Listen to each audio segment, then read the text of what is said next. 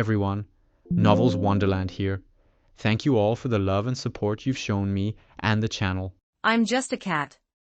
My stand is a menace, original title, original author, translator, author, Sineg_ra, meow, meow meow meow, meow. The Holy Sun spoke, there is no true fairness in this world, little kitten. The kitty nodded, in that case, I deserve a completely unfair stand. The system warned, no knowledge is mastered in a single glance, you must repeatedly ponder its meaning. The kitty nodded, oh so knowledge is edible. This is an infinite flow multiverse adventure. Our protagonist turns into a catgirl starting from volume 2. Status, single. The multiverse journey. The adventure begins in the dust of JoJo Part 7, Steel Ball Run, before leaping into the chaos of Date A Live, the high seas of One Piece, and the tragedy of Fate/Zero. From there, the trail leads through Toho Project, the original JoJo, Old World, and the dark realms of Puella Magi Madoka Magica. The journey continues through the trials of Zero, the virtual reality of Sword Art Online, SAO, the overwhelming power of One Punch Man, and the endless mysteries of Detective Conan. The cat's paws eventually reach Harry Potter, the battlefield of Fate/Apocrypha, the spiritual world of Bleach, and the cinematic Marvel Universe, MCU, before a cozy crossover with Gabriel Dropout Times Dragon Maid and the final trip back home. Chapter 1 to 155, Chapter 1. The Devil and the Saint. 1240 words. The Steel Ball RUNA cross-country race spanning roughly 6,000 kilometers, 3,700 miles, launched at 10 in the morning on September 25, 1890. From the beaches of San Diego on the Pacific coast to New York City, the first competition in human history to cross the North American continent on horseback. That was the pitch, anyway. In practice, there were no restrictions on nationality, race, social standing, or skill level. Even the rules on transportation were laughably loose. Anything you could ride was fair game, whether horse, vehicle, or your own 2 feet. An insane undertaking. What made it more insane was the era, with automobiles still in their infancy and horses as the primary mode of transport. This race, which would take at least 2 months, even traveling every day, forbade switching vehicles mid-course. None of which had anything to do with Quan. First, there was the entry fee of $1,200, which screened out the majority of applicants. Quan couldn't afford it, and even if she could, she wouldn't have wasted it on a race registration. Second, no matter how prettily they dressed up the no restrictions on skin color or race clause, that was clearly meant for humans and their chosen modes of transport. Neither category included a cat. Not even one as perfectly round as this one. If you had to draw a connection, it was only that this particular cat happened to be somewhere in the first half of the racecourse. But aside from the rare daredevil willing to risk a shortcut, nobody in their right mind would cut through the heart of a waterless desert. Warning: host is in critical dehydration. Please replenish fluids immediately. Warning: host is in severe starvation. Please consume food to restore stamina. The voice in her head issued warning after warning, but out here in the endless yellow sand, there wasn't a scrap of anything resembling food. Forget a human with survival training for a furball who'd been an ordinary cat both before and after crossing over. This was a death sentence. The furball lay flat on the scorching sand, motionless. The blazing sun had left her eyes visibly shriveled and dry. The kitty couldn't move any more. Sure, wild animals had their own survival instincts, marking territory with scent, reading the landscape for direction. But this stretch of desert was alive. Footprints vanished the second they were made. The sand swallowed everything. The Devil's Palm. That was what the local natives called this place. From above, the rock formations looked like a demon's claws reaching up through the sand. According to local legend, it was the curse left behind by a meteorite that had struck here in ancient times. Compasses were useless within its borders. The shifting sands made the terrain itself move. Mountains that should have been there suddenly weren't, and canyons appeared that no map had ever charted. It didn't even stay in one spot. The Devil's Palm drifted, constantly, and nobody knew how far its boundaries truly extended. How many days had it been? Cats didn't track time. She only knew she'd never been this thirsty. Her ears held nothing but a buzzing whine, her eyes saw nothing but a blinding white haze. This was the warning sign of impending death. And yet, somehow, that warning had been blaring for nearly 10 hours without managing to take this fragile little furball's life. This was a miracle. Or more precisely a holy miracle. Beyond its disorienting effects and wandering nature, the devil's palm had one more property, far less widely known. It could awaken dormant, unknown abilities within the body, the physical manifestation of one's spiritual essence, known as a stand. Perhaps finally remembering to throw its pathetic host a lifeline, the not particularly intelligent system piped up again. First-time system binding includes one complementary summoning scroll. This item summons a creature from across the multiverse with high compatibility to the host. The cat ignored it. Her consciousness was still swimming in and out. Host vitals critical. System will auto-activate after countdown. A scroll unfurled across the sand like a roll of toilet paper kicked open. The warm desert breeze froze solid. Moisture bloomed where moisture had no business being, in the dead center of a desert, and for the first time in an eternity, the parched little cat felt a sliver of relief. Then the sand itself cracked open, birthing a swamp-like pit of muck that radiated undisguised, churning malice. The sudden humidity seemed to jolt the cat back to partial awareness. Every hair on her body stood on end, and she mustered the last of her strength to raise her tail in a warning signal, driven by pure instinct. Then a deep, rumbling voice spoke from right beside her, dripping with amusement. "Little lady, your desires are about as loaded as a gambler's wallet." It was an enormous, fat creature, a body that would need at least 2 overcoats stitched together to cover. But despite the humanoid shape, it was definitely not human. Slick, amphibian skin. Stubby limbs that mimicked human proportions, but were grotesquely undersized for its bulk. A head nearly half the size of its body, with no visible neck. A mouth that could swallow a person whole, not an exaggeration, lined with rows of teeth that were only small relative to the creature itself. From the corners of its lips extended whiskers as thick as a man's arm. From the cat's low angle looking up, those whiskers neatly blocked whatever expression lurked in those beady, scheming little eyes. Something between a toad and a catfish, a bizarre species, wearing, of all things, a dainty little top hat. This was a devil. And not one from this world. Meow, the cat managed a feeble warning cry. The toad thing studied her for a long moment. Or rather, it studied the dark, swirling mass of energy coiling off the cat's body like spiritual power made tangible. The cat could have sworn the creature split that nightmarish maw into a grin, though to be fair, its face was structurally designed to look like it was always grinning. It spoke as if reading the deepest desire in her heart. "Let me guess right now, you're craving a lavish dinner the way a leaky slop bucket craves filling. My dear lady, why not strike a deal? Trade me those surplus whiskers of yours for a sumptuous feast." A cat's whiskers were never surplus. But compared to a stomach screaming for food, they suddenly didn't seem all that important. She didn't fully understand, but the cat agreed to the deal. The workings of the human world had always been a mystery to cats. This really was the last of her strength now, an urgent hurry up. The devil grinned again. Then, like a diver, it plunged headfirst into the muck pit it had conjured.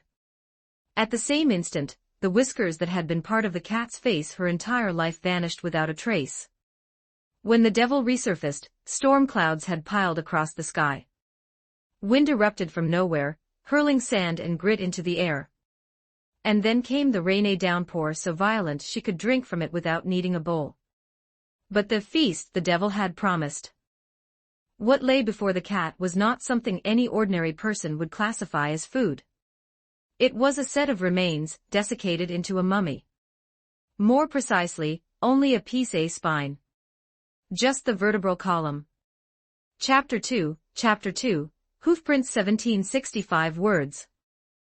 There is no true fairness in this world.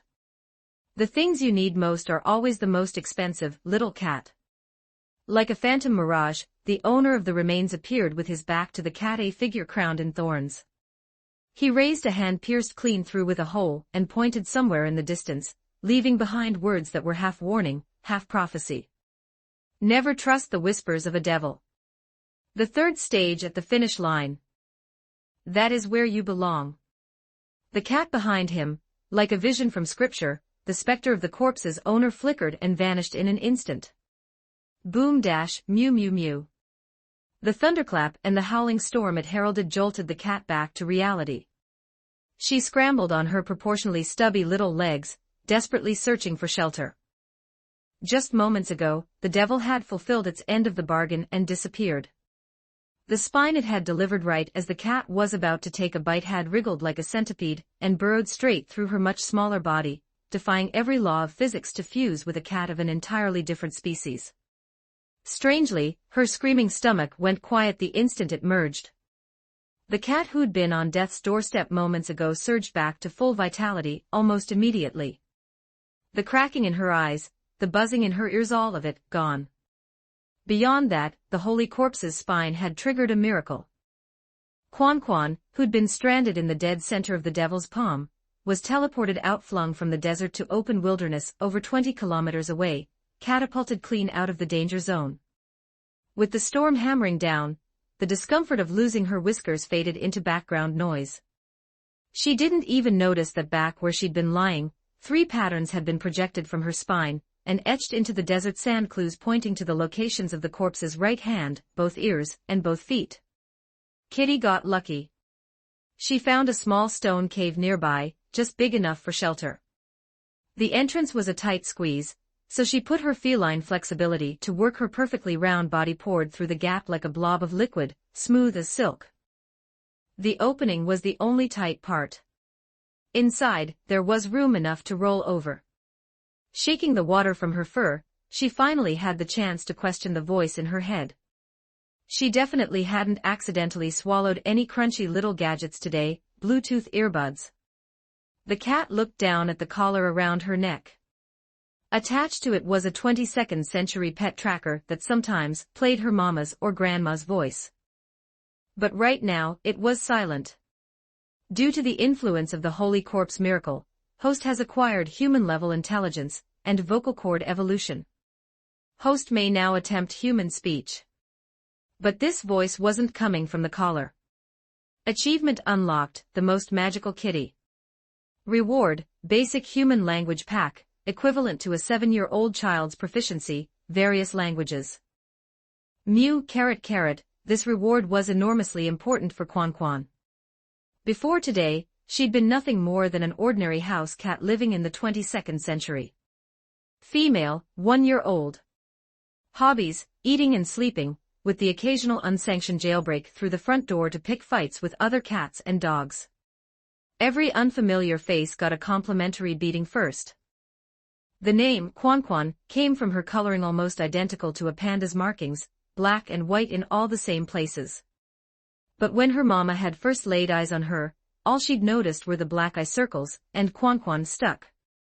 Just yesterday, at least, it felt like yesterday to the cat. Her grandma, who never usually took her outside, had walked in carrying the cat carrier.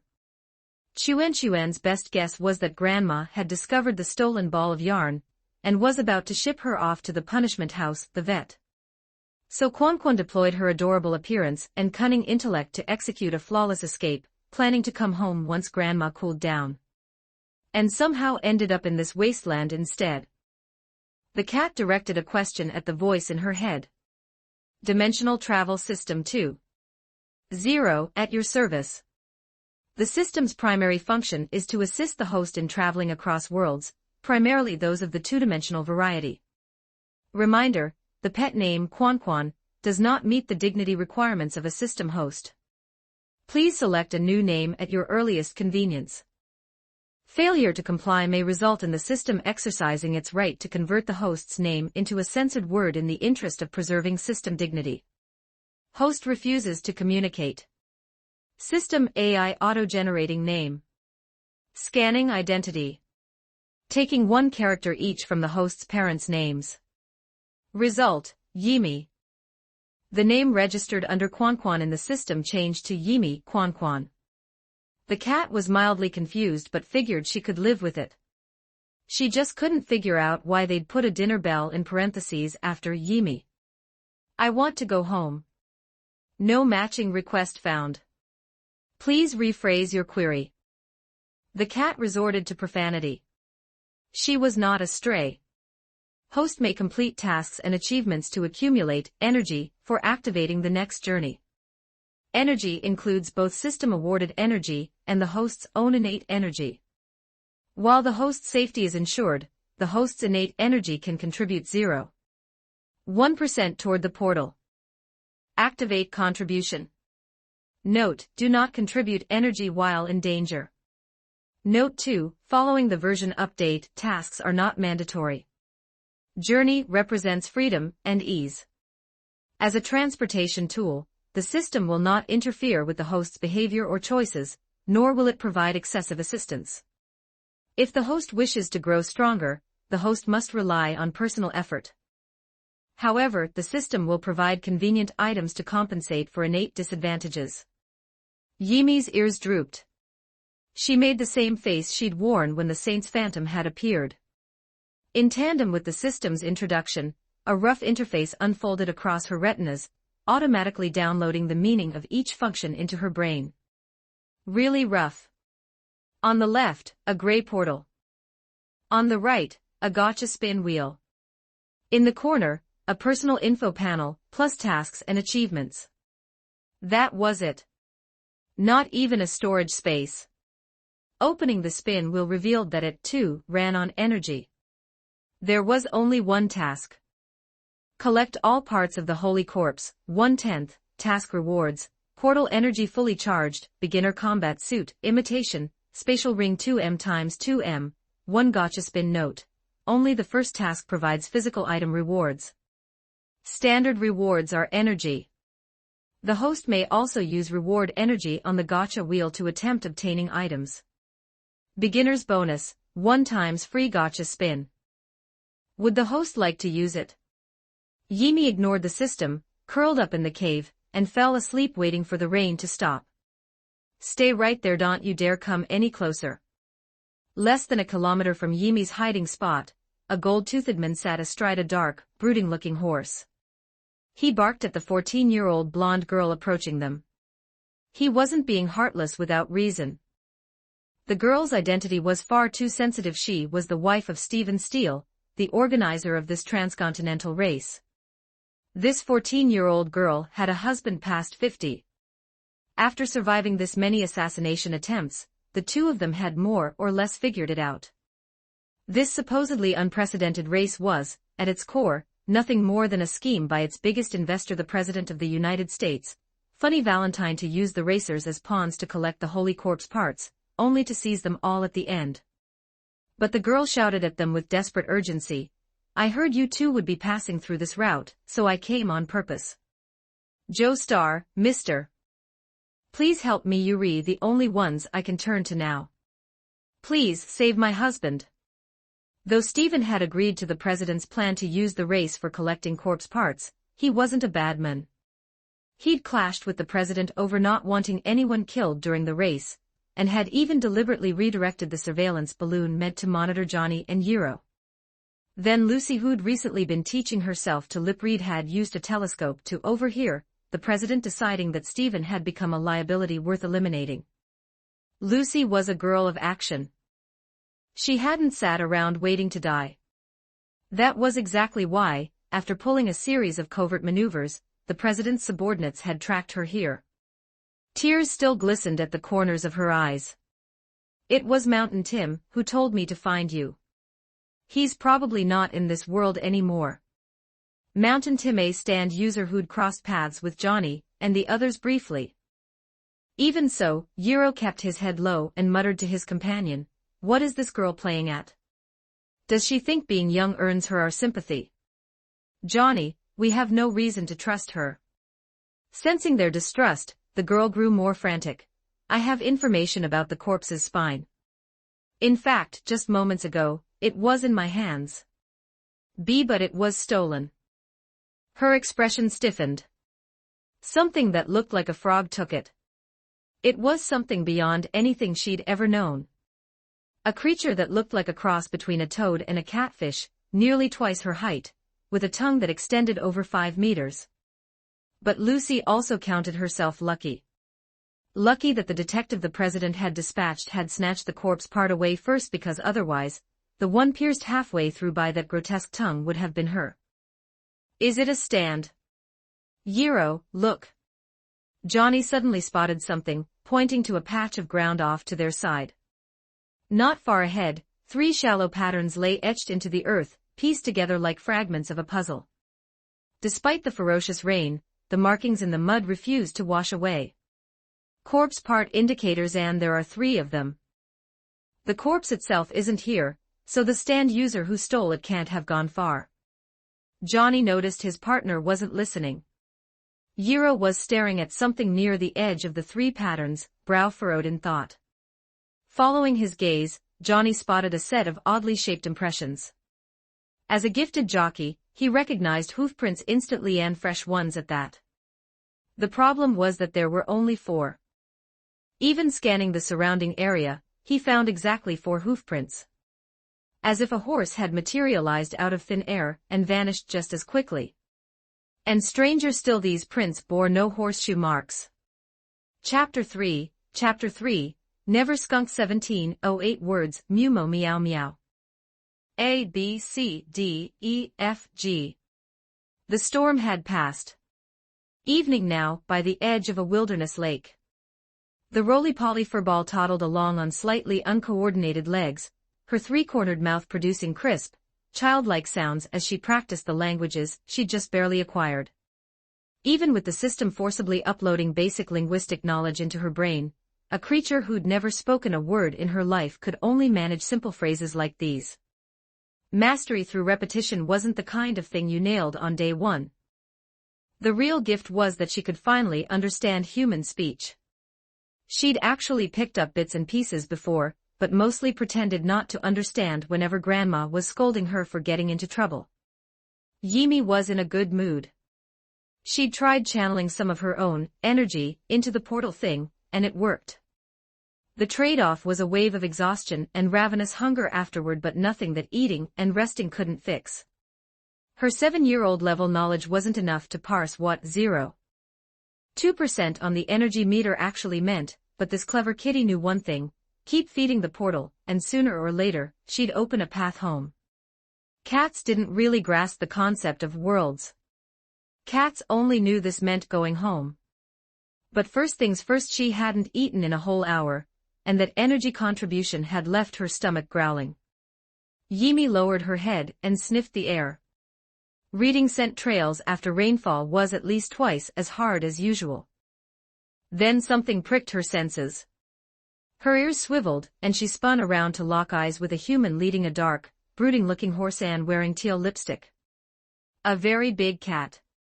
Well, a human. The two stared at each other for a long moment. Then the man cracked a grin, flashing a mouthful of gold-capped teeth, and turned to his companion. "Johnny, look what I found. A cat that looks a lot like a panda. Guess we don't have to worry about lunch." Yimi, who now understood every word, puffed up instantly. She backpedaled on her wonky legs, growling a threat at him. "This kitty is not to be trifled with. What are you even saying? You want to eat a cat?" Johnny's brow was beading with sweat, one hand clamped on Giro's sleeve to prevent him from doing something he couldn't fathom. "Relax, buddy, I'm joking. Look, it's got a collar, clearly somebody's pet." Giro stomped the ground a few times in Yimi's direction. "And you really are an animal lover, huh? You were plenty ruthless catching those rabbits. Where'd that by any means necessary energy go?" Yimi bolted. She sprinted a good distance before looking back and realizing they weren't chasing her. You can't compare rabbits to cats. Though I've heard legends that cats are messengers of the devil. People in the Middle Ages blamed them for spreading the plague. Pretty sure it was the mass slaughter of cats that made the plague worse. Yimi lay flat on the ground, watching them from a safe distance. She felt something strange. Not danger, not familiarity, something else. The oddness radiated from their bodies, specifically from one's right eye and the other's left hand. A faint resonance hummed between those body parts and something along Yimi's spine. Even a cat brain could figure it out. These were the things the system wanted her to collect. But Yimi had no idea how to get them. She could sense the corpse parts inside their bodies. Was she supposed to dig them out? Small cats can't beat big cats. That's just common sense. The opposite seemed to be true, though neither of them appeared to sense the corpse part inside her. Paying no further attention to what was probably just a lost pet from a nearby village, Yiro pulled out a fishing rod. "Hey Johnny, you know how to lure earthworms. I heard if you stick a pole in the ground and scrape something ridged against it, they come right up." Running a long-distance race obviously meant packing enough provisions. And even when supplies ran low mid-race, you'd hunt game, nobody would waste time fishing. But the previous storm had been absolutely brutal. On top of that, during their fight with Diego Brando, the waterproof tarp had been slashed by his claws, soaking and ruining a good portion of their dry rations. They hadn't even noticed until after leaving town. This was the only water source for miles. The arid climate meant the rainwater puddles wouldn't even last until tomorrow. With luck, they might spot wild animals coming to drink, like this cat had. With their long-range stands, catching prey wouldn't be a problem. Besides, night was falling. No one rode in the dark. A couple of fishing casts wouldn't set them back too much. Yiro tossed one of his waterlogged bread rolls toward Yimi. She sniffed it, then disdainfully batted it aside with one paw. "Not even a dog would touch that. It just rained, so we probably don't need the worm trick." Johnny, still mounted, wore an awkward expression. "I'm going to use the restroom. Could you set up my rod for me?" Due to a gunshot wound he'd thoroughly deserved, his legs were paralyzed. Even using the bathroom required propping himself up with tools, so the topic still made him self-conscious even after all this time traveling together. "Go ahead, buddy. Just don't wander too far, and yell if anything happens. If you spot a rabbit or a bird, bag one, we can at least eat that, right?" The president could still dispatch assassins at any moment after all. Giro's fishing rod was really just a stick with some string and bent wire, improvised and crude. They'd never planned on fishing as a survival strategy, so no one had packed proper gear. Not that a lake this small could hold anything big enough to drag a man in. The moment he finished setting up Johnny's rod, Yiro felt a tug on his own line. He yanked it up, lucky me. It was a fish barely big enough to qualify as a minnow. Yimi raised her head. After a moment's hesitation, she crept closer on careful paws, tilted her face up, and let out a cutesy little mew. "Mew, I'm very cute. Please give me fish." "What are you looking at?" "I'm not sharing. You think you can just tilt your head and meow once and steal the fruits of my labor?" Yiro grabbed her face and gave it a wobble. This cat didn't even have whiskers. Yimi feigned ignorance. The fluffy little ball stirred something playful in Yiro. He set aside his catch first. There's a saying in the East, give a man a fish, and he eats for a day. Teach a man to fish, and he eats for a lifetime. Here, take this rod. See that grass stem tied to the line over there? He launched into a mock-serious fishing lesson for the cat. Then he turned his head away. "There. You now know how to fish. Go catch your own and stop bothering me." Yimi stared down at Johnny's fishing rod for a moment.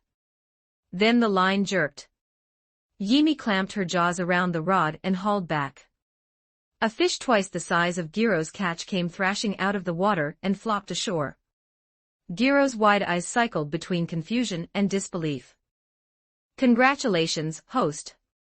Achievement unlocked, never skunked.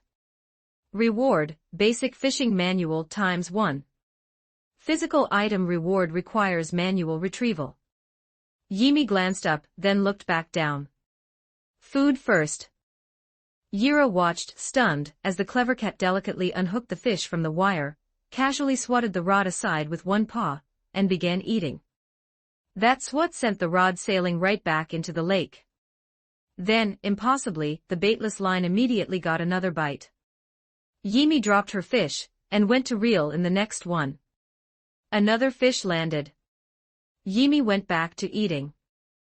The rod, tossed aside again, hit the water and the line moved again.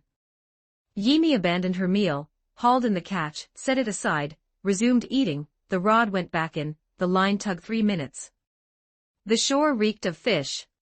They were small, but there were many. Yiro slapped his own face. Were these fish suicidal today?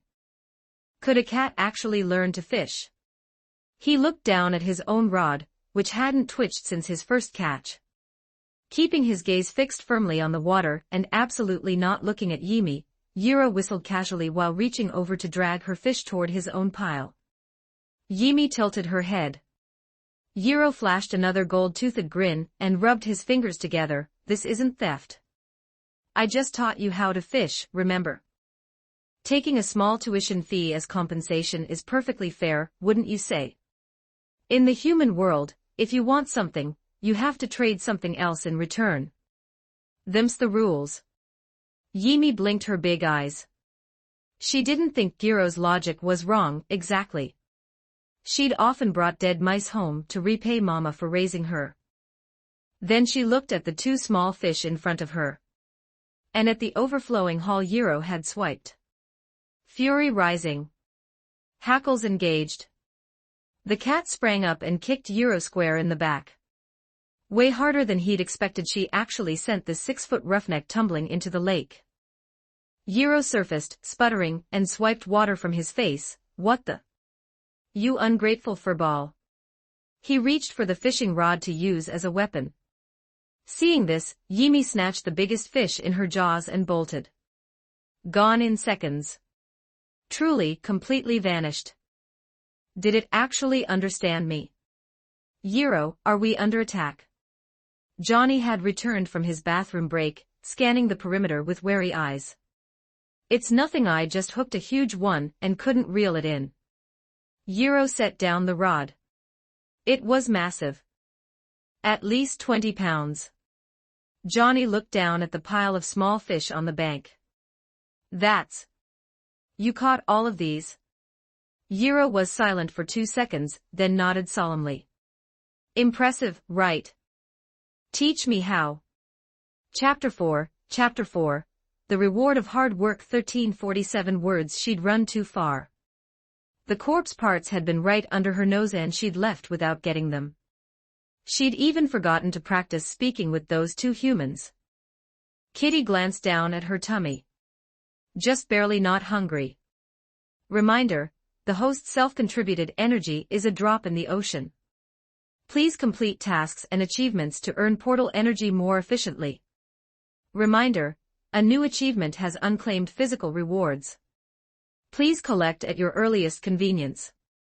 Reminder, you have one unused gotcha spin. Yimi, still getting the hang of language, took a moment to process all 3 messages. She only caught the second one. She opened the achievement menu. 2 completed entries sat at the top. Below them completely blank. No hints, no previews of future achievements whatsoever. A thought, and the reward for Never Skunked materialized in front of her, a thin booklet roughly the size of her head. Basic Fishing Manual Type, Skill Book. Contains fundamental fishing knowledge and bait variety/usage guides. Learning difficulty, low note. This is a skill book, not a single-use consumable item. The host must read it personally. If you don't learn it on the first read, read it again. If you don't learn it on the second, read it a 3rd time. Mastery depends on the user's own comprehension. Difference from ordinary books, even knowledge that ordinary people cannot learn, chakra refinement, can be mastered through repeated study. System, no knowledge can be mastered in a single reading. Please savor the content thoroughly. Kitty didn't read the wall of text. But Kitty listened to the system's advice. Savor this book's flavor, got it. Yimi bit down on the fishing manual and tore off a corner. Swallowed. Disgusting.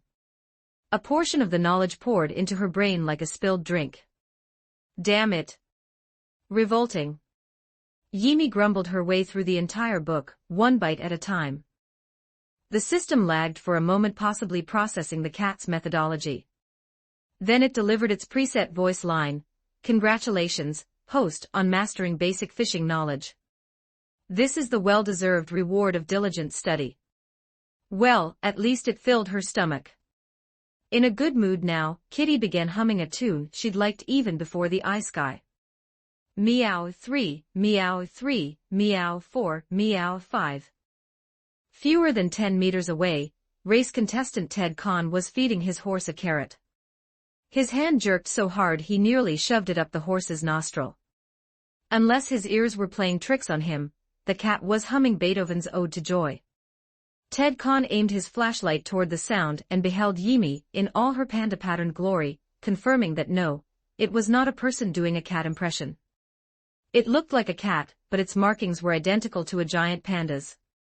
Something this bizarre had to be supernatural, some kind of cat spirit. Yimi noticed the mun and toddled over on her wonky little legs. "What's the matter, are you hungry?" "I don't have any food to spare." Ted Kahn eyed the cat warily. The uncanny markings alone were enough to make him decide not to provoke it. Setting aside the skin-crawling color scheme, the cat's face was genuinely cute. Plump without being bloated, with a round head that suited the pudgy frame. The panda pattern combined with a cat's long tail and blue eyes created an effect that would unsettle anyone who'd actually seen a real panda. Ted Kahn was squinting, trying to determine if this was perhaps a baby giant panda or some unknown relative species, when the cat opened its three-cornered mouth and spoke in a clear, childish voice, "Morning good." A phantasmal blue brain seemed to materialize beside his head, accompanied by bizarre background music. Reminder, the correct phrasing is "good morning." Yimi understood now. No wonder the mun had short-circuited. Yimi repeated, stiff and deliberate, one word at a time. She was looking for someone to practice conversation with. Ted Kahn's hand spasmed again. The carrot went straight up the horse's nostril. It talked. Yimi didn't understand the problem. Was saying hello wrong? The system chimed in, based on the host's current situation, the system has curated the internet's most contextually appropriate greeting protocol. Humans place great emphasis on first impressions. Begin with proper grooming, presentable appearance, formal attire, straight posture. Given the host's status as a cat, standard human greetings are inadvisable. Recommended dialogue script as follows. Straight posture. Yimi looked down at her front paws. Talking to big cats was such a hassle. She struggled up onto her hind legs and stood as tall as she could. System, young one. Yimi parroted, young one. System, tell me, do I look human, or do I look like an immortal? Yimi, in her halting toddler voice, repeated, tell me, do I look human, or do I look like an immortal? Ted Kahn, hailing from the Mongolian steppe, launched himself onto his horse with a speed that would have left 99% of the other racers eating his dust. Race performance aside, this man could mount a horse. Go, move it. He whipped his horse's hindquarters hard enough to draw blood, nearly inventing an expletive that wouldn't be popularized for another century. This was terrifying. How could he run into a cat spirit seeking investiture all the way over here in America? Wasn't this a yellow weasel immortal story? Left in a cloud of dust, Yimi flopped back onto her belly. How rude. Yimi wobbled onward, looking for a nice spot to nap. Congratulations, host. Achievement unlocked, Meow-Lightenment. Reward, portal energy plus 5%. Congratulations, host. Achievement unlocked, seeking investiture. Reward, portal energy plus 5%. Meow. This energy stuff wasn't that hard to get after all. Yimi turned her attention back to the system interface, eyes drifting to the task panel. A thought and a vision materialized before her, the comically fat catfish, its bulk pressing down on waves of malice. The thing hadn't disappeared. Somehow, a faint, indefinable connection still linked it to Yimi. Mew mew mew mew. Find the other corpse parts. All of them. The devil's grin seemed to deepen by a shade. This constitutes a second transaction, my lady. My price this time is the cuisine you will enjoy over the next 3 days. Its words were deliberately simple. Yimi had no trouble understanding. Kitty had no concept of what 3 days of starvation meant. She couldn't even remember how many days she'd been starving before. After barely a moment's thought, she was ready to agree. Never trust the whispers of a devil, little cat. But then, somehow, the saint's words echoed in her ears again. Not a memory surfacing on its own, she genuinely heard his voice. Kitty didn't understand. Yimi swished her tail, gazing steadily at the devil. Those beady eyes, absurdly tiny relative to that massive head, weren't looking at the cat herself. They seemed to be staring at a reflection of the saint who'd whispered the warning. Not the next corpse part, little lady, all of them. That was the desire you expressed just now. The other parts, not one more part. The devil's voice carried a subtle, hypnotic undertow. 3 days' worth of meals in exchange for everything you need. And I only want cuisine, not the nasty stuff that merely fills a belly. Tell me that's not a bargain. All of them.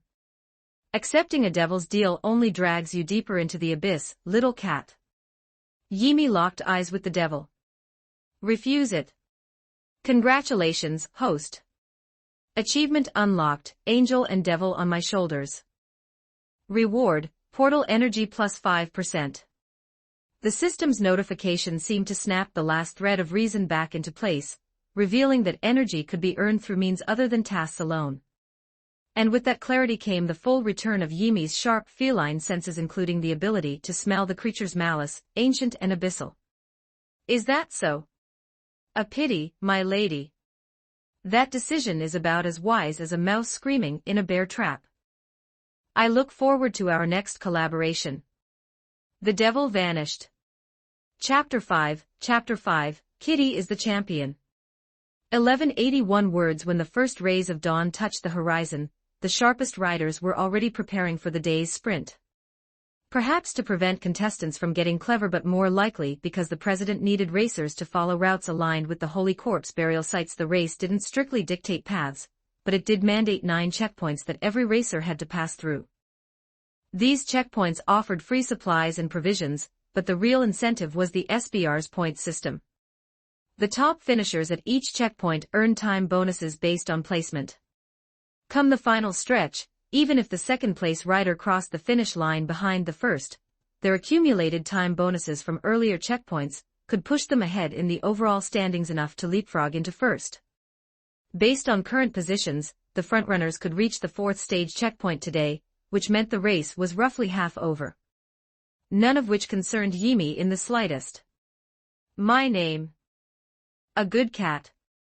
She was practicing speech on her own, addressing the empty air in a slightly stiff, babyish voice.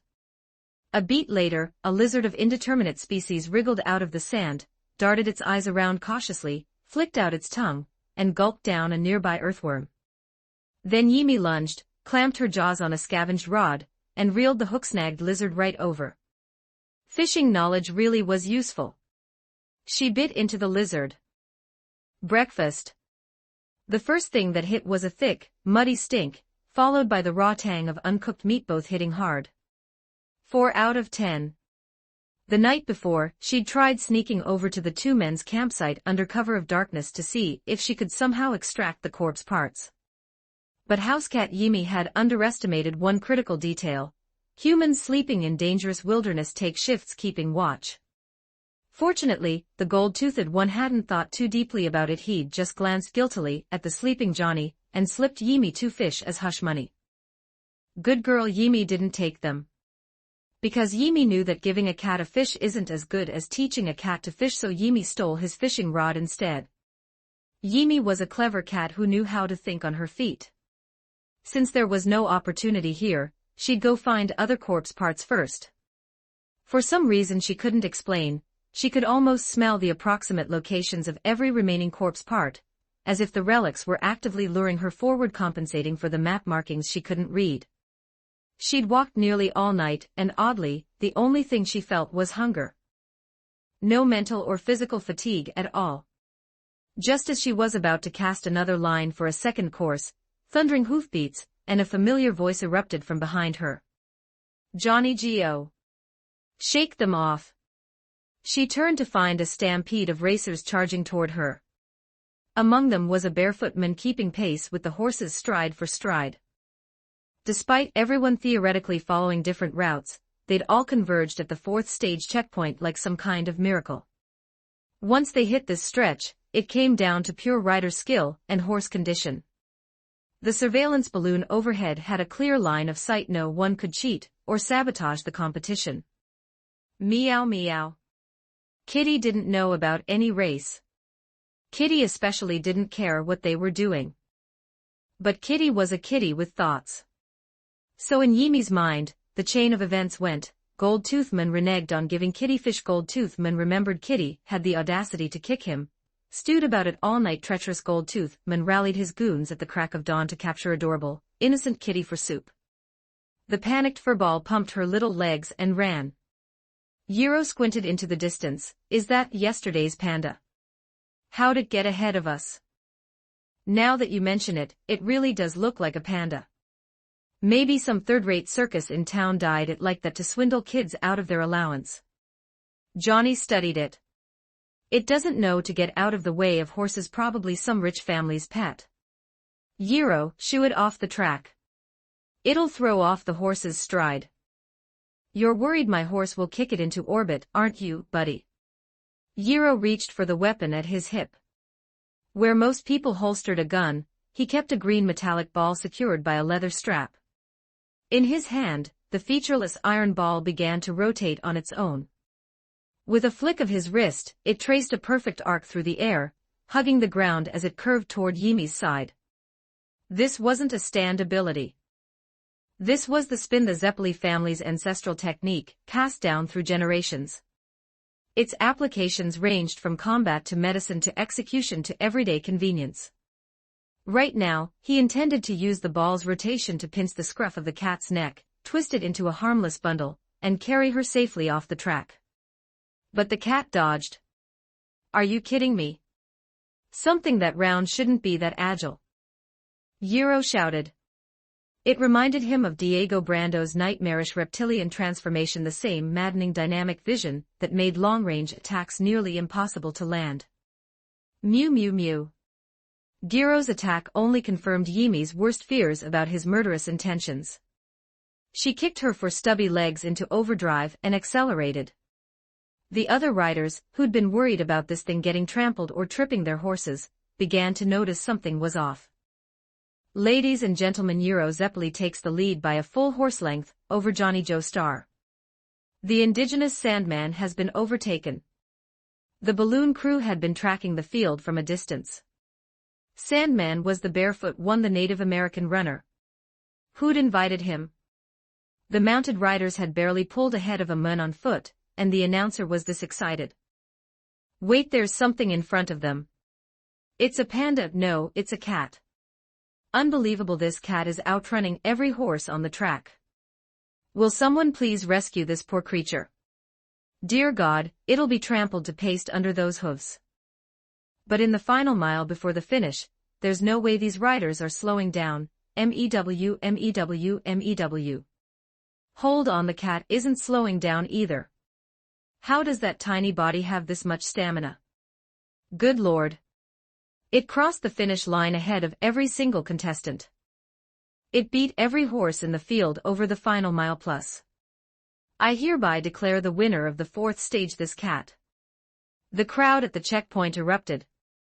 First place going to a cat was obviously a joke, but the spectacle had fired up the entire crowd waiting at the fourth stage checkpoint.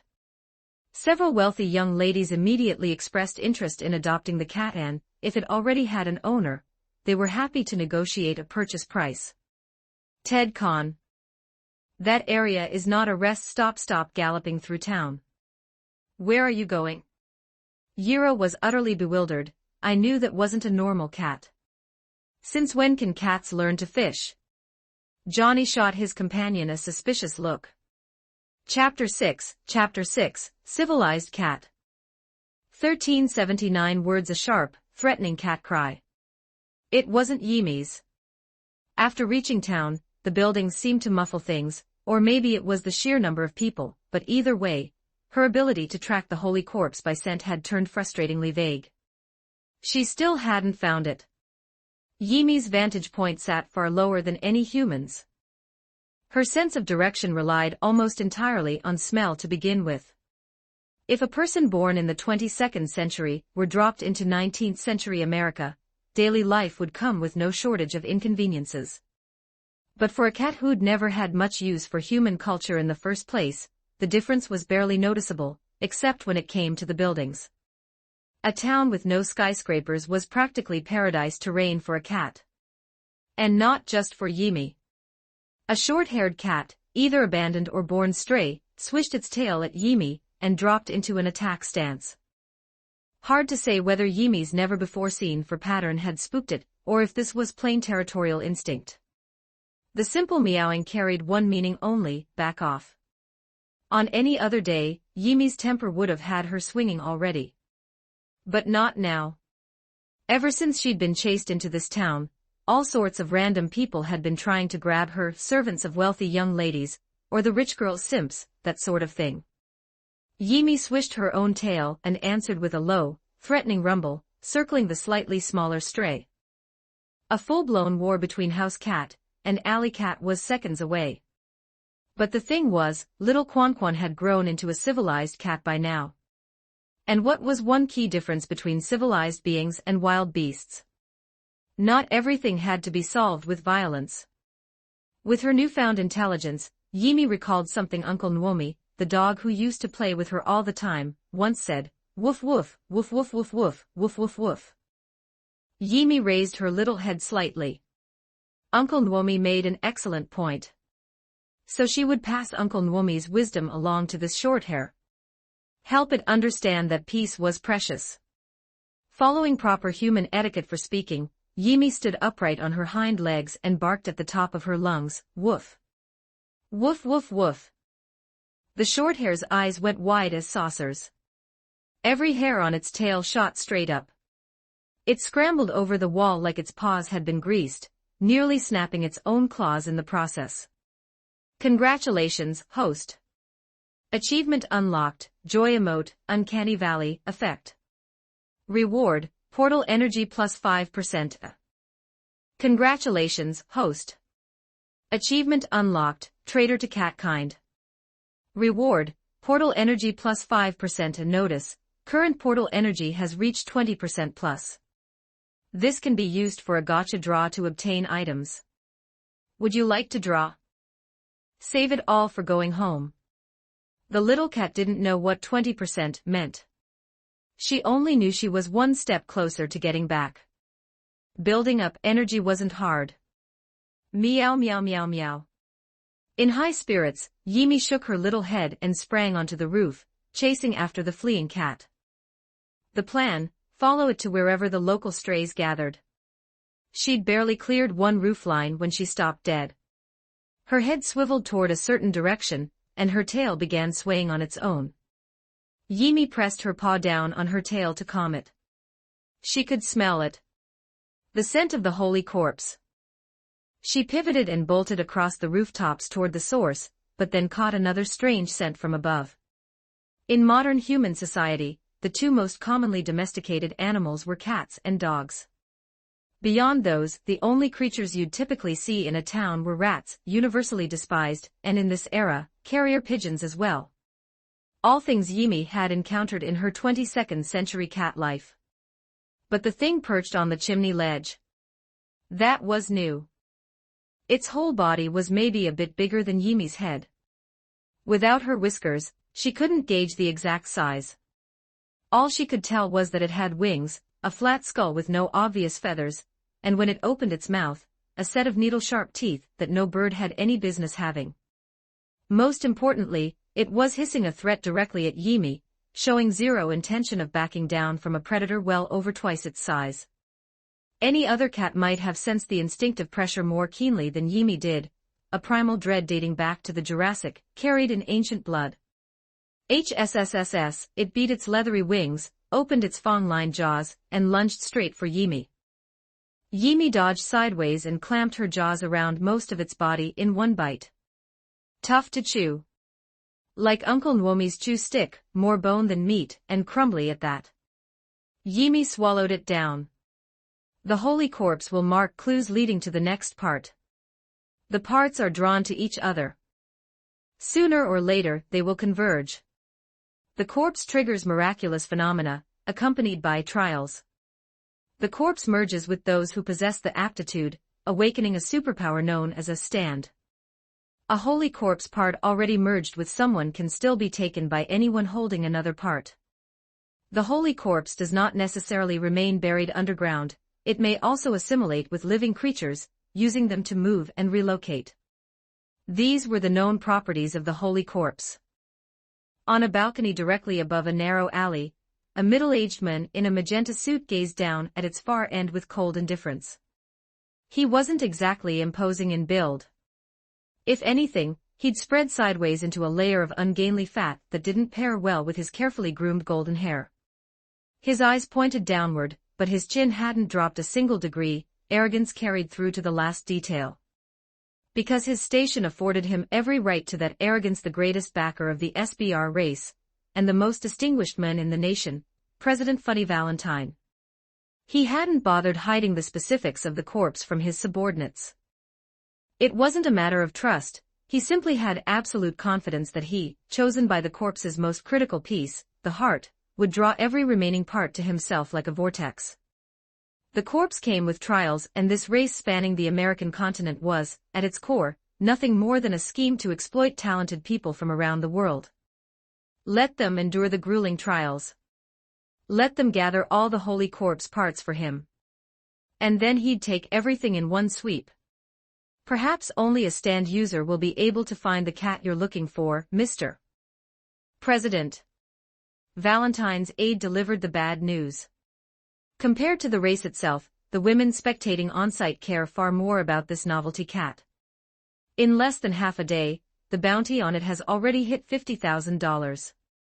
Worse, some of the eliminated jockeys have started getting crooked ideas, snatching up strays, slapping on cheap paint to fake panda markings, and trying to sell them to the dimmer young ladies. As he said this, the aide held up a cage containing one such cat, a stray someone had attempted to paint with panda-like patches.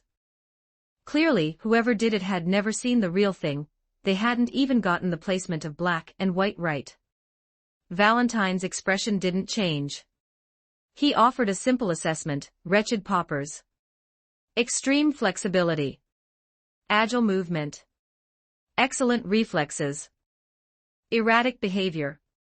String all these well-known feline traits together, and you got one creature that was remarkably hard to catch. But no matter how agile a cat looked in human eyes, an ordinary cat could never outrun a horse at full gallop over a straight stretch of more than a mile. As he'd just noted, the holy corpse may also assimilate with living creatures, using them to move and relocate. Without question, that peculiar-looking cat was carrying a corpse part inside it. Valentine placed a hand over his heart. Drawn here, was it? The corpse parts attracted one another. Low-intelligence animals had no capacity for deliberate action beyond instinct, so it had come to him of its own accord. That was a good thing. Chapter 7, Scary Monsters. 1158 words. A young man with golden hair stood dressed in a predominantly blue outfit. Aside from the luster of past glory and his handsome features, the only marker of his identity was the gold DIO emblem on his hat. Diego Brando, one of the frontrunners most likely to win this race. Perhaps due to the earlier storm's toll, he'd only managed 54th place in Stage 4, the midpoint of the cross-continent race. He should have been top 10 at minimum. Nearly 400 riders remained in the competition. 54 was technically toward the front of the pack, but for someone of his caliber, it was a catastrophically bad result, the kind even the spectators couldn't accept. After a quick resupply, he'd found one of the president's aides for a quiet word. His reason for seeking the president was straightforward: His horse was injured and couldn't continue on the upcoming leg, so he needed the president to extend some off-the-books accommodations. And while he was at it, provide him backup for getting revenge on Johnny Joe Starr and Euro Zeppeli, who'd injured his beloved horse. Officially, the race didn't allow riders to attack or sabotage each other. But that only applied within the hot air balloon surveillance zones. Of course, Diego had also prepared a bargaining chip guaranteed to make the president's heart skip, the holy corpses left apart, along with a general description of the traitor, who'd fled to Johnny's camp during the rainstorm.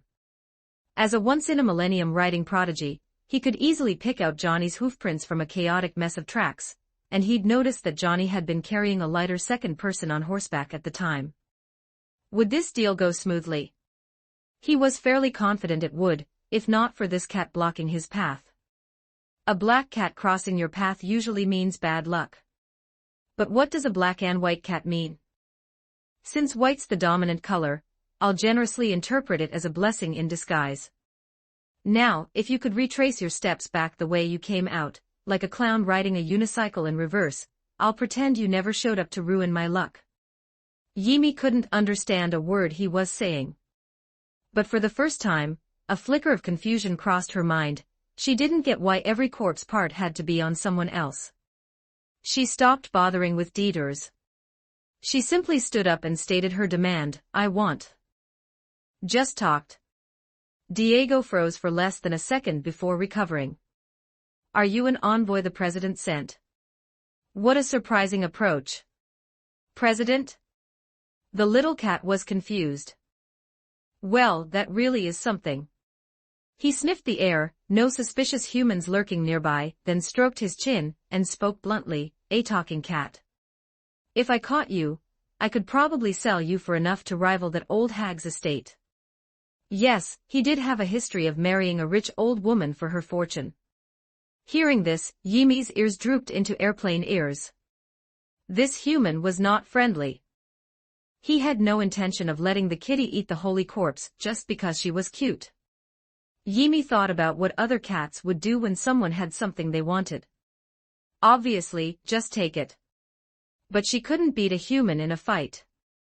Then she remembered how the system had taught her that polite greetings were important in human society. Maybe she could combine both approaches and see if it produced a magical result. "Excuse me, may I rob you of?" Diego's mouth curved downward. "You have a stand, don't you, black and white cat? If not for your parrot-grade broken English, I'd almost think you were a human in disguise. You're a mere beast with the same hobby as the President of the United States, collecting corpses. Should I compliment your refined taste, or mock a certain someone for being no better than a feral stray?" "Congratulations, host. Achievement unlocked, spread the word," Diego called Valentine a little stray cat. Reward, portal energy plus 5%, this was the longest achievement name Yimi had ever gotten.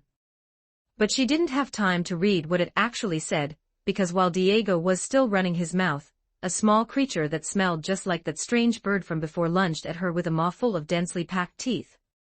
Yimi pinned it down and snapped its neck in one bite. "I don't know who sent you, but if you're genuinely after the corpse on your own, that's quite the pleasant surprise. You've probably got a corpse part on you that awakened your stand, right? Wretched mongrel, your only value is to haul my gift over here in that pufferfish body of yours, like a Christmas turkey waiting to be gutted." Skittering sounds. Countless pairs of eyes lit up in the dark gutters. Dozens of miniature dinosaurs, identical to the one she'd just killed, let out piercing shrieks and surged upward. Simultaneously, ridges began rising along Diego's spine. His mouth tore sideways, splitting all the way to his ears. His skin thickened into a rough, hardened hide as a long tail extended from behind his spine. Knowing this cat was likely a stand user, he opted to go all out from the start, give it no room to maneuver. Scary monsters. Right before Yimi's eyes, in the confines of this narrow alley, the man transformed into something halfway between human and velociraptor.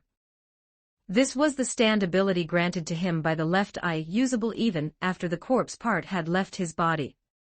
Physical strength, bite force, dynamic vision, every parameter spiked. The sight of this thing finally struck genuine primal terror into the little cat's heart, the ancient dread of a prey animal being marked. This wasn't the malice of a demon. This was raw food chain dominance. For any human opponent, Diego's stand ability would be an absolute nightmare. Half-dinosaur form gave him a reptile's superior dynamic vision and reaction speed without the handicap of a dinosaur's limited forelimbs. He could even dodge bullets at mid to long range to a certain degree. But Yimi wasn't human. She had her own twitchy reflexes and formidable dynamic vision, plus the advantage of a compact body that could make any human look like a fool on tricky terrain. She slammed aside the small dinosaurs blocking her path, ignored how disgusting the water below was, and dove straight for a cracked, unrepaired opening in the sewer. Congratulations, host. Achievement unlocked, meat bullet impact. Reward, portal energy plus 5%, but Yimi got stuck. Without her whiskers, she couldn't judge whether an opening was wide enough to fit through. Never heed a demon's temptation, little cat. The corpse's former host whispered as if from nowhere, offering wisdom with all the usefulness of hindsight. Chapter 8, Famine 11:16 words. The rats-turned dinosaurs swarmed over Yimi, clamping down on her tail and hind legs. Ancient bite force drove needle teeth deep into flesh, nearly snapping bone. Mrrh. Scary Monsters wasn't limited to just transforming its user into a dinosaur. Its truly terrifying aspect was the ability to convert any creature Diego attacked into a prehistoric predator as well, and the infection could spread further through the transformed creature's own attacks, all remaining under his control. Like something straight out of a zombie apocalypse. Though the effect doesn't work on anyone carrying a corpse part. Hey, not bad, cat. You actually earned the corpse's approval. A lowly creature fit only for caterwauling in spring, and I really should compliment you here. Consider yourself praised. He kept his distance, split his elongated jaws into what passed for a grin, and bared a mouthful of fangs. I've got a great idea. How about you become one of my subordinates? Sound good? You're a stand user too, right? Under his gaze, the small dinosaurs clamped onto Yimi's tail suddenly bit down harder, independent of his command, nearly severing it entirely. They were struggling. Diego narrowed his eyes. He only now noticed that after that first scream, the cat hadn't made any other movement. And the rat dinosaurs, their bodies began visibly shriveling. They lost their dinosaur forms entirely, reverting to filthy, emaciated rats that looked like they'd died in a desert and been sun-dried to husks. This should have been impossible. He was still conscious. Scary Monsters could convert even a mauled, half-eaten brown bear into a controllable dinosaur. The ability worked as long as the user remained aware. Was it the cat? Diego didn't dare close in, not when he could easily shred the furball with one swipe. He sent another wave of dino-rats swarming at the stuck cat, this time with a kill order. Same as before. Every dinosaur that attacked the cat began to wither. There was no mistaking it, every single one had shriveled after biting her. Was the cat's blood poisonous? Looks like your stand is the same type as my Scary Monsters. So everything you've done has been to bait me into attacking you directly, is that it? But it's useless, muda de ne, muda. Diego snatched up a piece of construction debris, a rusted length of rebar someone had dumped here. With Scary Monsters' enhanced strength, he could hurl it with force rivaling a bullet. Clang! But in that instant, an unmistakable sound erupted from beside Yimi. More precisely, from the sewer opening she was wedged in. It cracked. Just a hairline fracture, but Diego's enhanced vision confirmed it. And that was when he noticed, the cat's tail, nearly bitten clean off moments ago, had regenerated completely, swishing nervously left and right. The metal grate tore open entirely. Wreathed in dark, shimmering energy, the little cat wrenched herself free through brute strength alone. She flipped midair, dodged the lethal projectile, and landed facing Diego with a furious hiss. She didn't fully understand why, but when the dino-rats had bitten her, the pain hadn't been all that intense. And like a newborn crying on instinct, she'd become immediately, innately aware of what her special power was. The bristling cat threw herself at the creature several times her size, without a heartbeat of hesitation. This little Diego didn't dare let his guard down. He backpedaled, arms raised in a guard, steering toward open ground. He knew one clean swipe from his claws would probably spill the furball's guts across the pavement. But he didn't dare gamble on whether the so-called toxic blood needed to enter his system or merely touch his skin. Scary Monster's agility and reaction speed should have been beyond any mere cat's ability to match. That was how it should have worked. But after dodging Yimi's pounce, the little monster kicked off the wall, and at a speed even he couldn't react to, raked her claws across his forearm. The force was trivial, barely breaking the surface, but it hit with the impact of a grown man's full-strength blow. Whyy. Diego whipped his tail and smashed her into the wall. From the way the shoddy brickwork crumbled on impact, the cat's internal organs should have been pulverized. Before today, Diego never could have imagined being mugged by a cat, let alone trading blows with one back and forth. If Johnny Joestar ever caught wind of this, his reputation would be finished. Diego looked down at his forearm. 3 shallow scratches marked the hardened hide, so faint they probably wouldn't even bleed. That was the sum total of everything the animal had accomplished with every ounce of its strength. Laughable. Diego turned to Yimi, whose spine seemed to have been shattered, unable to stand properly. For a semi-domesticated animal, I'll grudgingly compliment you a second time for getting this far. The price, however, is that I, Diego, will get you open and turn you into rations for this race. And of course, I'll have Johnny Joestar taste test you for poison first. He'd only been trash-talking out of habit, but the moment the words left his mouth, he felt a sudden hollowness in his stomach. His gut let out an unmistakable growl. He'd talked himself hungry. No, that was impossible. Every checkpoint provided free food for the racers.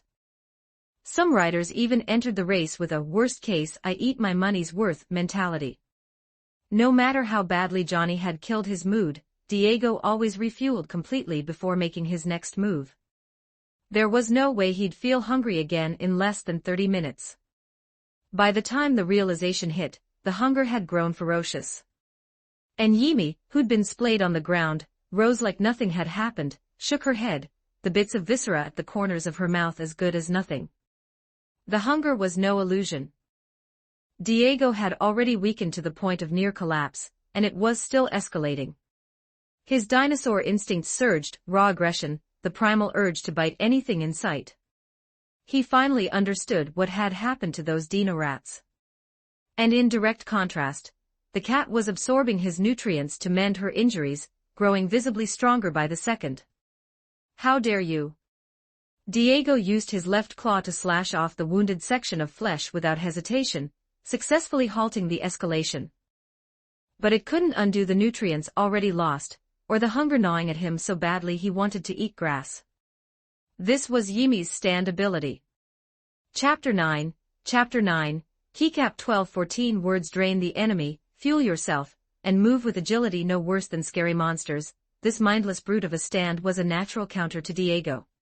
From the moment those claws had drawn first blood, forcing him into close-quarters combat, he'd already lost half the fight. His weakening body could barely dodge the follow-up attacks. Worse, the hunger-driven instinct screamed at him to open wide and tear into the cat's flesh, which, of course, would only accelerate his own desiccation.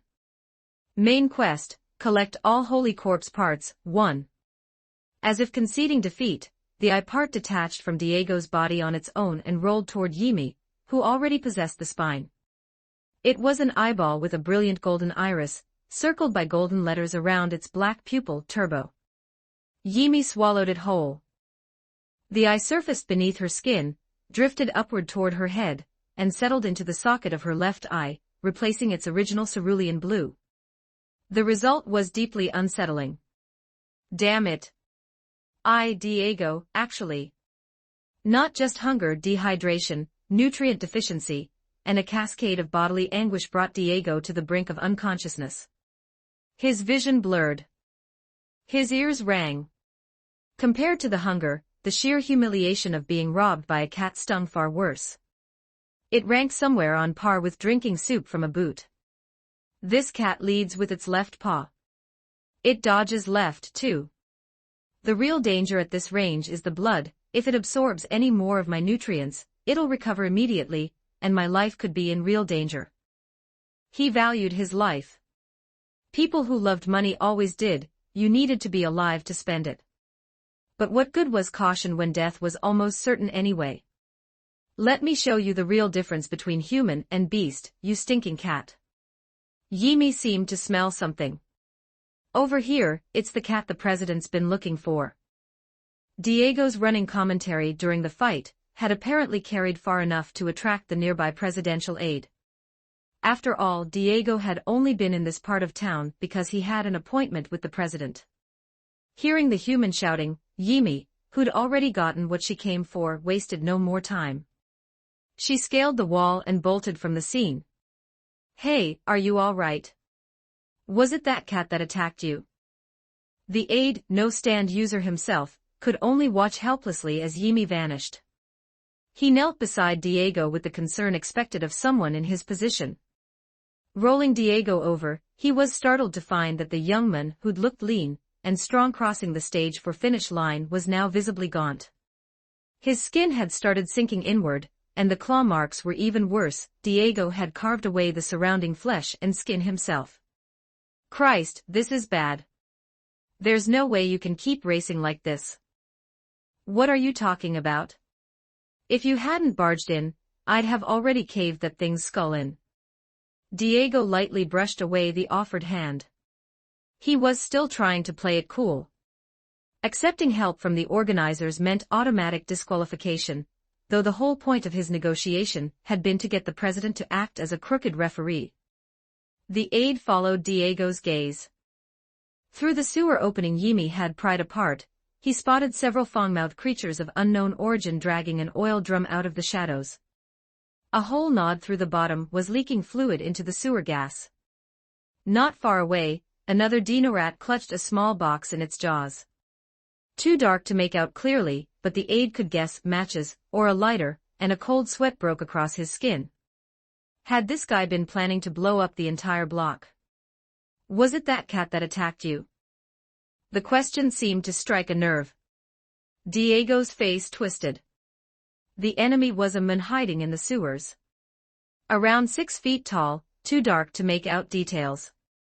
His stand takes the form of a cat. Its ability accelerates the target's hunger to fuel the stand's own power. That was his story. This fight had been something special for Yimi. Not just because she'd discovered a power she never knew she had, but because she'd fought an opponent of an entirely different scale.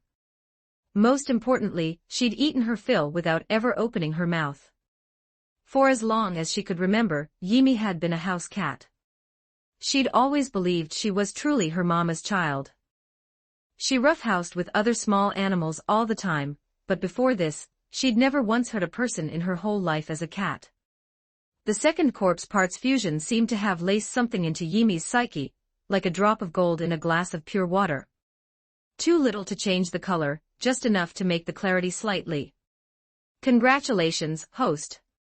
Achievement unlocked, finish him off already, damn it. Reward, portal energy plus 5%. Finish off, what's that? She tilted her head, silently querying the system. In the interest of politeness, Yimi instinctively stood on her hind legs again. Loading relevant knowledge for host. The term, finish off, is commonly used in modern parlance to mean delivering the final blow to an enemy. For example, a protagonist or villain successfully defeats their opponent, but for various contrived reasons, spares their life, only for said enemy to make a full recovery later and cause trouble. That sounded complicated. All Yimi had ever done was toy with mice or scuffle with animals her own size. The system's explanation meant nothing to her. She blinked. The world looked sharper, she could see further, with greater clarity. Her sense of smell, her hearing, even her body felt lighter. As for strength, the little cat climbed onto a household's balcony, and stared intently at a flower pot that someone had been bold enough to leave right on the edge. She extended a paw and nudged it toward the brink, bit by bit. Before, her front paws alone couldn't budge a pot full of soil. The cat felt immensely satisfied. Below, Ted Khan, having finished getting things in order, and just about to leave town, nearly got brained by it. He looked up. He screamed and whipped his horse into a frantic gallop. Congratulations, host. Achievement unlocked, keycap. Reward, portal energy plus 5%. Yimi twitched her ears. Something stirred behind her. Seize by force, and all you earn is violent retaliation, little cat. The phantom of the corpse's former host. The moment a transaction is struck, that is the first step toward civilization. He vanished again. Yimi swished her tail, puzzled. Does that mean? Loading relevant knowledge for host taking another person's belongings is generally known in human society as robbery, which is why it provokes resistance and counterattack. In civilized eras, obtaining what someone else possesses typically involves trade. Currency exists as a measure of value, facilitating mutually agreeable exchanges. She only half understood. If she'd given that man something in return when she took the corpse part, he wouldn't have bitten her. Chapter 10, Useless Gotcha 1272 words. Her whiskers had grown back. But beyond that, Yimi hadn't changed, no weight gain, no growth spurt. She was a little lost. When would she finally grow into a big cat, a human? Then again, saying nothing had changed wasn't entirely accurate. For instance, something even the little cat herself hadn't noticed. She'd been eating plenty these past 2 days without once feeling the urge to mark a spot. Not that it mattered much. Yimi was the kind of cat whose fur was long enough to cover everything down there. Elegant to look at, sure, but if you didn't groom carefully, bathroom trips got messy. You stinking cat. The homeowner who'd heard the commotion on the balcony rushed over. The moment she spotted Yimi's coloring, her eyes lit up. She crept closer carefully. Sweetie, hold still. Auntie's not a bad person. Her other hand reached for the butterfly net propped in the corner. Yimi leaped clear with cat-like grace and bolted along the rooftops, trailed by the anguished wail of a woman convinced she'd just lost $50,000. She could still smell other corpse parts in this town. One of them was very close to the jerk she'd just fought, and the scent of many, many people surrounded it. The remaining 2 were clustered together, in the direction of the gold-toothed men who'd sent a whole posse chasing after her earlier. Yimi raised her head and thought it over. Going after the lone piece probably meant getting ganged up on by a crowd. The little cat assumed everyone had a stand ability. Host has been reminded multiple times, you have 1 free gotcha draw available. Please use it promptly. There is a chance of obtaining items that enhance host's capabilities. Why didn't you say so sooner? System. A laughably crude capsule machine materialized on Yimi's retinas, followed by an agonizingly drawn-out animation designed purely to build suspense. The capsule finally popped open to reveal a red beetle. Kabuto Zector, a casual experience edition, used to transform into Kamen Rider Kabuto. Description: irresistibly appealing to boys everywhere. The casual experience tag lowers the transformation requirements. That said, Kamen Rider Denno let a little girl transform just by sticking a ribbon on, but you should at least be a person, right? Transformation requirement: be a person. Is this useful? Answering host: currently, this is of zero help to you. What a waste. She batted the thing with her paw. Hard, inedible looking. With no power-up to show for it, Yimi abandoned the hassle of trying to pick out the lone corpse part from that crowd, and instead grabbed the useless beetle in her mouth, heading toward Gold Teeth's location. Hey, Johnny, I just thought of a really funny joke. Wanna hear it? Yiro, freshly resupplied and back on the road, grinned at his traveling companion. Johnny's temple glistened with a nervous sweat. He didn't look particularly interested. You don't wanna hear it? Giro's face fell. No, I do. I absolutely want to hear it. Johnny scrambled to look eager. Yiro cleared his throat and delivered, "What did the beach say when the tide came in?" "Yiro, long time, no see." "That's hilarious." Johnny slapped on the praise immediately. "You think so too?" Yiro flashed his signature grill, a full set of gold teeth glinting in the sun. "Absolutely. That joke alone could carry my entire year's worth of laughs. You could honestly go pro as a comedian." Applause concluded. Johnny caught a flicker of movement in his peripheral vision. A white mouse. Finding a mouse in the open wilderness was perfectly normal. But a white one stood out. There was nothing inherently special about the color. It was just that Johnny had once taken in a pure white mouse as a child, and it had become a lifelong inner demon. The name slipped out before he could stop it, the name he'd given his childhood pet. And then he watched a round, adorable little cat snatch the white mouse up in her jaws. "You've gotta be kidding me. This cat again?" Yiro stared flatly at the furball blocking their path. "I'm telling you, it's gotta be an assassin the president sent. What breed of cat can outrun a horse?" Johnny slapped his own cheeks to compose himself. "You've got a point, Yiro. But right now the whole town's in an uproar over this cat. And I'm pretty sure the president was in that town too." He rummaged through his pack, broke off a small piece of jerky, and tossed it toward Yimi. His index finger took aim, a blue fingernail detached on its own, and began spinning around it. This was his stand ability, he could fire his rotating fingernails like bullets. At his current level, it was essentially a more portable handgun.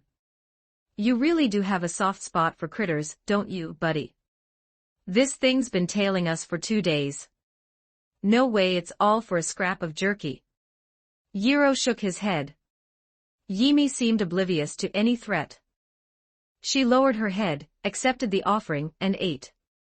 Then she looked up and studied them carefully. The little cat eyed the 2 horses that had once chased her down with some lingering anxiety. She thought about the unpleasant experience of strong-arming Diego for his corpse part.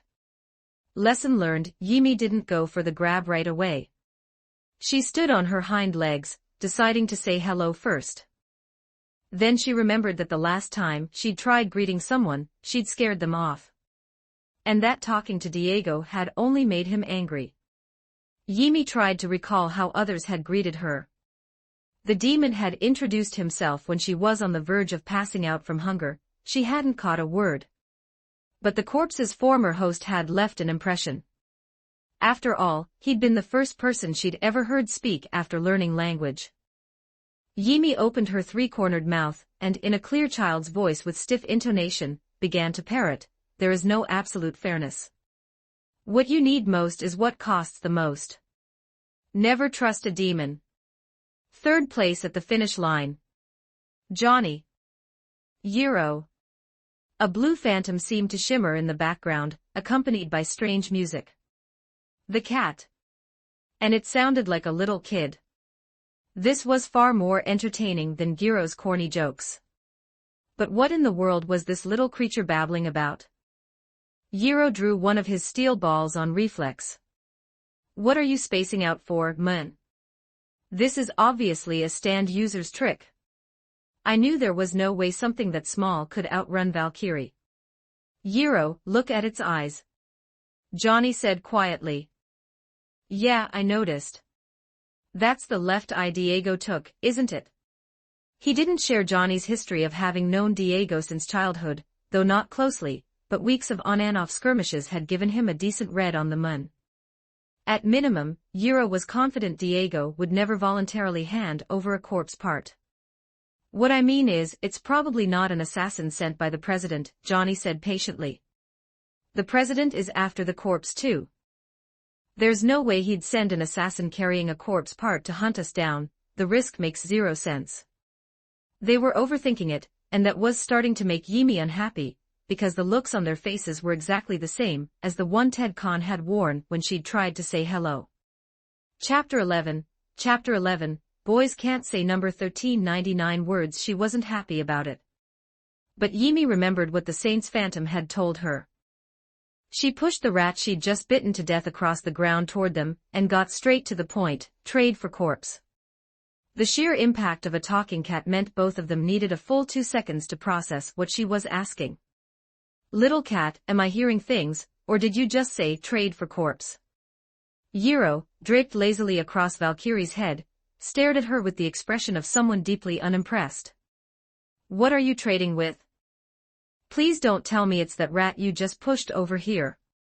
Is that seriously the currency in your world? Yimi tilted her head. Cough, cough, didn't you take the fishing rod already? Fishing rod? Johnny shot Yiro a suspicious look. Ah yeah, I mean. A little cat alone out in the wilderness. Yiro's composure was starting to crack. Johnny decided not to press that particular point. But what possible value could that rat have? Unless Danny. The corner of Johnny's mouth twitched slightly, like something unpleasant had started working through his mind. A rat couldn't live that long. And even if it really was Danny, why would this cat bite it to death first and then try to trade it? And even if Danny were somehow still alive, he wouldn't trade for her. Setting aside the fact that Danny might have been the spark that led to his brother's death, he was Johnny Joestar. A dark horse who'd faded from the racing scene for years, re-entering only to defy every expectation, paralyzed legs and all. He'd clawed his way back to a top ranking, reclaiming a reputation that carried the same weight it once had. But the championship wasn't why he'd entered.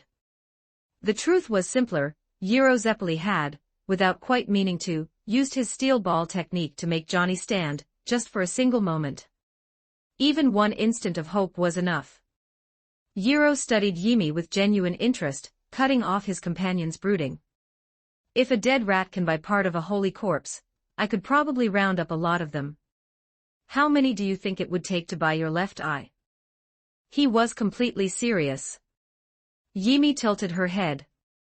No trade. She needed that to get home. You're the one who brought up trading, and now you won't trade. Johnny snapped. Yimi deliberated for 1 second, opened her tiny mouth, and bit down on the rat, corrupted text: crunch, crunch. Hearing Yiro's words, Yimi seemed to have grasped something about what trading actually meant in human society. She flicked her tail and asked again in her unsteady, clear little voice, what do you want? Something you could never pay, pal. Unlike Johnny, Yiro had entered this race with one objective: first place. Not first or second is fine. Not top 3. He had to be champion. Not for prize money, he needed to claim that victory for his country, to earn the king's pardon and save a young servant of a rebel nobleman from being punished by association. As he finished speaking, the steel balls in his palm began to rotate, openly, without bothering to hide it.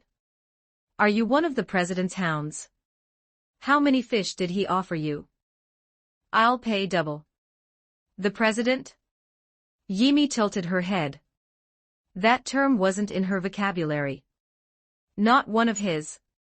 Well, I suppose I shouldn't be surprised.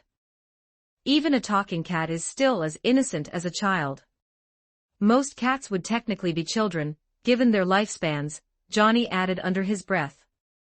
That said, given all the bewildering things she'd said when she first arrived, he didn't dare actually treat her like a child to be fooled. Johnny's voice shifted. You've got more than one holy corpse part on you, don't you? The spine, that's with you, isn't it? He had no proof.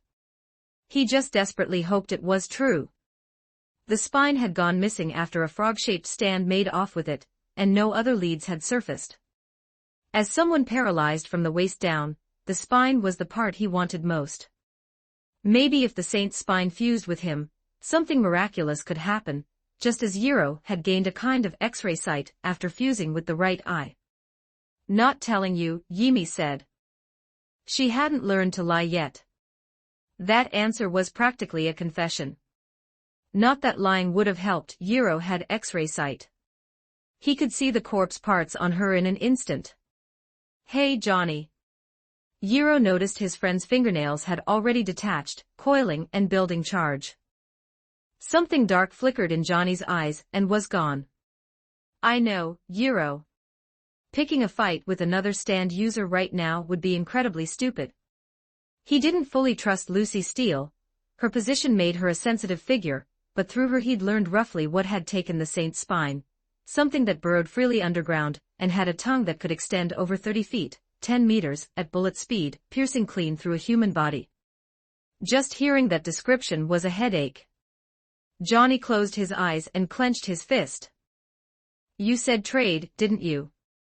A withered hand split away from Johnny's left wrist. Let's trade. My left hand for your spine. Yimi couldn't see the logic. She needed every holy corpse part, trading one for another was a non-starter. But she didn't have anything else to offer, or did she?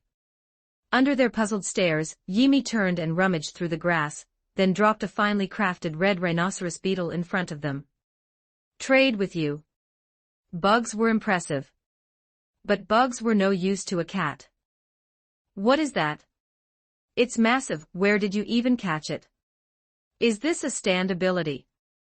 Giro's eyes went wide, though he slapped his own cheek and recomposed himself. Even so, trading a bug for a holy corpse part is ridiculously unfa this thing. Giro looked up. His friend's expression had shifted. You recognize it? But I have this overwhelming urge to have it. Johnny pressed a hand over his heart. Kabuto Zector, easy mode, first line of description, irresistible to boys. Johnny worked to steady himself and whispered to Giro, I don't know if this is a stand ability designed to lure me in, or something else. But it feels like something is telling me this thing can make me walk again. Even he could feel the pull of it, which made him suspicious. What kind of stand worked like that? Looking closely, the beetle wasn't a living creature. It was crafted precision, the kind of workmanship only a master engineer could produce, and the way its wings fanned open added another layer of mystery. But he had no proof. Nothing to justify the belief that this beetle could do what the feeling promised.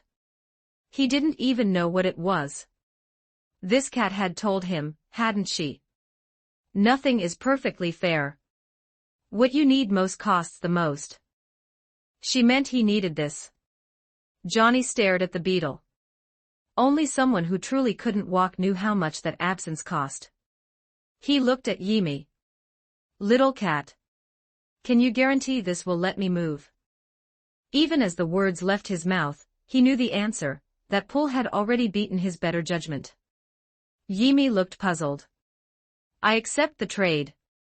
My left-hand corpse part for this unidentified beetle. Johnny.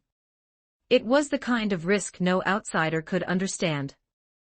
If the beetle turned out to be a toy or a stand construct, he'd come out of this badly burned. What he hadn't expected was for Yimi, sprawled on the ground, to look dissatisfied. She fixed her gaze on Giro's right eye and made a demand that pushed every limit of reason. Yimi spelled it out in short words. You've got to be joking, forget it, Johnny. I couldn't care less about some holy corpse part. The saints I had shifted into his palm, no one had seen when it happened. We both let go at the same time. Chapter 12, Rider Kick 1380 words. Does this thing need feeding? Or is it the kind where it bites you first? No matter how I look at it, we got scammed. Can't believe we actually negotiated with a cat. At an abandoned stable somewhere out in the countryside, Johnny turned the intricate little object over in his hands, too afraid to force any of its parts. He'd confirmed one thing, this was definitely not a stand. He'd already braced himself for the consequences of being deceived, but Giro's involvement made it sting even more. One moment of irrational impulse. He should have inspected the goods on the spot, even if two people who didn't trust each other would never have given each other that chance. Besides that line about nothing being perfectly fair, that infuriating four-legged creature had also said don't trust the devil. That was practically a confession. Giro watched Johnny grit his teeth, and offered consolation. Cheer up, pal. Look at the craftsmanship, the wings even move. Sell it to the right merchant later, and you'll never worry about money again. All things considered, we didn't come out that badly. We noted the other corpse parts locations too, right? One of them's the legs. That might still help you. I'm sorry. Johnny's fist tightened. He'd been scammed by a cat. As a member of a supposedly intelligent species, if anyone found out, say, that bastard Diego, his reputation would be finished. All right, I told you I don't mind. Want to hear a new joke I thought of? Thanks, HM. Euro, what's that behind you? Behind me. Euro turned. A balloon dog. The kind you'd see at a street fair. He'd liked those as a kid, but that didn't mean he wanted to see one moving toward him on its own. Is it because of the beetle? Euro launched a steel ball. Dead on, and the explosion that followed turned the ball to shrapnel. Johnny shouted. That's when Euro saw them, dozens more balloon dogs, ducks, snakes closing in from all sides, strange symbols faintly visible on their surfaces. Onomatopoeia. It's him. Out in open terrain there wasn't much cover. Johnny spotted someone crouched behind a distant tree, blowing through a long pin. A black man working for the president. His stand, tubular bells. Ability, inflates metal into balloons, folds them into animal shapes, granting each the attributes of that animal. Upon contact with a target, the metal snaps back to its original form and drills into the body, destroying tissue from within. Honestly, this ability was better suited for tracking the president's most wanted traitor, balloon dogs that followed a scent, for instance. But range limitations meant Mike had only been able to keep them circling the presidential estate. If not for his usual partner being recruited by the president at short notice, Valentine would never have risked sending his best tracker to eliminate 2 men in the field. Mike glanced toward the grass where Sandman crouched, apparently feeling none of the insect bites. This Native American runner, competing on foot, had agreed to help the president seize holy corpse parts in exchange for his tribe's land. The man's stand, in a silent way, could store sounds, the crack of a burn, the slice of a blade, the blast of an explosion, inside objects, releasing them at will. Combined with Mike's mobile balloon animals, it created a world you couldn't escape. Note, Mike's signature phrase is the world. Damn it, we already handed over our corpse parts. Johnny fired nail shots at the incoming balloons. The animal shapes weren't fast, but they didn't need to be. The danger was getting close enough to touch, and unlike living creatures, they required no host organism to create. The stand user was too far away. Too many balloons. He had 10 nails and regrowth took dozens of seconds at minimum. And he still couldn't move. Call slow dancer. Too risky. If his horse got hurt in this mess, they were done with the race entirely. Johnny gripped the beetle he'd been tricked into taking. Johnny, about the spin, Johnny. Euro had been working up to something, but he noticed his friend's attention had gone elsewhere. A belt had appeared around Johnny's waist, grooved, like it was waiting for something. What is that? I don't know. It looks like the beetle. The groove at the bottom matched the beetle's underside exactly. Even an idiot could see what was meant to happen. He had no idea what it would do. But instinct moved Johnny's hand before reason could stop him. He slid the beetle into the groove. Armor, what felt like leather and metal fused together, erupted from his waist and spread outward, encasing his entire body in seconds. Unyielding. Armed to the teeth. The moment the transformation locked, a shockwave blasted outward, knocking every balloon away, and sending Euro stumbling off his feet. Euro pulled himself up from the ground, jaw open. What in the world is that? Diego never mentioned this one, doesn't matter. It's just for show. Mike coordinated with Sandman and launched another wave of onomatopoeia balloons straight at Johnny.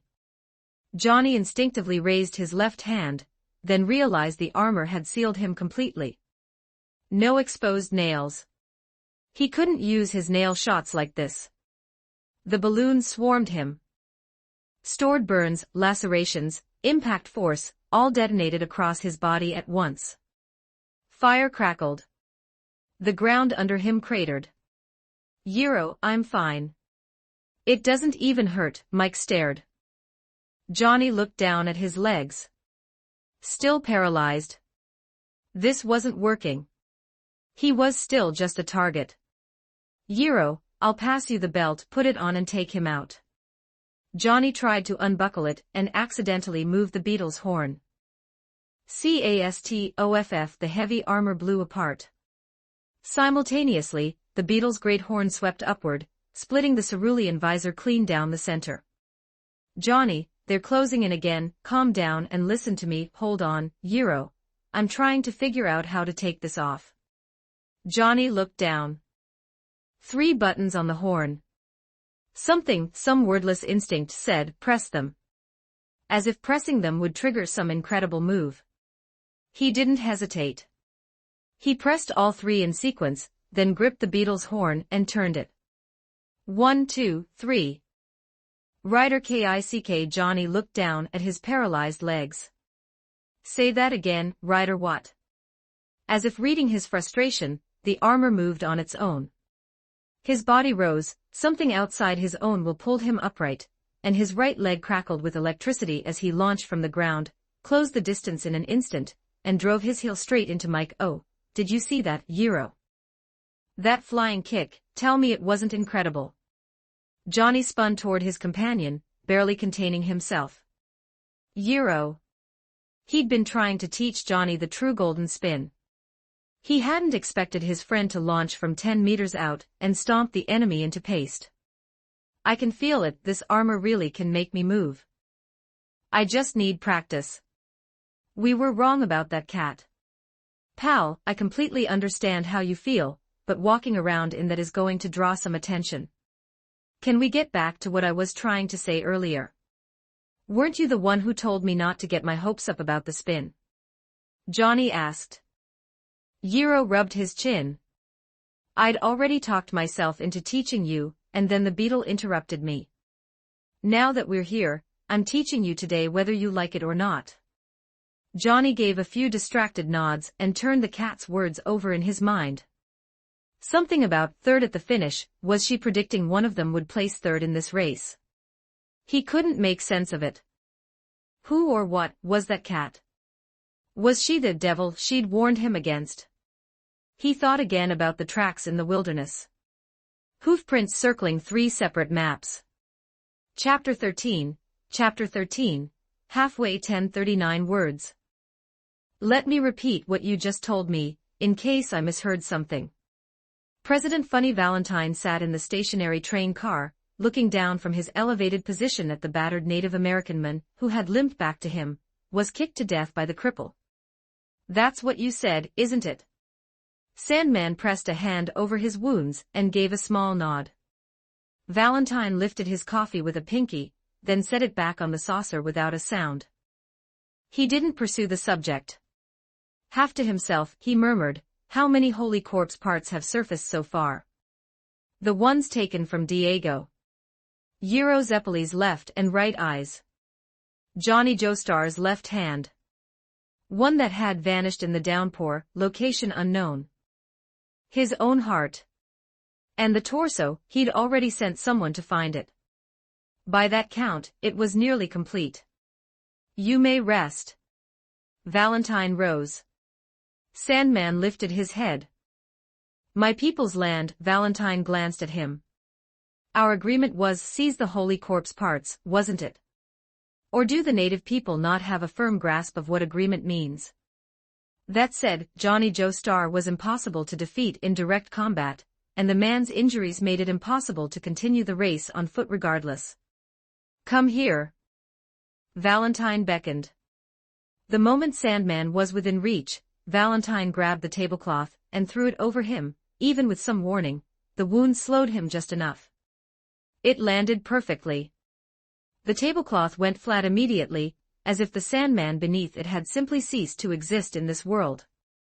Did you see that, Yiro? That flying kick, tell me it wasn't incredible. Johnny spun toward his companion, barely containing himself. Yiro. He'd been trying to teach Johnny the true golden spin. He hadn't expected his friend to launch from 10 meters out and stomp the enemy into paste. I can feel it, this armor really can make me move. I just need practice. We were wrong about that cat. Pal, I completely understand how you feel, but walking around in that is going to draw some attention. Can we get back to what I was trying to say earlier? Weren't you the one who told me not to get my hopes up about the spin? Johnny asked. Yiro rubbed his chin. I'd already talked myself into teaching you, and then the beetle interrupted me. Now that we're here, I'm teaching you today whether you like it or not. Johnny gave a perfunctory couple of hums, and turned the cat's words over in his mind. Something about third at the finish, was she predicting one of them would place third in this race? He couldn't make sense of it. Who or what was that cat? Was she the devil she'd warned him against? He thought again about the tracks in the wilderness. Hoofprints circling 3 separate maps. Days blurred into each other. She'd lost count of how many stretches she'd crossed. She just followed the next direction she could feel, and kept moving. Food grew scarcer and scarcer, until a landscape of unbroken white finally explained why. Winter had come. Exhaustion was setting in. And with it, that familiar hollowness in her stomach, manageable for now, but the last time she'd eaten was 2 full days and nights ago. She hadn't truly eaten her fill even once since arriving here. Even the farmer she'd met on the road 2 days ago, who'd given her more beef than she'd ever eaten in one sitting, had only gotten her to about 70%. Yimi had gotten stronger. But a stronger body demanded more fuel to run. She padded forward, then stopped. Aru, a wolf pup about the size of a stray dog, howled at the sky. There was something oddly plaintive beneath the wild cry, something frustrated and grieving. Meow, meow, meow, meow. Yimi raised a forepaw and smacked him twice. The wolf pup looked back at her with wounded eyes, then reluctantly began pawing through the snow ahead, carving a path. The lump on top of his head was all the evidence needed of how that negotiation had gone. Other than being a bit hungry and a bit cold, Yimi was in reasonably good spirits, because the main quest indicator on her system panel had gone from 1 May 10th to May 10th. The newly acquired corpse parts were the legs. Practically handed to her. These fused fragments had been living inside what she identified as a medium-sized cat belonging to the local species known as dog. The wolf pup had started it, he'd come looking for a fight. Yimi had flattened him, collected the corpse parts in the process, and conscripted him into snow-clearing duty. She didn't hunt medium-sized cats, though. Uncle Nwomi, the one who used to play with her back home, was a medium-sized cat, a dog. That connection was probably the only reason the wolf pup tailing a predator had even a shred of safety. Mromro, no meaning. Just happiness. She'd worked it out, the 10 in the quest was the total number of corpse parts she needed. She was already at half. Even a smart cat could appreciate that. The paint in her spiritual reserves no longer looked like muddy dye water, now a faint thread of gold shimmered through it. She had no idea what it meant. Raise the price when the other party is in need, but never abuse it. Those consumed by greed beyond all human feeling destroy themselves. That lesson has been written in blood more times than can be counted. The phantom of the saint, the one who had worn the crown of thorns, flickered past, murmuring words he'd been repeating to her for days. Yimi gave a simple response. Based on the system's suggested form of address, she stood up on her hind legs, and, for all the world like she meant it, greeted the saint's long-faded phantom. Got it, old geezer. No response. Then again, the two of them had never truly spoken to begin with. Chapter 14, Golden Axe or Silver Axe. 1180 words by most measures, this was the worst blizzard in nearly 3 years, though Yimi hadn't felt the cold coming. Maybe because the world she'd crossed over from had still been in spring. Even for a person, moving through conditions like this was next to impossible. Snow above the knee turned every step forward into a small ordeal. For the racers, the real danger was reading the terrain, distinguishing solid ground from the frozen rivers hidden beneath the white. One wrong step and both rider and mount could punch through the ice and disappear, no second chance, no race, and very possibly no coming back. The only navigable path was a route the local indigenous people had reinforced themselves. Only they knew where it ran. Yimi and the wolf pup didn't need to worry about falling through. But unlike humans, they still had to contend with snowdrifts tall enough to blind them, and a wind that kept trying to bury them alive. Even Yimi, who normally ran outside in any weather, would stay home and watch TV with Grandma on snowy or rainy days. Ouru. The wolf pup collapsed face first into the snow with the energy of total defeat. He didn't even brace for getting hit. He was a miserable creature, separated from his pack, starving, and just when he'd spotted what smelled like a warm fluffy snack, he'd ended up hungry and doing manual labor for it instead. Yimi gave him a withering look, then dove headfirst into a drift and began carving her own path in the direction she could feel. The next corpse part. The wind picked up again, thick enough to make it hard even for a person to see the road ahead. Anything still for 10 seconds would be painted white. The wolf pup closed his eyes and let the snow fall on him. Dying of cold was the fate of half the wild pups born each winter. Without the hibernation instinct their prey had, pack hunters like wolves faced the season at full exposure. About 10 seconds later, Yimi came back. She dropped a wriggling mole in front of the half-buried wolf pup. She nudged the white lump with her nose. The wind and snow eased. Good news, the next corpse parts were clustered 3 at once. Bad news, this was the middle of nowhere, and the location was far vaguer than the last find in a town.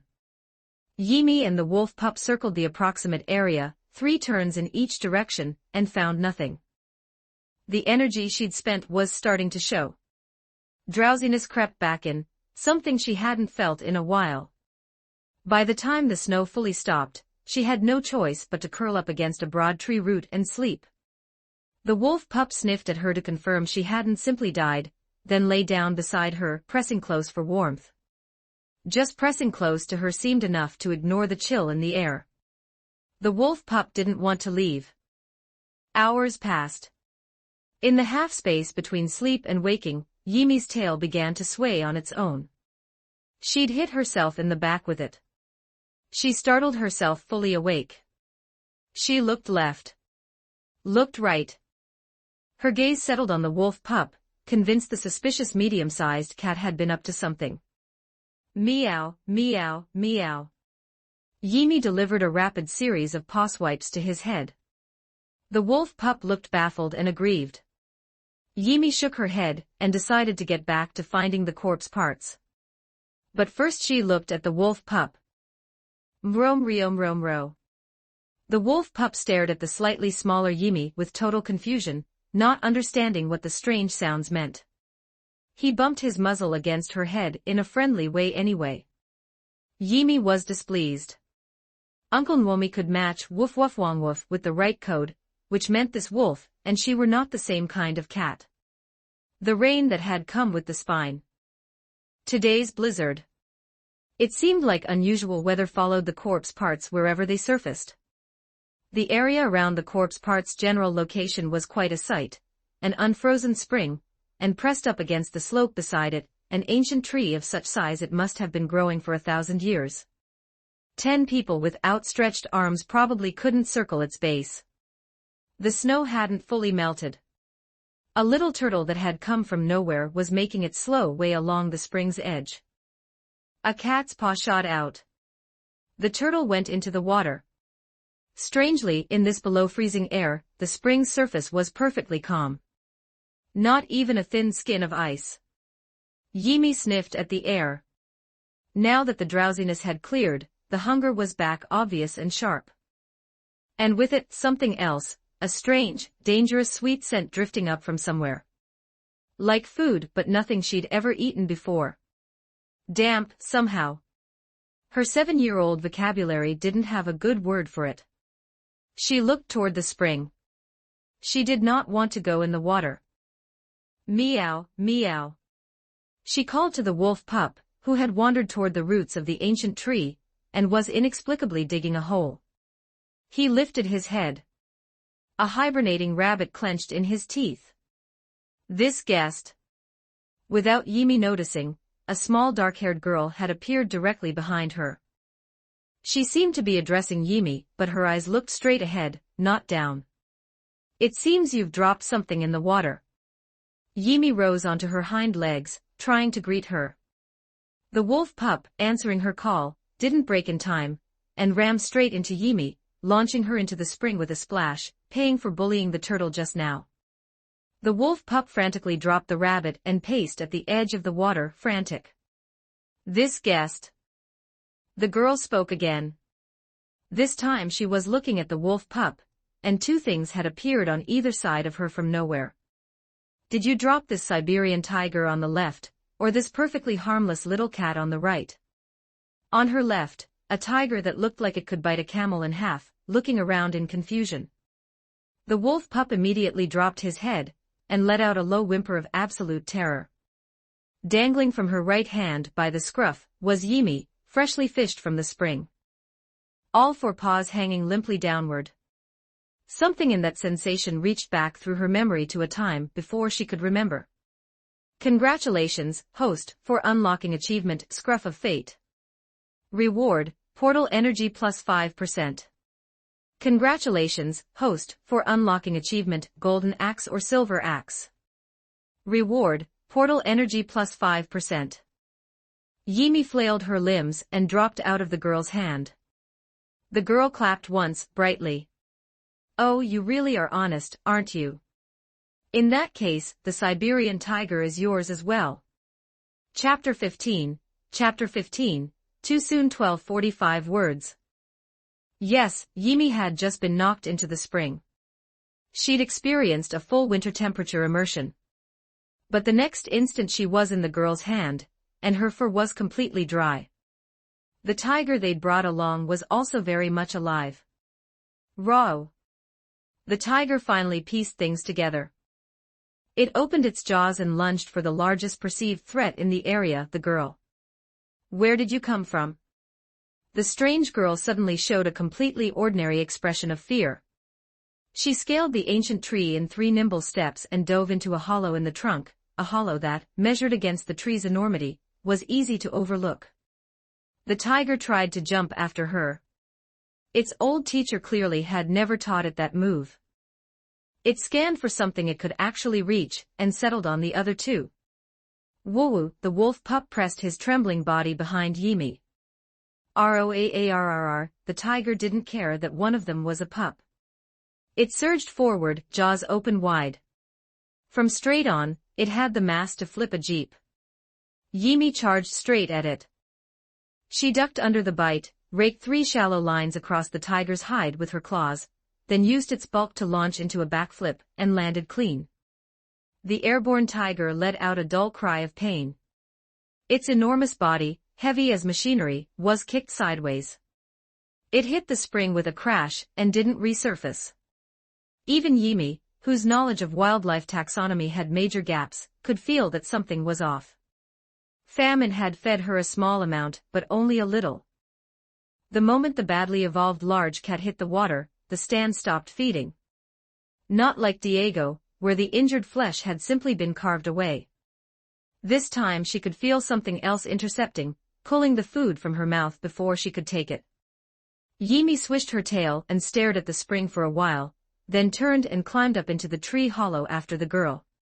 Inside, a space barely tall enough for an adult human to crouch. The walls were covered in crude drawings that looked like a child's work. The floor had been sanded flat and divided into neat labeled squares, like a game of house, room by room, though nothing had actually been placed in any of them. The girl seemed to have completely forgotten there was a world-class apex predator outside. She was arranging rotting leaves and twigs in a small bowl with childlike seriousness. Her eyes still didn't move. But she seemed to sense Yimi had entered and suddenly yelped, pointing at a spot a few feet above Yimi's head, "This guest, you can't just step on someone else's living room." She meant the squares on the floor. Yimi, barely past the very beginning of conscious thought, found this impossible to parse.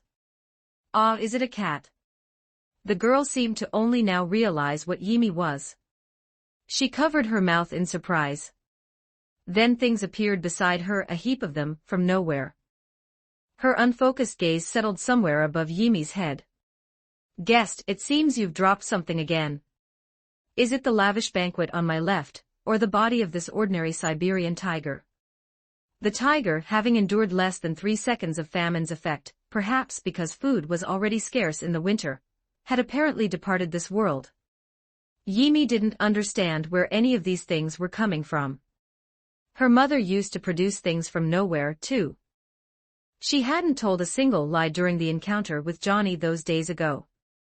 But in this moment, she found herself doing it without having been taught. Because what the girl had placed on her left wasn't just a lavish banquet. Braised bear paw, pig's head, cuts of cooked meat from half a dozen different sources, and threaded throughout, the holy corpse parts for both ears and the right arm. That was what she'd been sensing out here. They'd been here the whole time. "I dropped." The clear little voice stumbled through the sentence. Yimi indicated the corpse parts mixed into the feast. A beat of silence. "You're not being honest, guest." The girl's face was blank as she said it. The tree hollow above, below, and on every side erupted with thin vines, sealing every opening like a swarm of striking serpents, and wrapping around Yimi's forepaws at a speed no cat's reflexes could answer. If she'd been able to raise her head the way a person would, she might have noticed the bark that had seemed smooth and still now protruded with human faces, some afraid, some blank, all disturbingly lifelike, all different. Like a confirmation of the saint's warning. The greedy earn blood. The punishment for greed is to have your flesh torn and your organs pulled out. That is what the spring does to those who covet what isn't theirs. You only needed to answer honestly to receive everything. Some people are simply not worthy of facing a true test. The vines tightened with no care for consequence, sharp as piano wire, slicing through Yimi's fur and drawing thin red lines across her skin. "It hurts." Force had nothing to do with it. The relentless constriction gave her no room to struggle. Eyes turned gold by the saint's corpse, those eyes fixed hard on the girl, who had, for the first time, looked directly back at her. In the end, one of Yimi's forepaws was cut clean through. Blood splattered across the vines in a red wash. And only then did Yimi calm down. Compared to the cats mocked in children's cartoons, plants were the truest embodiment of greed. No feelings. No thought. Only life force, driving them to consume whatever they could, whenever they could, drawing everything in with no hesitation. Exactly as they were doing now, absorbing her blood, and in doing so, activating a stand that didn't require Yimi to hurt another being first. In the girl's startled expression, the razor-sharp vines began to retreat. Each step back was like watching them die, shriveling, stiffening, losing all suppleness as they withdrew. Corrupted text, not just the vines that had already cut her. The ones sealing the hollow. The ones coiled in readiness. Every last one curved away from Yimi. The girl couldn't see it directly, but she was bound to the spring, and through that bond she could feel it. The 1,000-year sacred tree was giving outward form to the spring's emotions. Something that only an animal could show. Something closer to excitement. Then came a sigh, sourceless, directionless, impossible to say who heard it, too soon. The severed paw, its nutrients returned, grew back. The furious cat swung her paw, and snapped a withered vine clean in two. Without moisture, without give, it broke like a twig. Brittle fragments flew from the hollow, scattering across the snow below in a shape that looked almost like a fence. At the same moment, as if marking the beginning of something, the wind moved through the space where hollow and vine had intertwined, and from somewhere near the girl's ear, assembled itself into a human voice. Chapter 16, You Come. 1460 words command your power, do not become the disaster itself. This was the saint's warning, left behind once more. I do apologize, guest, you dropped a few other things just now, didn't you? In the midst of the standoff, the black-haired girl had somehow composed herself entirely, as if nothing had happened. She settled calmly to her knees and performed a bow, a gesture Yimi had never once seen anyone from her home use. 3 items materialized beside her, canned soft-shell turtle, turtle soup, and the live turtle Yimi had slapped into the ground at the very beginning. Yimi took a step back, ears pinned flat like airplane wings. None of these are mine. The girl appeared not to hear. How honest of you, guest. In that case, I'll give you all three. Only then did Yimi understand what the spring's rule actually was. You've gathered quite a few things here. I imagine after what just happened, you won't want to leave anything behind here. But my parents taught me to be honest, so I must remind you. Everything you received at this spring must be used up before sunset. Do you understand? Everything. Before sunset. Yimi hadn't fully followed, and didn't understand what this human intended to do next. But cats are petty creatures. She wasn't about to forget what had just happened just because the girl had suddenly changed her tune. The girl's expression shifted. Wait, what are you doing? Yimi opened her small mouth and bit directly into the ancient tree's dry bark. Despite being a small animal, her bite force punched clean through. Hiss, the wolf pup that had been lying at the base of the tree must have sensed something. It yelped and bolted. In almost the same instant, the ancient tree, already withered, seemed to shed every last drop of moisture at once. The bark split open. The weight became too much. Without any outside force, the trunk buckled and collapsed on itself. Even so, new shoots pushed up from the roots, tangling and twisting as they reached again toward the light, only to be crushed flat by Yimi, and the girl crashing down on top of them. Staring at the new growth, Yimi pieced it together. The guardian spirit protecting the remains, functioning like a stand to guard the body, had nothing to do with the girl or the tree. The true form was the spring itself, the source of that irresistible scent. The indignant cat trotted over and settled at the water's edge. Under the girl's stunned gaze, Yimi began to lap. Cats and dogs can only drink this way, no quick, human gulps. But in the girl's eyes, if she could truly see anything, the water level dropped noticeably with every passing second. And at this moment, the girl felt the spring's excitement surge again. What was it excited about? Delicious. More intoxicating than catnip, addictive, impossible to stop. As the water level sank, Yimi had to lean further and further in, until finally she jumped into the pool itself, and lapped until not a single drop remained on her barbed tongue. The whole process had taken less than half a minute. More impossibly, Yimi's size hadn't changed at all. Congratulations, host. Achievement unlocked, Tom Cat. Reward, skill book, basic cooking. For the first time, Yimi felt truly full, though it came with a peculiar discomfort, distinct from the ache of overeating. She turned to find dozens of dazed figures standing around the black-haired girl. Had Yimi looked up earlier, she might have recognized them as the faces once embedded in the bark. The timid wolf pup scrambled behind Yimi at the sight of so many people. Yimi flattened her ears and let out a slow, rumbling growl. Stop, please stop, the girl said quickly. We're victims too. A figure, likely one of the girl's parents, stepped in front of her, eyes scanning the ground for anything that might serve as a weapon. They treated Yimi as the threat, not the wolf beside her. They had seen everything. Please, let me explain. From the very beginning, this girl had treated Yimi as someone capable of understanding her. We were tested by the spring just as you were. The difference is we answered honestly. She gripped her walking staff with both hands, voice tight with barely concealed fear. Anyone who lies gets their organs torn out by vines as punishment. That is certain. It has nothing to do with us.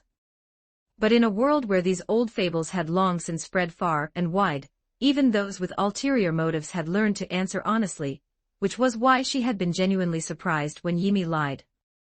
As I reminded you earlier, if you answered honestly, you were required to use up everything you received here before sunset. Anyone who failed became fruit on the great tree, and your replacement would have set me free. The spring's guardian.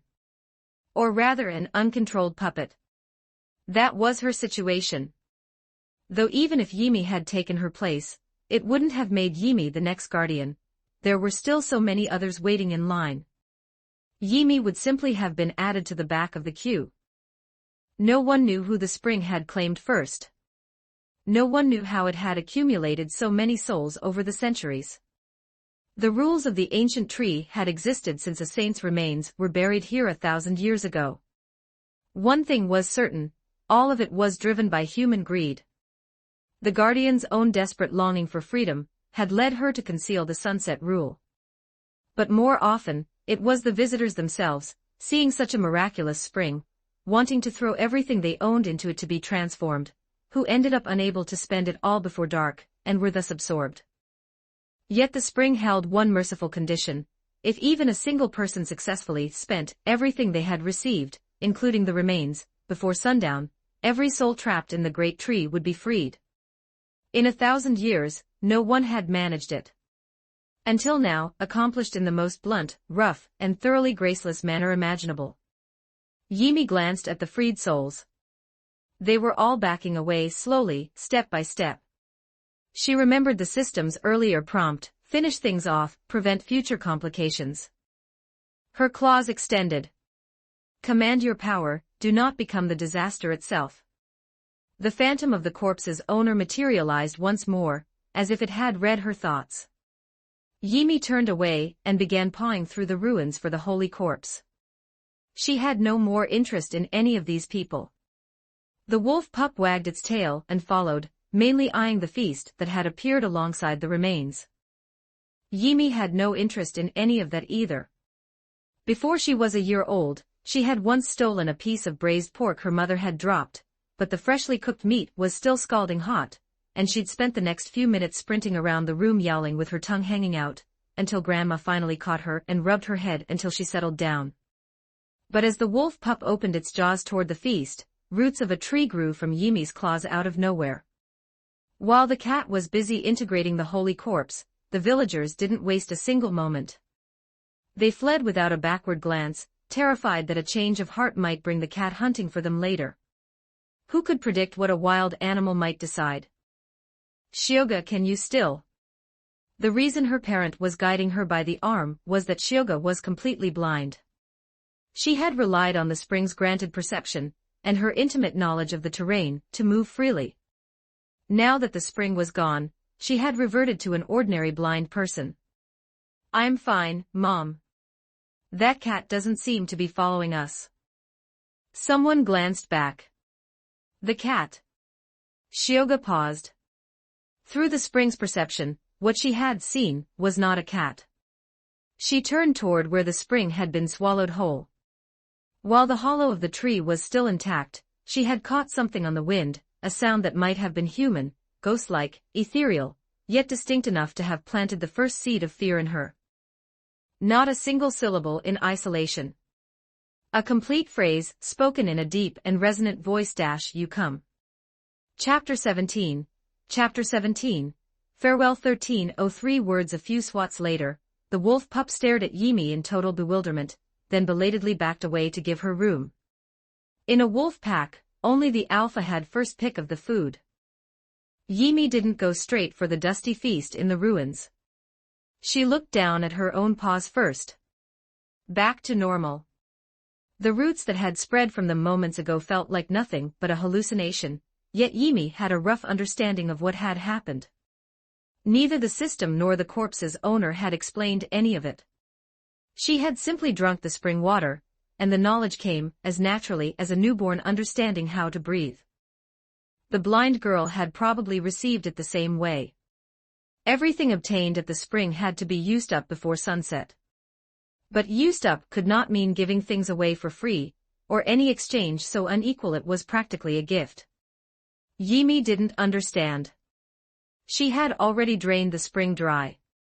It was only now that she grasped the source of that lingering discomfort, something like indigestion, but not entirely physical. She looked at the still steaming food in the ruins and gave it a careful lick. Mro qaq.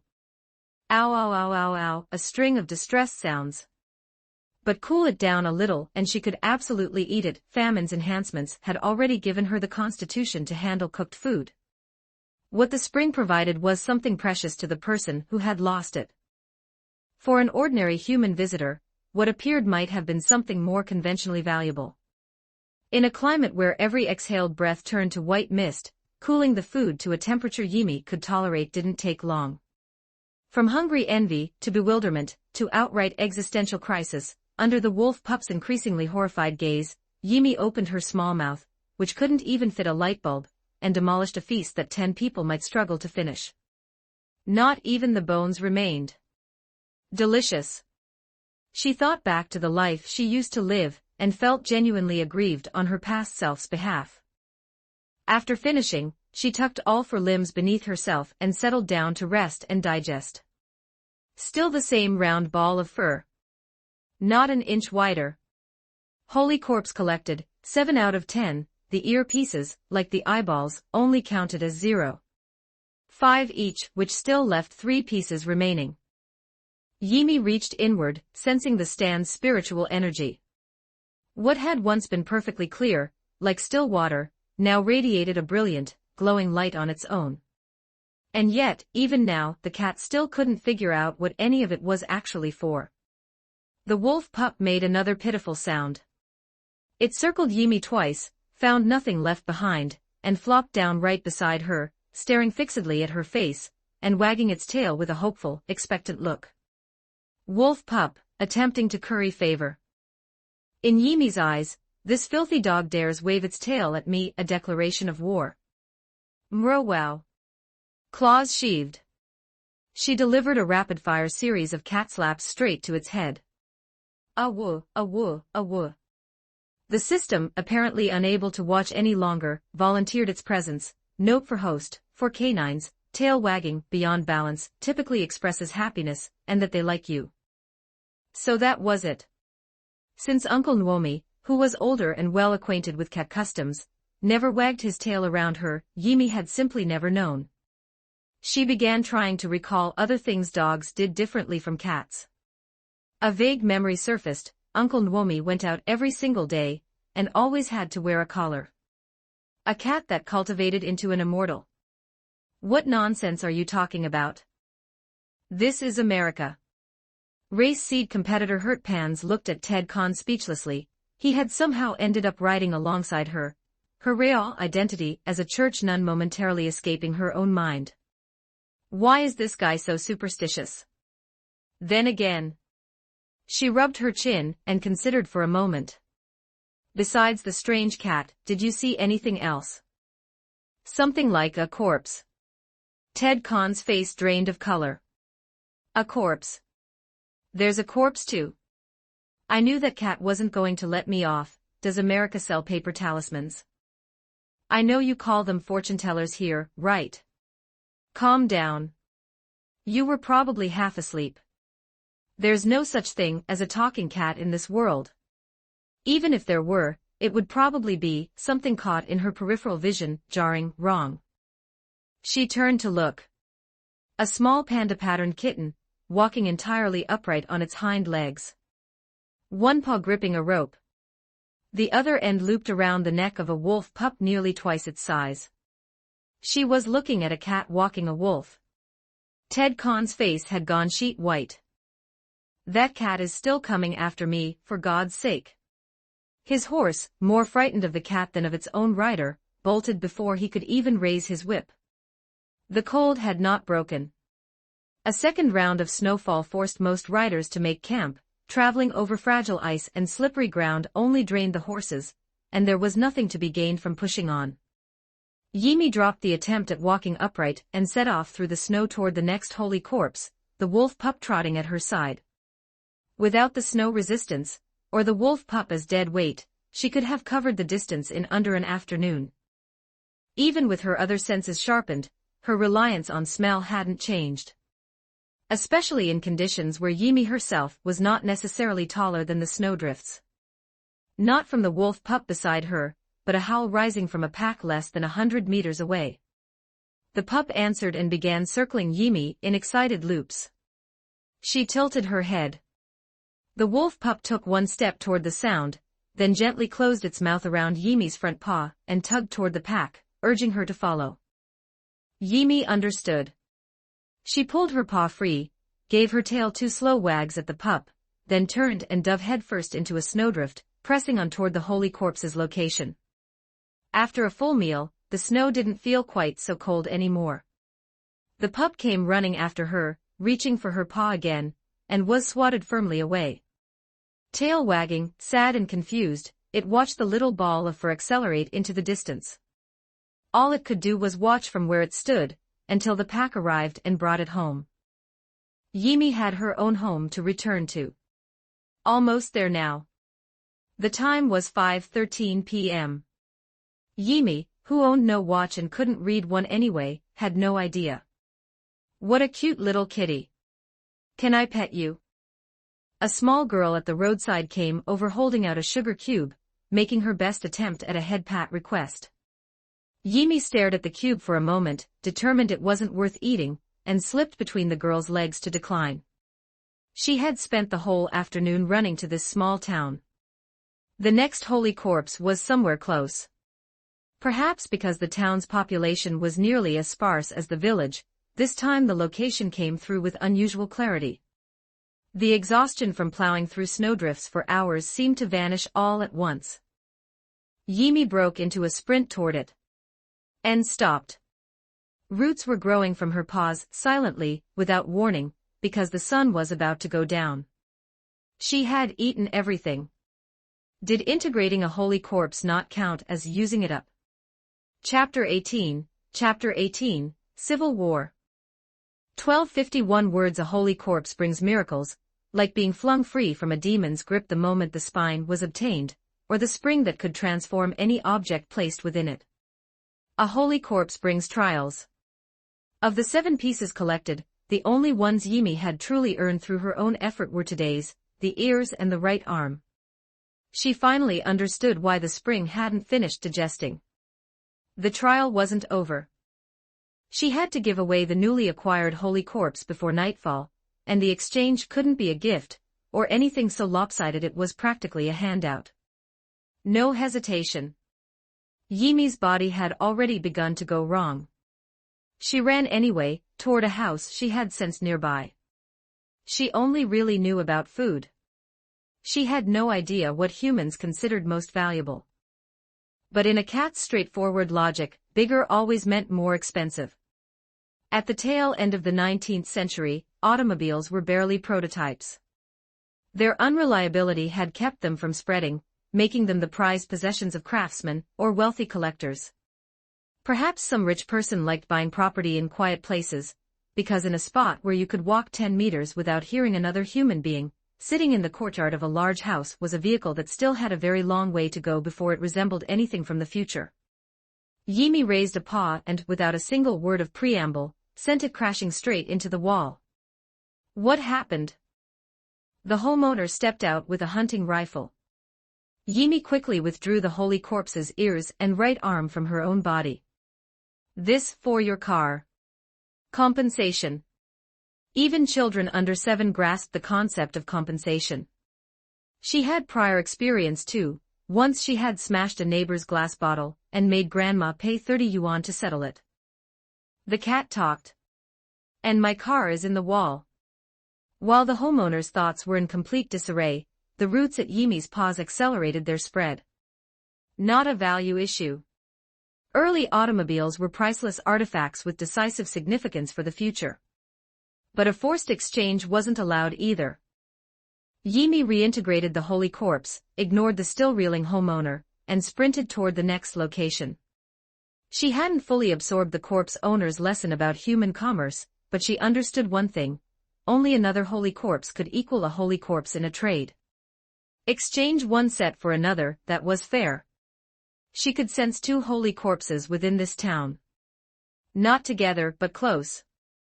They had been shifting faintly just moments ago. Someone must be holding them. And the 2 parts she had just received, the ears and the right hand, also counted as 2 separate pieces. If she could make it before sunset, the destination was a single-story house, common in America. No lights inside. The thick snow in front had never been cleared, and there were no footprints, human or otherwise, anywhere near the entrance. Yimi launched herself and used her own body weight to shatter the window and tumble through. Her body was strong enough to kick an Amur tiger across a room, but this landing nearly sent her into the wall anyway, partly because she still hadn't adjusted to her improved jumping ability, and partly because the roots spreading across her forelimbs had already begun to disrupt her movement. No time to survey the layout. She charged straight toward the room where the holy corpse was located. Awu, awu. A sound she almost thought she was imagining, the voice of someone she'd parted from only a few hours ago. Even in this tense moment, the cat couldn't help glancing toward it. Her night vision showed her clearly, that timid wolf pup, creeping out from a corner, eager to please and hopeful, making its way slowly toward her. She had no idea how it had followed her here. She also had no time to ask. A wooden door blocked her path. She leapt and split it clean in two with a single kick, helped in no small part by the fact that years of neglect had rotted the wood brittle. But even before she fully landed, countless tiny fragments came raining down from midair, pattering against her fur. Mrowow. Completely incapable of injuring her. But they were burrowing into her skin. And yet, feeling something foreign moving beneath your own hide is enough to instill primal terror in any mammal. She looked closer. They were claws. Hundreds at least, and every one of them belonged to a cat. Once they fully merged with her, a faint, transparent membrane began wrapping itself around her entire body and tightening. Will a person discard something and press forward or turn back and pick up what they left behind? Standing before her was a figure of grotesque construction. Its head looked like a length of radiator pipe. Below that, a metal spine, half concealed by something resembling a red tortoiseshell, connected to massive boots encaged in grasping roots. Yimi raised a paw and tore the thing apart in a single swipe, far more fragile than it looked. What I heard from that person was true. And yet, even knowing that in advance, actually seeing it for yourself is still something of a surprise. An enemy who's a cat. A new voice came from the corner of the room. A man in military uniform, wearing a steel helmet, sat on the floor. He raised his head slowly. One of the two holy corpses was right beside him, the torso. I doubt you can understand a word I'm saying. But I'll give you a tip out of basic courtesy, clean water can suppress them. There's still an uncontaminated well in the yard. If you can understand me, go now. The man was controlling his stand and sincerely revealed his own weakness directly to Yimi. Yimi understood every word. She didn't believe a single one. And she hated water. Awu, awu. The wolf pup crept toward her from across the room. At the same moment, Yimi's peripheral vision caught something she recognized scattered throughout the cramped space, not anything she had encountered while tracking down holy corpses along the way. A cat bed. Cat litter. A pet exercise wheel. A catnip ball. And in the corner, an elderly golden retriever watching her with the gentle, vigilant patience of someone keeping an eye on a small child. Woof, woof. Uncle Nwomi. The cat went still. Had she been gone so long that Grandma had come looking for her the way she always did? Yimi didn't understand the concept of worlds or the boundaries between them. All she knew was that every time she wandered too far and couldn't find her way back, either Grandma or Mom would always appear before dark and carry her home. This time would be no different. The cat dragged her nearly immobilized limbs and took one step toward the elder who had always played with her. That was the moment the wolf pup, which had been crossing the room this whole time, reached her side. It dissolved into the membrane, thickening the bonds that held her. All of it is fake. Even without the membrane, her right front leg had already lost all feeling. The roots had climbed past her second joint. Chapter 19. Chapter 19. Just let it go. 1370 words. Either the situation wasn't obvious enough for you, or your brain genuinely only has that much space in it. The man in uniform clicked his tongue and spelled it out. As you can see, every one of these things is something you have discarded at some point. I thought, being a cat, you wouldn't have many attachments beyond food and yarn balls. I underestimated animals' capacity for sentiment. But it looks like things end here. You can't even move, killing me is out of the question. Doesn't matter. The holy corpse is already mine. He stood, looking down at her. A flicker of something that might have been regret passed through his eyes. Compared to his stand attacks, it was the spring's curse that had truly pinned her. Time had shifted gradually, but the sunset itself arrived in minutes. The roots were replacing her body, piece by piece. It wasn't just that breathing had become difficult. By now, the only part of her still capable of movement was her eyes. In desperation, Yimi remembered she still had something left, and called inward, "Feed it energy, all of it." She meant for the system to absorb the spring water, and the membrane encasing her. Notice for host, energy not belonging to the host cannot be infused. Never mind, she still had the frog. The demon could help her. People will always discard something to keep moving forward. The familiar words came again, but not from the eerie, hollow voice of the enemy's stand. The phantom of the corpse's owner appeared, crowned in thorns, bending close to whisper directly in the cat's ear, "Just let it go. Just let it go." Let go of what? For the first time, Yimi felt a flicker of genuine irritation toward the corpse's owner. She finally understood, this saint who had lectured her endlessly had never once, in any moment that truly mattered, given her any concrete help. The only one who could actually help her right now was the demon. Just let it go. Yimi stopped listening to his incomprehensible words and reached for the thread of her contract with the demon. And in that instant, her sight was filled by a mass of black. Amid all the objects the enemy's stand had conjured and scattered around the room, there was human hair. Long hair. A woman's hair. She wore glasses. She looked just over 12, small in frame, dressed in a fashionable long coat from the 22nd century. She lay among the debris, staring blankly up at the cat, and called out Yimi's true name, Huan Huan. This was Yimi's mother. A cheap imitation conjured by the stand called Civil War, built from Yimi's own memories. The cat's heart, almost entirely replaced by roots by now, lurched. Something beyond the physical had been struck. A pride that felt almost human. His stand, Civil War. Within a defined area, it uses the target's memories to manifest their sins, and all things they have ever discarded. Any contact causes the target to merge with these manifestations, sealing their movement inside a membrane. In truth, without his stand's interference, Yimi, mid-punishment from the spring's curse, was already virtually unable to move. As his uniform suggested, Isol had once been a soldier of this country. In 1863, young and dreaming of becoming a musician, he was conscripted instead to one of the most remote sentry posts on the front. Day after day staring at the horrors of the battlefield, he, never meant for war, developed a drinking habit. On the one day it mattered most, he slept through his watch, just as enemy forces were quietly approaching his position in the trees. His task had been simple: light a signal fire to warn Allied soldiers several kilometers away. He didn't do it. He pulled his hat over his face and pretended not to see. Because the moment he lit that fire, the enemy would spot him and shoot. In the dark he survived. His comrades and the townspeople who were ambushed, their fate was easy to imagine. Every one of them was a sin he carried, a guilt that would never leave him.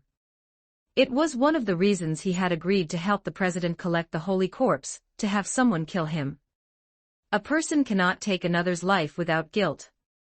As long as someone killed him within his stand's range, all the sins he bore would be purified and transferred to the killer. And then, his stand's second ability would trigger. He would be resurrected in the form of the burden the killer now carried.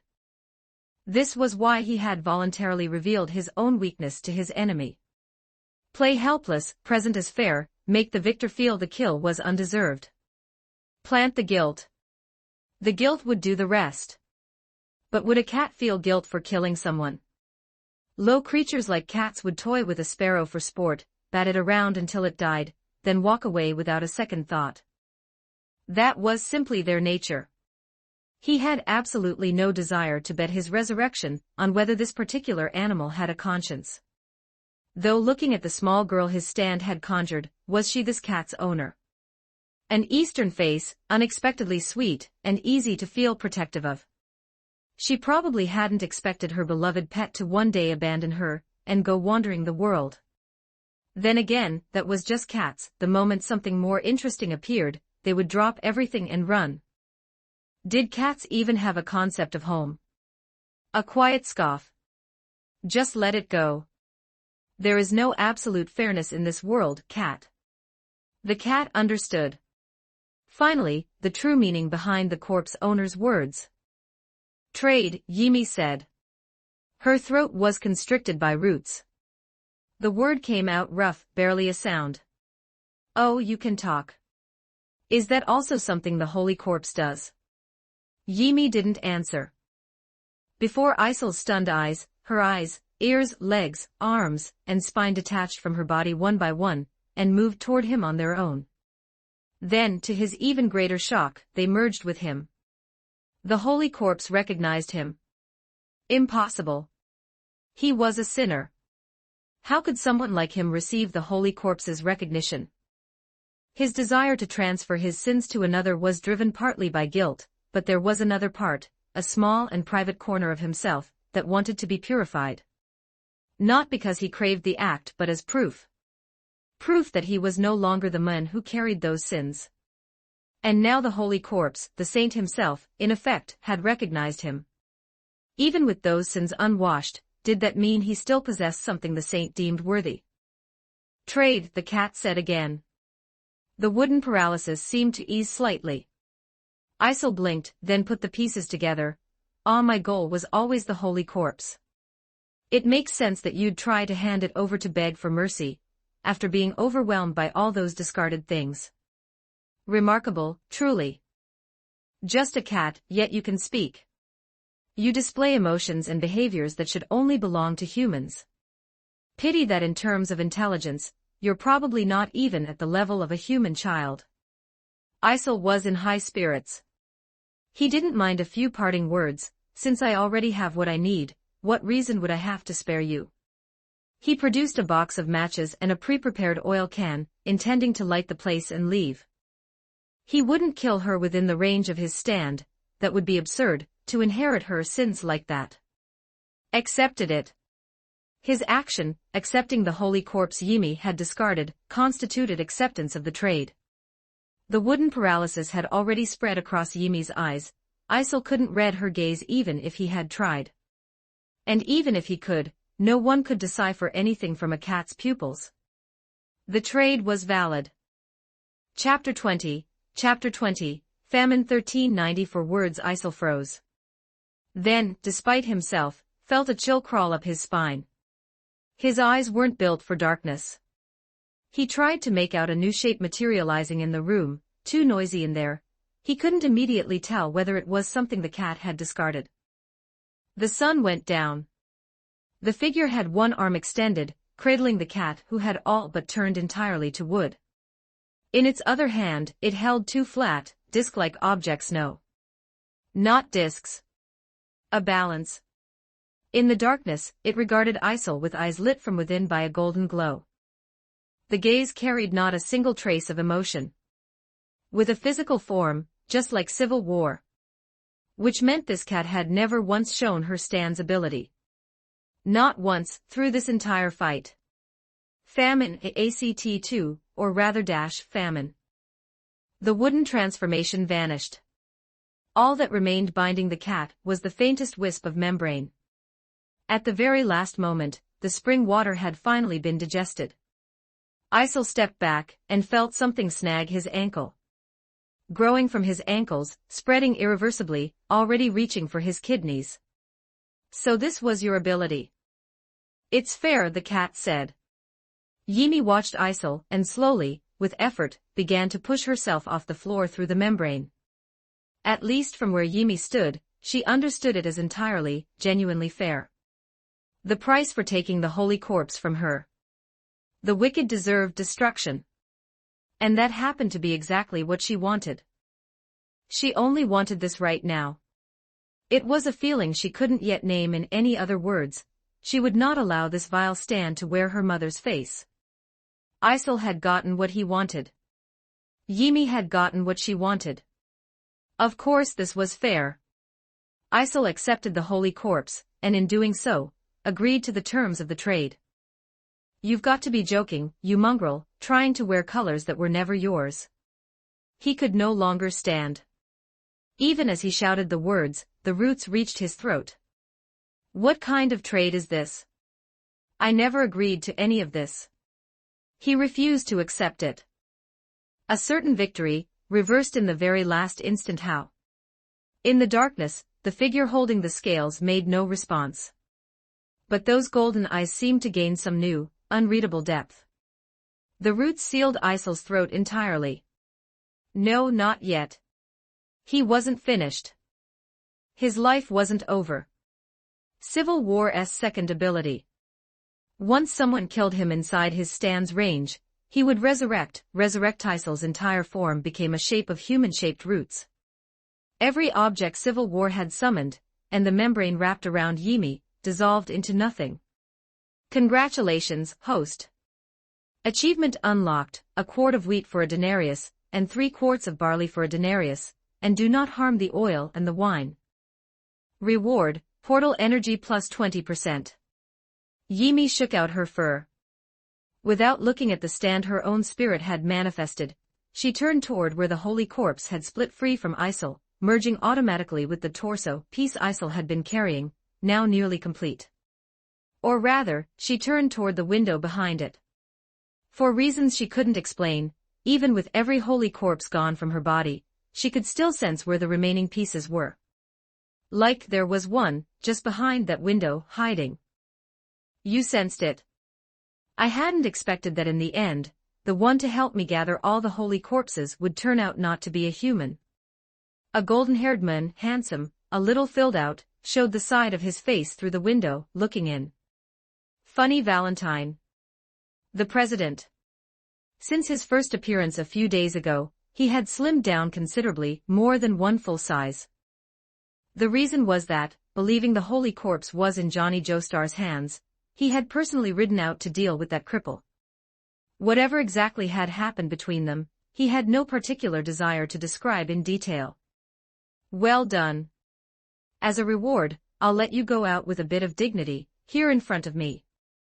A humanoid stand with an animal's face materialized behind him, long-eared, resembling at first glance a large blue rabbit. Then it came through the window at terrifying speed.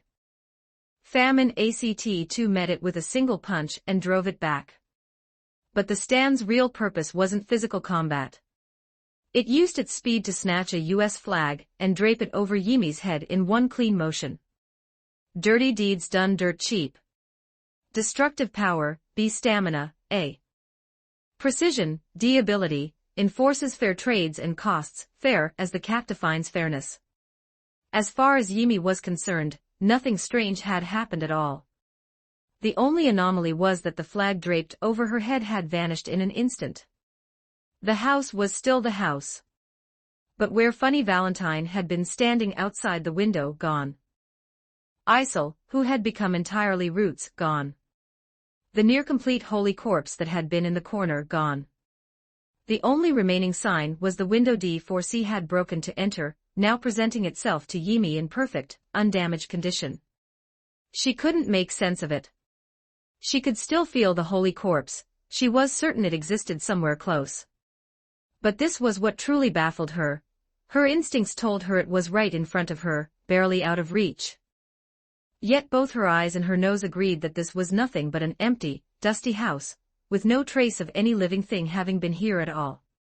Even with every holy corpse stripped from her body, the golden light of her spiritual energy hadn't dimmed by a single degree, as if it had never been borrowed from outside, but had simply always been her own. She flicked her tail and looked at her stand, now with a fully manifested physical form. Wrapped in coarse sackcloth that did nothing to conceal how skeletal it was. Holding a balance, the only thing on its entire body that could be called an ornament. The sackcloth continued upward into a wide hood that consumed its face completely in shadow. Only one feature was visible at all, those clear, bright golden eyes, carrying no impurities, no distractions. The stand crouched in a half-ready posture, watching the space ahead, waiting in perfect stillness for whatever Yimi commanded next. Unlike the vivid colors and bizarre shapes of most stands, this one looked at first glance like an ordinary person fleeing a famine. Only the shadow over its face, impenetrable, unchanged from any angle, hinted that something here was not ordinary at all.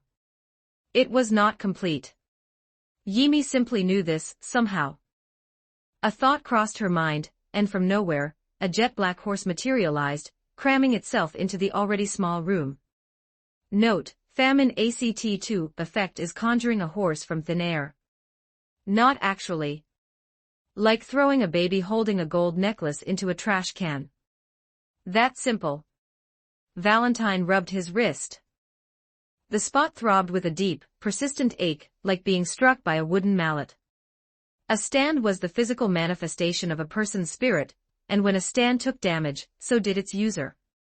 For him, though, that particular limitation had never been much of a problem.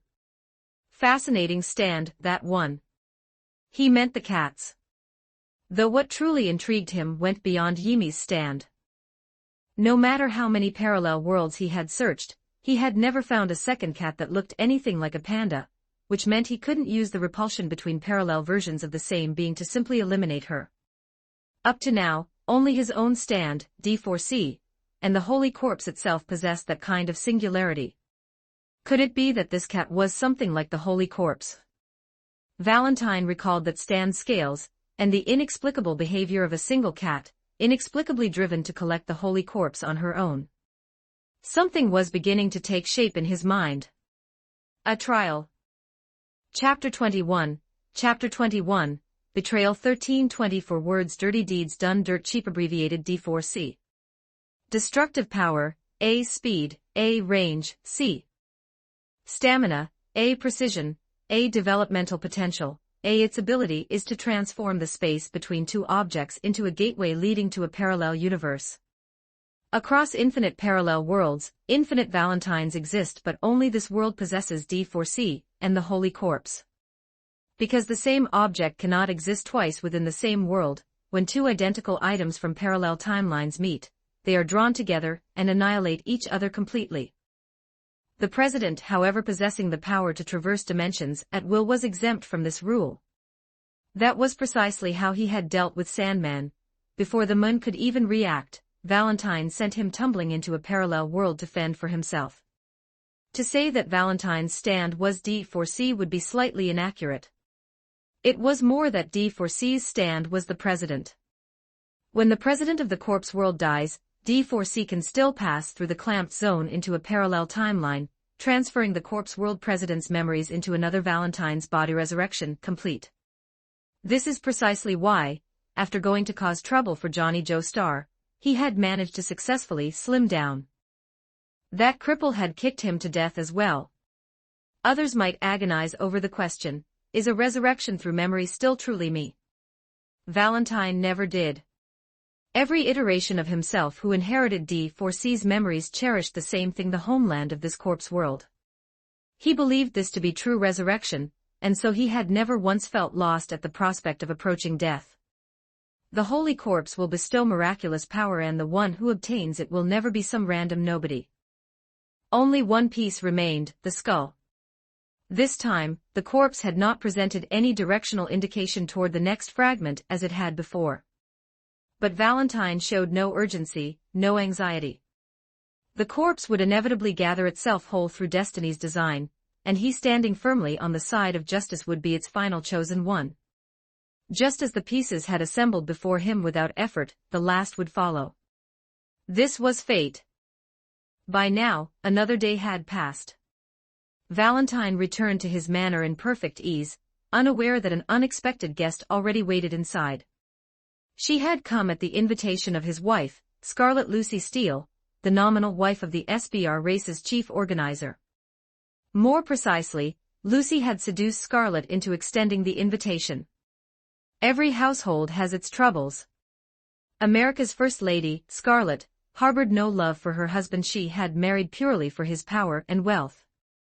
Worse still, she preferred women, Lucy had no concrete proof of this, only intuition pieced together from impressions and rumor. But she had deliberately gambled on it, borrowing a book of lilies from the library, engineering chance encounters in the parks where Scarlet liked to walk, and making certain physical suggestions. He should be napping soon. You shared a train carriage with him once, so you may know. He sleeps for 20 to 30 minutes every day, Scarlet said, sipping her tea, her words loaded with meaning. The he in question was, of course, her husband Funny Valentine. I didn't know that. Lucy shook her head softly. Ah, of course you two have no particular connection. Scarlet shifted sideways, letting her hand drift, seemingly by accident, toward the space between Lucy's thighs. She spoke as though musing to herself. Our relationship is terrible. I married him purely for his power and his money. Ha, I'm joking, of course. As her words drifted on, Scarlet's hand pressed closer, sliding inward with unmistakable intent. Lucy's gaze wandered. On instinct, she pressed her knees together to block any further advance. What about you, Scarlet? Do you sleep in separate rooms if things are that bad? Then don't you have the habit of napping anymore? I always need a short rest at this hour to stay sharp. Might I borrow your room? Scarlet's breath hitched, not only because Lucy had responded to her suggestion so far beyond expectation, but because being addressed by name alone had tripped some private switch inside her. She had no idea that the innocent girl beside her was simultaneously fixated on her husband. Lucy's position was complicated. The spine had been taken by a frog-like creature, and even invoking Mountain Tim's name had failed to earn the full trust of those two. Turning up with neither concrete goodwill nor any trace of pursuit to support her story, her words had carried no weight. From the outside, she was entirely aligned with the president's camp, though out of sympathy for a girl her age, Johnny had escorted her to safety, at least keeping her out of Valentine's immediate reach. But sitting idle while Valentine completed the holy corpse was out of the question. Once he had all of it, his first thought would inevitably turn to the Steeles. Lucy's plan was reckless even by her own assessment. At its smallest scope, steal the holy corpse from under the president's nose. At its most drastic, act while he slept, and no. If it came to that, neither she nor her husband would escape suspicion. What are you waiting for, Lucy? Scarlet had already kicked off her heels and stretched out on the bed. Do you sleep in your undergarments? What style do you prefer?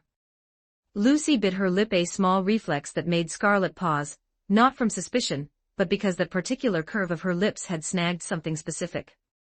The girl lay down beside her. She was already half regretting her failure to prepare some sedative in advance, but given her position, obtaining anything of the sort without drawing attention was simply impossible. Scarlet narrowed her eyes, smiling. What's the matter? Don't tell me you have a habit of napping fully dressed. Would it be all right if I held you from behind while we slept? I just want to feel the rhythm of your breathing. No pretending to be asleep. Is this too obvious? Lucy kept her voice deliberately put on and sweet, even to her own disgust. Just holding. Scarlet paused, then brightened unexpectedly. Well, you're a genius, you really are. She turned over on her own and presented her back. Valentine had concealed the holy corpse fragments in a secure location, insurance against losing everything while he hunted for the final piece. With that done, he turned to head back to his room for his daily rest and caught his own reflection in the half-length mirror. Unlike the body that had grown heavy with the weight of the presidency, he remained, even past 40, every bit the handsome man he had been in youth. His mind drifted unbidden to a gala more than 10 years ago, himself playing the mandolin with his foot, commanding the room, and to the woman he had met that night. Pity the marriage had yielded nothing but cold silence. Some days they exchanged not a single genuine word. The thought softened something in him. He walked to Scarlet's room and knocked. Scarlet, is now a good time? Wait just a moment. Why such alarm? Valentine's brow furrowed. His mind snapped to a detail. Diego, after being rescued, had offered another piece of information as his second bargaining chip. Diego, a riding prodigy beyond even Johnny Joestar, possessed not only masterful horsemanship, but the uncanny ability to read a horse's habits within minutes, finding angles no ordinary man would think to look for. That same extraordinary observation had allowed him to read the hoof prints, and determine that someone had been sharing Johnny's horse that day, a female weighing less than 51 kilograms. She was the one who had betrayed him. "Was it you, Scarlett?"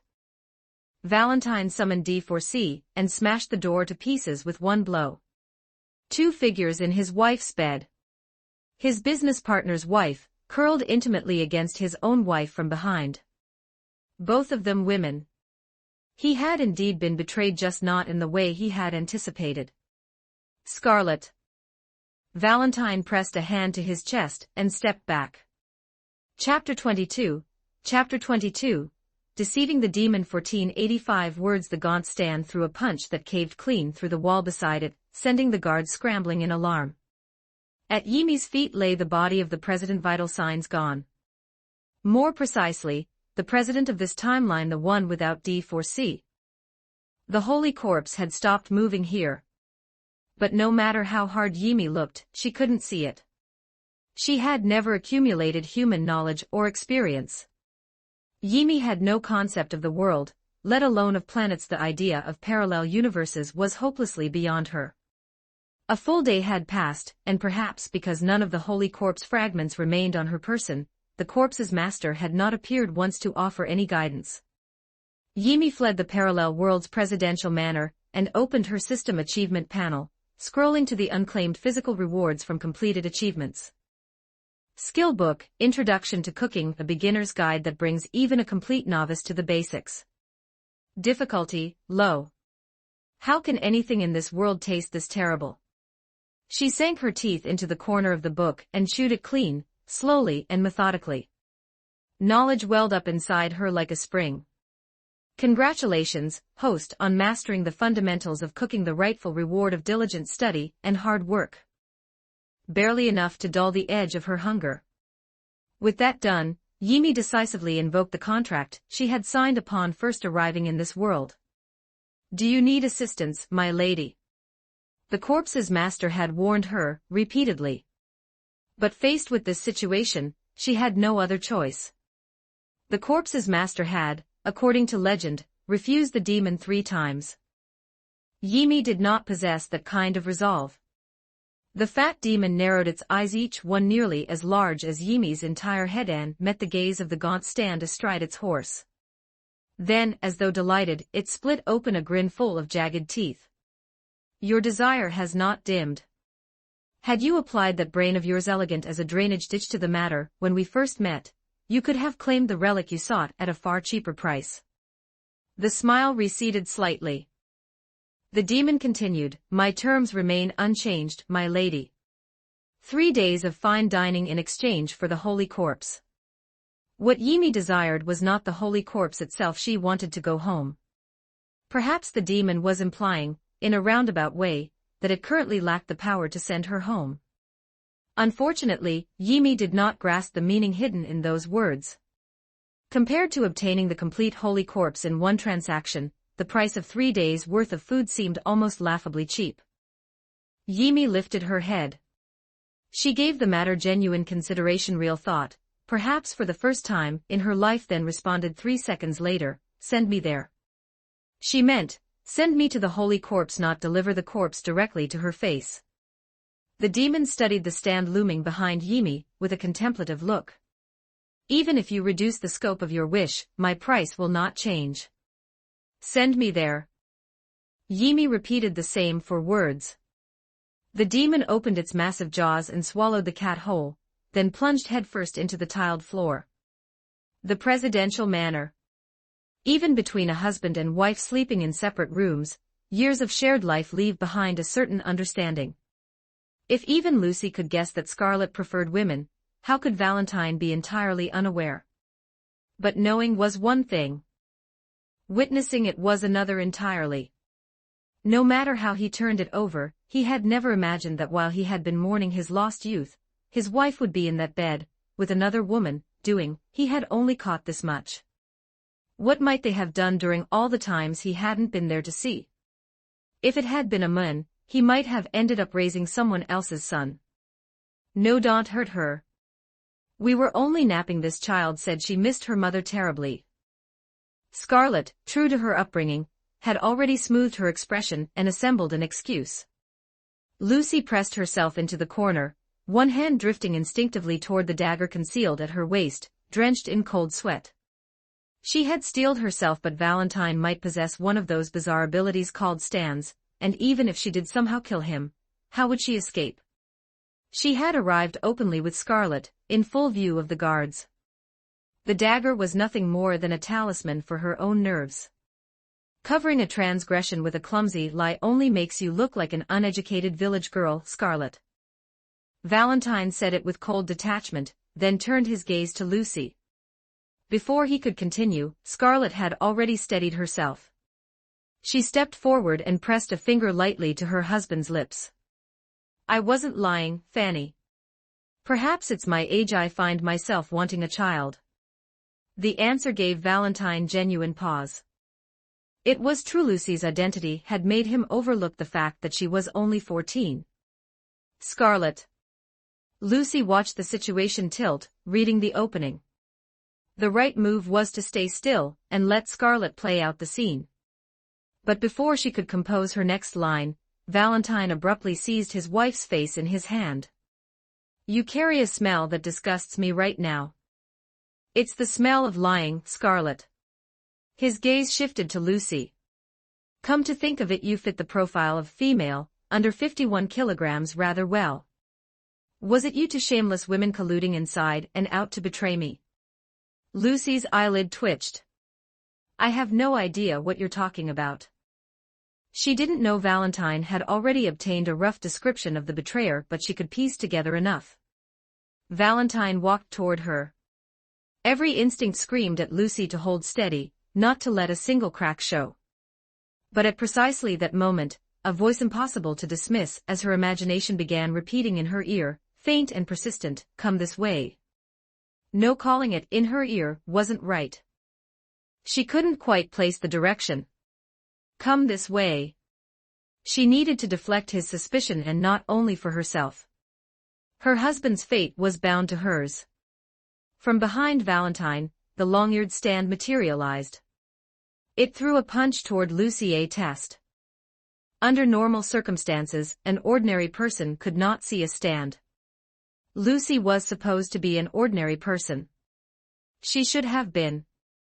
But the thing hovering before her, radiating menace from every surface, was starkly visible before her eyes. What is that? She threw herself backward. At that point, she had no choices left to weigh. She bolted through the shattered doorway in the direction the voice was coming from. I knew it was you. Valentine moved to pursue. If he hadn't switched to this leaner body, he doubted he could have outrun a young girl. You think you can escape? He directed the stand to trip the alarm, but instead of continuing down the corridor toward the exit, the fleeing girl doubled back and threw herself directly into the room where he had hidden the holy corpse. A coincidence? He refused to believe in any coincidence. A girl's shriek tore from within. Knocking Scarlett aside with one strike, Valentine summoned his stand and stepped through the door. No immediate anomaly. Lucy, perhaps having stumbled into something, was lying on her side near the chimney, where he had concealed the corpse, clutching her stomach and whimpering softly. But his attention was not on the girl. Because behind her, the scales-bearing stand loomed with its head bowed, mounted high on horseback, imposing from above, and fixed him with a pair of glowing golden eyes without a trace of hesitation. That cat. The sight of that stand snapped everything into place. The holy corpse's final trial had crossed the distance of parallel worlds to land directly in his path. You dare deceive a demon. A deep, thunderous voice rolled over Valentine's. He registered, for the first time, that something else occupied this room, something radiating a chill that went beyond cold, all the way into dread. Nearly scraping the ceiling with its bulk, the greed demon glared with deep displeasure at the stand holding the scales. The moment it had honored its contract delivering Yimi to the complete holy corpse, the future food Yimi had promised as payment had immediately come due. But not 3 days, as originally agreed. 1 hour of fine dining. Just that, nothing more. Because in Yimi's mind, being transported from one spot to another was worth exactly that much. When her grandmother used to stuff her into a cat carrier and haul her to the vet for injections, it hadn't required any particular effort either. And so famine had executed the transaction accordingly. This was a trade that left a demon rather displeased, little one. Still, I look forward to our next business together. With that, the demon plunged headfirst into the floor and vanished. That cat has 2 stands. Chapter 23. Chapter 23, My heart, my deeds clear as a mirror. 1344 words. Valentine's target was not the stand before him, unsettling as its silhouette was. D4C, destructive power and speed both at A rank, drove a palm straight toward the chimney. Brick and mortar exploded outward, dust billowing up in a curtain between them, but his goal wasn't a simple visual screen. The holy corpse fragments were inside that chimney. He had hidden them there only moments ago. But smashing it to rubble changed nothing. The space inside was already empty. That cat, that horseman of the apocalypse, had taken it from him. The horse screamed. A forearm swung through the settling dust and drove straight for Valentine's face. D4C caught it by a razor-thin margin. In terms of raw destructive power alone, the mounted knight bearing down like living hellfire seemed to fall short of D4C's punch. Valentine registered that fact immediately and launched his counterattack. The blue giant's hand became a blade, driving through the horseman's shoulder without resistance. This is a trial sent by God, and I, Valentine, will welcome it gladly. Whether God's messenger or a creature from the gutter, bring everything you have. Blood sprayed from Yimi's forelimb. Valentine, who had already heard a broad outline of Yimi's abilities from Diego, stepped back to keep clear. But crack. The sound of splintering bone rang out simultaneously from Valentine's own left shoulder. He had seen it clearly. D4C had struck the other stand. A rebound ability. In Yimi's mind, the gold-haired human had hurt her. Therefore, the gold-haired human had to pay a price Yimi deemed appropriate. I hit you because you deserved it. You hit me, that's on you. Valentine clutched his nearly shattered shoulder. The will to fight drained out of him in an instant. Truly worthy of God's messenger. If the holy corpse had already passed to this rider's hands, its purpose fulfilled, it should have retreated by now, but its continued pursuit only reinforced Valentine's conviction that he remained the corpse's chosen. Which meant the vanished fragments must still be in this room, on the one other person present. Valentine's gaze dropped to Lucy, slumped on the floor with empty eyes. He commanded D4C to pin down the horseman, then tipped the nearby table, and let its weight crash down over himself and Lucy, pressing them both flat. As they fell through the gap, Yimi sprang off her remaining free legs and raked him with one paw at the last possible moment. Damn it! Valentine made it through to the parallel world, but his stomach, still full from a meal on the train not long ago, lurched into sudden, gnawing hunger. Yimi's ability worked even across the gap between parallel worlds. Even the holy corpse itself couldn't function across parallel timelines. The power of a holy miracle was not so simple after all. He glanced down at his right hand, 3 deep gouges sliced clean through to the muscle. He had no Diego's rough, reptile-hard skin to absorb it. The hunger was continuous, relentless. The only way to stop it would be to have D4C sever the hand. But his other arm was immobilized by the shattered shoulder. Both arms effectively gone. Valentine summoned his stand. The blue giant materialized behind him. Without hesitation, it brought a hand blade down across his own neck. The host body fell. Another Valentine in another world received the memories in full. The parallel world Valentine looked down at the corpse at his feet. Memory transfer complete. Since parallel worlds are infinite, Valentine typically shifted to a timeline closely resembling the world with the corpse when acting in emergencies, and so, in this parallel iteration, Lucy Steele had similarly infiltrated the presidential manor, intent on stealing a special diamond. Valentine summoned D4C without hesitation, hurling the parallel world Lucy 10 meters through the air, keeping her away from the corpse world Lucy, preventing annihilation on contact. Then he turned to the corpse world Lucy, still curled on the floor sobbing, in what looked like quiet surrender. Without ceremony, he pried away the hands clutched over her stomach and tore open her garments. A skeletal face stared up from the girl's otherwise flat abdomen, sunken, not quite human. Lucy still offered no resistance. The sudden fact of her pregnancy had locked up her capacity for thought entirely. There was no mistaking it. This was the Holy Corpse's final miracle, a virgin-bearing child. The infant within her was the last component of the Holy Corpse, the skull. The collection was complete. Everything arranged by fate. And all I must do is face the final trial the corpse has set before me. The corpse brought trials. That was one reason he had enlisted others to help gather the fragments.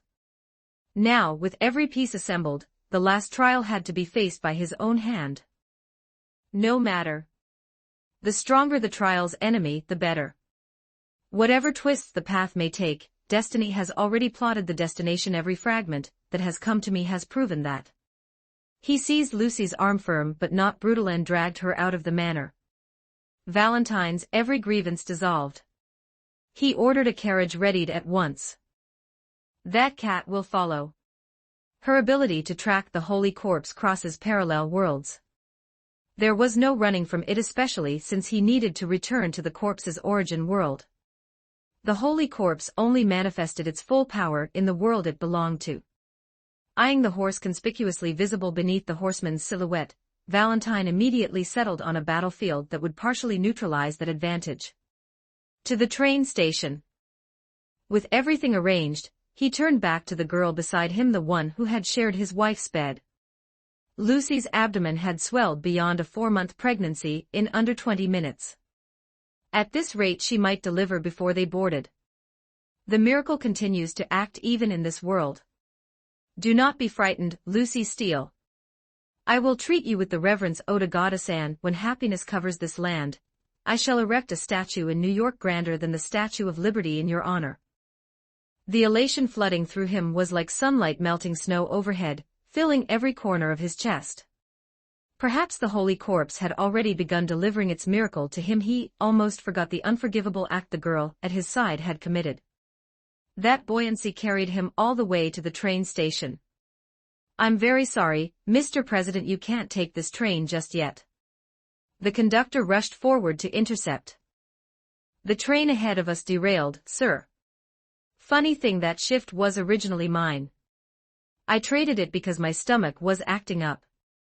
The conductor let out a laugh of sheer relief, then added, in the easy tone of a man who had just escaped death, I've been driving that train so long it feels like my wife, so when I hand it off to someone else, I always get that peculiar feeling of my wife going off the rails. He paused. Oh, going off the rails. I just invented that phrase on the spot. Meaning, when a married person betrays their spouse. Does it fit? Of course, compared to my life, none of this matters in the slightest.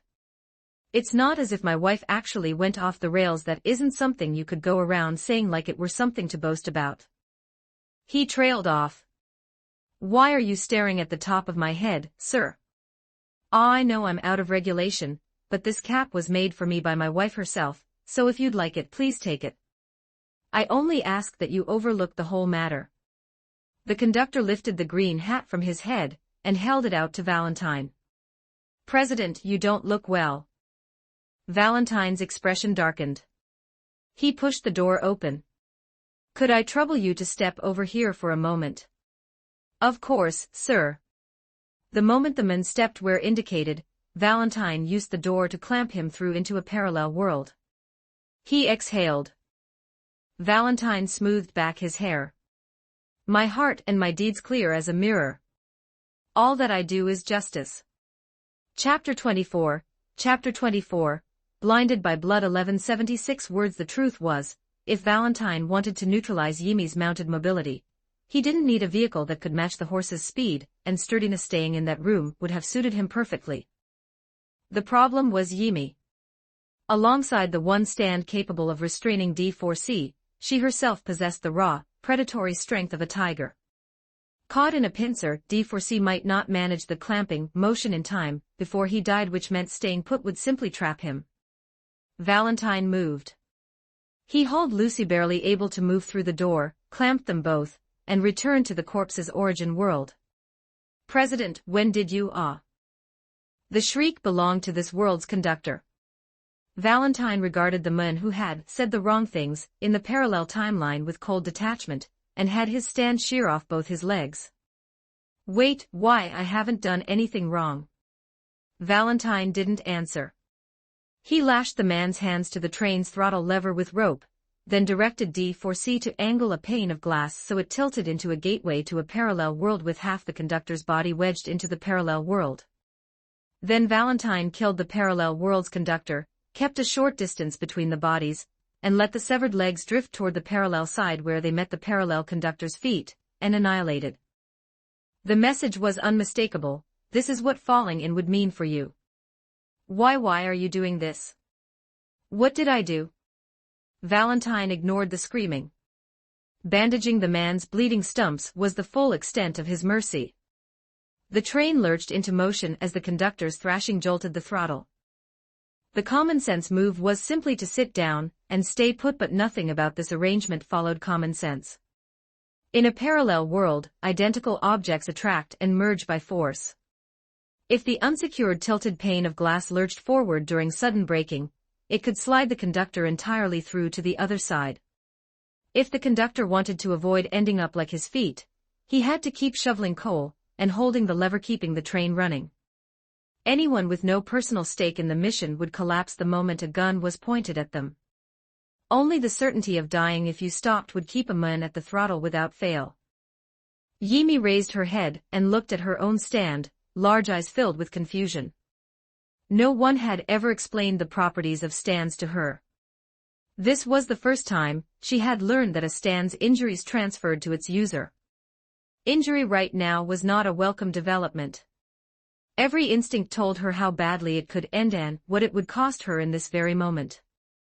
Yimi chewed carefully and swallowed the lizard she had caught. The wound didn't change. No energy returned. Not even the faintest edge of satiation. Lizard wasn't up to the standard of the high-end cat food she was used to, but she could at least barely call it a delicacy. Even the recoil from the scratch she had landed on Valentine hadn't fed back to her. Clearly, empty stomach meant more than just going hungry. The demon's demanded price had additional drawbacks. Yimi licked her wound gently, leveraged off her 3 good limbs, and landed on the horse's back. Famine wrapped one arm around her. They broke from the manor and galloped through the streets. Untreated, the wound painted the road in red. Pedestrians still about at the midday hour stared at the strange rider. The stand, that should have been invisible to ordinary people, projected itself onto every pair of eyes in the vicinity. A nearby group of worshippers couldn't control their expressions, clapping hands over their heads and releasing curses that didn't suit their station. Yimi didn't sprint. She held distance, waiting for the hunger penalty to expire. She had learned her lesson: if she recovered the holy corpse while unable to eat, it would flow right back to that greedy frog demon. Along the route out of town, she snatched several fish from a vendor's cart. The man took one look at the horseman's silhouette and the dark energy rolling off it and said nothing. Since Yimi couldn't measure time reliably, she used intermittent small bites to gauge when she'd be able to eat properly again. Inside the train, Valentine caught the sight of Lucy from the corner of his eye. She was curled motionless in her seat, skin stripped of the glow it should have had. The swell of her abdomen had already receded. Like a stiff puppet. The impression was of someone in the process of converting into the corpse itself. And around her, the interior of the train was visibly contracting, walls pulling inward in ways the naked eye could track. Not only the train. Every inch of land in this country was shifting, with Lucy as the epicenter. But the man who should have been most exposed, standing closest, remained entirely unaffected. Valentine reached toward the puppet still Lucy and stopped. Gold light crept from his fingertip all the way up his arm. He looked out the window.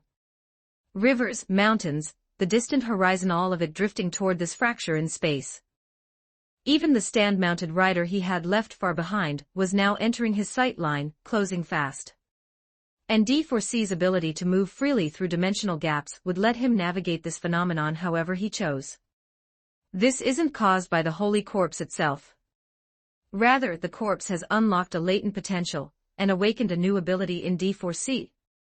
Before he could examine the thought further, Yimi's wound healed at last after finally taking a bite of fish, surged forward and caught up. Famine wrenched a caution, bare warning post out of the ground and sent it arcing through the air like a javelin toward his window. Such a feeble attack. D4C manifested at his side and swatted the sign away. At the same time, Valentine himself broke the cardinal rule that a stand user's role is passive while their stand Axan drew a revolver, emptying the cylinder down at the rider. He hadn't held a firearm in years. As a former soldier, his aim was still immaculate. To his surprise, the cat immediately dismissed her stand and dropped to ground level. Yimi had grown up in a violent city, violent enough that sneaking out to play on a bright afternoon could mean watching someone press a gun to another person's head and pull the trigger in a back alley. She knew exactly what that thing was capable of. Smaller, faster, harder to track. And the revolver took time to reload. In moments, the cat was nearly level with his window. Valentine stepped back, directing D4C to hold a hand blade at the opening. You'll come through that window.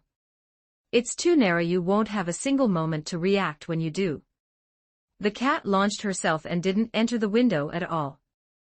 Instead, she bit savagely into her own paw and flung the blood directly at his face. Achievement unlocked. How about blinded by blood? Reward, portal energy plus 5%. Chapter 25, Chapter 25, Love Train. 1235 words. Yimi hated pain. She hated it intensely enough that under normal circumstances, she would have done anything to avoid it. But she hated the thought of never getting home even more. The wound would heal. As long as she made it back, there would be someone to comfort her no matter how much it hurt. He had no time to react. This was different from a scratch. Once Famine's toxic blood entered the body, the only way to stop the effect was a perfect total purge. Short of that, this body would starve until it gave out.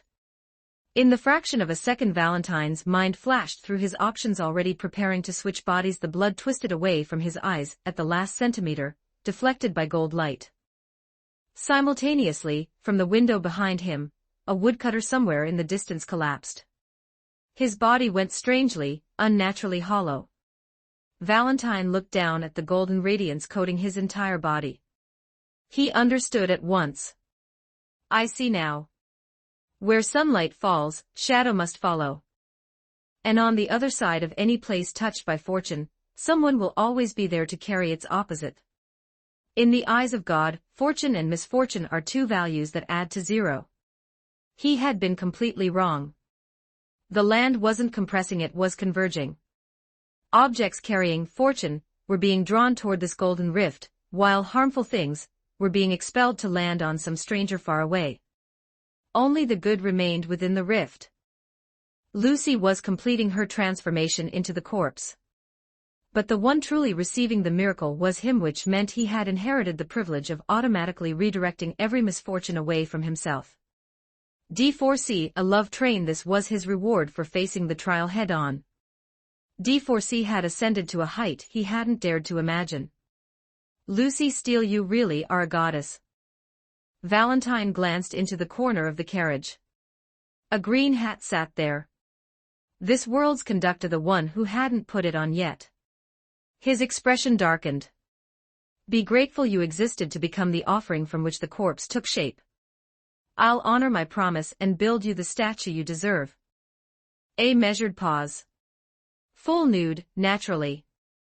With Love Train's protection wrapping him, he stepped out through the carriage window without ceremony.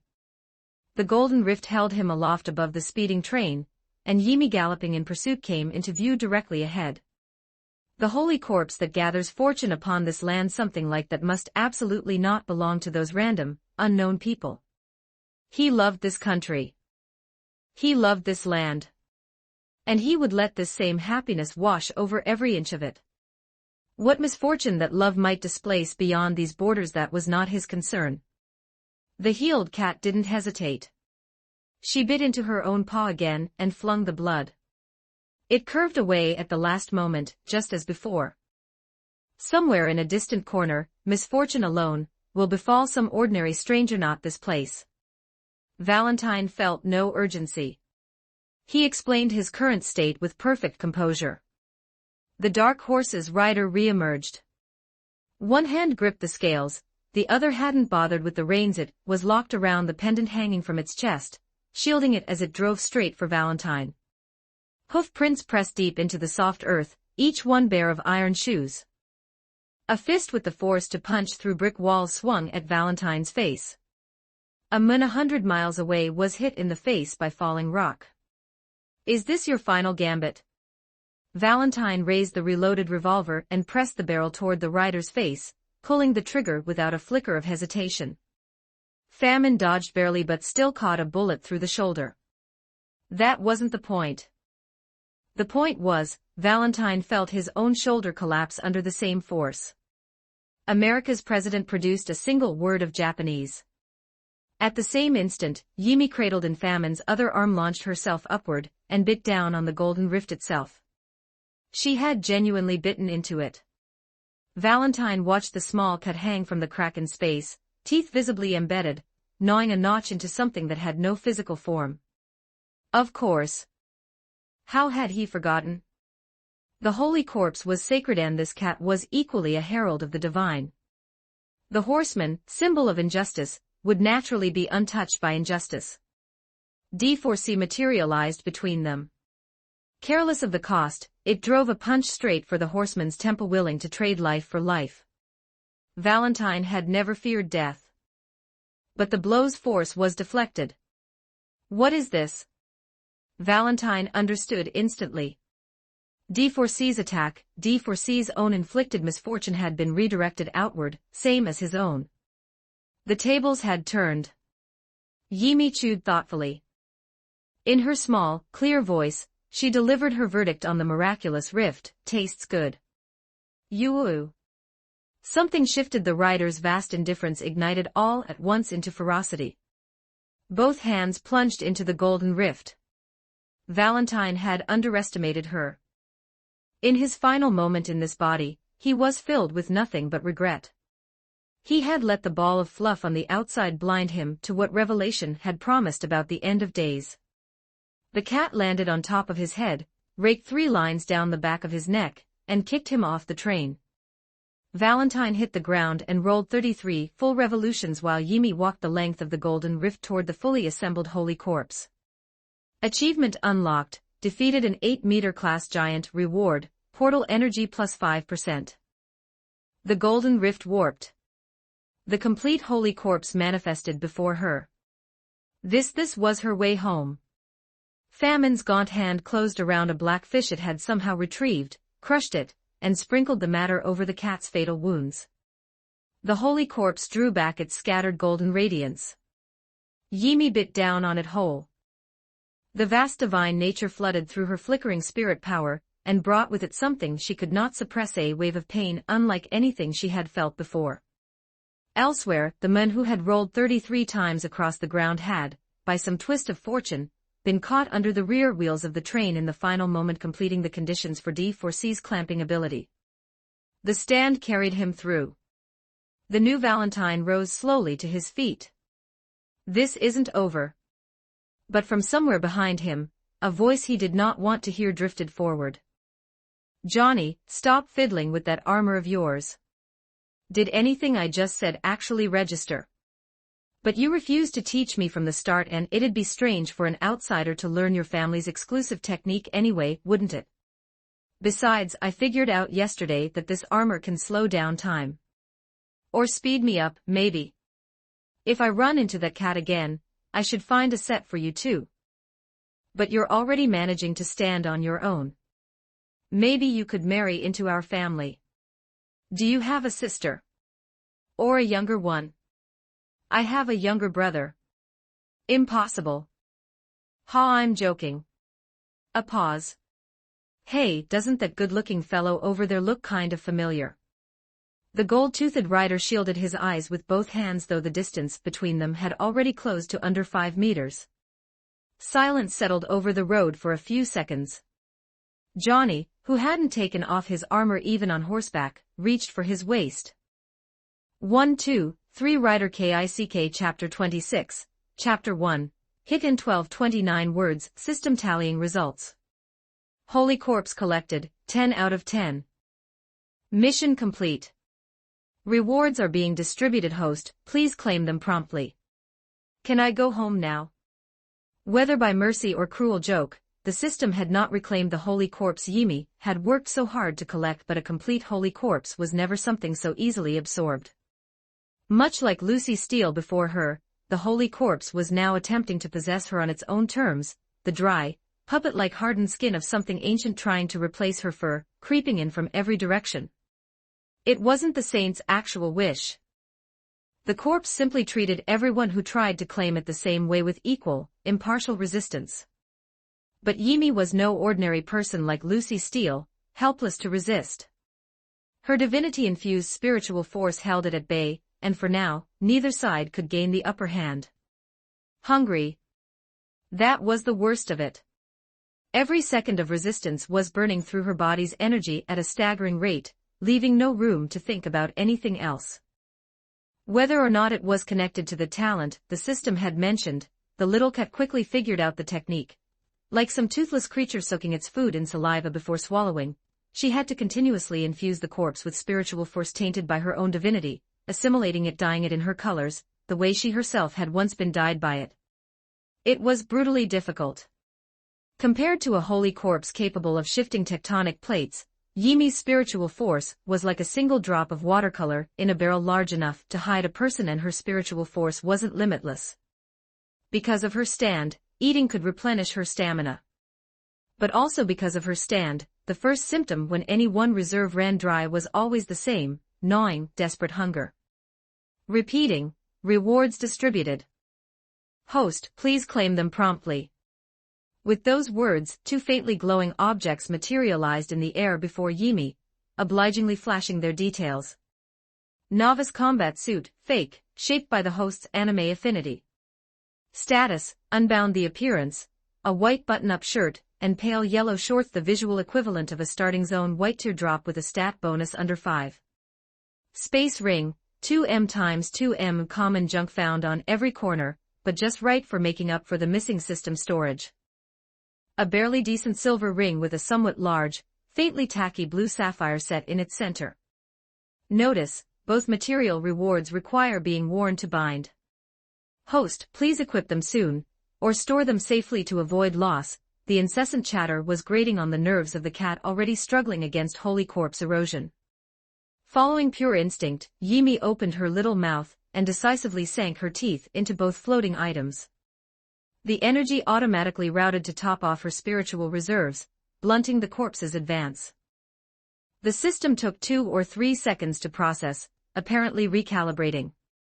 Novice combat suit, fake, has been barely fully bound. Its effects are now classified as part of the host's innate power, and no longer need to be worn.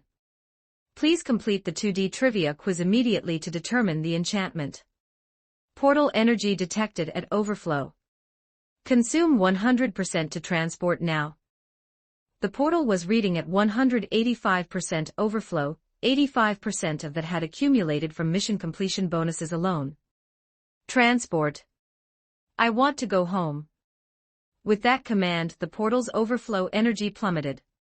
Then came the light particle effect. Like a servant's final fade, the foreign species carrying the Holy Corpse took the priceless relic and vanished from this world.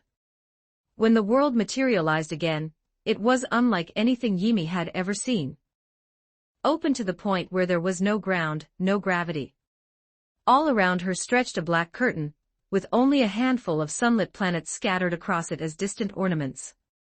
The nearest of them was a world teeming with life, a boundless blue sphere. Somehow she wasn't suffocating out here beyond the atmosphere. Without any concept of planets, Yimi couldn't make sense of her surroundings. Her heart held only 2 things, panic at the absence of familiar houses and fellow cats, and the constant, grinding pain of having to hold the corpse at bay even in a new world. But one thing she did understand: going too fast meant crashing into something, and that was going to hurt.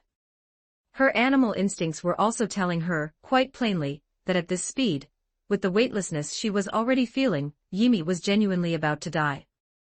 Main quest updated. Tap to view. Notice, you have one gacha pull available. Tap to use. Yimi had no time for any of that. Because directly ahead of her, an obstacle had finally appeared, not a drifting asteroid, but a golden-haired girl floating at the edge of the atmosphere, curled as though asleep or keeping Cars company up there, wearing an outfit that resembled a cheapao but far more revealing. Yimi's head collided with the girl's stomach. Perhaps because there was no gravity, and the girl wasn't especially heavy, and her abdomen was soft, the impact was enough to leave both parties dazed but not actually injured. The golden-haired girl didn't even seem hurt. She simply stirred, lifting sleep-blurred eyelids to blink at whatever had just rammed into her. The collision, mild as it was, set both of them moving. Instead of just grazing past the atmosphere, they were now both tumbling downward, splitting apart like a forked stream, veering off in two different directions toward the earth below. Congratulations, host. Achievement unlocked, at fault driver. Reward, basic traffic rules manual ×1. Whatever it was, eat first, ask questions later. Falling toward the earth, Yimi clutched the thin little booklet in her front paws and bit into it. Knowledge about traffic lights filled her head automatically, though compared to the previous two items, this thing provided less energy than a fish any gold-toothed guy could reel in. Even a small piece of knowledge, once mastered, is a remarkable achievement. Today, host is once again working up a studious sweat. Keep it up. The system faithfully played its learning success jingle. She punched through the atmosphere. The surface expanded below her. The clever little cat, wind and cloud rushing past, finally had a theory. Is Yimi in the sky? If she made it back alive, she had to tell the grown-up cats that they all lived on a ball. She couldn't imagine how shocked they'd be if she made it back alive. At this rate, the holy corpse would turn her into a cat corpse before she ever hit the ground. As if annoyed by being ignored, the system cranked up the volume. Reminder to host: using the gacha now carries a chance of obtaining a flight item. First pull has a 50% chance of yielding something relevant to the host's current situation. Pull. Initiating gacha. Given the emergency, unnecessary animation has been skipped. Congratulations, host. UVE obtained, Spear of Longinus. Spear of Longinus, the holy lance of Saint Longinus, which once pierced the Son of God upon the cross. Sacred bloodstains mark its shaft. Item description partially corrupted. Attached message from the master of the holy corpse: child, where on earth did you get this? A completely crimson spear materialized before the little cat. Yimi, whose forepaws had found nothing to hold onto until now, instinctively grabbed it, and the holy corpse's assault was immediately, mercifully suppressed. Chapter 27, Chapter 2, I'm a grown 12-14 words. The holy corpse contamination had been suppressed, which was good. But solving one problem didn't make the next one disappear. Yimi's cry rang out across the open sky. The city far below looked tiny, every building a miniature. The suffocating environment somehow produced no physical discomfort at all. Well, some discomfort. The exhaustion from trying to merge with the holy corpse had stripped away even the raw strength enough to overturn a car, reducing her to near helplessness. Less famine and more famine, but aimed at the cat. Host, your current situation is poor. It is strongly recommended you complete the novice combat suit quiz now. Due to the emergency, the standard 100-question format has been reduced to a single question. Ask. The system loaded an image. Who is this person? How would Yimi know? She'd watched TV, sure, but always curled in Grandma's lap, and Grandma only ever watched family soap operas. Yimi had never understood them, only registered a box full of people who liked to cry and laugh. Sometimes when Grandma's show ended and Mom wasn't home yet, she'd switch to something called Tom and Jerry, which Yimi found terrifying. Neither had anything to do with this. But faced with life and death, her memory dug desperately through its furthest corners and dragged up a fragment, a short video the maid had been watching on her phone while slacking off on chores. Even the audio came back to her. Dog I me //. Yimi had her answer. The system processed. Your 2D concentration rating, garbage. Novice combat suit, fake, no stat bonus. Enchantment, shapeshifting host may transform into human form. Status, bound. Is this useful? In response to host's query, the lowest tier combat suit paired with the lowest tier enchantment is completely useless for your current situation. The scene below expanded further. Yimi was truly about to die. Dog I me //. Yimi's not going to forget you. With no other options, Yimi had no choice but to play her last card. Her stand manifested behind her, scales in hand, ready to make things right. But in a moment of life or death, even the price that famine reflected back would not be small. She was going to be very hungry after this. Before the devil appeared, a voice buzzed in Yimi's ear, something that sounded like it had been filtered through a machine, all static edges and blurred frequencies. An unfamiliar child. How did you end up in the sky? You're a cat. And yet it feels fitting.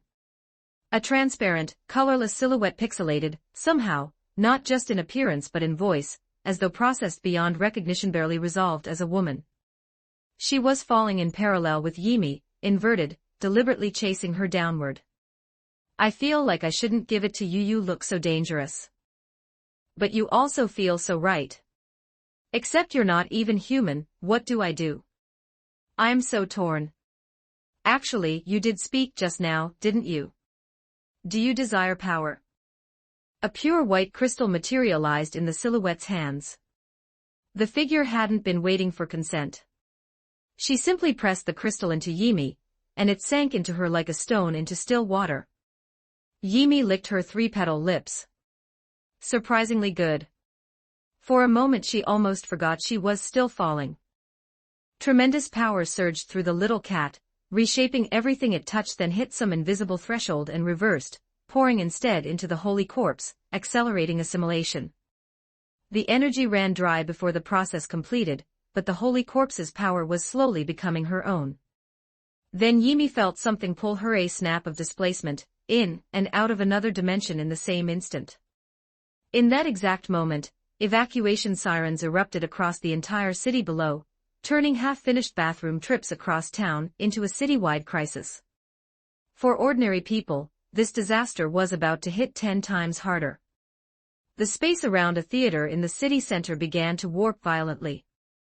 Then came a deafening, airless explosion. No fire, no smoke, but with Yimi's landing point as the epicenter, a 100-meter rift tore through the earth and buildings around it, appearing from nothing. A space quake. The natural disaster unique to this world. Natural disaster. Novice combat suit, fake, enhanced. Summons, astral dress. No. Angel, annihilating angel enchantment, shapeshifting, can transform host into human form. Status, consumed at the center of the 100-meter rift, empty of any living soul, Yimi floated safely to the ground on the lift of spiritual power. To Mom, wherever you are, Yimi has finally grown up into a big cat. Who changed all my controls? The kitten tested her strange, unfamiliar limbs.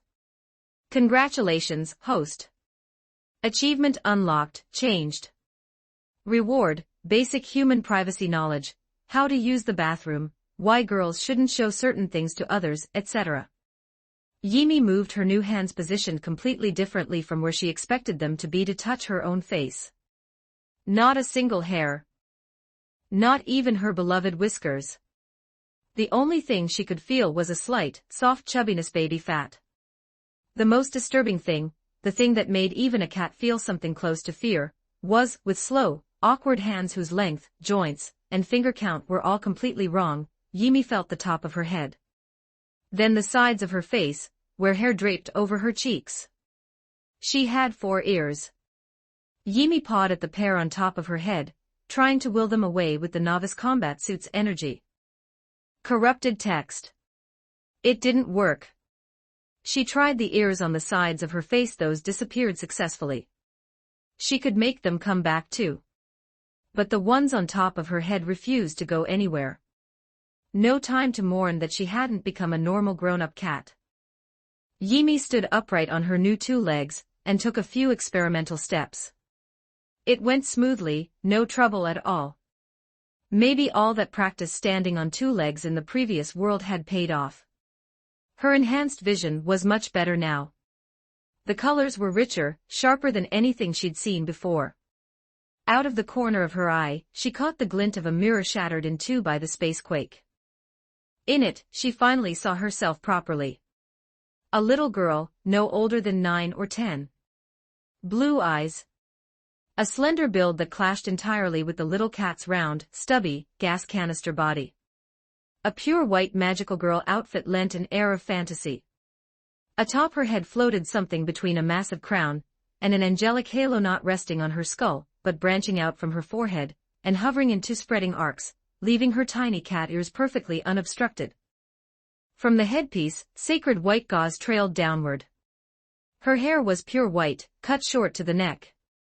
The little ears hadn't kept the cat's black markings, they matched the overwhelming white of everything else, except for one small dyed-looking streak of black at her left temple.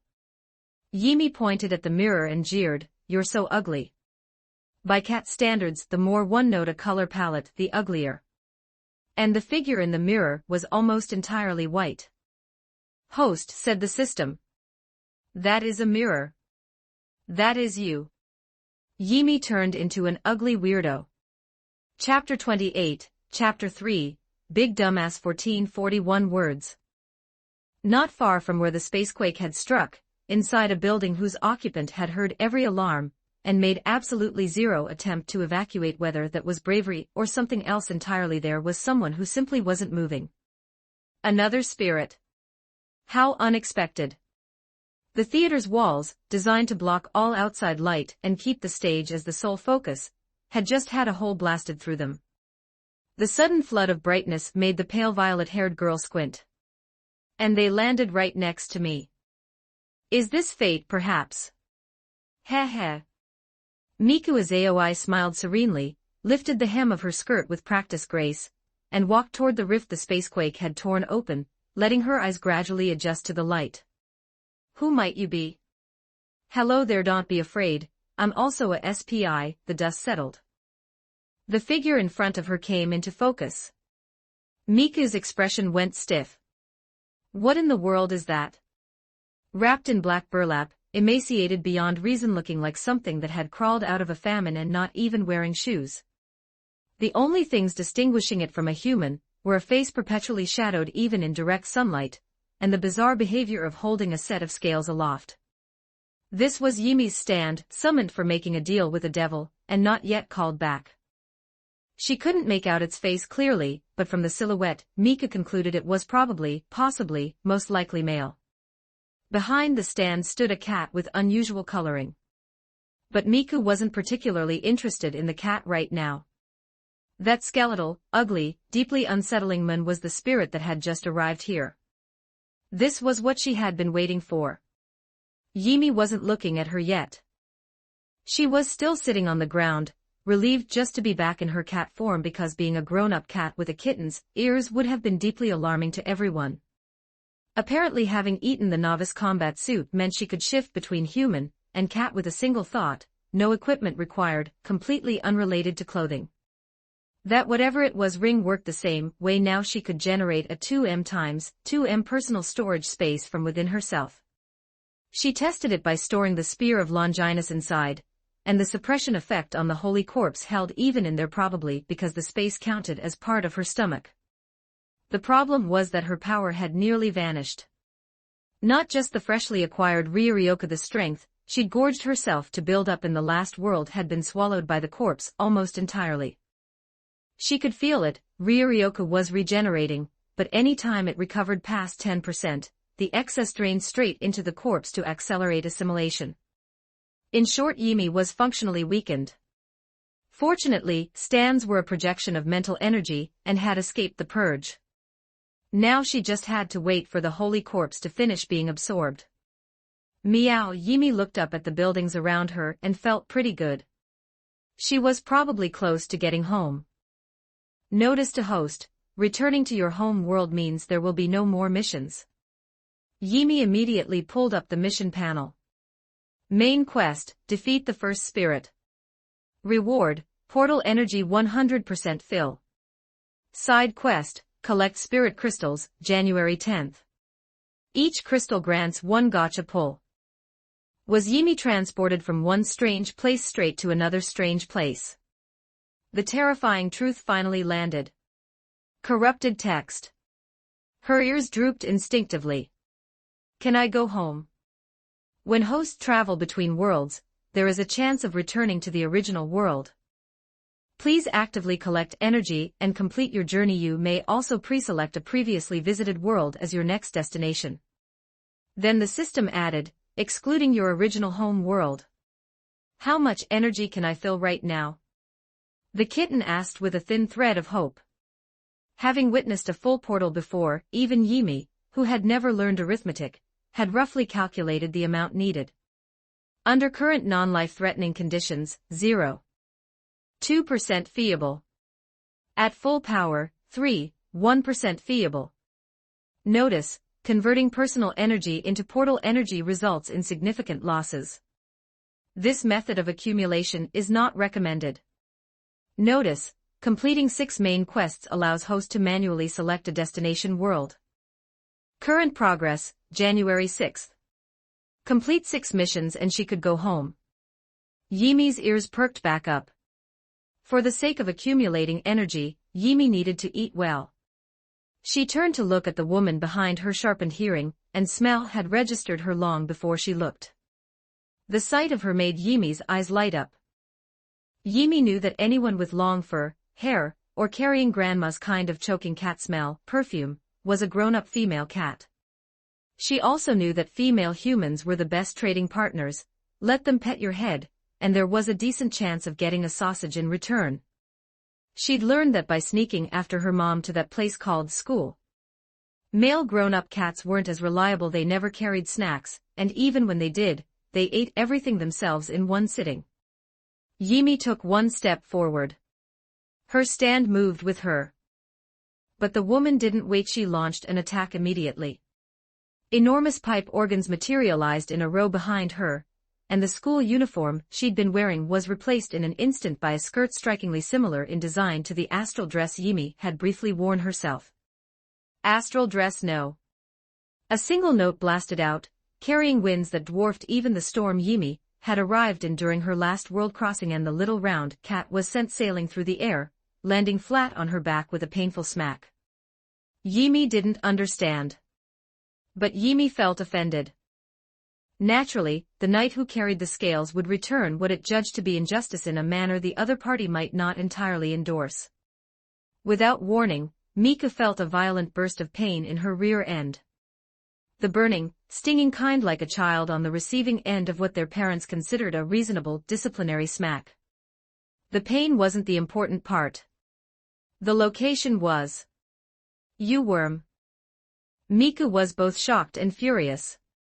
Looking at the stand's silhouette gave her no hint as to how its ability worked, but that didn't stop her imagination from immediately supplying the worst possible scenario, something like a time stop, and something filthy done in the gap. Why does something like you get to exist in this world? Don't you feel even a shred of shame? Don't you have even a drop of guilt? You're nothing but a parasite, and yet you just keep on breathing, wasting everyone's resources. Standing above, she looked down at Yimi's stand with cold, dark eyes, her words washing over the little cat as though trying to latch onto something, though they failed to take hold at all. Even while saying all of this, Mika was slowly, steadily backing away, pinching her nose in exaggerated disgust. Have a little self-awareness, would you? Every second a piece of garbage like you spends alive is polluting the air. Disappear. Yimi blinked once. Then twice. Her ears swiveled into the airplane ear position, and her tail began swishing back and forth. Kids are uneducated. That doesn't mean kids can't understand when they're being insulted. She'd been yelled at for absolutely no reason. As if she'd forgotten entirely about her stand's very useful ability, Yimi went straight to the system for help. Help me think of insults. The system loaded.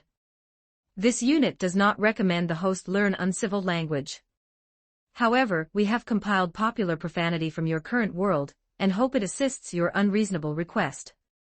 Yimi glanced at the list and began to copy. Out of habit she rose on her hind legs, extended a paw, and in her clear, sweet child's voice with just slightly stiff pronunciation delivered. Big dumbass. The unexpected voice and the unexpected source caught Miku so completely off guard that her brain stalled. She stared blankly at the cat she hadn't been paying attention to. Fuck your mom. The second one, same bright, childlike voice. Yimi felt slightly uneasy even as she said it. She didn't know what it meant, but some deep instinct told her it was vile. Looking at Miku temporarily speechless, Yimi decided she had intimidated her. Satisfied, she dropped back onto all fours. But the little cat couldn't hold that much resentment, and she still didn't feel quite right. She'd been insulted with so many words and she'd only fired back 6. Maybe she should just throw down and fight. Hold on, you're... Oh my, I seem to be interrupting. An uninvited guest from the sky cut the tension.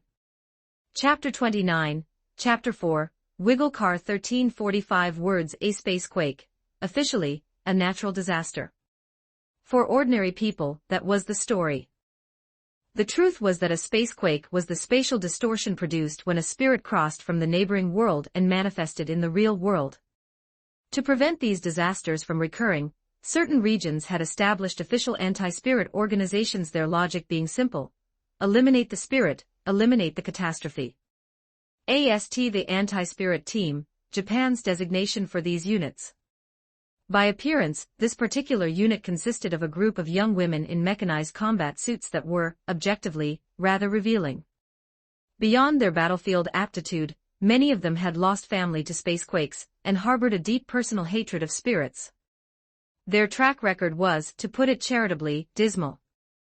Sending this kind of force, elite by name, mass-produced in practice against spirits capable of leveling a street with a wave of their hand, was roughly equivalent to pointing a handgun at a fully armored Iron Man, a diva, and something else unidentified. Is that a male? Looks like it. Strange, I thought all spirits were female. The violet-haired girl who'd just been in a standoff with Yimi lit up at the sight of her guests, spread her arms wide, and weaved effortlessly through the incoming missiles. My, what lovely visitors. Wonderful, wonderful. You're all beautiful girls. Even with Gabriel operating purely on its functional ability, the Ryoryoku boost alone was enough to close the distance before AST could react. In an instant she was behind the white-haired soldier, running a hand across her cheek with the easy brazenness of someone with no social inhibitions whatsoever. Would you tell me your name? Origami Tabichi spun and slashed. She dodged again effortlessly. Everyone, would you like to hear me sing? Yimi looked up from below, mildly bewildered. This big dumbass can fly. She doesn't even have wings. Certain that she herself couldn't fly, Yimi bounced twice experimentally. When she couldn't reach, she gave up on the idea. She glanced at what remained of the theater, half of it newly demolished by an AST grenade. Time to go. With Miku rendering the entire AST unit flustered and helpless, no one had the spare attention to worry about the smaller, less impressive creature down below. Despite fighting and losing and fighting again, this particular engagement was their most humiliating yet. They had lost the entire battle while being groped, teased, and thoroughly outplayed.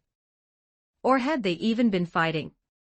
It was more like a one-sided rout with extra indignity. By the time AST was driven back, Mika noticed that the cat she'd been trading insults with had vanished. In its place, a blue-haired girl roughly her own age was standing nearby. Sure, Ori, it's your turn. This spirit looks like exactly the type for you, don't you think? Could you not phrase it in a way that could so easily be misunderstood? The blue-haired girl in a school uniform brushed a lock of hair from her cheek, doing her best to conceal what was, in fact, a nearly invisible earpiece. Below, a panel of voters, hardened veterans of Yuri visual novels, well-connected social elites who had been terrible to many women, habitual nightclub goers, and other assorted eccentrics were already deliberating. 3 options: vote opened.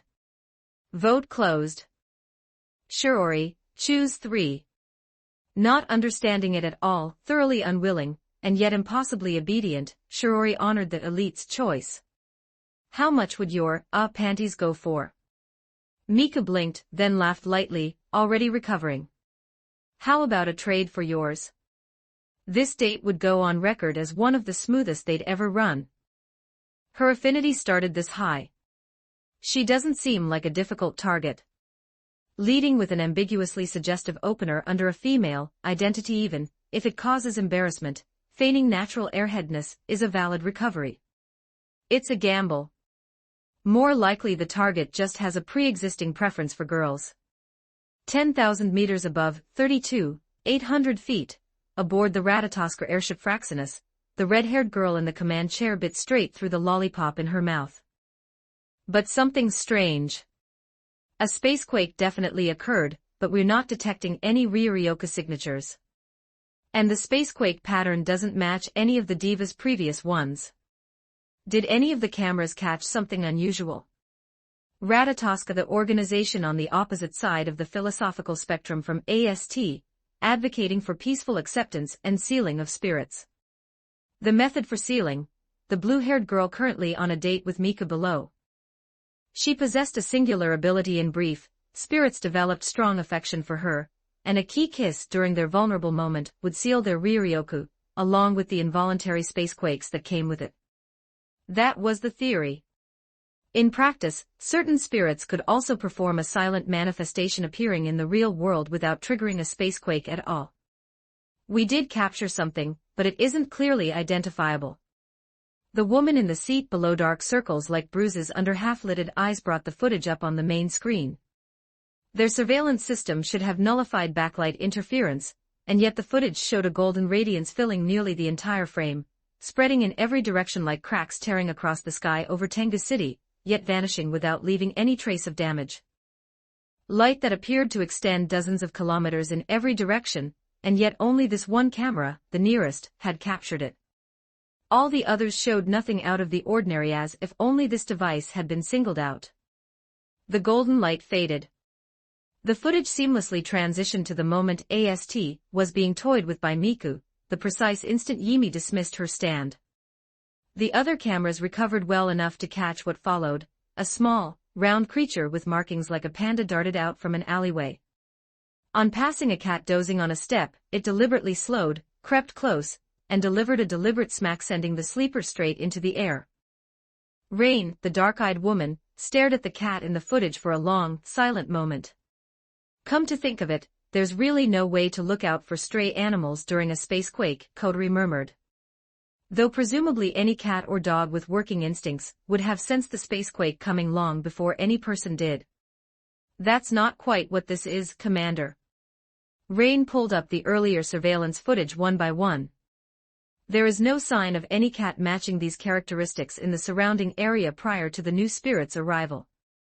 We can say with 95% confidence that this cat is connected to the spirit we couldn't capture on camera. We may be able to gather more information during the diva capture operation. Trying to ask one girl about another girl in the middle of a date is a terrible play. Kodori sat cross-legged in her chair, gripping a black and white striped over the knee-socked ankle and rocking it idly. Focus on the diva for now. I just hope this Ryuryoka concealing spirit isn't the nightmare type. Meanwhile, the escapee in question had found a small garden. She finally had a moment to open the mission panel and look things over properly. Ignoring the side quests that wouldn't help her get home, she focused on the main mission.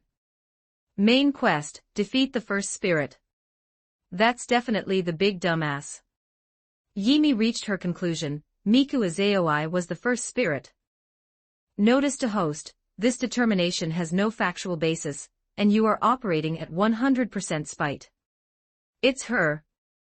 Yimi trusted her own judgment.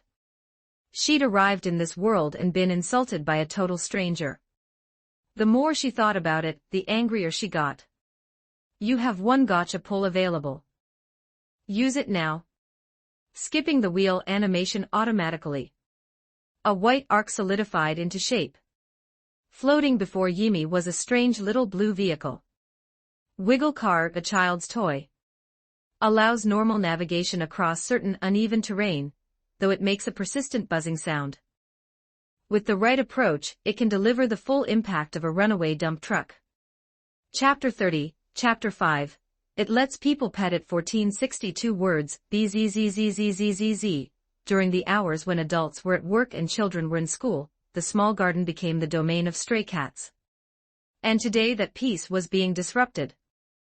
The wiggle car was a toy designed for toddlers. In her cat form, Yimi could drape herself over it, grip the steering wheel with her front paws, and operate it freely, though the noise was, even by her own standards, unpleasantly loud. Yimi the Great has arrived. The other strays fled grumbling up onto the garden wall. They hadn't gathered here by chance, they'd been summoned by the one Yimi had startled earlier. Standard procedure demanded they surround the newcomer and establish the pecking order with a proper thrashing. But this pest had shown up on a vehicle. A battered one-eared orange cat on the wall, radiating the world weariness of a veteran, crouched and waited for its moment. As Yimi passed below, it leaped, intending to make a point about who ran this corner. It hadn't even finished falling when Yimi's paw shot up and delivered 2 firm thumps directly to its forehead. Mommy, corrupted text, there's a kitty driving a car. A little girl who'd just gotten out of kindergarten ran toward Yimi in delight, Mary Jane's clattering against the path, having let go of her mother's hand. Little kitty, could I play with it for a bit? Pretty please. Her mother followed helplessly. Cats don't answer, you should ask the owner. Yimi stared at this small creature, a little smaller than her own big cat form, even, and climbed off the wiggle car. You can play for a while. Give it back when you're done. Thank you, kitty. The little girl clapped both hands. The mother, however, scooped the girl up in one terrified motion and sprinted backward, hissing in Yimi's direction as if trying to ward her off. Once a safe distance away, she was already pulling out her phone. There's a demon cat here, I'm serious. It talked. Yimi climbed back onto the wiggle car, perplexed. Rude grown-up. Yimi will never become like that. Corrupted text. Notice to host, under normal circumstances, cats do not speak. You just frightened that person. Humans were truly baffling. Say a single word and they started panicking. Unimaginable what they'd do if they saw her in human form with 4 ears. No more talking in front of humans while in cat form. Sensing the slow progress of Holy Corpse assimilation, and the hunger that had been with her since she arrived in this world, Yimi stowed the wiggle car back in her storage space. Then she looked plaintively at the other strays, eyes round, all of them still too afraid to come closer. If there was any local food source, they'd know where it was. Follow them and food would follow. 10,000 meters above, 800 feet, Ratatoskr watched everything from the sky. Generating objects at will, we can be fairly certain now. That cat is the spirit we actually detected. Coterie was working furiously at a lollipop wrapper with her fingernail, surveying her subordinates, ultimately deciding not to resort to using her teeth. However, we detected no Ryurioka signatures when it generated the object, Rain added. Make sure what happened earlier doesn't happen again. Coterie meant the mother and daughter. They didn't know the full nature of this spirit, or what kind of personality the new arrival had. The correct approach was to restrict access to this area entirely, and have only Ratatoskr personnel attempt contact. When needed, they could construct an entire festival around a single spirit's location, every vendor and passerby a potential plant engineering a Truman show on a neighborhood scale. Miku's ceiling is already complete. Let's have Shiori attempt to make contact. Coterie paused. Actually, that feels weird. Data girl, one day, immediately move on to the next target the day after. It wasn't the first time the schedule had been this punishing. Sometimes they had Shiori juggling multiple simultaneous dates without any of them ever finding out. But at least those were all people. This spirit was a cat. She wasn't joking, was she? Not that Miku had been a straightforward operation either. Gabriel could completely hypnotize people and command them, but it didn't take long to discover that Miku's preferred use was hypnotizing girls and dragging them back to her mansion. The only twist was that Shiori proved immune to the hypnosis, and Miku, rather than giving up, became morbidly curious, because Shiori was being so proactive about the whole thing. That curiosity quickly turned hostile. Miku pivoted to hypnotizing everyone around Shiori to force the issue, managing to hypnotize even the remote comms team through their own earpieces. It had ended with Shiori, in a display of raw last-ditch desperation, clutching her last pair of panties in both hands and delivering the most heartfelt improvised speech of her life to talk Miku down, narrowly preventing the whole operation from becoming something decidedly adults-only. Even now, Kodori still wasn't sure whether Shiori's words had genuinely moved Miku or whether Miku, being fundamentally strange at her core, had simply found a girl desperately defending her last line of decency while simultaneously trying to persuade her endearing. "Commander." A subordinate reported from below, situation developing. "We've detected Nightmare in the area. Ashi's still here." Corrupted text. Come to think of it, Nightmare was the one who had covered for Shiori when Miku hypnotized them all over the comms yesterday. Nightmare. Real name, Kurumi Tokisaki. In appearance, the image of a graceful young noblewoman, jet black hair styled into two long tails draped over her shoulders, the left fringe deliberately lengthened to curtain an entire eye. The spirit who commanded time. Also currently the only known spirit confirmed to actively hunt humans, by her hands alone, not counting spacequake casualties. The death toll ran into the tens of thousands. Perhaps sensing the killing aura clinging to someone who had ended so many lives, the cats fled whenever Kurumi approached. Even the ones that seemed less prejudiced would casually flick their tails and walk away the moment her hand came near. Possibly just the ordinary wariness of strays, but the cats that had snubbed her had happily accepted Shiori's petting during their last encounter. Like today. She had barely even approached. She hadn't gotten close at all yet, and the cats were already scattering with excessive, theatrical haste. Yimi lifted her nose and sniffed at the air. Something in her instincts registered a faint unease. But underneath that, drifting from the newcomer's direction, was the metallic scent unique to canned food, something she hadn't tasted in what felt like a very long time. She fought down her appetite. She turned and followed the other cats, at which point those treacherous animals, upon seeing her follow, escalated from walking to running, muttering unkind things as they fled. Yimi raised her head, thoughtful. Were these idiots fleeing not because of the woman but because of her? My. Been ostracized by your companions. Kurumi Tokisaki crouched down, opened a can of cat food, and slid it gently forward, keeping her movements as small as possible. What a poor little thing. Yimi couldn't understand the words. Her 7-year-old vocabulary didn't include the word ostracized, but her eyes had already locked onto the cat food, and could not be redirected. Yimi crept forward, tentatively. Nightmare, the most dangerous spirit in existence, held her breath without thinking. She hadn't sensed the anomaly hidden inside this cat. She wasn't here for any particular reason. Her purpose was entirely simple, a fondness that had existed long before she became a spirit. While Yimi ate with focused, single-minded devotion, pale white fingers reached out and gently poked the top of her furry head.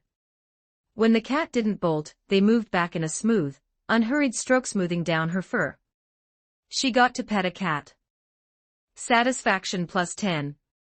It lets people pet it. She had to go tell her other clones about this immediately. You're adorable. One can of cat food was never going to be enough.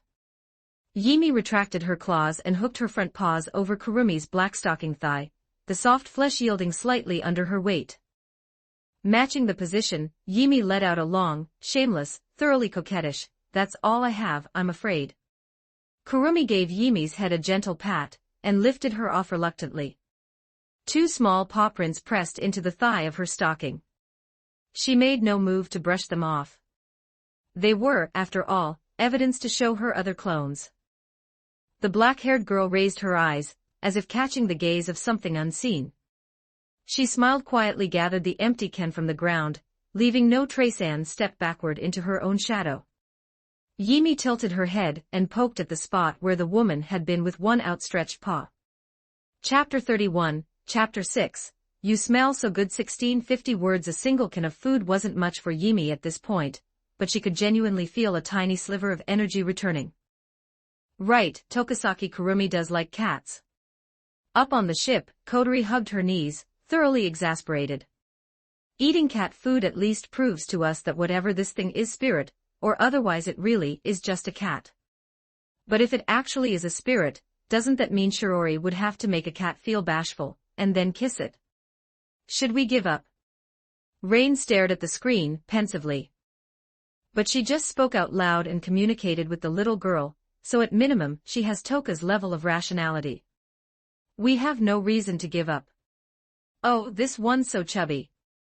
Right as Kotori finished stating her position, the little garden that their staff should have been locking down received a second set of uninvited visitors. At this hour most people were either at work or in school, yet the feed still locked on Yimi now showed several delinquent young men sauntering in, holding slingshots and water guns. Which one? Ha, this thing probably can't even hop the wall, it's so round, and that bright coat screams house cat. Got abandoned by its owner. Poor thing. Kotori frowned slightly. What do these people want? Her subordinates confirmed it quickly, unemployed drifters living about 2 kilometers away. 2 of them can't find work because they were exposed online for animal abuse. Our people tried to stop them at the front gate, but they climbed over the wall. In broad daylight, this brazenly. A bad feeling crept over Kotori. Get someone out there now. In fact, the last time Tokisaki Kurumi had been on a date with Shiori, they'd run into this exact type, brazen cat abusers in broad daylight. It was then that Kurumi had revealed her man-eating side to Shiori. Before you said that we'd already sent, but even as the words left their mouths, a stone launched from a slingshot struck Yimi square in the back. Yimi glanced over her shoulder at the impact point, not even registering it as an attack. Her power as a cat had diminished. She was still no ordinary cat. The kitten didn't quite understand. A moment later, a water gun drenched her from above. One of them was grumbling, I should have boiled the water, but it would have warped the gun. This is a dumb cat, doesn't even know to run. What if we grab it, stuff it in an iron can, and roast it? Yimi deployed the ride-on toy car. The cat had an excellent idea. The canned food had barely filled her up, but these few people were worth way more than cat food. Hold on, am I seeing things? Where did it pull that from? On the feed, the small cat lay sprawled on the toy car, and lazily steered toward the man who'd sprayed her. Oh ho, kitty's playing with its toy. Let's see what it does. Come on then, run me over. The man crouched down. The small cat leisurely worked the steering wheel with her front paws, and pulled right up in front of him, the nose of the car touching the delinquent's shins.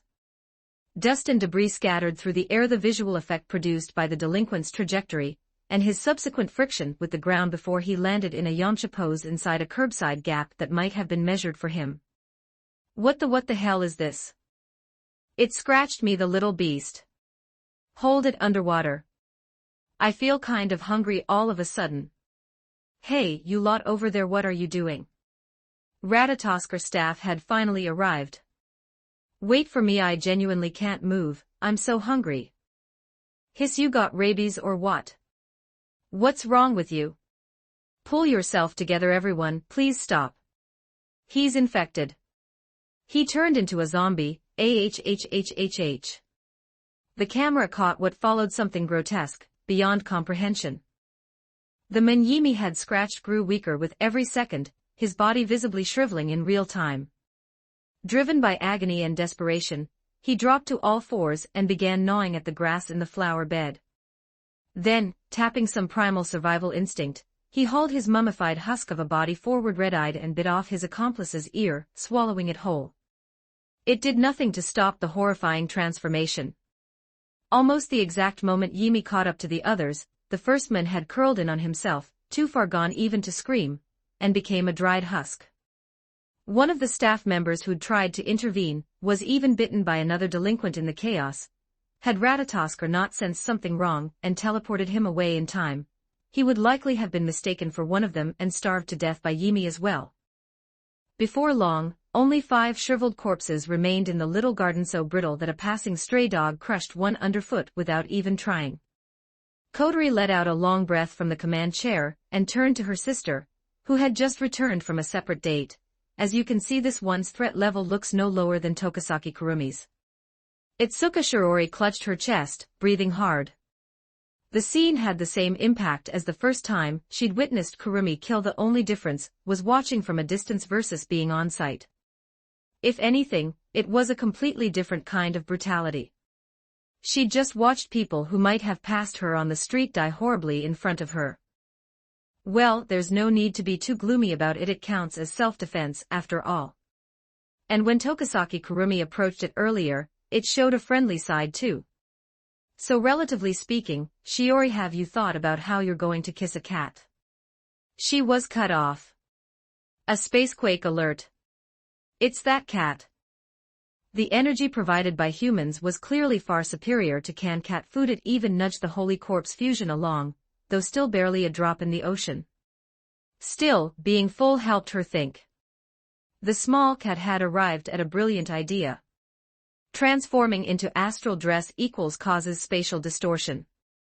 Spatial distortion is not equal to something the cat spent her own energy to summon equals the cat can eat space quakes. That strange tugging sensation reaching the threshold in an instant, then snapping back.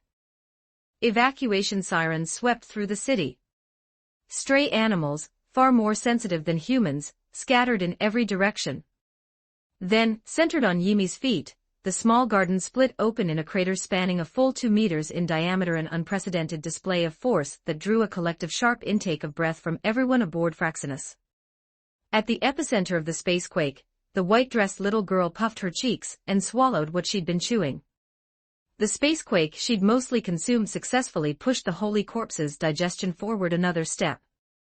Ryuryoku even began manifesting its fusion with her. Pure white radiance answered a sacred summons and spilled across the earth, wrapping her completely in a hazy glow that made her hard to make out. Yimi looked down. 2 small white hands, still carrying the unfinished softness of early childhood, flexed and adjusted. The spiritual energy belonging to her stand responded to the catalyst and completed its evolution, not fully merged, but enough to fall under her brief command. Famine, a love train, a few more feedings and full fusion might just be within reach. The little girl's crowned cat ears swiveled. Something made her turn around. Not a cat. The girl who'd been aboard Fraxinus just moments ago had already been transported to stand behind her, squinting hard, trying to peer through the light. By virtue of her unique constitution, she managed to make out the figure cradled within the brilliance. A girl even younger than her own little sister. This child was the cat from the feed that had brutally killed those delinquents. A killer who was also a grade schooler. Am I really supposed to kiss a child this young? That's a crime. Shiori, what are you seeing? A girl maybe not even 10 years old. Can't any of you see her? Shiori's stomach tightened. If the girl decided to act, Ratatoskr might not react in time. A little girl. Kodori exhaled in relief. At least it was a person. Think of Yoshino Yuri already committing crimes, Wani-chan. She delivered the line with cheerful ease, leaving Shiori appropriately mortified. Now make your choice. The 4 options, curated by a panel of Yuri romance veterans, because the target was a child, there were none of the options that bordered on sexual harassment this time, mercifully. Kodori glanced at the vote tally. Shiori, go with 2. What possible use does a completely random option like that even have? Itsuka Shiori muttered under her breath, pressing the earpiece flat. What are you talking about? I sent that a line from the memoir you wrote when you were 12. Say no more. I'll choose it. Choose what? But the cat girl was already floating directly in front of her, staring up at her with open curiosity. Yimi grabbed Shiori's clothes with one hand and reached up with the other to tug at her ear, pulling out the invisible earpiece, then held it up to her nose for a sniff. She'd lost the razor sensitivity of her cat form, but she could still catch a scent. Something that, if eaten, might make her stomach rumble. Compared to the white crystal that Phantom had once fed her. Yimi circled Shiori once, looking her over from left and right, then swallowed. You smell so good. Just like that white crystal. Exactly like Phantom's. Chapter 32, Chapter 7, Earth 1792. Words, affection, mood, mental state, all looking very promising. Off to a great start. But immediately stealing the earpiece is a bit of a problem. Nobody could figure out how it worked. The affection reading was already showing up on screen even though they still couldn't make out the person. Hearing Kodari's assessment, Vice Commander Kanazuki Kuhei ventured, Commander, the opening of our Tokasaki Kurumi route also started off very well, and she and this new spirit are the same kind. Man-eating. He was immediately kicked aside. Nobody asked you. My deepest gratitude for the reward. Meanwhile, what Kodari had deemed a great start looked like this on the ground, Yimi holding both hands in claw formation inside the white light, making a threatening noise at Itsuka Shiori. Shiori didn't entirely follow but did have a strong urge to pinch those little fangs.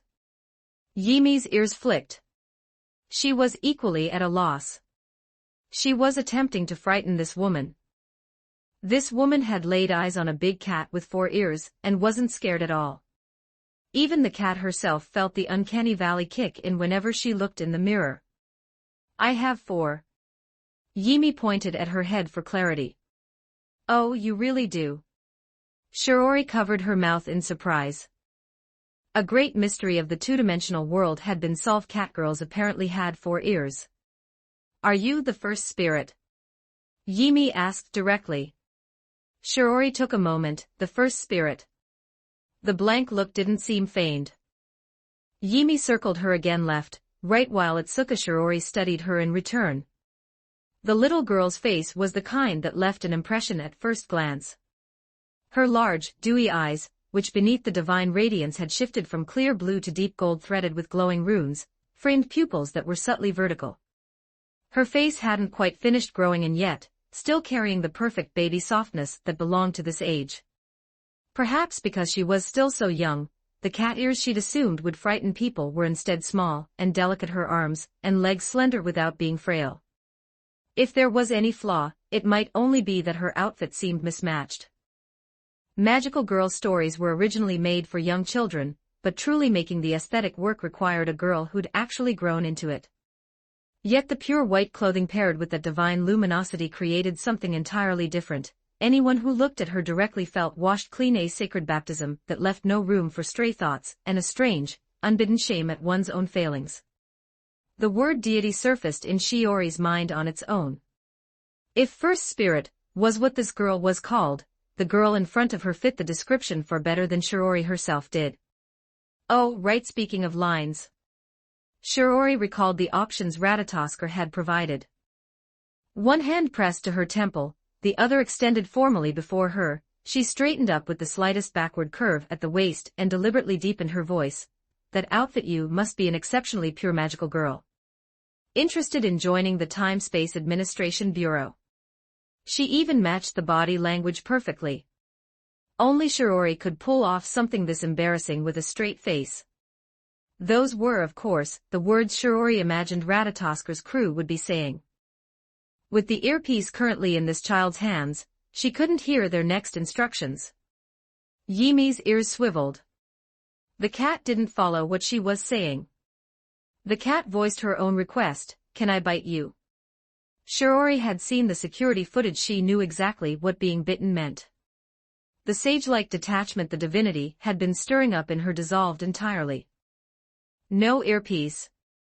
She'd have to manage alone for now. A steadying breath, then the simplest possible opening. May I ask your name? I'm Itsuka Shiori. A name exchanged with maximum economy. What a pretty name. Flatter first, that was always the move. Following the established pattern of spirit encounters, the next step should be that. Shiori looked up at the sky with resignation barely concealed by nerves. Just as she'd expected, fully armored AST soldiers had appeared from nowhere with weapons trained on this location, and at the front was her close classmate, Origami Tabichi. Unlike past encounters, without Atsuka Shiori's unique quality to anchor things, every AST member was being blinded by the light arms thrown over their faces. This is a spirit. Are you serious? We can't even aim. Captain, it's so warm. What are you talking about? The captain turned to the soldier with a frown. No, not just her. She felt it too. That damned white light was sweeping away the distracting thoughts in their hearts. So this spirit's approach was to disarm them through purification. From the looks of it, the cleansing wasn't absolute. A spirit in pure white. The moment Origami saw Yimi, her mind hadn't yet caught up, but her palms were already slick with cold sweat. She'd seen this before. How had she forgotten? This sense of déjà vu. 5 years ago. The day her parents died in the roaring fire, the smoke and ash blotting out the sky until it turned that ashen gray. And in the very center of it all, outshining the flames themselves, a brilliance like the sun. Something this important. How could she have forgotten? Origami, what are you doing? The captain saw it immediately. She couldn't wait. Origami raised her weapon and, throwing all caution aside, floored her flight unit to maximum thrust and charged. If it came to it, she was prepared to take herself and her target out together. Yimi, her back to Origami, let the ears atop her head swivel.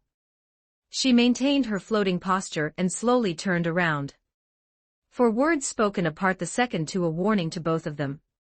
Years of pent-up hatred smothered the forced cleansing.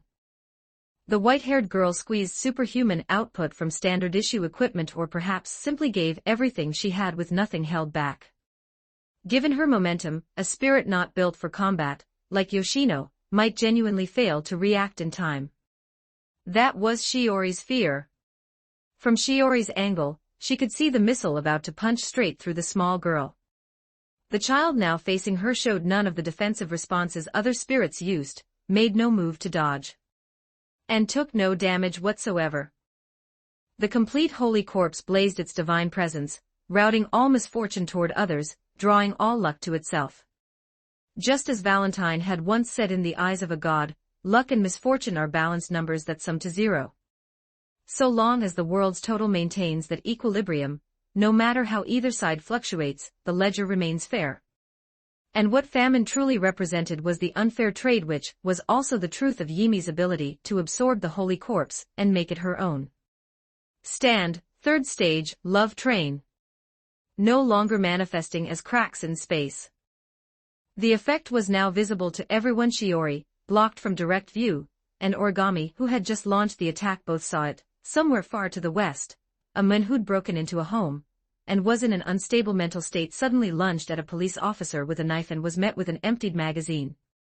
Why were they seeing this? Cover her. The rest of the AST weren't decorations. Though Origami's charge had broken their formation, they quickly reorganized under the captain's direction. Charging in blind at close range like Origami was suicidal. The captain risked herself pulling Origami out, then ordered her subordinates into a suppression barrage.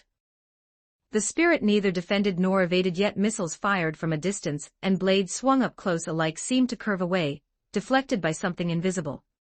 Perhaps this was a spirit with dominion over space. That assumption held until the captain noticed what the white radiance was illuminating at its edges: a poacher whose gun jammed while a bear took half his skull, a delinquent live streamer, who pulled a knife in a road rage incident and was killed in lawful self-defense, a paparazzo who'd been stalking a celebrity and was beaten to death by bodyguards. Stand down, ceasefire. This spirit is redirecting her misfortune onto other people. Not just Asia. She could see Northern Europe in the visions. The range potentially covered all of humanity. What a monstrous ability. What a monstrous spirit wrapped in that righteous, saintly exterior, a hypocrite to the core. If it had been an impenetrable shield or overwhelming speed, they might have gritted their teeth, and kept fighting for the hazard pay and the hatred. But they could not accept their own bullets being routed through the enemy's hands to strike down innocent people across the world. The sound of teeth grinding simultaneous from both Origami and the captain. The captain gave the order through a clenched jaw. Clearly Origami had no intention of obeying. These years of waiting had all led to this moment, but at this juncture, breaking ranks meant her teammates wouldn't cover for her again. Even so, the captain plus 2 more combined might not even have beaten her. You're not leaving. Yimi had not forgotten what system had taught her about the consequences of not finishing an enemy off. Hit the cat and think you can just walk away. The world wasn't that generous. Dozens of floating turrets materialized behind her and locked on. In truth, she had barely a sliver of Ryoko left to work with. Seeing this child's aggression surpass even Tokasaki Kurumi's, Shiori hurriedly spread her arms in front of her. What are you doing, nice-smelling person? Yimi didn't understand why was someone always blocking her right when she was about to finish the job. Nice-smelling person. Shiori blinked. Was that what she was being called? Even after she'd just introduced herself. What was the right response here? Shiori felt the weight of it settling on her. Only now was she reading the pure, unsettling innocence in the child in front of her, a sincerity that had no concept of moral good or evil. Oh, pudding. How about I take you to get pudding? It's a really delicious snack. Same type as Toka Zero social awareness. Does it taste as good as you? You can't eat me, all right. I'm literally about to treat you to food. That would be pretty awful of you if you still wanted to bite me after all that. In the back of her mind, Shiori updated her classification, Toka Edition Kurumi. Yimi didn't quite understand. This person hadn't even patted her head, so why offer to bring her along to eat? It had to be a fair exchange. That was the only way the cat could eat in peace. She floated down slowly, tilted her face up, and quietly shared an earth-shattering secret with Shiori. I'll tell you something, the world is actually round. Chapter 33, Chapter 8, A Cat 1430 Words. Today the small cat had come to terms with reality. Most big cats were woefully ignorant. They refused to believe the world was round, brushing her off with non-committal hums. The cat's mood dipped slightly. Don't you think it's a bit strange to be going out dressed like that? And nobody glows while they eat, do they? Shiori pointed at Yimi's astral dress. Yimi looked herself over and nodded. It's not ugly at all. Yimi herself is very pretty, so anything she wears would look good on her. What I mean is unsuitable. For a date, something a little more casual would be better. A fairly ordinary line. Not entirely dishonest, either. Another word Yimi hadn't encountered. Hearing that loaded word echoed back at her, Shiori had an inexplicable urge to check whether any police officers were watching the area. None, of course. Under Ratatoska's influence, the spacequake evacuation window had been extended as long as possible. At this point, the only people still on the streets of Tengu City were Ratatoska and AST. Yimi nodded. Change clothes. The light around her slowly faded, finally letting Ratatoska's remote monitoring team make out her true appearance. The achievement of becoming human had come with knowledge of how humans changed into different outfits to groom themselves and cover private areas. She didn't like this plain monochrome outfit anyway. Seeing Yimi watching her intently, Shiori realized the child probably hadn't figured out that spirits could reshape their astral dress into any outfit on the spot, but with her extensive training, she didn't bother explaining. Shopping for clothes was an affection opportunity too. Having witnessed this girl's capabilities and ruthless methods firsthand, and finding her perfectly communicative once she settled down, Shiori still couldn't make peace with the mummies from earlier, or with the image of misfortune being redirected onto others. You couldn't expect a baby who'd found a trigger and figured out how to pull it to judge right from wrong. How about we go shopping first? Clothes are kept in designated areas, and you need something called money to trade for them. Before that, could you give me back my earpiece? That little thing you just pulled out of my ear. Shiori kept her voice gentle. Yimi held up the invisible earpiece, eyes flickering with something.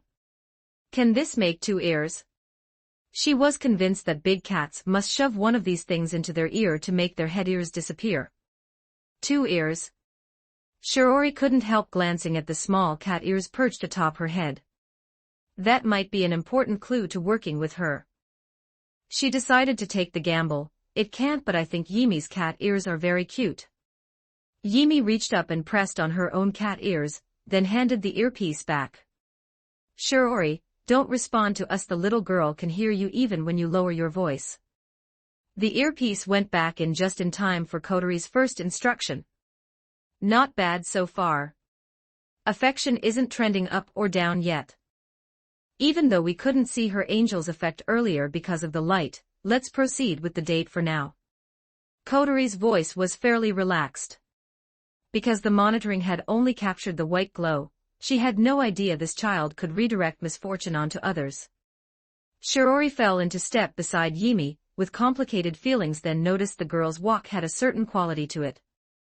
Like she didn't acknowledge the existence of anyone else on Earth. It reminded her of a gay male Lalafell with their walk mode switched on, toddling along with that same complete indifference to the rest of the world.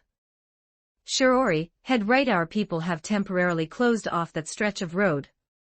Every other area was deserted from the spacequake alert, yet the shopping street to the right was buzzing with cheerful foot traffic. Only someone as unguarded as Toka, Yoshino, or Yimi would fail to notice the setup. Even if Yimi decided she didn't want to shop here, other staff members would scramble to construct the same festive atmosphere in the next block over. She genuinely wondered sometimes how much these people were paid to do this. Though really, couldn't they pull back a few things for special circumstances? Inside the fashion plaza, Shiori stood with the corner of her mouth twitching and stared at the white-clad girl. The astral dress was still on, unchanged. What Yimi had in her hands, however, was a black semi-sheer pair of underwear from the adult women's section. That's a little advanced for you, don't you think? Yimi didn't hear the rest. She stretched the underwear out as far as it would go in both directions, then released one end. It flew directly onto Shiori's face. That was fun. You can't damage merchandise like that. Don't you see anything you like here? Shiori removed the fabric from her face with a weary sigh. Yimi stood on tiptoe, pointing towards something just out of reach on the rack above. A men's leopard print button-up. Pair it with a chunky gold chain, and the look would be complete. Cat aesthetics, the more pattern the better. Absolutely not. Shiori moved quickly to stop this squandering of her looks. Shiori, heads up, Yimi's affection just dropped. Kotori's warning crackled through the earpiece. Shiori chose to ignore her sister. Even for affection points, she was not putting this adorable little girl in that. She picked a few age-appropriate outfits according to her own taste, and pushed them into Yimi's arms, steering her toward the fitting room to choose. A long exhale. Listening to the rustling from inside, she finally had a moment to think. She knew about Origami's hatred for spirits, and the reason behind it, but today's reaction had been nothing like what she'd shown toward Yoshino, or the Yamai sisters. Something about it felt ominous. Can't get it on. Less than a minute passed before a small, confused voice came from inside. Followed by an indignant yowl. How can it not fit? Shiori removed her earpiece first so the cameras wouldn't catch anything they shouldn't, and slipped through the curtain. She understood at once. Yimi had dismissed her astral dress, but since she'd devoured the novice combat suit, and absorbed the human form as her own ability, it hadn't reverted along with the dress. What stood before Shiori was simply a small, naked, cat-eared girl. Given that she was a child, the only thing that actually demanded Shiori's attention floating right in front of her face was this long, sinuous object. Obviously. Pure white, with a smooth, silky coat. A beautiful cattail, except it seemed like it didn't quite belong on the small girl, because Yimi was visibly irritated by it, one hand already batting at it behind her. Because of that. With a tail to deal with, ordinary underwear and trousers wouldn't work. Even directing the tail down through a skirt's opening would be a problem. Unrestricted swishing would defeat the point. No anti-Newton skirt meant custom tailoring was probably necessary. Simply cutting a hole in fabric would leave gaps showing skin, which would look messier than it was worth. Probably the answer was an elastic band fitted snug at the tail's base to keep things tidy. Given where the tail grew, unless she could consciously hold it down, this little one might be saying goodbye to skirts permanently. But her astral dress was a skirt, wasn't it? She hadn't noticed any tail when the child had her back to her earlier. How had it been hidden? The blinding white light had made it impossible to see anything clearly in the first place. Shiori, who'd once sewn clothes for dolls as a little girl, began thinking through the engineering problem in earnest. Let me try something first. She crouched down and retrieved the underwear pooled around Yimi's feet, lifting it. Even with the tail positioned higher on her back, she clearly couldn't just leave the underwear sitting below it. Some styles designed to appear daring by narrowing the cut might show certain shadows in that configuration. That kind existed in reality, naturally, but obviously not in children's sizing. Normal underwear needed to come all the way up to the waist like trousers, which meant the fabric itself would also need tailoring. Lost in thought, Shiori worked the underwear back down to the ankles while mentally revising the plan. Yimi looked up, thinking. The knowledge that had come with becoming human told her this was the moment a person should feel embarrassed. The cat looked down at her nails barely any longer than they'd been in cat form. Chapter 34, Chapter 9, Diligent Miss Rain 1503 words. Shiori, what happened? After Shiori put her earpiece back in, she could hear Kotori's concerned question. You're the one who said not to answer me. Itsuka. Shiori rubbed her face wearily, more precisely, the 4 faint scratch marks across it. Surprisingly, the child had been rather shy about it. She'd also calibrated her strength, just marks, nothing worse. Nothing like the 5 delinquents in the security footage, drained to dried husks. Looking at the girl's face now, there was no embarrassed flush, no trace of shyness. There was only the unsettling quality of someone who'd been told by an adult to scratch anyone who looks at you, and had taken it completely at face value.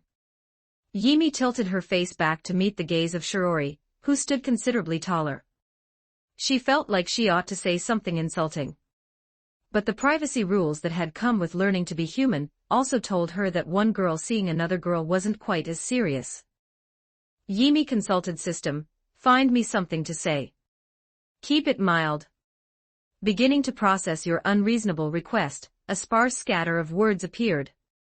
Most of them Yimi couldn't read, so she picked one with the least complicated structure and pointed at Shiori's face, small fry. Small fry. Small fry. What's your name? Didn't I just tell you I'm Shiori? Small fry Shiori. Congratulations, host. Achievement unlocked, little brat. Reward, portal energy plus 5%. Shiori didn't feel particularly insulted but somehow developed a strong urge to discipline this small creature regardless. Since Kotori hadn't said anything, the affection meter hadn't crashed, right? She looked the girl over. Do you like the outfit, Yimi? Here one had to credit Ratatosker's staff. They'd produced custom-tailored garments to spec in under 2 minutes. The tail had made skirts impractical, robbing them of the eye-catching elegance that accompanied other spirits' reveals. A white blouse printed with cartoon cats, paired with pale-colored shorts. This was Shiori's vision of appropriate clothing for a girl this age, though it had earned a unanimous thumbs down from Ratatosker's crew. Even so, the fashion-challenged Shiori couldn't figure out in practice how to put a catgirl in a cute little skirt. The catgirl doll she'd sewn clothes for as a child hadn't had a tail that actually moved. The one bright spot was the pair of over-the-knee socks encasing both legs, pink and white in a loud alternating pattern that perfectly matched cat aesthetics. The only irritation was having toe pads covered by shoes and socks, slightly uncomfortable. Without those socks, a young cat in just a blouse and shorts with hair that only reached her neck might have been easily mistaken for a pretty boy with long hair. Thinking of that, Shiori produced a hair clip and gave Yimi's hair a small finishing touch. I like it. Before Shiori could settle in to wait for Ratatosker's next options, Yimi had already stated her own agenda, never forgot why she'd come. Right this way, then. Shiori moved to take her hand, but the small girl was already walking beside her with a Lalafell-like toddling gait, so she pulled her hand back awkwardly. After they'd left the area, Rain sent 2 staff members over to fill in the massive crater the garden was missing, best to do it before some pedestrians stumbled in. The sweet shop was also staffed by Ratatosker employees. Not every spirit mission required clearing out civilians, but they judged Yimi too dangerous at the start. Ready to take your order. The staff member at the counter was another familiar face, Murasame Rain, Ratatosker's analyst, and also their homeroom teacher and physics instructor. Outwardly a silver-haired beauty who looked under 25, outwardly also giving the impression of someone who'd been running on fumes. Despite appearing entirely unremarkable aside from her identity, Rain suddenly commanded Yimi's complete attention. Her eyes lit up. She circled Rain once, looked her over from left and right, then leaned in for a sniff. Rain turned her head away, subtly uncomfortable. How is this possible? Yimi's affection for Rain just instantly surpassed Shiori's. Kodori stared, lollipop dropping right out of her mouth. Since Shiori was the protagonist, they did technically track the minor characters they'd placed nearby in case any of them accidentally irritated the spirit. For just a moment, the reading had genuinely surpassed Shiori's, even peaked at full before quickly dropping back. Even so, it remained neck and neck with Shiori's score. Because she was a child, was this the type she gravitated toward? The question didn't linger long. Yimi pointed at Rain and bestowed a new title, looks like grandma. And she smelled nice too. Rain paused. Yimi's finger migrated to the dark circles under her eyes. About to drop dead look. She'd looked at her own reflection in cat form before she had dark circles too. Clear evidence of a blood relation between the cat and grandma. Out of the mouths of babes. On the other hand, this was further proof that this small spirit leaned more human than feline. Rain slid the menu across without expression. Looking closely, one could see that coffee and chocolate had already been blacked out from the options. Someone had clearly considered that Yimi might react to them the same way a real cat would. Since the target wasn't moving, Shiori, who had experience handling spirit social cluelessness, explained, "This is the menu. You can choose what you'd like to eat, and I'll pay for it." Yimi leaned her face close to Shiori's, her childlike breath nearly brushing the girl's cheek. "What do I give you?" The cat had already paid with the truth about the world, but the ignorant big cats had brushed her off. "Think of this as me treating you. You don't have to give anything." Shiori waved her hands quickly, guilt pricking at her regardless. Her actual goal here was to kiss this child who fully qualified as a young child in order to seal her powers. "Just order first." Yimi sat back and pointed at the menu. "Can I only get one?" "If you won't waste it, ordering several is fine." Shiori glanced beneath the table. The small girl's feet in their little shoes were dangling, not quite reaching the floor. How much could this size actually eat? "Everything." "Can you even finish all of that?" "Is she actually the same species as Toka?" Fortunately, Ratatosker had learned from handling Toka, and didn't look the least bit frazzled. What did catch them off guard was the girl making zero ceremony of it when the pudding arrived. She just reached in with her bare hand. "Hold on, at least acknowledge the spoon, would you?" Shiori produced a paper napkin, wiped her mouth clean, and using the motion as natural cover slid into the seat beside her and took hold of the small hand, demonstrating a proper grip. "Use this and your hands won't get sticky." Troublesome. She'd evolved such wonderfully convenient hands, and now eating required carrying tools everywhere. Shiori's got real boyfriend energy as always. Kodori offered praise through the earpiece. "But I have to wonder, is it the child factor? Even with this much closeness, neither affection nor bashfulness is moving." A subordinate noted, "A normal little girl wouldn't feel bashful at a big sister being affectionate with her." "It's big sister energy, and you were exactly like this with me growing up," Shiori thought to herself. She did ask about the first spirit earlier, though that might be a breakthrough about her past. Another subordinate chimed in. True, it's a topic that might trip a wire. But she brought it up herself. Whatever the case, Shiori, take one more risk for us. Progress had stalled without pushing, it might stay stuck right here. Understood. Shiori murmured a reflexive response under her breath. Yimi looked up at her quizzically. Yimi mentioned the first spirit earlier, would you be comfortable telling me a little about that? Shiori propped both cheeks on her hands, doing her best impression of a sympathetic older sister. Big dumbass. The cat bristled immediately. A big what? Shiori's hand slipped, and her chin knocked the tabletop.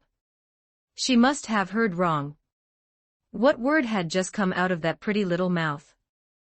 Shiori noticed that Rain, stationed in the aisle, had looked over. Even unflappable Miss Rain must be inwardly stunned that a child this young could produce such filthy language. Purple hair.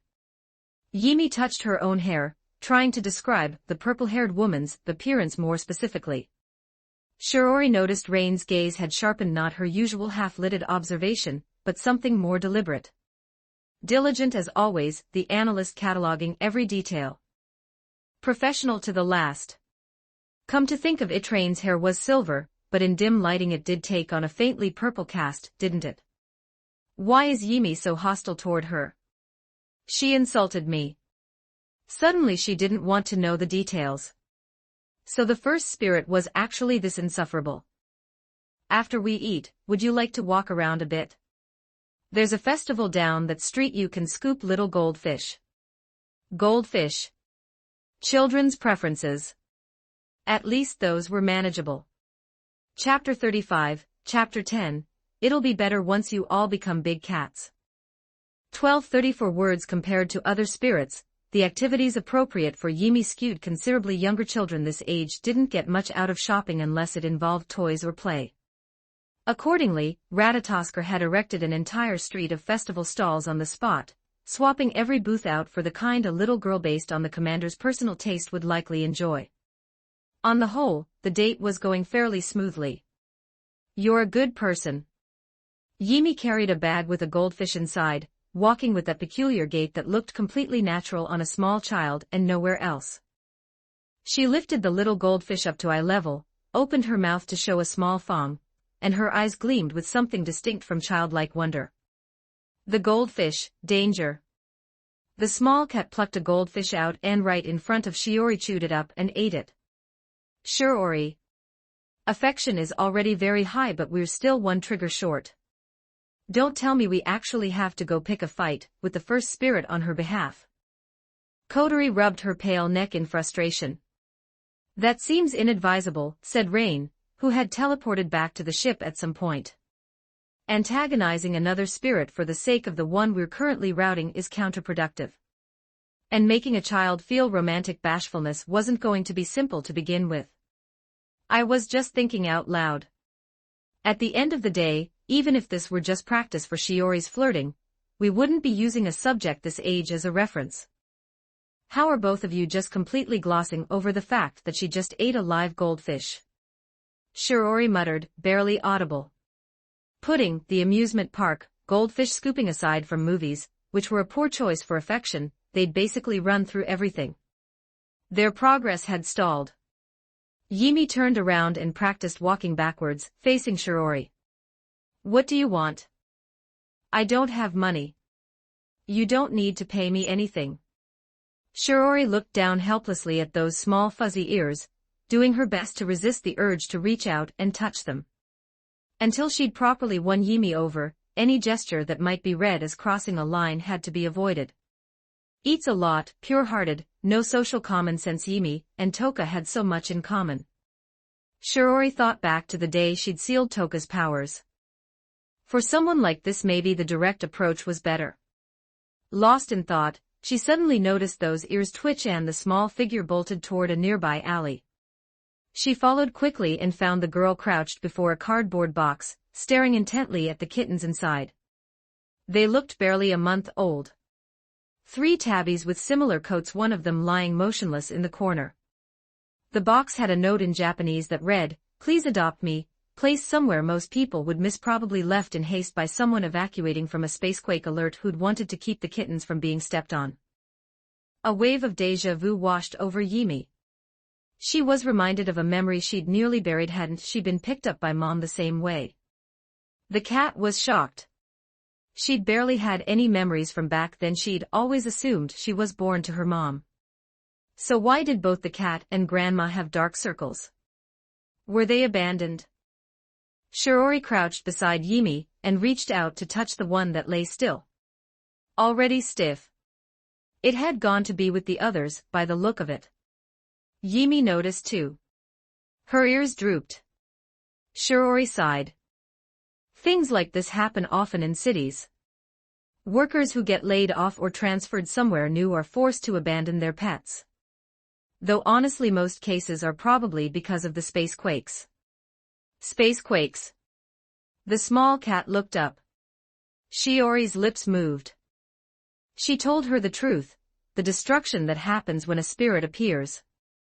The people who attacked Yimi earlier, they showed up because of that. Yimi can't fully control spacequakes either, of course. She couldn't hold back any longer. She gently ruffled the small girl's head. Kodori had said Yimi was a new spirit without even a codename assigned. She might not have the slightest understanding of what her own arrival was doing to the world around her. It wasn't ideal for her to be the one saying any of this, as the one trying to win her over.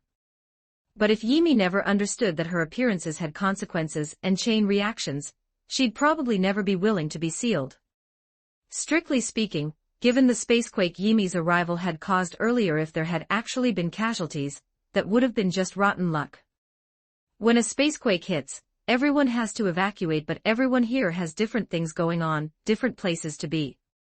Staying with a cat 24 hours a day isn't really practical in a society like this. And if a spacequake happened at the wrong moment, even if a cat were sensitive enough to feel it coming, one locked inside a house still couldn't get out. The owner might not make it back home in time either. Maybe with how frequently Tengu City has been getting hit lately, it's just been putting too much pressure on people. Shiori thought of Mika's past attempt to use a spacequake alert to empty the entire city just so she could practice singing in peace. Yimi put it together. Because she'd put on her astral dress and triggered a spacequake, these small cats had ended up homeless just like her. The cat was a bad cat. She couldn't do that anymore. For now, let's take the kittens to an animal clinic for a checkup, and then bring some cat food and drop them off at a shelter. As for this one, we'll bury her in the hills. Yimi held the dead kitten in her palms and wouldn't let go. When someone passes away, we bury them so they can rest in peace. Shiori gathered the box with the remaining kittens. It was unexpected, but it turned out Ratatosker did have 2 staff members with actual veterinary licenses who'd transferred in. Enough to do a basic examination with what was on hand. Luck was on their side. It seemed the 2 surviving kittens checked out fine. After vaccinations and deworming, they'd be ready for the shelter. Throughout the whole process, Yimi stood outside the clinic far from the entrance, watching through the glass, and the moment she saw the vet produce a syringe, she clapped both hands firmly over her eyes. She's afraid of needles. More common sense than Toka, in some respects. At last, Shiori prepared a cat carrier and cat food, along with some money, and left it all at the shelter's entrance. We'll leave them here. The staff will find adoptive families when they're back. No need to worry. Yimi patted the carrier lightly, consoling the kittens inside. Once you grow up and get a system, and become big cats, things will be better.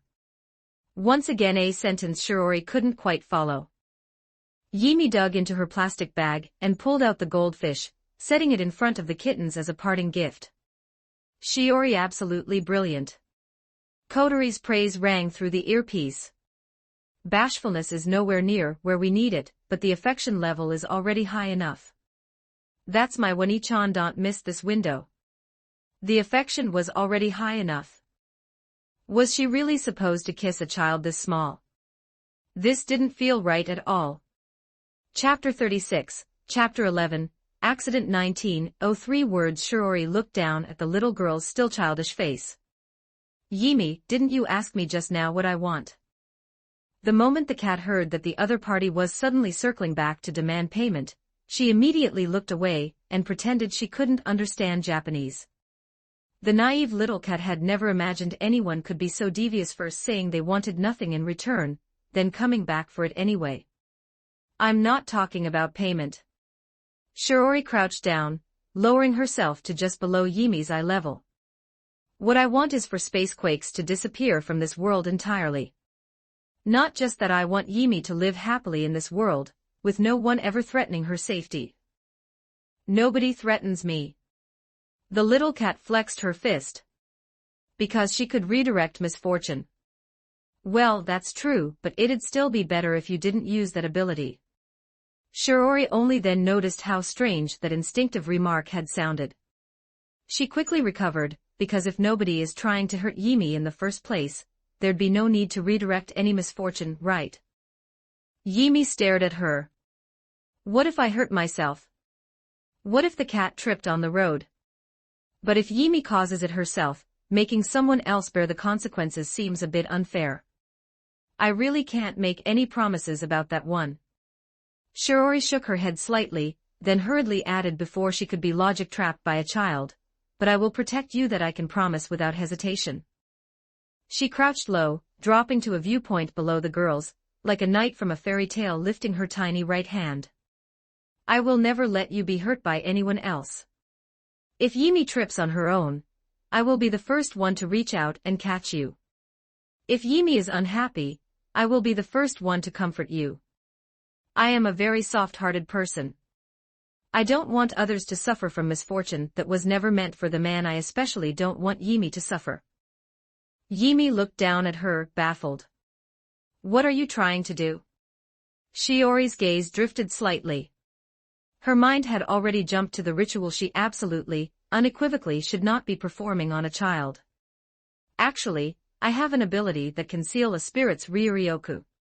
If your Ryuryoku is sealed, no more spacequakes, and Yimi could stay in this world without a care. The little cat had no word for this in her limited vocabulary, so she turned to the system. In response to host, the word seal commonly refers to the effect of imposing restrictions on a particular power, in short, sealing host's power so that host can no longer use it. Shiori, emergency. Yimi's affection is starting to drop. Kotori sent out an urgent warning. The little cat needed Ryuryoku to replenish her energy, or rather, to use this newly acquired power to defeat the first spirit. Sealing her power equals losing the ability to complete her mission, equals losing two methods of completing it, equals being blocked from going home. Shiori didn't understand what had gone wrong, but she tried to patch things up. I'm sorry, did I say something wrong? I don't know anything about Yimi at all. Darling, call it the misfortune reserved for protagonists, or whatever else you like, but every time Shiori worked on winning over a spirit, something had to go sideways. Of all the times and places, a spirit Shiori had won over not long ago appeared out of nowhere right then, rushing over to throw her arms around Shiori's with unmistakable familiarity. Miku, what are you doing here? I wanted to watch darling's heroic figure while winning over a spirit. Izayoi. Miku pressed Shiori's arm against her chest and wriggled. She was almost certainly here to get a look at whatever beautiful girl the new spirit turned out to be. And so it was. Perhaps from having relied so long on that portable ability to manipulate hearts, even after being sealed, the idol remained the same, acting on impulse the moment something caught her interest. Is this child the spirit this time? How adorable, she's so tiny. Has she been sealed already? Miku spread her arms wide and moved in to hug Yimi. Yimi stepped back. Miku stumbled into empty air. Shiori, sharp-eyed, also noticed that the little girl's expression had taken a sharp turn for the worse. She's hissing. Shiori, emergency. Yimi's affection toward you has plummeted to dislike. And toward Miku it's somewhere around how she looks at insects. Was Yimi the jealous type? No, if that were it, her affection toward Shiori herself wouldn't have tanked this much. Unless Shiori looked in bafflement at Miku, who looked equally baffled beside her, and found herself recalling what Mika had done before being sealed, hypnotizing and manipulating her fans, handpicking pretty girls to bring back home alone. What did you do to this child? Annihilation Angel. The power available was minimal, but Astral Dress number 1 automatically replaced the clothes on Yimi's small frame. Wings of an angel formed from floating cannons unfurled one by one, their muzzles locking onto a thoroughly confused Azaoi Miku. First Spirit. Miku had absolutely no idea what was happening. Why is a kid I've never met suddenly hating me? Shiori was even more at a loss. So the first spirit this child has been going on about is you. Stop, Yimi. Shiori quickly spread her arms in front of Miku. There's definitely a misunderstanding here. There's no way Miku is the first spirit. She became a spirit only recently. You can look up her past online, everything is there, see. She held up her phone now of all times, grateful it hadn't frozen. Yoimachi Tsukino. That was the stage name Miku had used before becoming a spirit. She had been falsely slandered after refusing to comply with an unspoken demand. Her fans had done a complete 180. That sudden betrayal was precisely what had twisted her into someone who despised men and adored women. The cat wasn't looking. The cat simply, genuinely disliked this woman. Light gathered at the muzzles of the floating cannons, but at the energy Yimi had recovered to, she only had enough for a single shot, far less efficient than materializing a stand using her mental power. How could I just go away? Yimi, I don't know anything about you, and I've made too many promises. But I want to understand you. At least tell me why you're doing this. The floating cannons retracted. After thinking it over for a moment, the little cat abandoned this wasteful course of action. She dismissed her astral dress and took a few steps back, staring at Shiori for a long moment. The cat was a little afraid. This woman had the power to keep her from going home. No wonder she smelled so good, bite her, and the cat would probably be poisoned. She had once seen the neighbors use a sweet-smelling little cake to kill a mouse. Yimi bowed her head. From her inventory she produced a wiggle car capable of lethal injury, and under Shiori's anxious gaze, pushed it over to her. Compensation for all the food. Yimi loved the wiggle car but hated the noise it made, so in her mind, it felt fair. Yimi, I said I didn't need. Yimi flicked her tail. She shifted back into cat form. Her tailored clothes collapsed softly over her small shape. She wriggled out through the collar, turned to bare her teeth one last time at Miku, and leaped onto the wall before darting away. She also left the clothes for Shiori. Why did she suddenly hate me?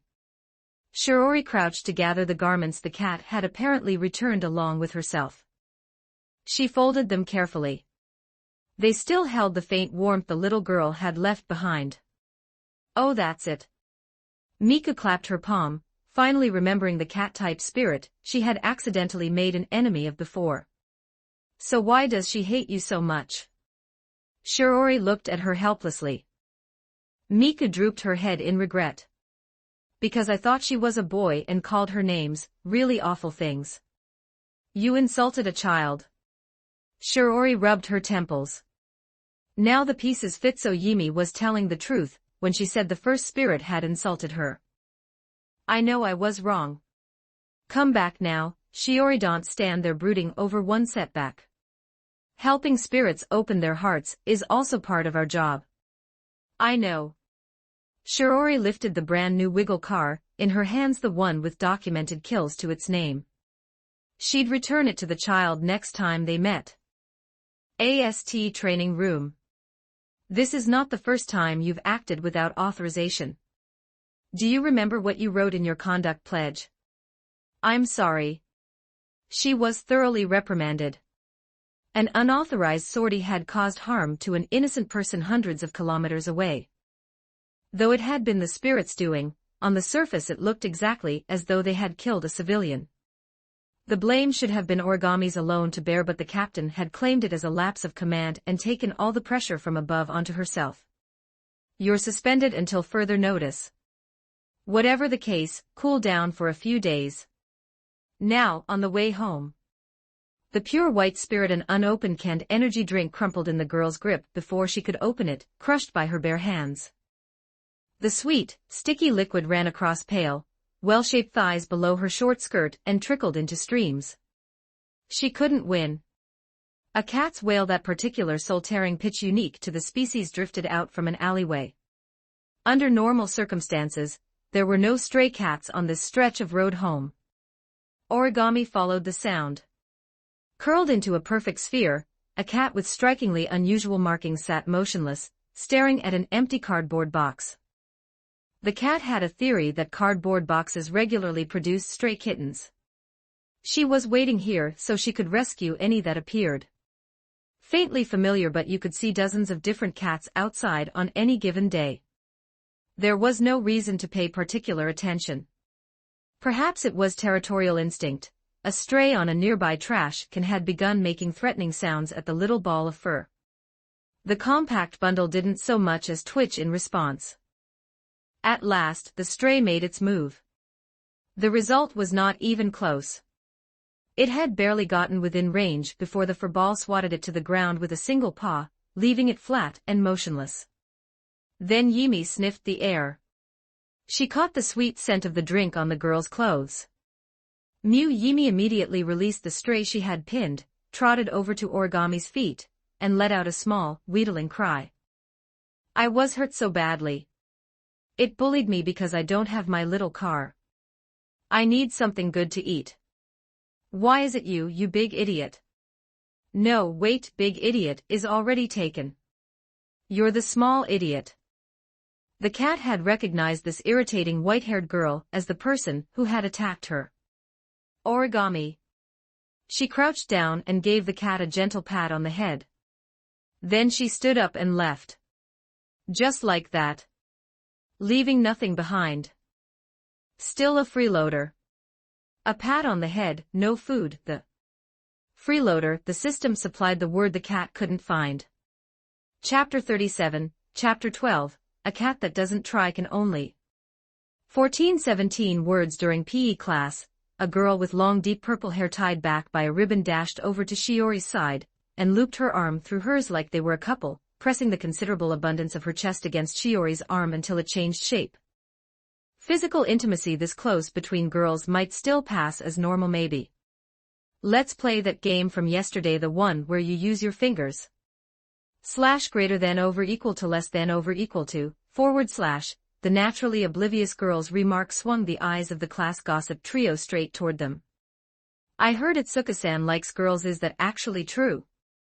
I also heard she has a close relationship with an idol from the high school next door, and there's something going on with those new transfer twins too. Unbelievable. She means a handheld game console. Stop making it sound like something it isn't. Shiori delivered a light karate chop to Toka's head. Toka covered her head with both hands. I understand, Shiori. Let's play the game that uses your fingers but is not at all inappropriate. This childlike Yimi was a spirit. Her codename was Princess. She was also the first spirit Shiori had ever successfully sealed, the beginning of everything. As the number of sealed spirits grew, the rumor that Itsuka Shiori likes girls had spread through the school in a way that was hard to avoid. She seemed to hear people whispering about it wherever she went. It was mortifying.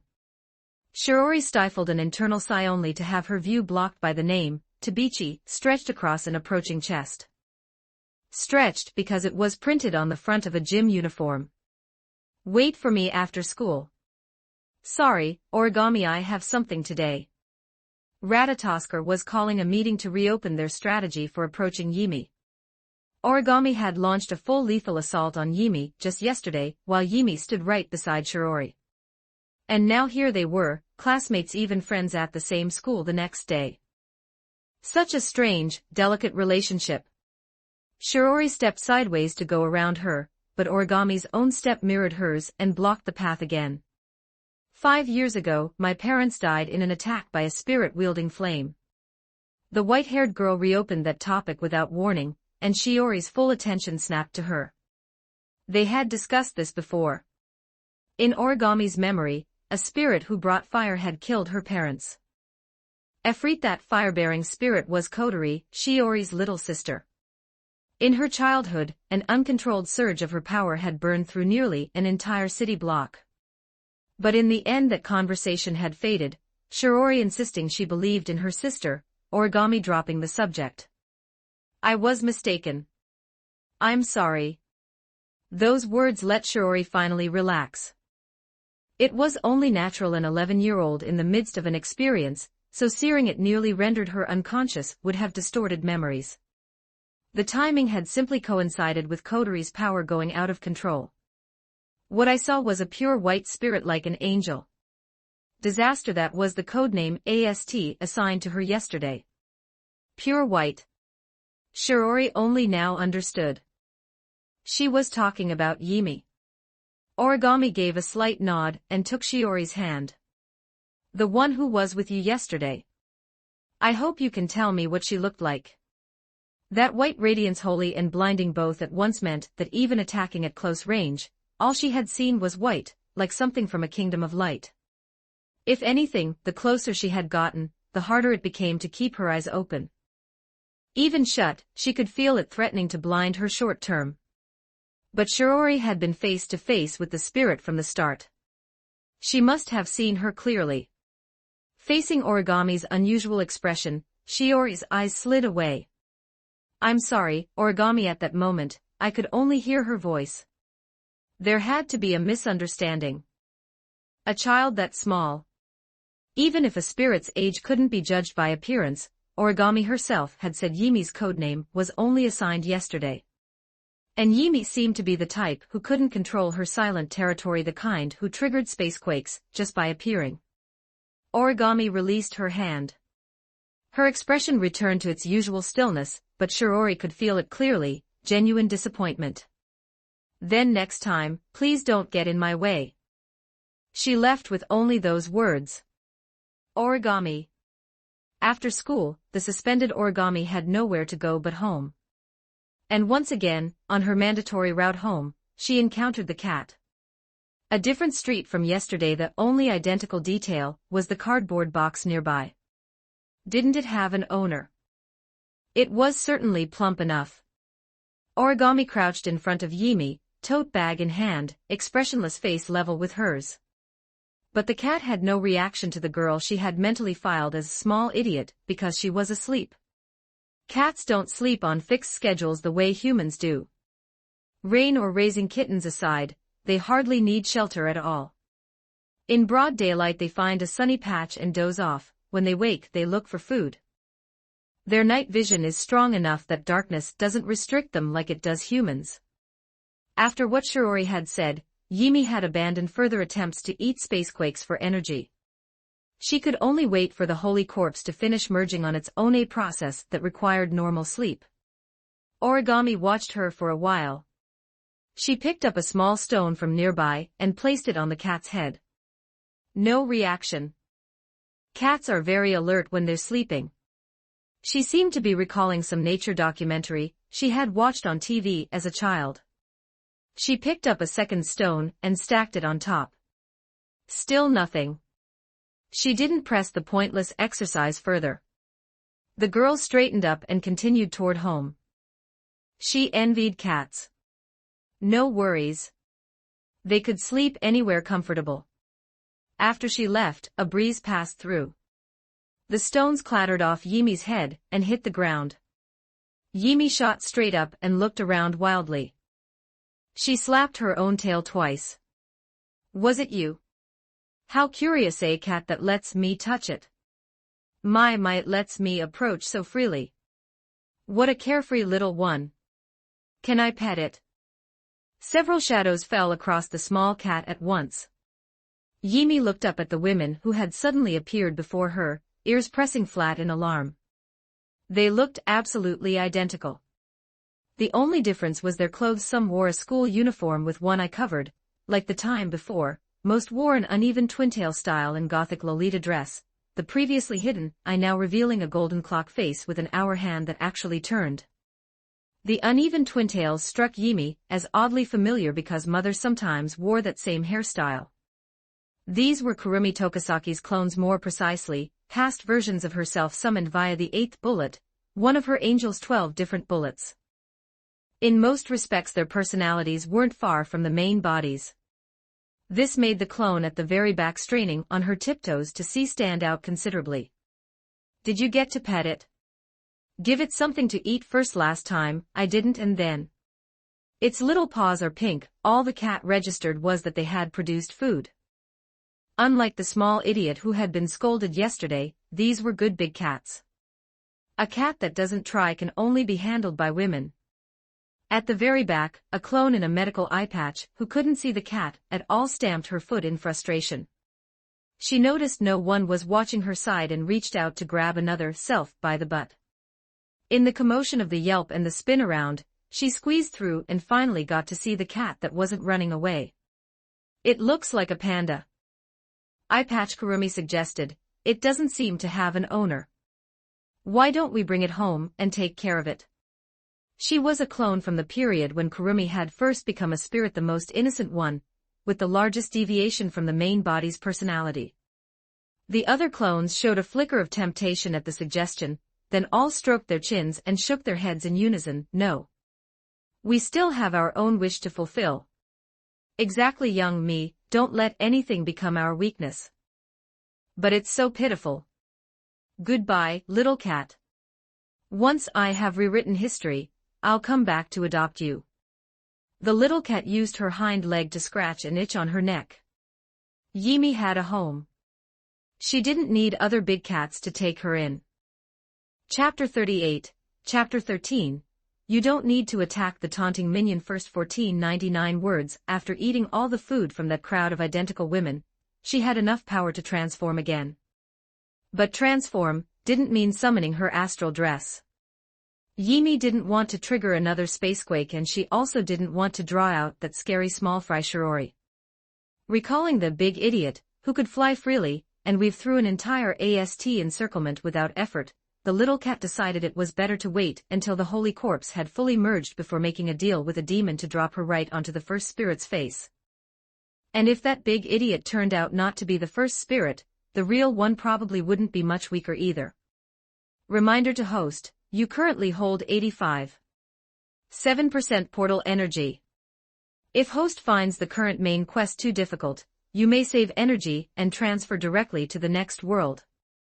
It is better to preserve oneself than to exhaust all options here.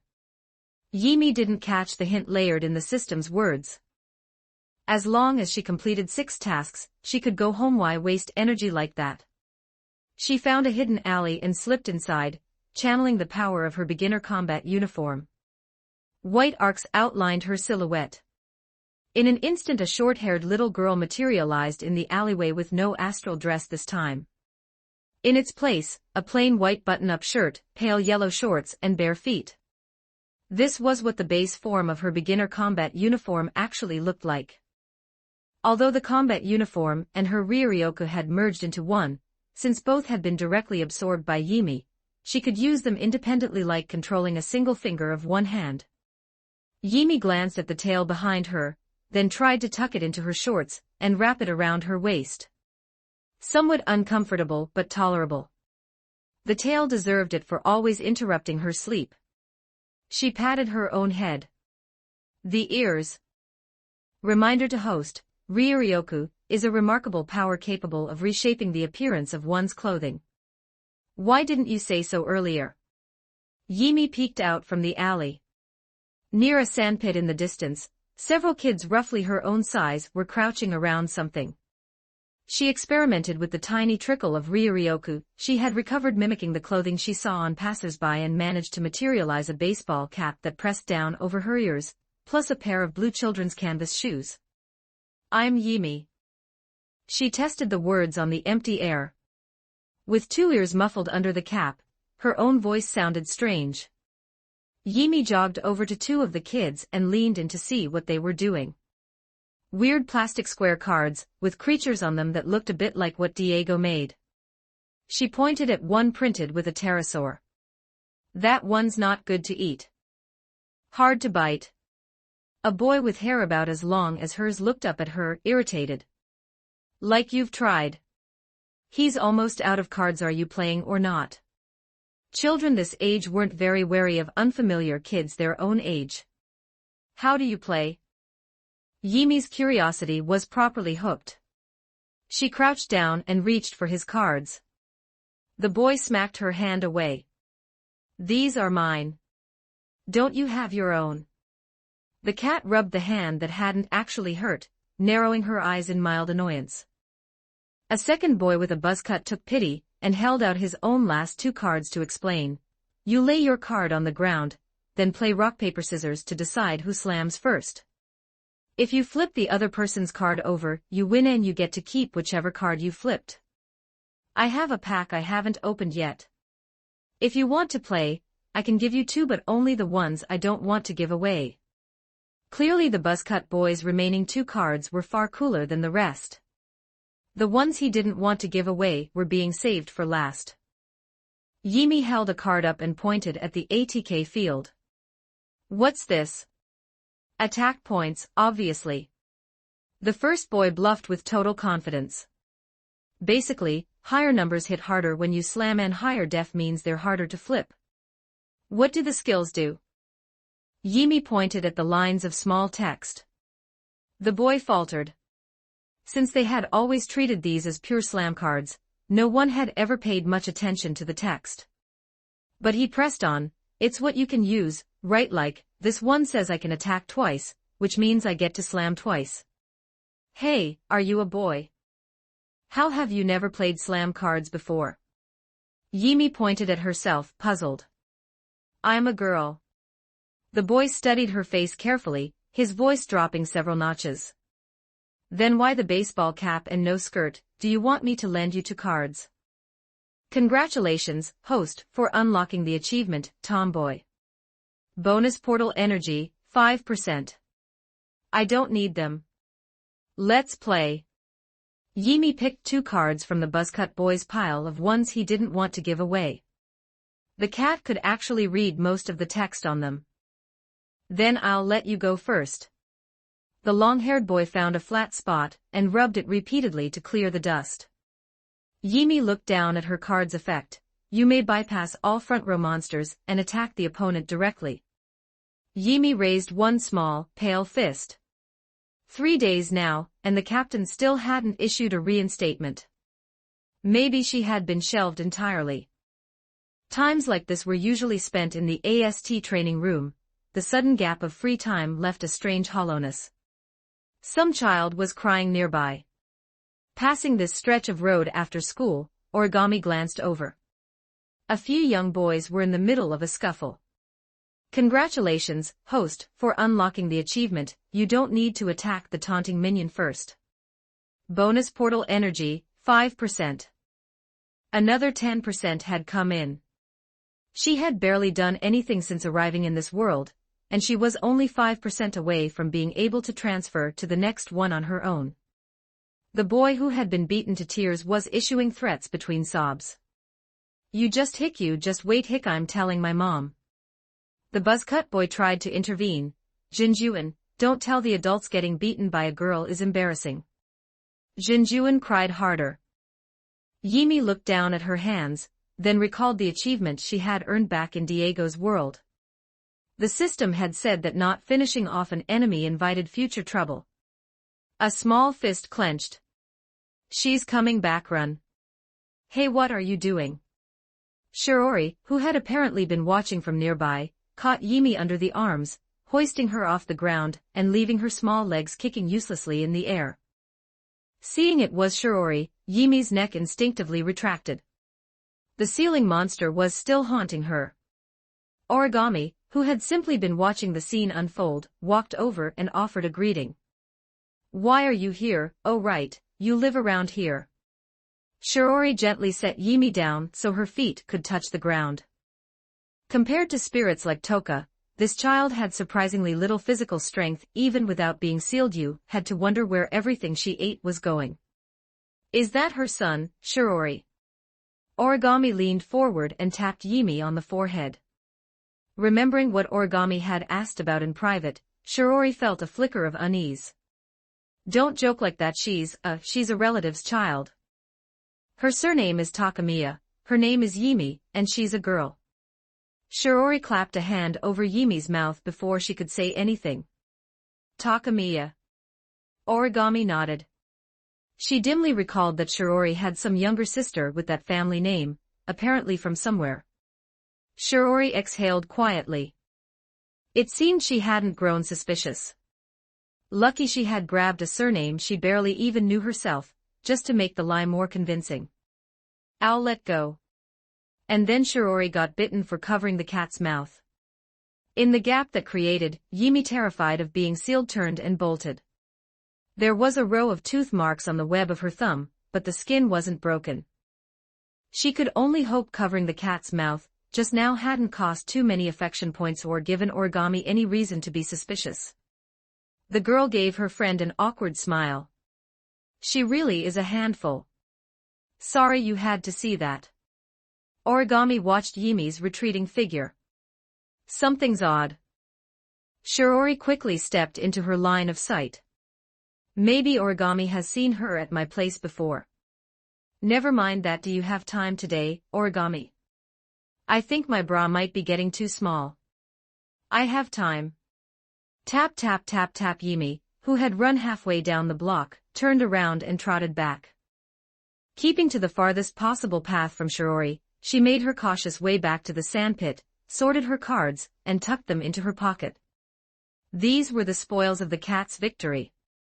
Chapter 39, Chapter 14, reluctantly rewarding you. 1298 words sandwiched between elementary, middle, and high schools was the central district, the most expensive, most worth prioritizing for development in the whole school zone.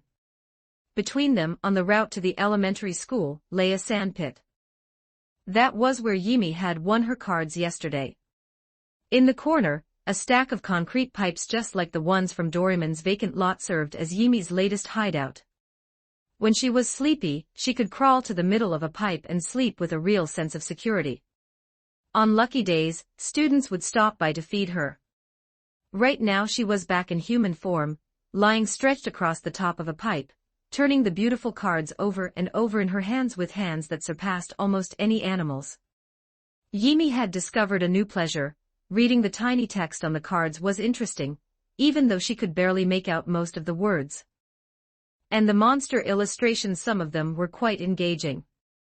She arranged them by personal preference. Specifically, which she would most like to eat. Thief, give them back. A disruptive voice from below. The little girl sat up, confused. It was Jinjuan from yesterday, with the buzzcut boy trailing behind. The consequences of not finishing the job had made themselves known immediately. Yimi looked at the cards she had just neatly organized and pocketed them. I won these. That successfully turned Jinjuan's neck red with fury. You stole them. You hit me yesterday, and now you're pretending it didn't happen. Jinjuan, it's embarrassing to get beaten by a girl. Don't bring it up again. The buzzcut boy was still delivering commentary from the side.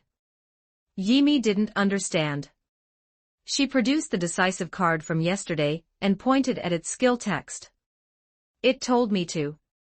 Only then did Jinjuan remember the rules he had invented on the spot the day before. That didn't count. There are no skills in slam cards, you can only slam. What a baffling person. He was the one who said skills were allowed, and now he was taking it back. Yimi resolved never to become such a poor excuse for a person. She jumped down from the concrete pipe, card in hand, and pointed at the skill text. Play again. Violent girl. Jinjuan swallowed hard. His head was already starting to throb, but he couldn't swallow his pride either. He produced a sealed pack of cards.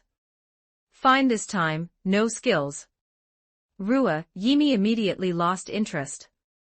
But she caught sight of the new cards he was tearing open, ones she didn't have yet, including one with a little cat on it. 10 minutes later, the tail pinned under the waistband of her shorts twitched involuntarily.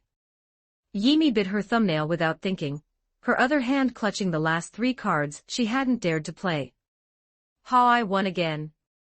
Are you any good at this? The boy crowed with immediate satisfaction. Jinjuan, it's not that impressive to beat a girl who's never played before. Shut up, whose side are you on, anyway? Though his smugness had been deflated by his friend, the self-satisfied expression he'd worn just now had rubbed the cat the wrong way. Next round, my turn. Yimi gathered up her cards and glanced around. No sign of Shiori. She slammed down hard, then released a quiet pulse of the thin trickle of Ryuryoku she had recovered to nudge the card over. Lucky shot, nothing to be proud of winning once. Slam again. I win again. Decent luck. I've won them all. The little cat tidied the thick stack of cards in her hands with deep satisfaction, eyes narrowing until her mouth was almost a little three-part cat mouth. She pointed at the boy who had been taunting her and gave it right back to him. What a small fry. SM small fry. The boy's voice came out small as he repeated the insult, a flush creeping up his cheek from anger, most likely. Jinjuan just got cleaned out of all his cards by a first-time girl. The buzzcut boy pressed the attack. One more word and I'll hit you. The boy rolled his fist, face flushed, jabbing a finger at Yimi's nose. Today was just luck, just you wait. Buzzcut, classic last words from a villain. The small fry ran away, small fry. At those words from Yimi, the boy's steps visibly faltered, but he ran off without looking back. The defeated enemy had fled. The system hadn't been entirely right. Not finishing someone off might just mean they'd keep bringing you card packs. My, a distinctive verbal tick rang out from directly behind Yimi, making her jump. In human form her sense of smell wasn't nearly as sharp, and with her ears muffled under the cap, she hadn't noticed anyone approaching. It was one of those many identical women, but only one today, wearing her hair over one eye. That was Ryuryoku just now, wasn't it, little guy? Kurumi Tokisaki hadn't actually come to find this possibly new spirit child specifically. She had mainly heard from her clones about a cat somewhere nearby that let them pet it without fleeing, and had taken a detour to look. She had even bought a bag of sausages on the way. But she had been circling for 3 rounds now without finding the cat, only to stumble onto a spirit child bullying other kids with Ryuryoku, which was entertaining in its own right. I did hear there was a new spirit in Tengu City. Well, you must have met Shiori already, yes. Something about this woman's speech pattern was strange and oddly familiar. Yimi tilted her head back, rummaging through her memories. Barely over a year old, she didn't have much to search through, but she quickly surfaced the relevant fragment. Watching TV with Mom, the little people trapped inside the black rectangle sometimes made a sound that went "Era mama." Then the person who swept the floors every day, the maid, had walked past and said something. Most of it was gone now. But because she had heard certain words before, a few details still lingered. The maid sweeping, Mrs. watching a Japanese magical girl anime now. But please don't copy the verbal tics going around saying "Era mama" all day, would make people think you're an idiot weeb. Back when I was in school, I had a phase like that. Please forget that sentence. And the one after it. Most of it was gone, but those few words she still remembered. Yimi pointed at Kurumi and repeated the maid's label, "Idiot weeb." Congratulations, host, for unlocking the achievement, Equal Opportunity Insulter. System reluctantly awards 5% portal energy, and does not encourage this behavior to continue. Little guy, did I do something to offend you? Yimi relayed the maid's reasoning. People who go "Era mama" are idiot weebs. Kurumi's smile didn't reach her eyes as she reached out to pinch Yimi's chubby cheek. She truly felt like taking a bite out of this child. Nightmare. An out-of-place voice arrived from the side. Right about the time high schoolers would be finishing their day. Kurumi tilted her head. Tabichi-san, wasn't it? Origami didn't respond. She glanced at Yimi standing next to Kurumi, Shiori's distant cousin, or at least that's what Shiori said, then produced her phone and photographed them together. What are you doing, Tabichi-san? Showing Shiori that Tokisaki-san preys on children. Era, that's a misunderstanding. Tabichi-san does dislike spirits, doesn't she? Kurumi gave Yimi's head a light pat. It seems you don't yet know. That does sound amusing. She turned and walked away. With no spacequake alert triggered, neither side had any justification to initiate a confrontation in the middle of the city. Origami stepped forward and looked down at Yimi. Yimi looked up at her. Oh, it's the freeloader idiot again. Chapter 40, Chapter 15, The Cat Trafficker. 1340 words. Unaware of whatever nickname the little girl had invented for her, Origami came to a stop in front of Yimi, said nothing, grabbed her hand, and started walking back the way she had come. In her weakened state, Yimi clearly didn't have the raw strength to outpull an AST elite. She tried to apply her shoe as a brake. Feeling the resistance, Origami paused and looked at her with mild puzzlement. Where are you taking me? Yimi yanked her hand twice. It didn't give. I'm bringing you home. The little cat stopped resisting and let herself be led. That woman is a trafficker. Origami delivered the slander at Kurumi's retreating back with a perfectly flat expression. Keep your distance when you see her. It wasn't that she was a warm-hearted person, it was only because Shiori had said this child was her younger sister. Yimi looked up at Origami's face. You look more like the bad person. Origami's step paused. She gave me food. You didn't. The cat was still holding a grudge over the freeloading. Had no one taught her not to accept food from strangers? Origami turned with Yimi toward a nearby street stall, bought a taiyaki, and pressed it into the cat's hands. Yimi sniffed it. You're a good person, carrot. In the cat's estimation, Origami had just been upgraded from freeloader to non-freeloader, and non-freeloaders deserved recognition. But more than the food, what Yimi actually wanted was to be taken home.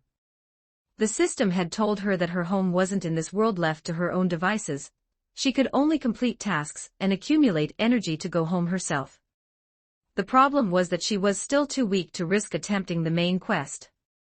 Even so, despite gaining human-level intelligence only after crossing over, the little cat still remembered what her home looked like from the outside. Maybe the impression had blurred from being away for days, but at the very minimum, she was certain her home was in a tall building. She wouldn't have forgotten that.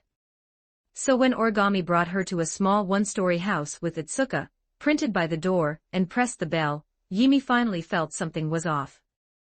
The door cracked open. A wisp of lightly curled light blue hair appeared first, and from a height somewhat shorter than Shiori's, half a small face peeked cautiously through the gap. This was the spirit codenamed Hermit. Her name was Yoshino. She looked like a 13-year-old girl with blue hair and blue eyes. On her hand sat a rabbit puppet she had named Yoshinon, which was linked to her Ryuryoku and manifested as a second personality. Seeing Origami at the door brought out more wariness than usual, because before Shiori had sealed Yoshino's power, Origami had chased her with a blade. But now, as a result of her promise to Shiori, even when she ran into these already sealed spirits outside of work, Origami would look the other way. Of course, that applied only to spirits other than disaster. It seemed Shiori wasn't home, yet not very surprising. Shiori was always off on a date with one girl or another. This isn't my house. Origami ignored Yimi's protests, grabbed her by the underarms, deposited her into Yoshino's arms, and left without a backward glance. Mission accomplished, her merit and fame safely hidden away. Something quite unexpected has occurred, Yoshinon said, the puppet's mouth opening and closing in its peculiar cadence. Yimi's mouth fell open. The stuffed cat talked. How rude any way you look at it, Yoshinon is clearly a rabbit. Yoshinon crossed her arms with pointed human-like dignity. Now then, whose child are you, exactly, and why have you been delivered here? Mom's kid. Yimi reached out and poked the rabbit, and felt Yoshino's finger through the cloth. Leaning closer, she caught a faint scent similar to Shiori's, but where Shiori was like a blend of many scents, Yoshino carried only one faint kind. That tells us absolutely nothing. Poke me again and I'll bite you. You'll bite me. Yimi stepped back immediately at those words, raised her paws in a ready-to-pounce stance, and let out a warning hiss at the puppet. This successfully startled Yoshino, who had not spoken a word through all of this, into taking a step backward. "Yoshinon isn't a bad bunny," came Yoshino's barely audible murmur. Yimi reached into her inventory, pulled out today's winnings, flipped through card by card, and finally held out the one she had used for the decisive victory. "Let's play slam cards." "What's that strange thing?" Yimi pointed at the skill text and explained, "It says I can attack you directly." "I'd rather not." Really, boys and their obsession with violence. "I'm a girl." Yimi fiddled with her baseball cap, suddenly feeling less attached to it. Then even more so. Children your age should be bouncing a rubber ball, jumping rope, dressing up dolls, or playing tea party. Yoshinon attempted to snap her fingers for emphasis, then remembered she had no fingers. Speaking of which, Yoshino was just having afternoon tea. "Would you like to join? There are snacks." Yimi put her cards away like a good child and brought her head toward the rabbit. "Pat my head."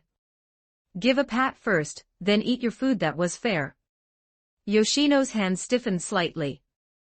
She raised her other, empty hand and gave Yimi's head a gentle ruffle. This puzzled the little cat greatly. She could not understand how the rabbit was controlling its big kitty. "Oh my, a child who actually asks for affection. How unexpected. Please, sit." What followed was a very bizarre scene. Though the puppet appeared to be operated by Yoshino's hand, it used both its tiny stubby arms to lift the teapot by the handle and pour Yimi a freshly brewed cup of black tea with practiced ease. The little cat watched the wisps of steam rising from the surface. She blew on it lightly. She knew it was hot, but some deep cat instinct compelled her to take an impetuous little sip anyway. Oh, her lips hadn't even touched the liquid before she was tearing up from the steam alone. She immediately used the tiny sliver of recovered power to redirect the burning sensation to a polar bear fishing somewhere far, far away. "It bit me. I'm not drinking it." "Really, you knew it was hot, and went in anyway." Amid Yoshinon's complaints, the silent Yoshino sat down beside Yimi and carefully parted her lips to check for burns. "No burns. It doesn't hurt anymore." Those were Yoshino's own words, delivered softly. She gave Yimi a small pat on the head in comfort. Yoshinon clapped her little hands. "What a gentle, wonderful big sister Yoshino is." The blue-haired girl shyly tugged her hat brim down over the top half of her face. "Wait, how did we end up having afternoon tea together? Whose child are you, exactly?" Yoshinon clutched her head in both hands, circling back to where they had started. "Call Shiori." Yoshino said it quietly. With just the two of them, Yimi caught every word with perfect clarity. She sprang to her feet in alarm.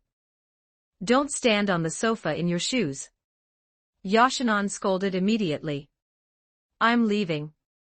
Yimi jumped off the sofa and headed for the door.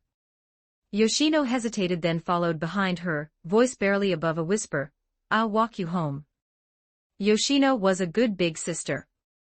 Hearing those words, Yimi didn't wait even a second and ran straight out, desperate to avoid being delivered to Shiori, the Demon King's lair, once more. "I'm back." "Oh. Yimi, how did you end up here?" "I was just a ham." Shiori appeared in the doorway for no apparent reason, swallowing the words, "I was just looking for you." "I'm not Yimi. I'm Quan. "No, you're definitely Yimi." Yimi covered her face and crept past Shiori at maximum distance, then broke into a run. The cat understood now. That white-haired person was not a non-freeloader.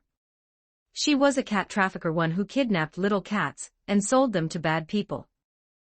Chapter 41, Chapter 16. It chose her 1543 words. With the threat of Shiori's terrifying presence looming overhead, Yimi spent another day eking out a cautious existence on the streets. The moment she caught even a trace of Shiori's scent on the air, she'd quicken her little legs and disappear, leaving the girl no opening to make her move. After days of wandering, the little stray had also begun to crack the rhythm of this city. Prime foraging ground, the sandlot at the junction of three schools, though it went dead on weekends when no one passed through. On those days, there was always the mysterious backup spot, the bridge. The reason was simple: fishing was permitted here, and the anglers never minded tossing their unwanted small catches to the ring of cats gathered at their feet. "You again, you peculiar little thing. The weather's bad today, give me a moment, will you?" The old man's catch rate, however, left a great deal to be desired. The unfed cat leaped onto the railing and stretched her neck out to bite the fishing rod. "I said wait, fish don't just bite because you're in a hurry." He scrambled to reel in. "Whoa, this one's huge." Had the cat actually helped him reel it in? He unhooked the small fish, and was still debating whether to give it to the cat, when Yimi grabbed the rod in her teeth, and cast it back down. His heart sank. This was a rod he'd paid 130,000 yen for. Barely 2 seconds after it hit the water, the cat was already working both paws in perfect coordination to reel it back. Another large fish surfaced. She stared at the old man, hinting for him to take it off the hook. A long silence. Then he did as he was told.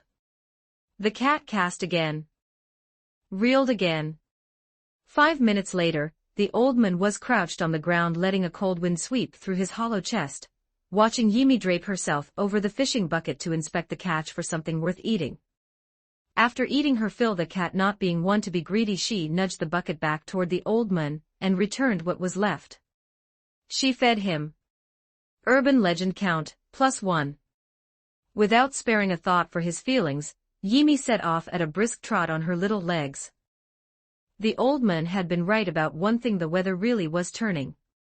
The little cat's sharp senses had already picked up on the approaching rain. But thanks to her greedy detour, she'd clearly condemned herself to the fate of wet fur today. A drizzling spring rain. For a stray, foul weather was the true nightmare. The plummeting temperature made survival significantly harder for the many kittens born in spring.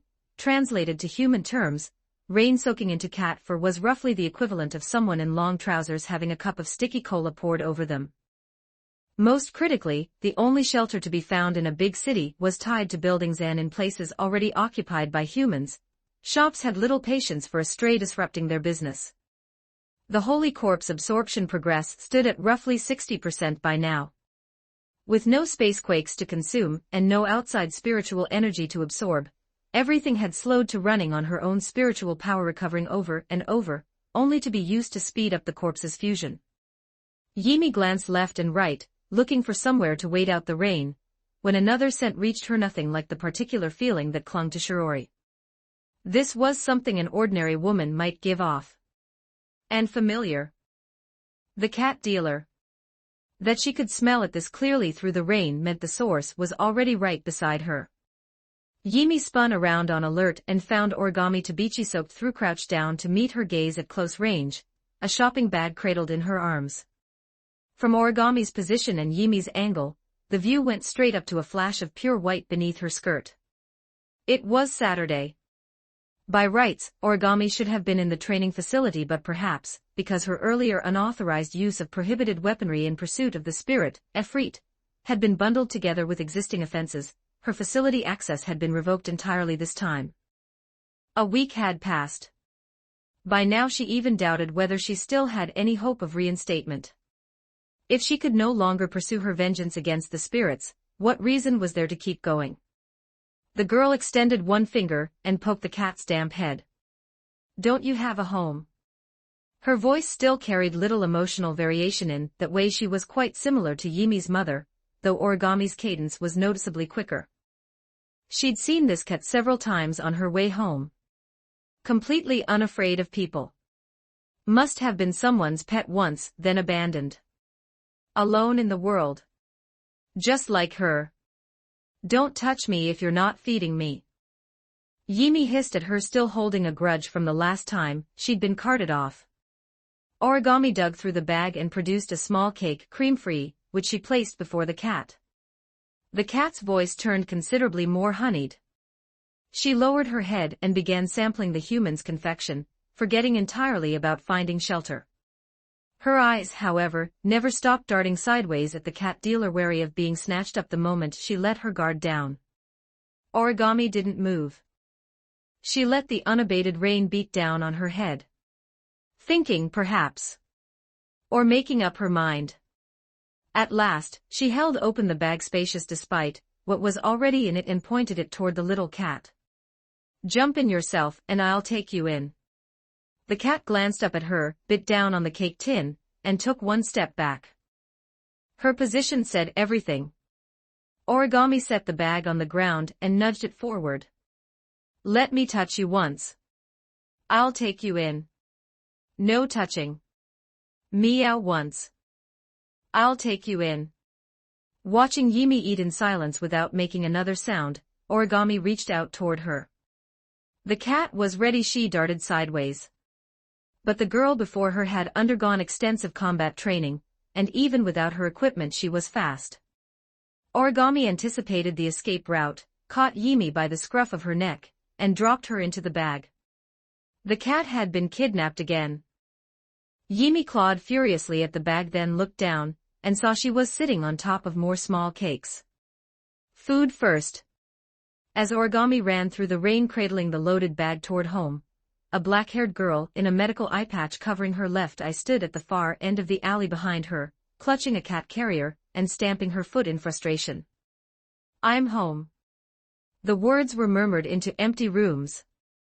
The girl pulled off her ruined shoes. Her white knee socks were so thoroughly soaked they had turned translucent, pressed tight against her skin, each toe perfectly outlined through the fabric. She toweled off her hair and finally looked down at the small cat that had climbed out of the bag. The sugar snacks she'd bought had been completely demolished. The plastic wrapping had offered some protection, but clearly lacked the structural integrity of layered rice paper skill books. Traces of crumbs were still visible on the culprit's whiskers. Origami pinched the furry face and shook it left and right by way of punishment. Yimi surveyed the unfamiliar surroundings, not bothered in the slightest, wandering back and forth and leaving a trail of small paw prints on the clean floor.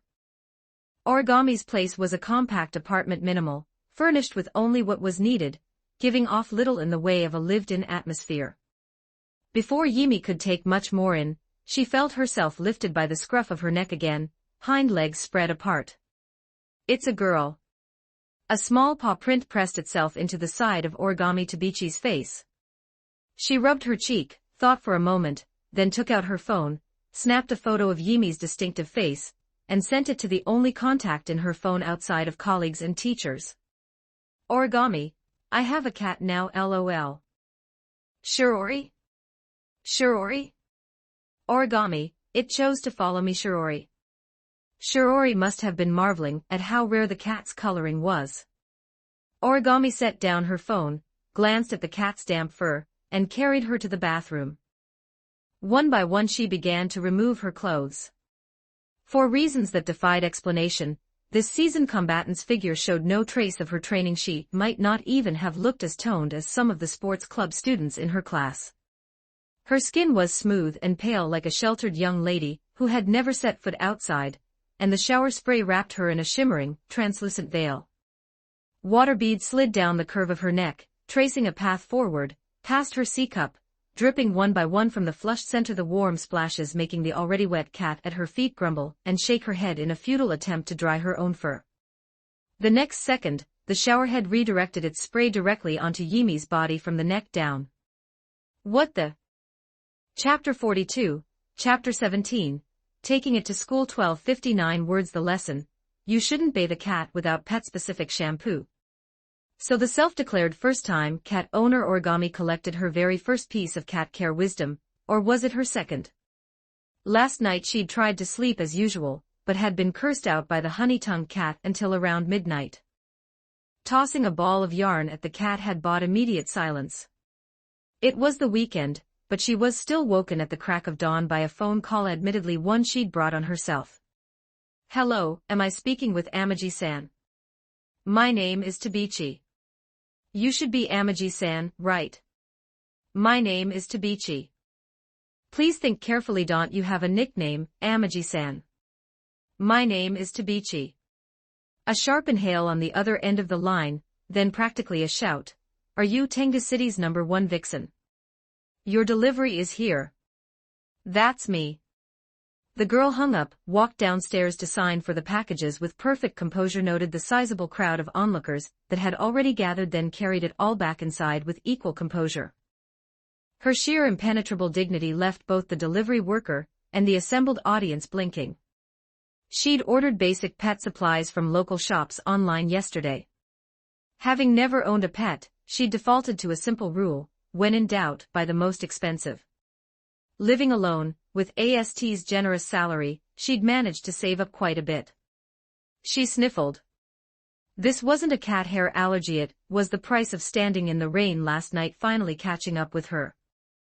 Origami set down the crate of canned food heavy enough to give a grown man trouble and looked over at Yimi, who was still sleeping at the foot of the bed as though someone had switched her off. She'd been out since settling down last night, and hadn't stirred since. Origami opened a can. Yimi was on her feet at the sound, not entirely awake yet. She tottered over and started shoveling food into her face. A close call. 1 second later, and she would have starved to death. Origami stroked the cat's smooth fur.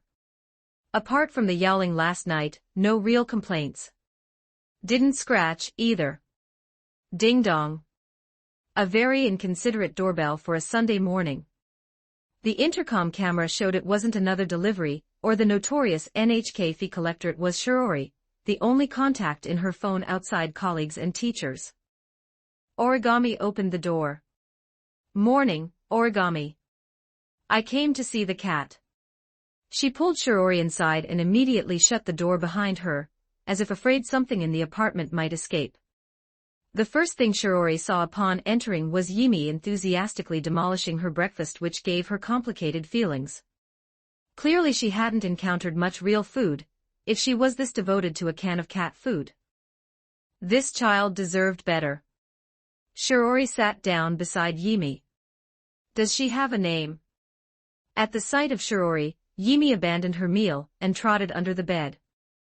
This cat dealer was going to sell her to the terrifying Shirori after all. To think she'd actually believed the woman had kindly offered her shelter from the rain. Origami didn't go after her. She explained to Shirori, she's usually not this shy. Usually, you only picked her up yesterday. I thought Origami would give her some strange name. Shirori offered an example. Ultimate S-grade sadistic leather queen, or something like that. The two looked at each other for a long moment. At last, Origami produced a single sentence: Shiori's a bit perverted. That's your line, not mine. So how did you end up picking her up? Back at the meeting they'd anticipated that the guileless Yimi might get carried off by any passerby who showed her a small kindness. Contingency plans had been drawn up, having Rain-sensei, who she liked more, approach as the cat's owner to retrieve her, among other options. No one had anticipated it would be Origami. Then again, the Yoshino situation had also ended with Origami taking her home. You really couldn't tell just by looking at her. She came on her own. Shirori could have sworn there was a protest in that meow. She scratched her cheek. Speaking of which, Rain-sensei also has, this child was abandoned. Origami reached over and scooped the cat into her arms, stroking the small head. I found her multiple times, in different places at different hours. Living off food she begged from strangers. Nowhere to go even in heavy rain. She couldn't say a word. Saying anything would make Rain-sensei look like an irresponsible person. But Origami herself was hostile to spirits. Still, Origami, are you sure you're okay with keeping a pet? The truth was that not many people in Tengu City kept pets at all. A spacequake could strike overhead at any moment and reduce a mortgaged building to rubble. If the owner happened to be out when it hit, a cat or dog left inside would have nowhere to run. So pet owners were mostly retirees with the mobility and free time to take their animals to the shelter when the alarm sounded, or the kind of people wealthy enough to drop their pet at a boarding facility every day. Spacequakes weren't especially frequent disasters in recent years in a broader sense, but Tengu City experienced them constantly, as though it had won some terrible lottery and it kept everyone on edge. It's a bit awkward to say this now that you've already bought all of this, but if Origami ever finds it too much to manage, you can always hand her over to me. You remember the child named Yoshino staying at my place? She gets lonely at home by herself. Origami used Yoshino's spirit code name. It was partly addressed to Yimi as well. The two had already met once, and from what Yoshino had said, they'd gotten along well. Origami looked down at Yimi, who had apparently understood every word, and was now burying herself behind Origami's back, only half a head visible, watching Shiori with a wary eye. The moment she realized Shiori was looking back, Yimi pulled her head in entirely, leaving only her tail visible. She doesn't want to go. Origami stated the fact, the cat now settled in her lap. Then what if there's a space quake? I'll take her to school. I'll take her to school. You can't bring a cat to school. That's what Shiori wanted to say. But she thought about their completely ineffectual homeroom teacher and vice homeroom teacher, and about how much it would cost her in front of Yimi, so she let the subject drop. With no reason to send Origami away, the only thing she could do was drop a subtle hint. By the way, if you were to run into that spirit again, the one that glows white and can redirect her own misfortune, what would you do? Yimi blinked. I don't know. Shiori gave a small nod. I know it's not really my place to say this, Origami, but if you do see her again, I hope you can try to talk to her properly. She's not a bad person. There must be more to what happened back then. She knew the hint was painfully subtle. She hadn't even managed to surface Origami's hostility towards spirits. But there was nothing she could do say any more, and she wouldn't be dropping hints for Yimi's benefit. She'd be tearing open Origami's wounds. The only response was silence. Visible awkwardness crystallized in the air between them. Chapter 43, Chapter 18, Sick 1231 words, I'll be heading out then. Shiori stood to leave. I'll be heading out then, my foot. How can you just walk out like that? Kotori's voice snapped through the earpiece. Shiori sighed. There wasn't much else I could do. Yimi clearly doesn't like me. If I'd pushed any further and she'd reacted in front of Origami, that would have been worse. With Origami right there, she couldn't talk to Yimi alone. And with Origami right there, she couldn't say too much either. Even as one of the main people dealing with spirits, she still considered herself a normal human being. First, she couldn't focus entirely on spirits and ignore the feelings of an ordinary friend. Shiori smacked herself on the forehead. Wait, that had been completely wrong to begin with. She never should have brought up Yoshino. Origami hated spirits. How had she made that mistake? Even a clumsy, on-the-spot mention of Rain-sensei, as some distant relative offering to take the cat, would have made things more acceptable for both of them. But would that have made Yimi realize Rain-sensei was connected to her, and tanked her favorability there too? Hindsight was useless now. You were put in a tough spot too. Ah, well, we'll just have to look for another opportunity. Kotori's voice in the earpiece was something close to consolation. Did Shiori's hint mean she wanted a cat herself? She'd go buy one to give her. Origami looked down at the remaining unopened deliveries, mostly cat toys. Nearly identical in concept to baby toys, yet the price tags were completely different. She tore open a transparent circular disc.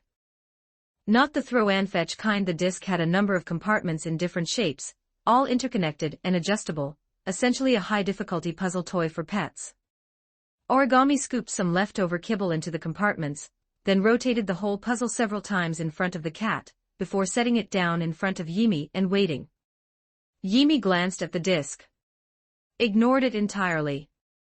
Got up, jumped onto the table, and used her teeth and paws to pry open the food can herself. Started eating directly from the tin. Hard to say whether that counted as intelligent or not. Another sneeze from Origami. Her nose was completely blocked. She was supposed to be the type who almost never got sick. She dug an unfinished pack of cold medicine from the cabinet and washed it down with warm water. The drowsiness hit immediately. Barely awake for any length of time, Origami lay back down and surrendered the rest of the morning to it. From the living room came the steady sound of Yimi batting cat toys around, but even that wasn't enough to fight off the crushing exhaustion. Half asleep, she slipped into a bizarre dream. In it, Raleigh barely a day in her care drove a bus and ran over 2 swallows. To hide the evidence before Origami came home from AST training, the cat stuffed the swallows into a plastic bottle and put them in the fridge. Origami came home, opened the fridge and drank them. Dreaming something this unhinged and psychologically scarring was a very clear symptom. With Origami retreated to her room, the little cat settled by the window and gazed quietly out at the sky, which still refused to clear. Small fry Shiori had been driven off. Yimi wasn't entirely sure what had just happened, but it seemed the cat dealer had her all to herself now. She nudged the bedroom door open with her head, leaped up onto the nightstand, and stared at the slowly cooling glass of water. Then, sneakily, she stretched out her tongue and began to drink. Cats loved stealing sips from their person's glass. Then she caught a scent. She hopped up onto the bed and tilted her head, studying Origami, whose breathing had grown heavier and warmer. Cats and dogs had a way of sensing when something was wrong with a person. Yimi gently licked the faintly fragrant sweat from Origami's face. Congratulations, host achievement unlocked, that flavor. The flavor of lies. Reward, portal energy plus 5%. Reminder, host, your energy has overflowed again. Should you encounter danger or find the main quest of this world too difficult, consuming 100% will initiate immediate transfer to the next world. As long as you make it out alive, you'll have another chance. The cat still hadn't caught onto the system's hint. She's sick. Yimi's form flickered. A small girl in a pure white dress took the cat's place, leaning over the edge of the bed to study Origami. What do I do? Compiling reference material for host. Step 1 in caring for an ill person is to seek medical attention promptly. However, over 60% of humans experiencing symptoms, such as a common cold, will instead choose to tough it out to avoid the cost of a visit. Of the remaining 40%, approximately half are under the age of 14. This group tends to dramatically exaggerate mild colds in exchange for a day or 2 off school. Too complicated. Get to the point. Step 1, please take the patient's temperature. Take her temperature. Yimi looked puzzled. First, press your forehead against hers. Yimi did so. Very comfortable. Suspected fever symptoms detected. Please continue measurement with a thermometer. Thermometer? Yimi had never heard the word. Typically found in a drawer or cabinet. Yimi stood on tiptoe and opened the wardrobe, casting a quick glance inside. A bunny girl outfit. A cat girl outfit. A school swimsuit. Bikinis, so many things she'd never seen before. She stretched as far as she could and pulled down a cat ear headband. Her mouth fell open. So that's how it worked when big cats grew up, they could take their ears off. She grabbed her own ears and tugged. That one hurt. Host, there is no object matching thermometer in here. Yimi turned and opened a drawer instead, rummaging around haphazardly. Whatever was on top got thrown on the floor. She held up what she thought might be a thermometer. Is this it? Congratulations, host achievement unlocked, Little Menace, reward, gotcha draws +1. I'm a cat child, Yimi corrected. The system ignored this and answered the actual question, negative, host, that is an ordinary pencil case. The thermometer is beside it. Please remove the cap, take it out, and place the narrow end under the patient's armpit for 5 minutes. Yimi climbed onto the bed, sat astride Origami's waist, lifted the covers, and got the thermometer in position. Not through the clothing. She worked the collar aside, got it properly in place, then lay down on top of Origami. How long is 5 minutes? The whole ordeal hadn't woken Origami at all. Countdown initiated for host. Please ensure the patient does not shift and dislodge the thermometer. Host may also attempt the alternative measurement location I, the rec, censored, tum. Yimi ignored that. She was comfortable where she was. 5 minutes later, at the system's chime, she retrieved the thermometer. 9 degrees C, classified as high fever. Prompt medical attention is strongly advised. Delays may pose a life-threatening risk. Medical attention. Life-threatening. The kitten had no frame of reference for these things. This big cat wasn't exactly acting in good faith, but she had given the little cat something good to eat. Yimi lay down on Origami, forehead to forehead. Light pulsed gently along her body. Somewhere far away, in a distant desert, a resting camel shuddered. Chapter 44, Chapter 19. I want to step on you. 12:02 words. The nightmare of spiritual contamination dissolved. In its place came a warmth she hadn't felt in a long time, the peace of a child pulled into a mother's arms, and lulled by gentle fingers through her hair. A place that felt like home. Was it a dream? Even as her subconscious understood just how bleak and lonely her life was, her mind chose to be deceived, drinking in the sunlight, unwilling to wake. That and the cat had kept her up half the night. This warmth carried something subtly wrong about it, though a vague sensation, like sleep paralysis, of being unable to move. Unable even to breathe properly. Yimi, sprawled on top of Origami, tilted her head. Why isn't she waking up? Host, the body may simply need time to recover. An initial illness often leaves the patient in a weakened state for a period afterward. Eastern tradition typically involves preparing certain foods to help restore the ill. Yimi climbed off and hopped down, hazy memories surfacing of the basic culinary skills she'd absorbed in her last world.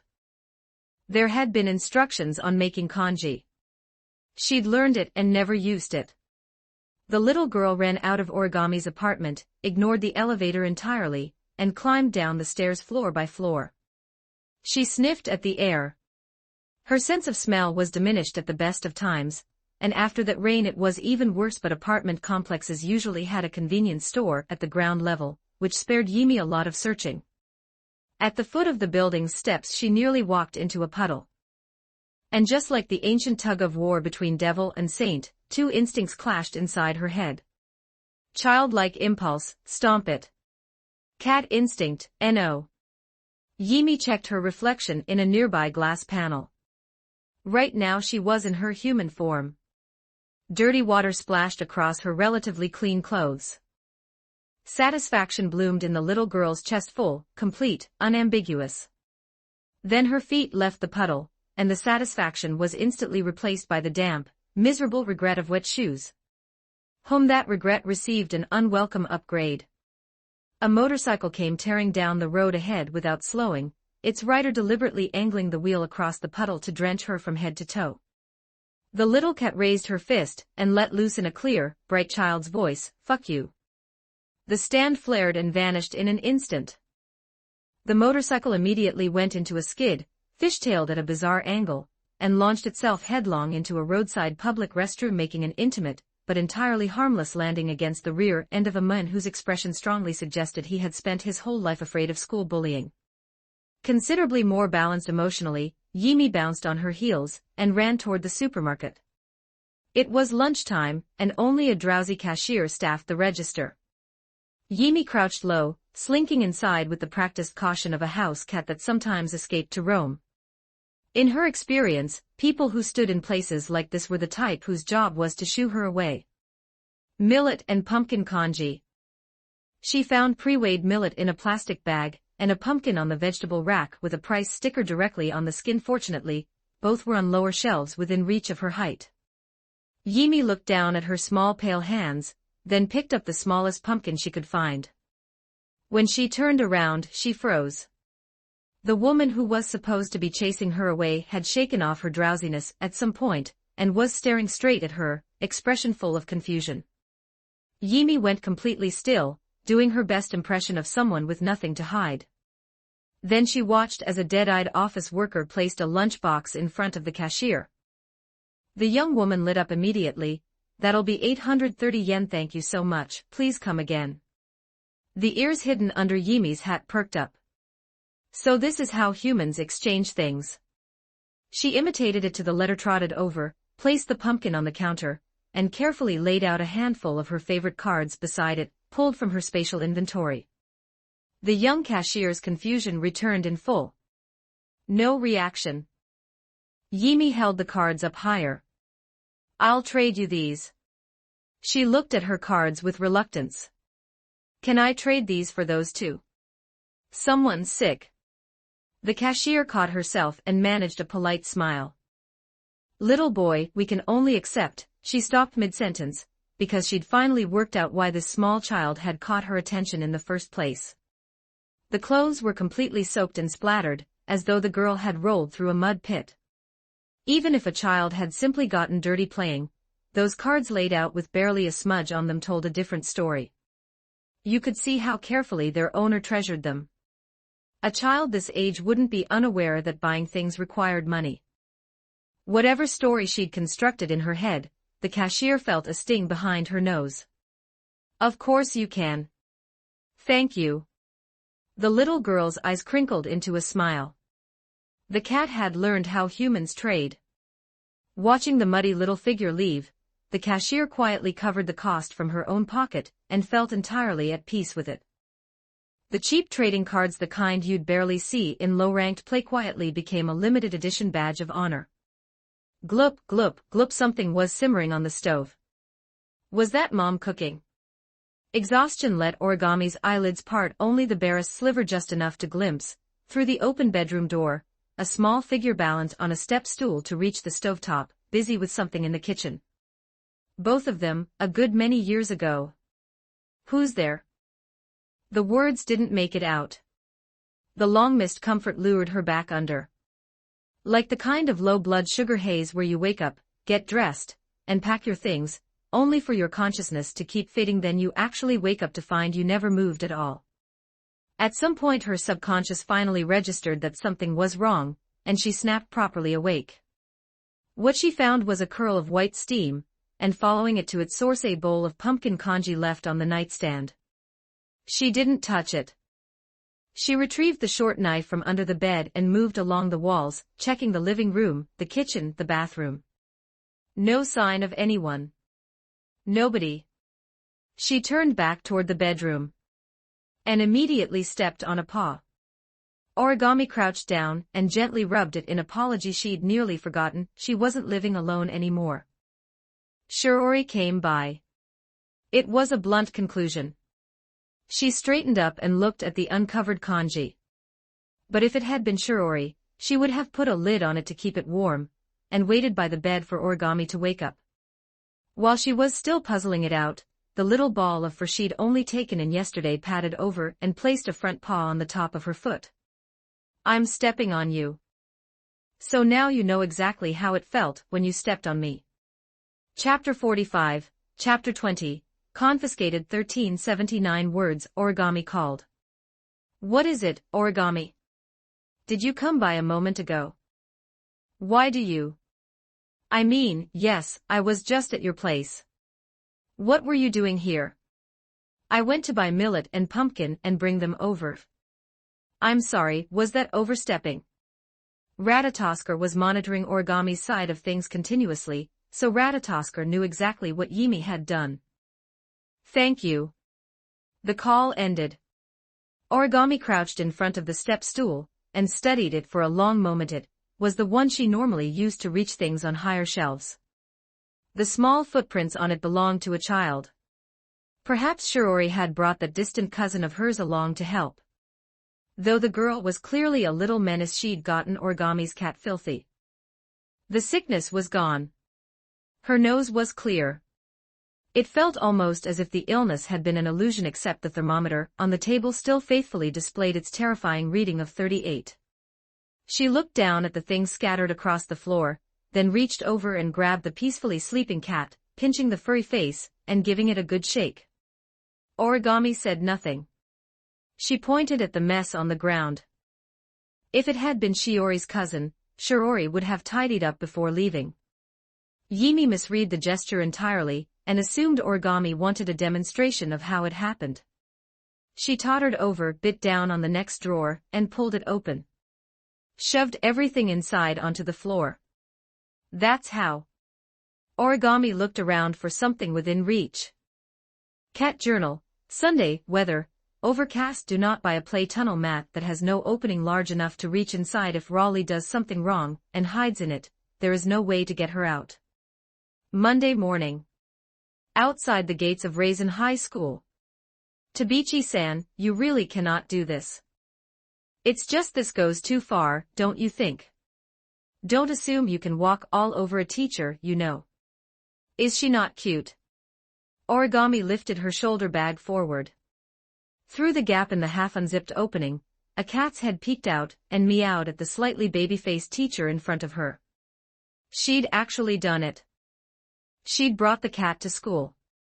It's not a question of cute or not cute. Origami nodded and set the bag down.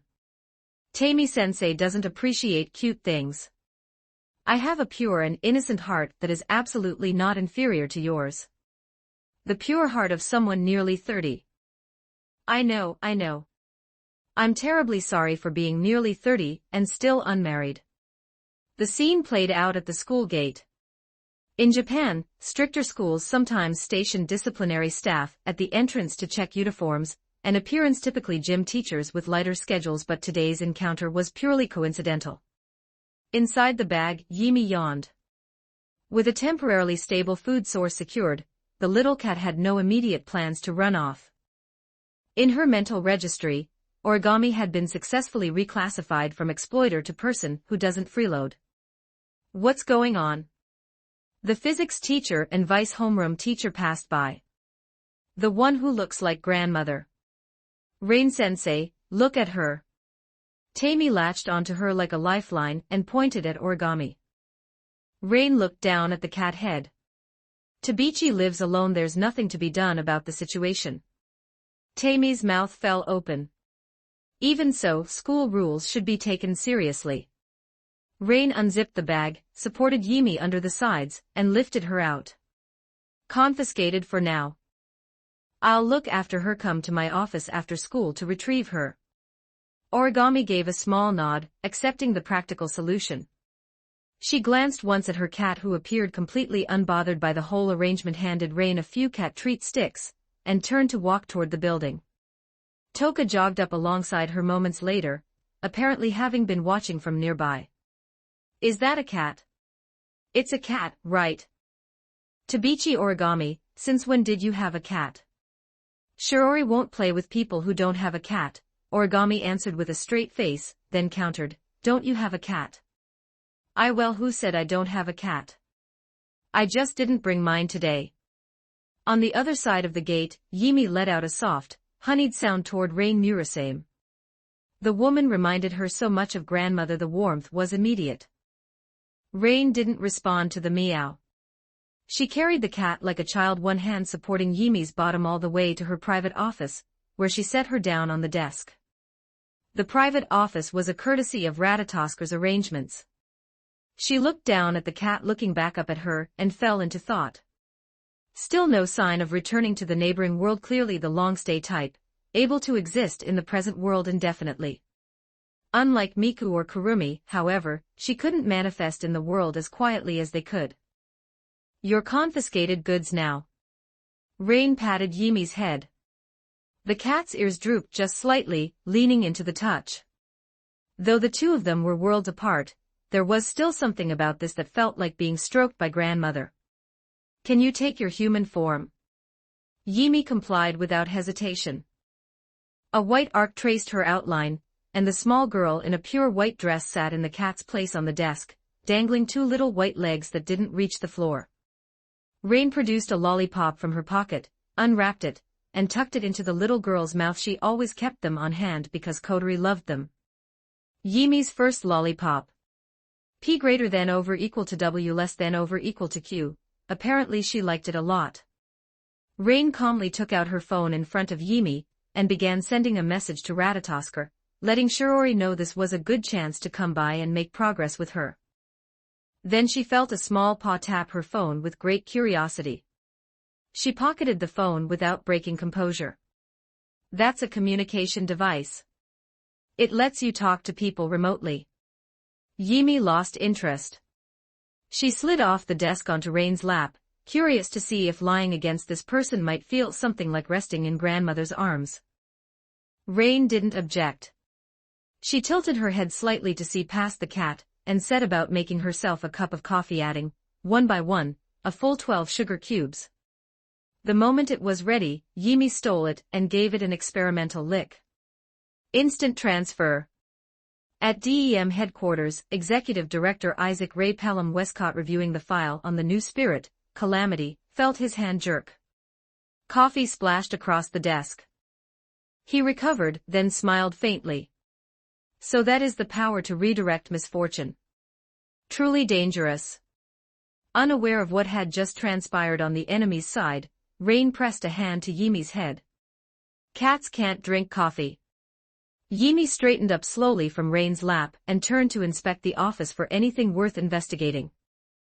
Host, if you're bored you might want to check the number of gotcha draws you have waiting. The little cat had completely forgotten. System draw. Skipping the draw animation. The capsule opened. Inside was a single slip of paper. Achievement hint randomly reveals the unlock condition for one unearned achievement. So she'd unlocked an achievement and earned a draw only to draw something that told her how to unlock the next achievement. Yimi looked down at her small hands, unable to decide whether she'd come out ahead or behind. At that moment, the office door opened. Rain-sensei. What's Yimi doing here? Shiori walked in with exaggerated surprise. At the sight of Shiori, Yimi immediately jumped down and ducked behind Rain. Weakling. Rain closed her eyes briefly. Sure, Shiori. What are you carrying? Shiori lifted the box in her hands. Strawberry pudding. I made a point of having it with me today. According to Ratatosker's records, Yimi had shown a preference for this flavor during their last outing. The little girl peeked out from behind Rain with half a head. With Kodori in her earpiece as backup, Shiori raised an eyebrow and forced out words that felt vaguely excessive, because I've been carrying it ever since, waiting for the chance to run into that child who loves it again. Chapter 46, Chapter 21, Sharing the Misfortune helps 1201 words a successful outing. Though it would be even better if the subject were a little closer. Shiori watched Yimi nibbling at her ice cream, with great caution, apparently terrified of having her power sealed. The little one had tucked most of herself behind a tree a full 5 meters away, and was peering around it, ducking her head back the moment their eyes met.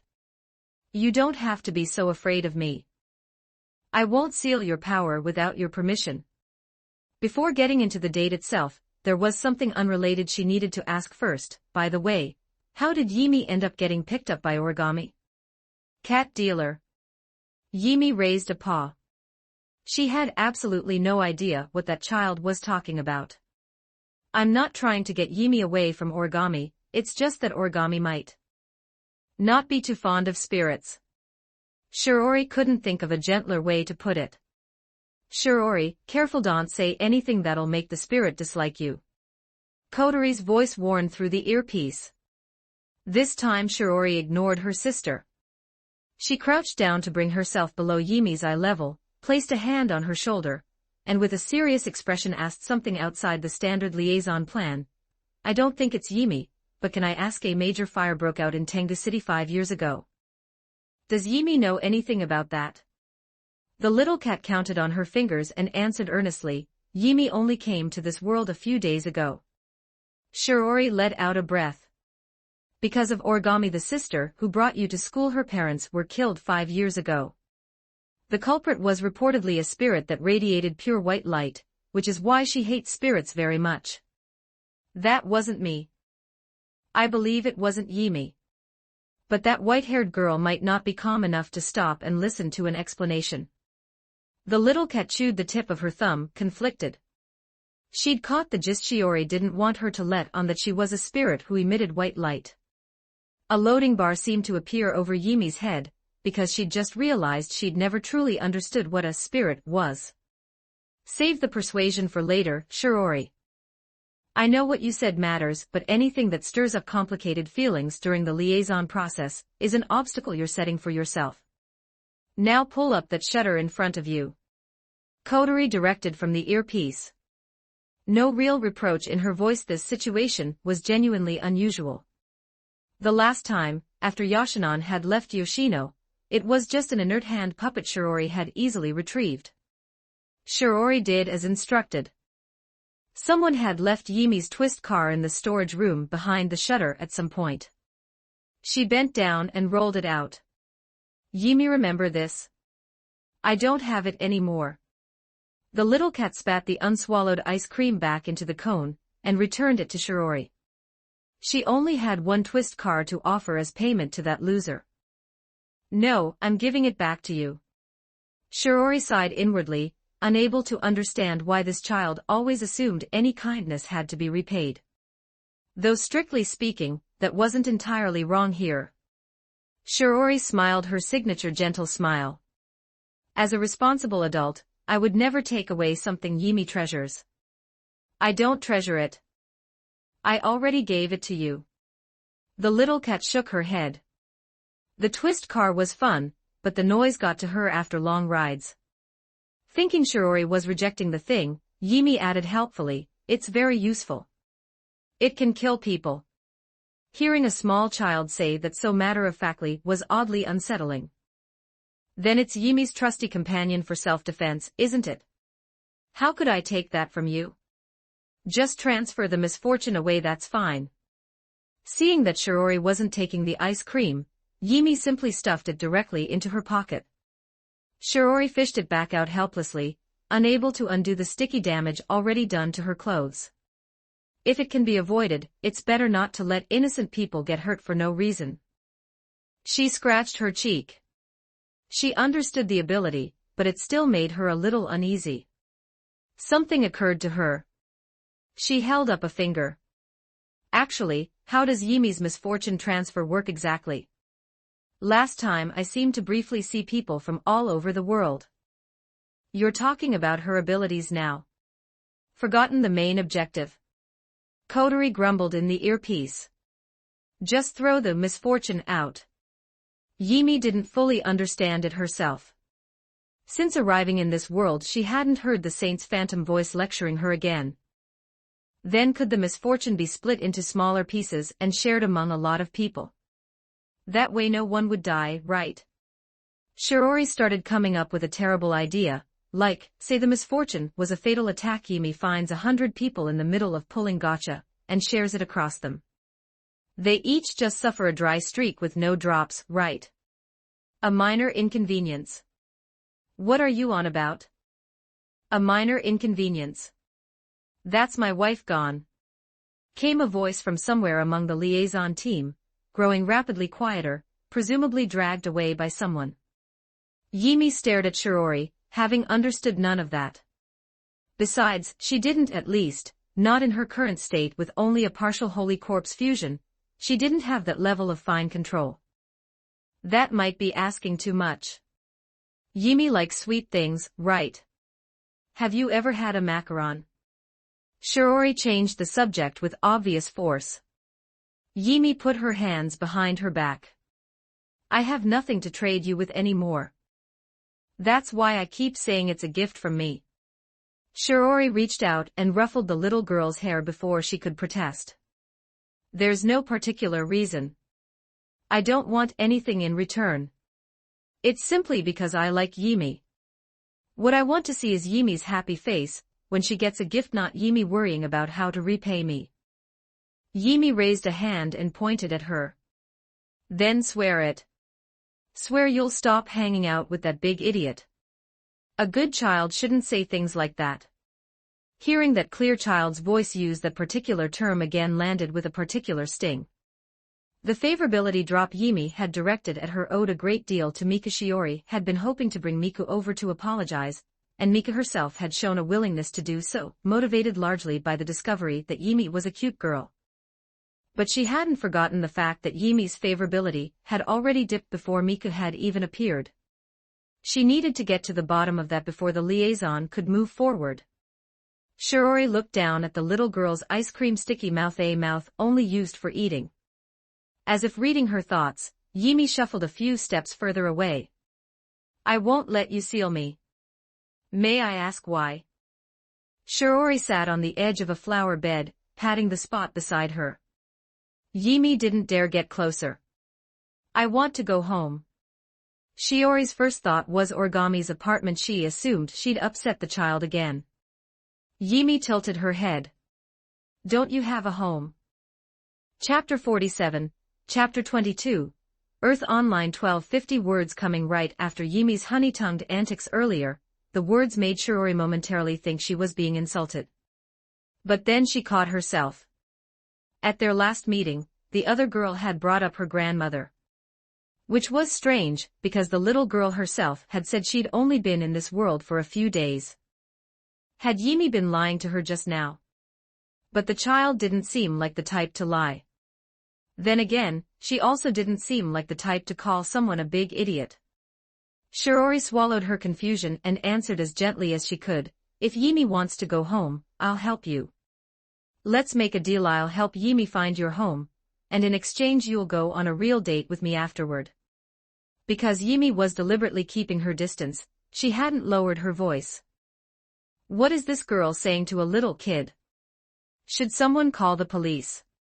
Or is this just an older sister joking with her little sister? This is no joke. Look at the time. High schoolers and elementary schoolers haven't even been let out yet. The pointed stares from passers-by were hard to ignore. This was a high-traffic area, and there was no convenient spacequake to provide cover this time. Notice to host, no cross-dimensional transit exists in this world. This is of no use to host's passage home. The little cat's face fell at the notification. You can't help me. Mom is in another world. The contradiction in Yimi's words left Shiori momentarily unable to decide whether it was literal, or whether the child simply hadn't grasped the concept of death. She leaned toward the former. Because of Kodori, Kurumi, and Mika, three spirits who had made long-term homes in the present world she'd almost forgotten, Toka had once mentioned that before her sealing, she spent most of her existence in a forced dormancy in a place called the neighboring world, and spacequakes were, in fact, a byproduct of spirits crossing from the neighboring world into reality. Could it be a special realm where many spirits actually lived? She rested a hand on the little girl's head. I don't quite understand, but can Yimi get home on her own?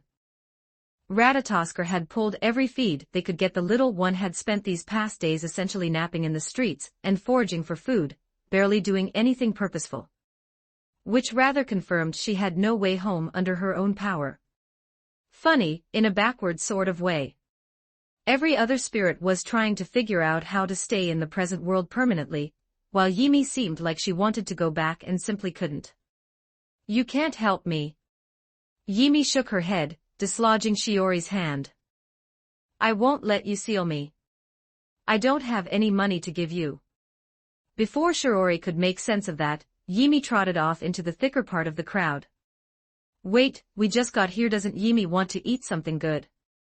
For a brief moment Shiori half expected her to suddenly produce a children's anti-pervert alarm and set it off. But that wasn't what happened. Yimi had been about to run, but before leaving Rain's office, she'd drawn an unusually strange slip from Gotcha. It listed the completion condition for another random achievement. She'd taken one look at it. Some of the characters she couldn't read. And yet, somehow, she understood them anyway. The little cat stood in the middle of the crowd, spread both arms toward the sky exactly as the slip instructed, and shouted. I am done with this game. I want to log out. Then she activated her recently upgraded stand ability. Blinding sacred light enveloped her entire form, very nearly flash-blinding the assembled passers-by. Shiori was so startled she froze. She couldn't understand why the little girl had suddenly manifested her angel in public. Then the white light vanished, and with it, the little girl disappeared too. While everyone was too dazzled to look directly at the spot, she'd shifted back to cat form and quietly slipped away. From the outside it simply looked as though she had been there, then there was a flash, then there was nothing. The gathered onlookers stood dumbstruck, tilting their heads back to stare at the clear blue sky with the unsettled expression of people questioning the nature of reality. What on earth was that about? Shiori pressed a hand to her forehead. This date had ended even more abruptly than the last. But at least she had a lead now. Congratulations, host achievement unlocked, Earth Online reward, gotcha draws +1. Another draw. Please not another hint slip. Skipping animation for host. Skill book, Insect Glaive, abandon the long sword and embrace perfection. Unlock Insect Glaive techniques from Monster Hunter, World and Iceborne. Learning difficulty, hard. A book again. Yimi regarded the tome roughly the thickness of a school textbook with deep dissatisfaction, then opened her mouth wide and bit a chunk out of the spine. Knowledge immediately seeped into her mind. The system delivered its scripted speech, all that study and effort pays off in the end. After countless days and nights of contemplation and the labor of practice, the harvest has finally come. Congratulations to the diligent host on mastering the difficult art of the insect glaive. A glaive technique. Or spear handling, more or less. Yimi felt it was nowhere near as useful as fishing. The little cat turned her feet toward school, and headed back to curl up with the person who looked like grandmother. Tanamachi Hiroto. Itsuka Shiori's classmate. Every harem anime from the old days had to have a guy like this, monkey energy, loser vibes, there to serve as a foil for the male lead's popularity with girls. Some people spent years mocking that character type without noticing they were quietly becoming it. He was one of those people. After the final bell, he clapped his good friend on the shoulder. Hey, Yamato, about that game I mentioned last time. Sorry, Tanamachi. I've got something on this afternoon. The friend smiled apologetically, then turned and walked home chatting and laughing with the most popular girl from the next class. Tanamachi Hiroto was petrified on the spot. For the first time in his life he truly understood his place in the social order. The summer heat felt like autumn wind on his cheeks, his eyes were wet. His gaze swept around, eventually landing on the little cat who had abandoned Shiori and trotted back to school on her own. Nyan-san, are you all alone too, Nyan-san? Then he heard Origami from his class clap her hands, and at the word, dinner, the little furball launched herself in a single leap straight into Origami's arms, settled on her shoulder with her hind legs pressing down on Origami's chest, and was carried off without any fuss. Tanamachi Hiroto ran off in tears. Congratulations, host achievement unlocked, Nyan-san reward, portal energy +5%. Origami glanced once at the boys retreating back. He seemed to be in her class. She had no particular impression of him. She lifted Yimi by the scruff of her neck. How did you end up outside? Rain-sensei had promised to look after the cat. Cat journal, Monday clear. Do not leave Raleigh with Rain-sensei. She can barely look after herself. See, extremely dark circles. Also, Raleigh's claws are getting a bit long. The kneading hurts a little, but I don't know how to trim a cat's nails. Patreon.com/Sineg_Ra Chapter 48, Chapter 23. Help me fight her. 1400 words. In the apartment building across from Origami's, a young Kurumi fragment eye patch in place stood at a window in an unoccupied unit and peered at the floor opposite. She'd finally worked up the resolve to secretly adopt a cat without the other fragments knowing, and someone had beaten her to it. Since then she hadn't found a cat even half as easy to pet. She was genuinely happy the kitten was no longer stray. But not being able to get her hands on that soft fur left a quiet hollow all the same. Something must have reached Yimi through the air, because after finishing her dinner she padded to the balcony and looked out.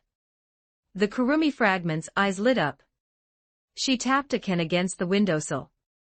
Come here, little one. Let me pet you and I'll give you this.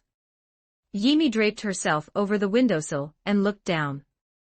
Not being afraid of heights doesn't mean a cat thinks she can survive the fall. Is there something on the balcony? Origami, who had been reviewing her notes, noticed the cat's movement and came over.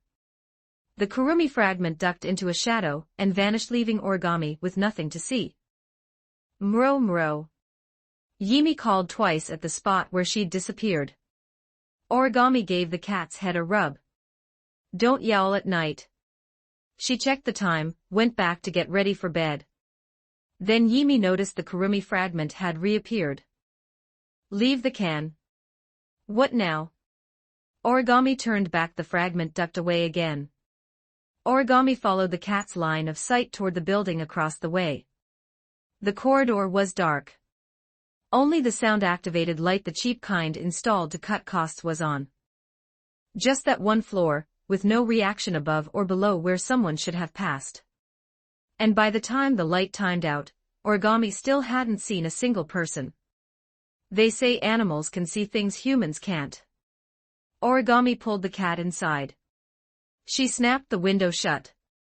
Drew the curtain. She was an atheist who hunted spirits as her enemies, someone who told herself she'd reduced every feeling beyond hatred and rage to nothing. And yet, after that, she entered full alert mode, stashed a knife under the bed, and spent 2 hours tossing and turning before finally drifting off. That was last night. Now for this morning. Utterly carefree Yimi, who slept the moment she'd eaten, was up early.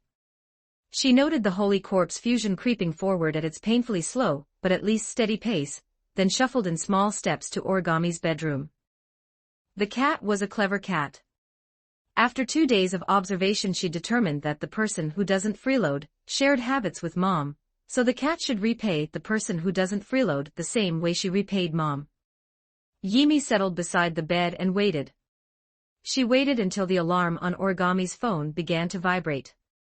Origami rolled over with a small, barely audible sound. The tension she'd carried into sleep kept her from waking immediately.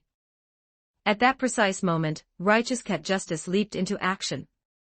Yimi used the soft pad between her toes to mimic yesterday's Origami, drew it lightly across the phone screen, and silenced the evil little square before it could disturb the girl's sleep. You can sleep in now. Say thank you to the cat. This was why Origami Tabichi, who maintained a model student image throughout her time at school, was absent for the first 2 classes, with no camera footage to prove what had happened. Tabichi-san. Tamie-sensei looked helplessly at her desk. The teacher understands you were late for health reasons, but isn't this a bit much? After yesterday's lesson about leaving Raleigh with Rain, and losing her, today Origami had absolutely refused to hand the cat over, which was why a small cat was currently occupying half of her desk and continuing her nap. She'd already slept well enough the night before, but for some reason the droning from the podium made her even drowsier, and the cool surface of the desk was somehow more comfortable than any cat bed. She was also monopolizing half the class's attention. This is an anti-copying measure. The girl offered the explanation with perfect serenity. The cat blocks other students' line of sight to my answers. There's no exam today, why would you need to prevent copying?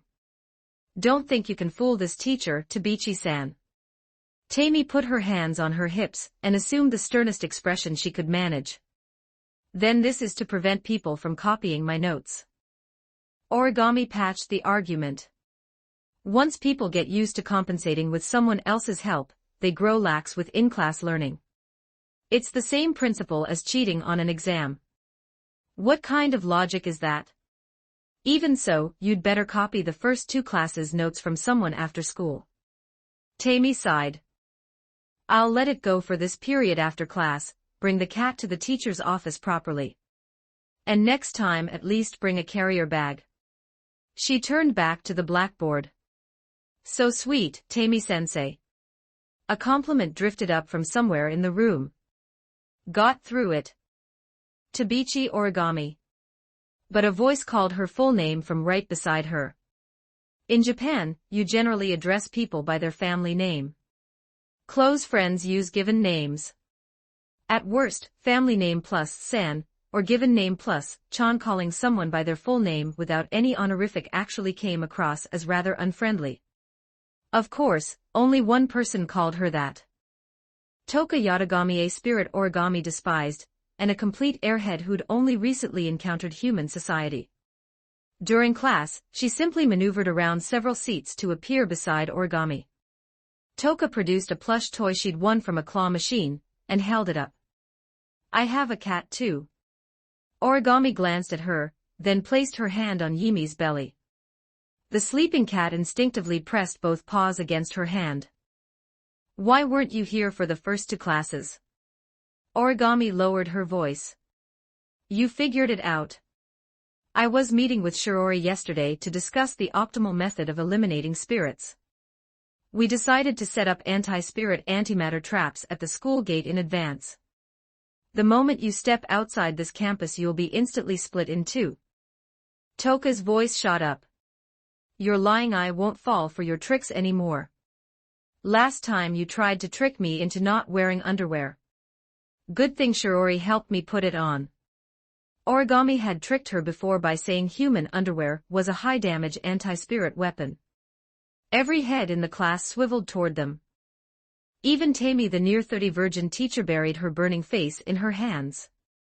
Anything unrelated to class can wait until the bell. Toka retreated, sulking. A moment later she crept back over and reached toward Yimi. Can I pet your cat? Origami raised her hand. Sensei Yatagami-san is trying to copy my answers. You insufferable Tabichi Origami. Surely the classroom couldn't get any more chaotic than this. Shirori turned her pen over between her fingers and glanced at Yimi. The sleeping cat twitched and curled slightly closer to Origami's hand. Reluctantly, under Tammy's firm insistence, Origami handed the cat over to Rain. She left the office walking backwards, her head slowly retreating through the closing gap in the door, eyes holding contact until the very last moment. Rain looked at Yimi, who was still deep asleep, being carried in practically limp, and checked the time on her wrist. Only 1 class period left.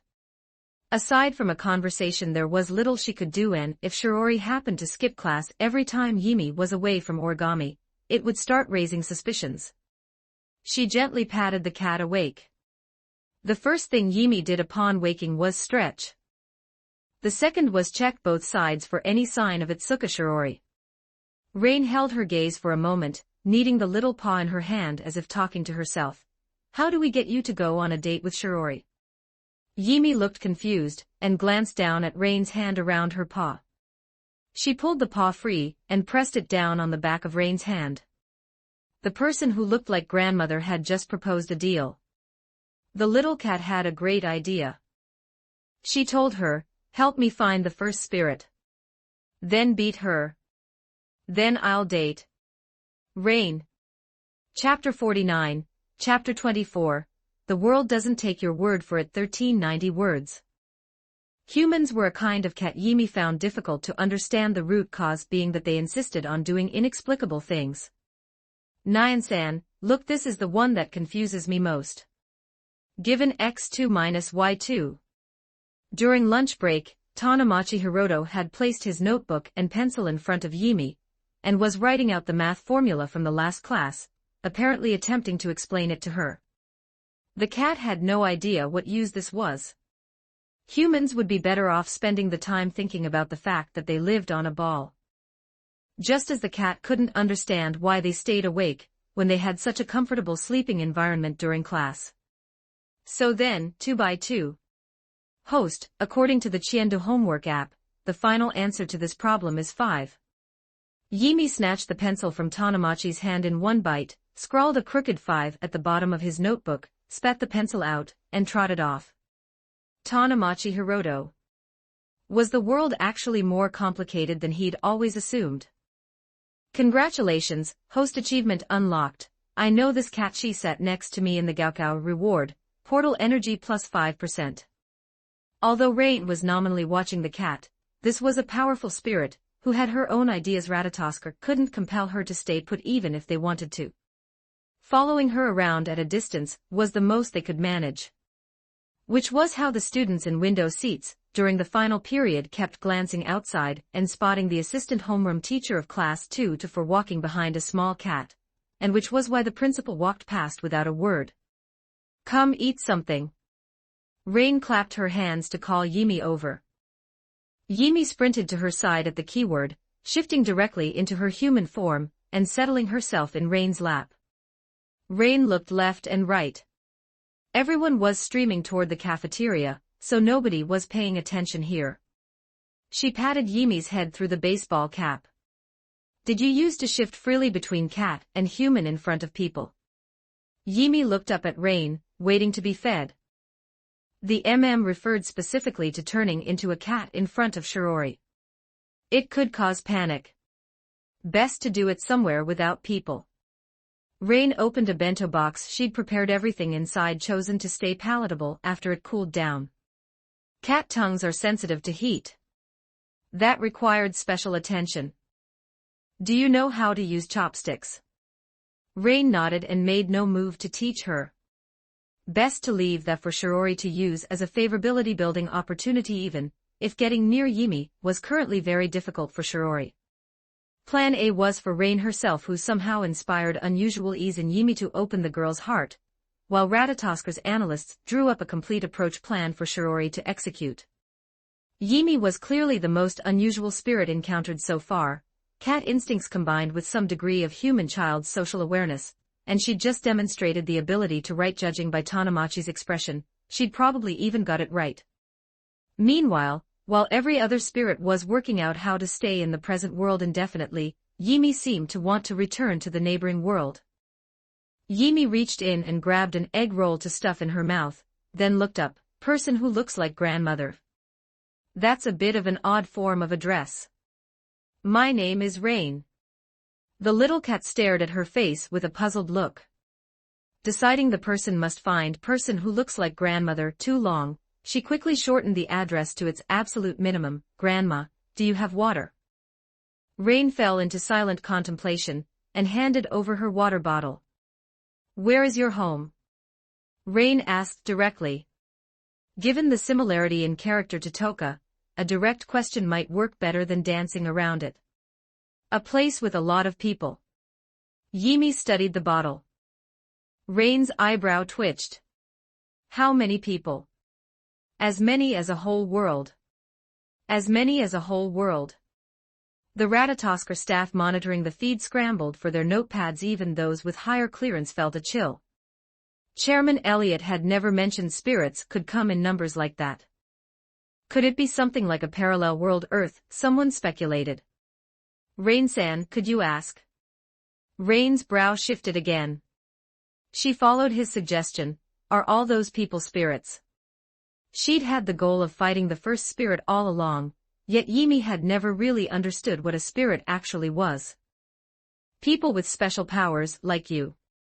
Yimi still didn't follow. Like producing things out of thin air, Angel, for example. That one Yimi knew. Mom can do that. Silence fell over the Ratatosker feed. Was this the little girl's indirect way of confirming there was a world full of spirits? At the worst possible moment, the very person in question appeared. The white-haired, expressionless girl had tracked Rain down in this quiet corner of the campus, and stood with her hands spread open in a silent "Where's my cat?" inquiry. It's asleep in my office. Doors locked, already fed. I'll return it to you after school. It's fine, don't worry, I'll go look after it shortly. Rain produced her excuse instantly. Origami gave a small nod, and looked at the small girl sitting in Rain's lap. Grandma, I can't get it open. Yimi held the bottle up toward Rain's face. She didn't know how to open a human water bottle. She'd tried twisting it the way people did, and had somehow made it tighter. Grandmother. Origami looked Rain up and down. Children that age say all sorts of things. Is she your daughter? Origami asked offhandedly. If you want to think of it that way. Rain's answer was unexpectedly accommodating. Is Rain-sensei a relative of Shiori's? Something like that. The Ratatosker members monitoring remotely all quietly praised her composure. Truly, their analyst. The little girl sitting in her lap suddenly set the bento aside, hopped down, and grabbed Origami's uniform with the paw that had just been handling egg rolls. The cat could tell which temporary meal ticket was more reliable. Origami pinched Yimi's cheek, then looked at Rain. Your daughter got my uniform dirty. Rain scratched her cheek lightly. I'll have a fresh uniform ready for you in a moment. She took gentle hold of Yimi's collar and tried to pull her back. Yimi didn't budge. She's very fond of you. Rain kept her expression neutral. I want to thank you again for sending her to Shiori's the other day. She must want to find Shiori. Would it be all right if you brought her over? At those words, Yimi immediately released Origami's uniform and grabbed Rain's instead. Now Rain's clothes had an oily handprint too.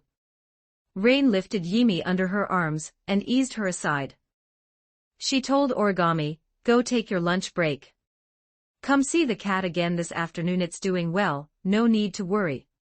I'll head over to look after it in a little while." Origami looked down at the greasy paw print on her uniform, fixed Yimi with a long look and left. Rain waited until she was fully out of sight, then looked back down at Yimi. That girl hates spirits deeply. She told Yimi what Shiori hadn't been able to say in full. Her parents were killed by a spirit, a pure white spirit, just like you. If she found out you're a spirit, it wouldn't go well. She would likely see you as her enemy. Leaving sooner may be better for both of you. This was the conclusion Ratatosker had reached after deliberation. It might cause the little girl discomfort, but they couldn't let her go on hiding as a cat forever beside Origami Tabichi, who hated spirits. But I'm not. Rain shook her head gently. This world doesn't work just because you say something. People don't simply believe you. The plan, of course, was that as compensation Rain with her higher favorability rating would now extend an invitation for Yimi to come stay at her place. There was already a prepared explanation for the Origami side of things. I understand. But before she could get the words out, the little girl slipped off her lap, shifted to cat form and bolted. Leave as soon as possible equals leave right now. This is going to be a problem. Chapter 50, Chapter 25, Identical 1163 words. Back to the stray life. From her spatial inventory Yimi retrieved a miniature pet tracker heavily worn from her time in the Holy Corpse world. It was the only thing she'd brought from home. She used to hear grandmother's voice through it sometimes, but she hadn't heard it again since. Either way, this had only ever been a temporary place. The cat was always going to leave this world. The problem was food.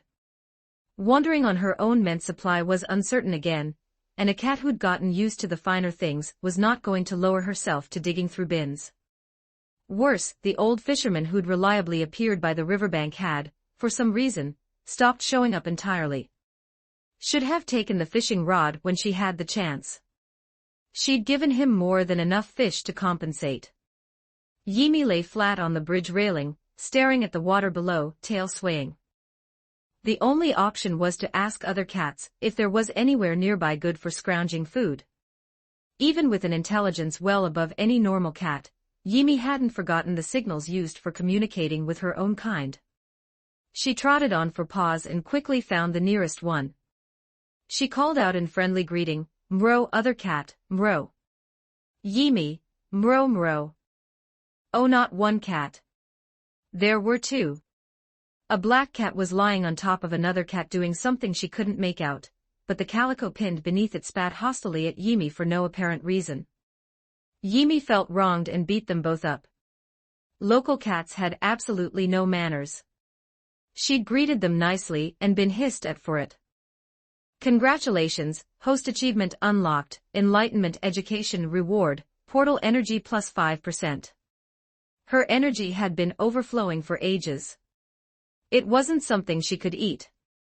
She sniffed the air and caught a faint trace of cat treat here of all places. She followed it into a dim alley. At the far end stood a large, heavy-set man. When he noticed her he stared at her ears for a beat, then slowly crouched down and squeezed a treat onto the ground. Yimi crept forward carefully, because she'd clocked the cage in his hand, a very familiar design. Once, when Yimi had accidentally swallowed a wireless earbud, grandmother had taken her to a veterinary clinic. She'd seen cats arriving in cages exactly like this one. They were wheeled into a room, and when they were wheeled back out, they had the look of animals questioning their existence, tongues lolling. She didn't know what happened in that room. But the memory had lodged in her like a shadow she couldn't shake. Yimi's tail flicked. Her steps slowed. Within a meter, the heavy-set man's patience snapped. A thick-gloved hand shot out like a sprinting cheetah for the scruff of her neck. Yimi planted a foot, sidestepped cleanly. The moon was visibly startled that something this round could move that fast and pressed forward for another grab. Yimi rolled, looped both front paws around a short stick lying on the ground a little longer than her cat body and planted it. Insect glaive technique, leaping lunge slash. What the cat catcher stared, baffled, as the cat jumped higher than him and cracked the stick across him. It stung but didn't break skin.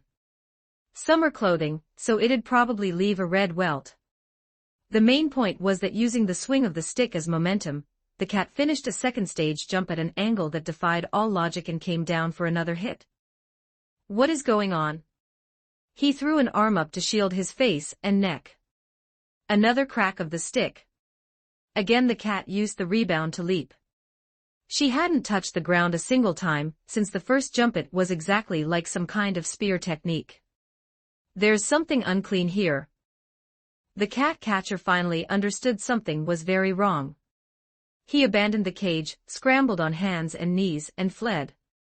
His mind kept cycling back to two urban legends that had been spreading online recently, a panda-like cat spirit that could talk, and a cat deity that helped fishermen catch fish. He was quitting. Nobody had told him the job required outwitting a cat spirit. The little cat dropped the stick.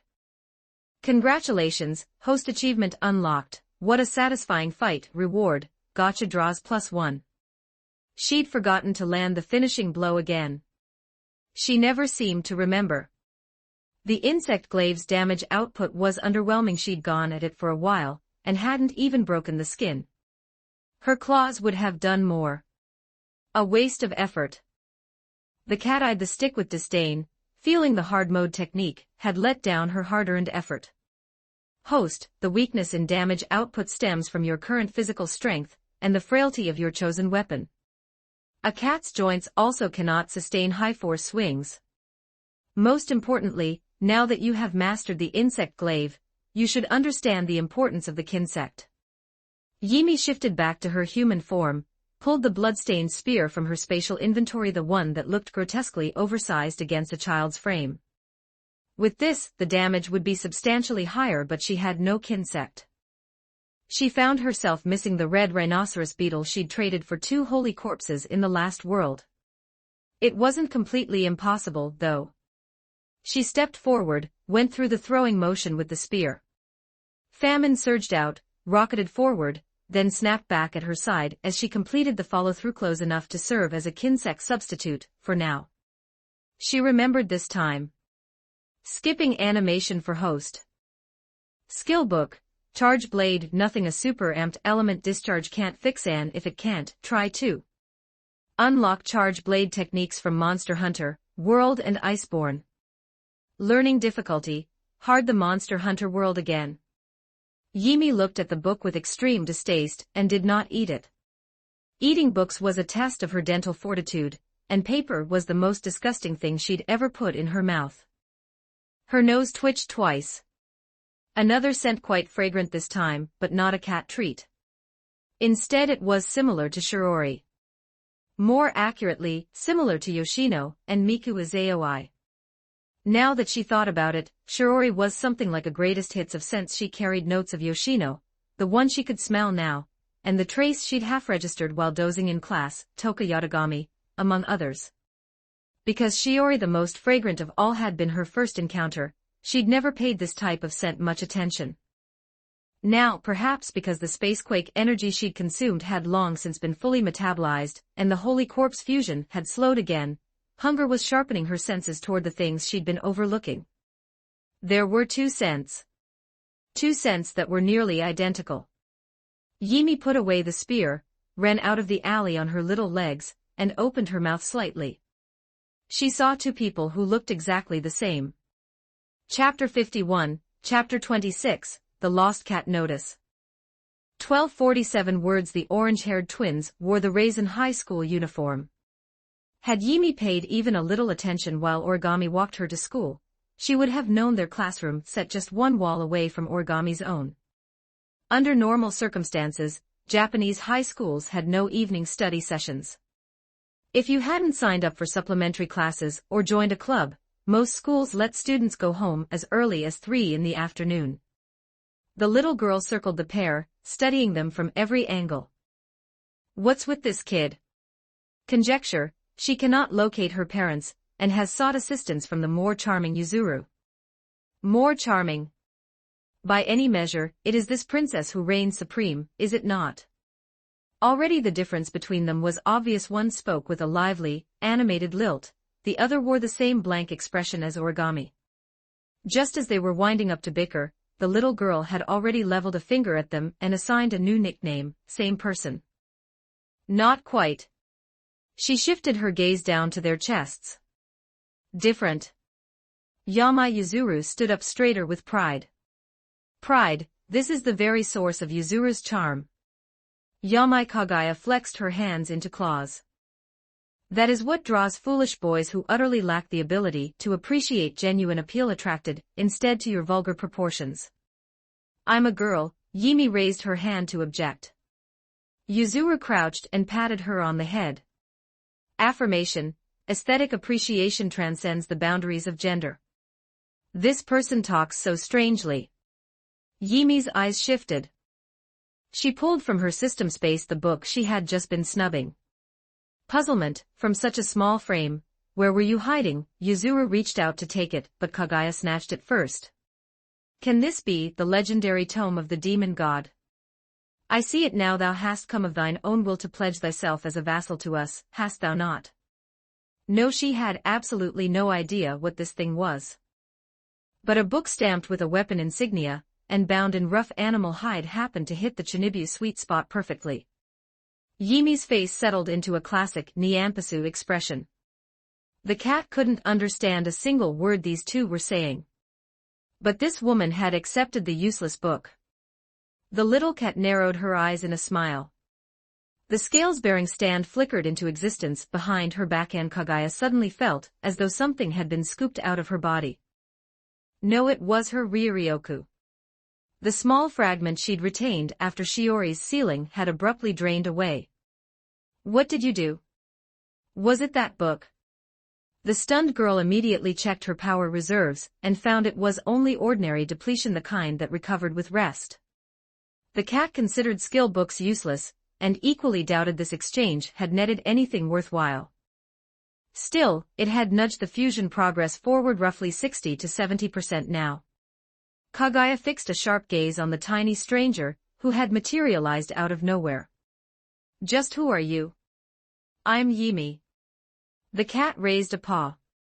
She'd heard that name from Shiori, an unsealed spirit. Don't tell me you're the same type as Shirno. Wait. You never kissed me. Yimi tilted her head curiously.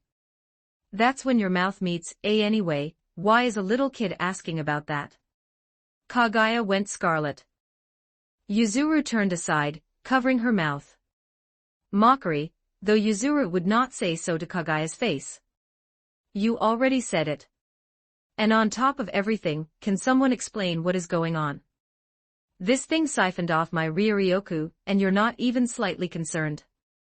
Yuzuru pressed a hand lightly to her lips. Astonishment, Master Origami. The familiar name turned Yimi's head. Not far away, the white-haired, blank-faced girl was walking toward them at a measured pace, arms full of thick stacks of paper. She glanced down. She pressed one sheet directly onto Yimi's clothes. Yimi peeled it off and read it. Lost cat notice. It bore the photo Origami had attached when she messaged Shiori with "I have the cat. Reward offered. Cat answers to Quan Quan. Lost for the second time due to her negligent caretaker. Eats 2 full bowls of premium-grade cat food daily, unaffordable for the average household. Contact owner at." Yimi looked up at Origami. Origami looked down at her. The daughter of the negligent teacher who had lost her cat. Worth kidnapping. What are you doing? The cat couldn't make sense of it. Cat went missing. Origami patted the thick sheaf of flyers in her hand and studied Yimi at length. The little girl looked away. Why are you staring at me? Thinking about putting you in a pot. Delivered with perfect composure, threatening the child to spite the negligent teacher. Yimi immediately bolted behind Yuzuru to hide. Yuzuru cooperated without hesitation, extending an arm to shield her. Objection: bullying children is unacceptable behavior. Only then did Origami shift her attention to the two spirits. Without a word, she handed each of them a lost cat notice. Kagaya pinched her chin, puzzled. This cat. I feel like I've seen it somewhere. On Ratatosker's surveillance monitors. You won't find it. Yimi peeked out from behind Yuzuru, stating a simple fact. Because the cat doesn't want to be found. Have you seen it? Yimi looked away again. Origami pinched her cheek. Where is it? Don't know. Yimi isn't a cat. She wasn't telling. Origami raised her phone to her ear and played along. Moshi Moshi, Rain-sensei. Understood. She lowered the phone, slipped it into her pocket, and told Yimi, Murasame-sensei just called. She wants you to help me find the cat. Yimi blinked, completely thrown off. Hadn't Grandma, fake, just told her to stay away from this person? And now she was suddenly being sent back. Thinking the little one had caught on, Origami raised the phone again to cover her mouth and pinched her nose. This is Murasame Rain. Tell the big sister in front of you where the kitty is right now. She'll buy you cake. Don't mind my voice, I just caught a cold. The little girl finally reacted. Big Cat was truly a bewildering creature. Just moments ago she'd told her to stay away, now she was sending her back. Yimi stepped out from behind Yuzuru and pointed at Origami. Give me cake first. So that was it. Origami gave a small nod, her mind already piecing together the full picture. Negligent teacher was too lazy to look after the cat, and deliberately set it loose. Or, negligent teacher found the cat too adorable and simply stole her student's pet. Either way, my cat has been kidnapped, and cake is the ransom. Origami took Yimi away, leaving the twins staring blankly at each other. Wait, how did my Ryuryoku even disappear? All I got was one beat-up book. Concern: will Master Origami put the child in a pot? I am exhausted. If there really were a world packed full of spirits, if each of them manifested just once, we'd be done for. Kotori slumped home and pounded her own shoulder, unwrapping a lollipop and crunching down on it. When stress got bad, a lollipop helped immensely, at least, that was her theory. What's this? She noticed a book sitting on the coffee table, left there by who knew whom. Something like an axe was printed on the cover. The sort of thing Shiori might have collected during her Chinibu phase. Worth flipping through. Maybe there were some entertaining, embarrassing stories inside. Chapter 52, Chapter 27, The Missing Persons Notice. 12 words. Cake, cake, cake. The child was a little loud. Origami glanced down at Yimi, who walked beside her while maintaining a deliberate small distance, wariness apparently born from the earlier threat. It wasn't only that. Yimi hadn't forgotten that the non-freeloader used to go by the nickname Cat Trafficker. Yimi gripped the small stick she'd been snubbing, keeping pace at Origami's side. Utterly useless as it was, it happened to be perfectly straight, and for no reason she could identify, her hand had simply closed around it. Cake was the thing the non-freeloader had given her the very first time she was brought home. Soft and sweet. Yimi had a serious sweet tooth. The affinity had only appeared after she arrived in this world, because back home she had never tasted anything sweet. Even the cakes her mother brought held no flavor for her. You tell me where the cat is first. Then I'll buy cake. Origami wasn't going to let the child trick her. It's in a tube. Origami frowned. Other than a few horrifying images, she couldn't imagine what tubes had to do with a cat. Several tubes. Sand beside them. Yimi did her best to describe a children's sandbox. The description was bare bones, but in a city like this, there weren't many sandpits to choose from. Origami nodded and took hold of her free paw. Take me there. I'm not going. Yimi tried to pull free and failed. In her weakened state, without drawing on her Ryuryoku, she had roughly the strength of an adult man. The kitten's gaze drifted sideways. Cake first. No cake, no cat. You're bluffing. Origami pinched her cheek. Cheek squished flat, Yimi managed a garbled protest, Shiori's just a small fry anyway. Origami's mental reconstruction, Murasame-sensei carries the cat back to her office. Murasame-sensei's daughter, out of school before the high schoolers, runs over. She spots the cat, and asks her mother for it. Murasame-sensei leverages her authority to confiscate the student's cat, then tells the student it ran off on its own. Her fist tightened. This child already had a prior offense getting Kwon dirty. My cat has been kidnapped. Cake is the ransom. Origami raised her phone, and took a straight-on photo of Yimi's face. What style of pot do you prefer? She was weighing whether to use this little thing as leverage. Trade the child back to Murasame-sensei in exchange for the cat. Yimi stared up at her, baffled. In the end, she took the child to buy cake and deliberately chose a cheaper shop. Custom orders aside, most shops had ready-made options in the display case. The moment they walked in, Yimi was plastered to the counter, stretching on tiptoe to watch the bakers work, because she understood that learning to fish was better than being handed one. She wanted to learn, but none of the equipment was familiar, and her basic cooking skills hadn't covered any of this. What flavor do you want? Origami looked down at her. All of them. Origami nodded. One children's set. Make that too. She wanted some herself. Of course. The attendant smiled and packaged the order, then produced a small toy from behind the counter and held it out to Yimi. Here you go, free gift for children 12 and under. Yimi reached out and took it. A plain, ordinary wind-up dog. Exactly what you'd expect from a freebie. Unimpressed. The cat reserves goodwill exclusively for golden retrievers, Uncle Nwomi's breed. The little girl held it up to Origami. I don't need it. The kitten stretched tiptoe tall, holding it higher. Thank you. She took it with visible reluctance. The cheerful clerk laughed.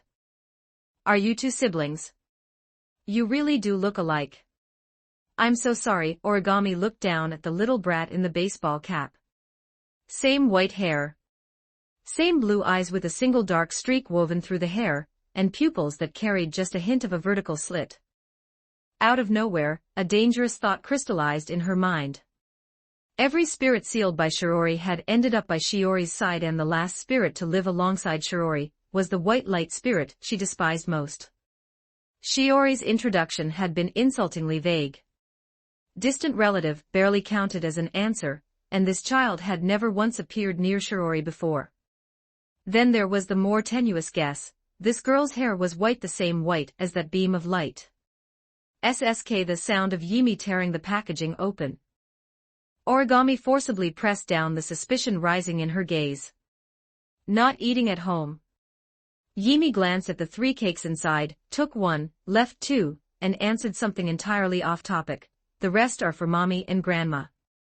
Yimi was a clever little cat. As mentioned, she had never tasted anything sweet back home, not even from her mother's cakes. She knew it was because that world simply had no real sweets. She wanted to save 2 for her mother and grandmother to try. Right, Murasame-sensei's daughter. She'd almost forgotten. Origami pinched the bridge of her nose. She'd been overly paranoid. Not entirely her fault. She had finally gotten a cat to bring some peace into her life, only to cross paths with a teacher like that. Her irritation toward the little girl began creeping back, only for Yimi to reach out and take her hand. She placed it on top of her own head, turned slightly, and rubbed against it to complete the head pat ritual on her own terms. Now it's okay to eat. The kitten gnawed her thumbnail. She'd just given Origami a toy, which meant it cancelled out the feeding. She stretched on tiptoe. Lower your head. Origami obliged, puzzled. Yimi reached up and patted her head. The kitten recalled her head pat. Utterly incomprehensible. Now give me my cat back. Yimi's eyes shifted. Go check the tubes. The cat's there. It had better be. Origami took her hand. Yimi spun around and the instant Origami's guard dropped, she was gone. Those short legs were impossibly fast, she vanished in the blink of an eye. Origami's fists tightened. Yimi hadn't been deliberately setting her up. The cat simply didn't understand why Origami was so determined to find her, nor why Grandma, fake, had first told her to leave, and then sent her back to keep staying with the non-freeloader, but she also hadn't forgotten the 2 warnings from Shiori and Grandma, fake don't reveal yourself. She tucked the small cake into her storage space, shifted to cat form, and curled up inside one of the sandbox tubes to wait quietly for her reliable food source to come find her. The wait stretched longer than expected. She was nearly asleep by the time Origami finally arrived. Quan, she really is here. Origami beckoned. Yimi walked over on her own and jumped into her arms. Origami held her for a long moment, then started toward home. Too strange. Just lying there waiting, that alone was too strange. A coincidence? Passing a utility pole, Yimi spotted the reason Origami had been so late. A missing persons notice bearing the straight-on photo Origami had taken of her human form not long before. Missing child. Generous reward to whoever finds her. Contact. Murasame Rain's phone number, Chapter 53, Chapter 28, Cat Good, Human Bad 1370 words. A severe orange alert rainstorm is expected over the Tengu City area in the coming days. Residents are advised to secure all doors and windows. Cat Diary, Thursday. The weather these past few days has been dreadful. I was called to the faculty office and reprimanded for the missing persons notice stunt, but I haven't handed Quan back to that negligent teacher since. I bring the cat carrier to class and leave it at the very back of the room. A classmate in the back row, whose name I can never remember, occasionally pushes bits of ham sausage through the gap. And after class I take Quan out for a walk, keeping an eye out for the disciplinary head the whole time. But Quan is far too lazy to bother crawling out even when I open the zipper. No wonder she ended up this round back when she was a stray. Closing the journal, Origami looked at the round fluff ball sprawled across the desk watching TV. 4 paws tucked neatly out of sight, and quietly produced a pair of pet nail clippers. Clipping a cat's nails was notoriously treacherous. Whether because cats resented having their weapons removed, or because it felt like an attack on their own body, Origami couldn't say. She wasn't a cat. A tip she'd found online: wrap the cat in a mesh bag, hang it somewhere, and clip the nails while it struggled helplessly. Origami picked up the mesh bag salvaged from a recent delivery, nail clippers in her other hand, and walked toward Yimi. Yimi's ears twitched. She spotted the pet clippers. She sat up gracefully, extended her left paw, and presented it like a noble receiving a servant. Origami took the paw. Every nail was clipped without incident. Yimi switched paws and extended the other.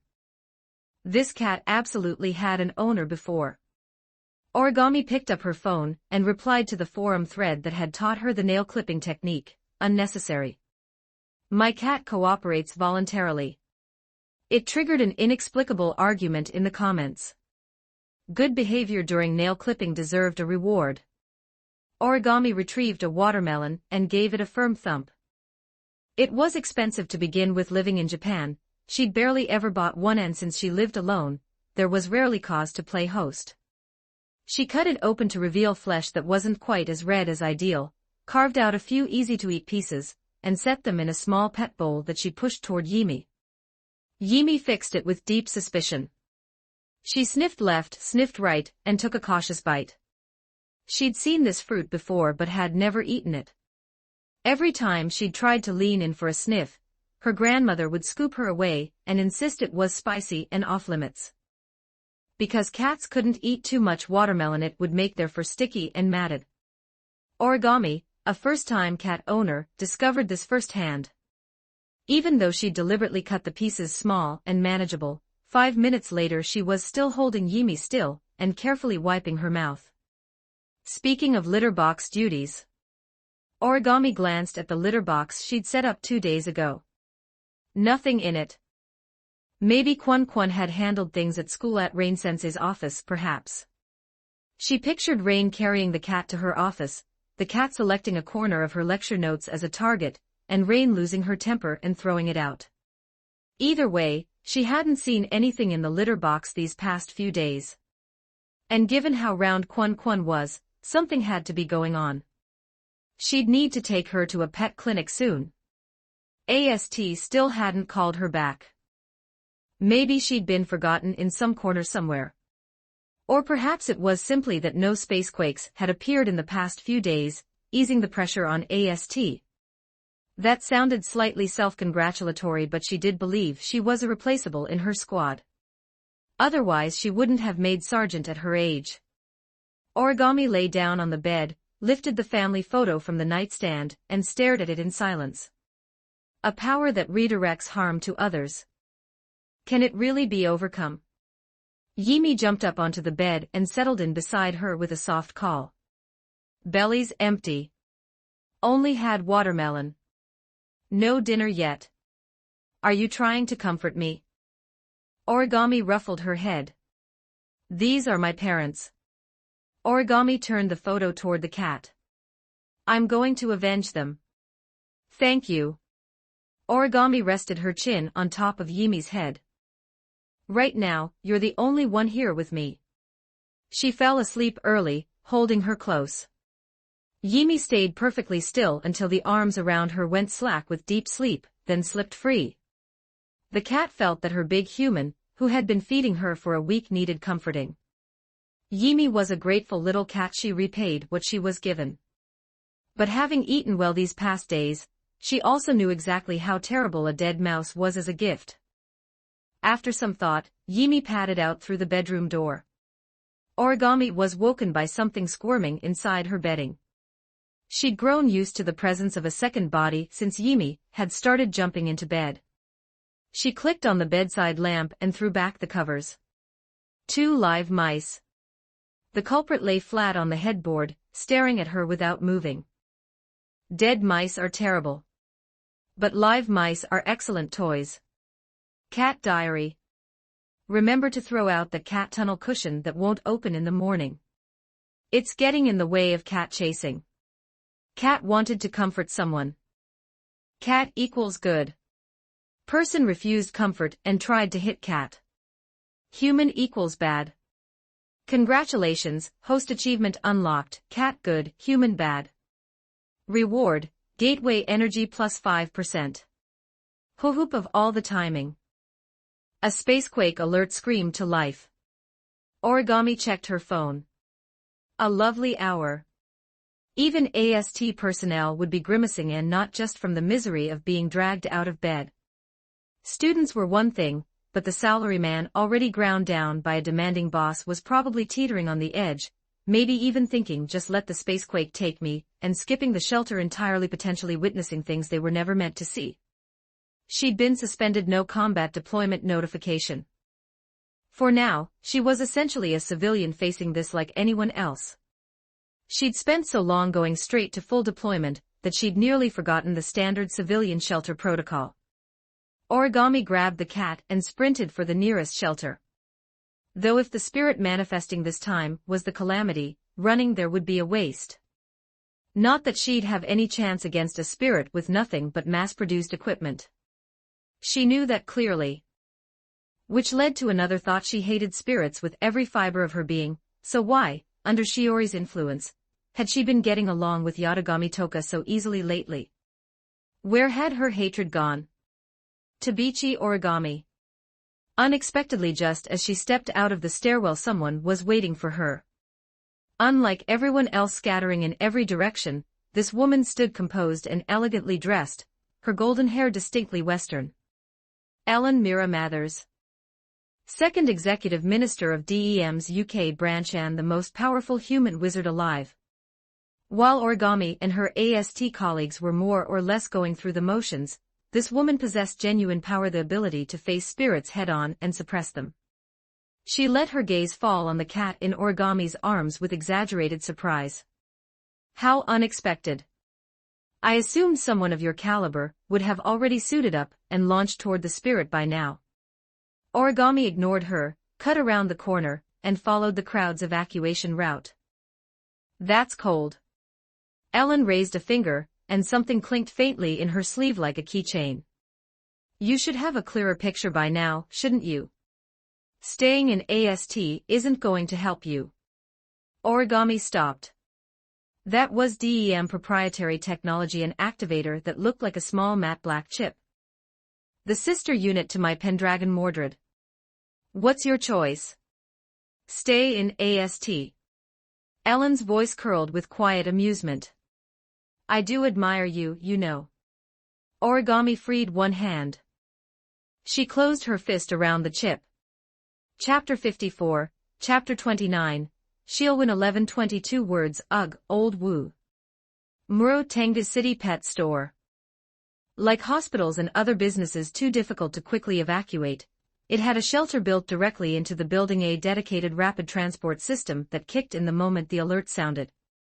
Just minutes ago they'd received a baffling customer who, despite the shelter entrance being right there, had insisted on handing over her cat for safekeeping before running off. Every cat in the building voiced something distinctly uncharming. Whether caught up in the tense atmosphere or simply running on sharper instincts than humans, the cats and dogs had broken into a chorus of anxious noise maddening for people already dragged from their beds in the dead of night. Yimi cleared her throat. She raised her head and announced. Maya Maya, meow meow. Muro, all the cats.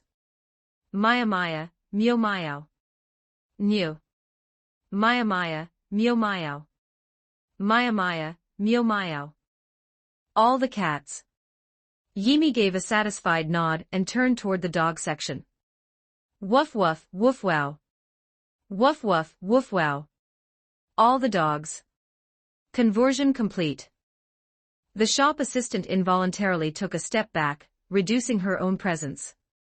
Manager, is that little supercat about to lead a furball's rising revolt in here? Congratulations, host achievement unlocked, missionary.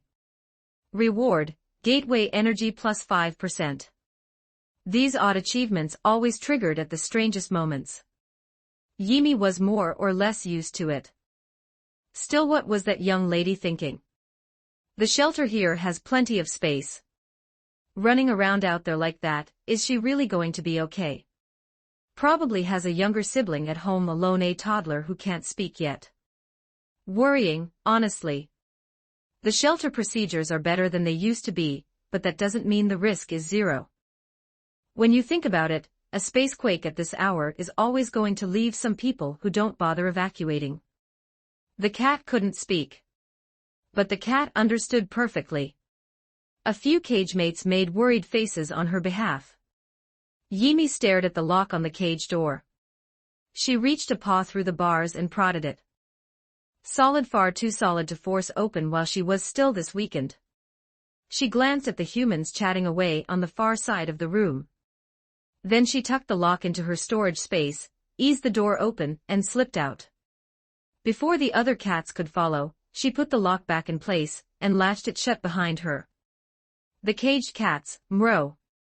Meow meow. Congratulations, host achievement unlocked, voice chat enabled.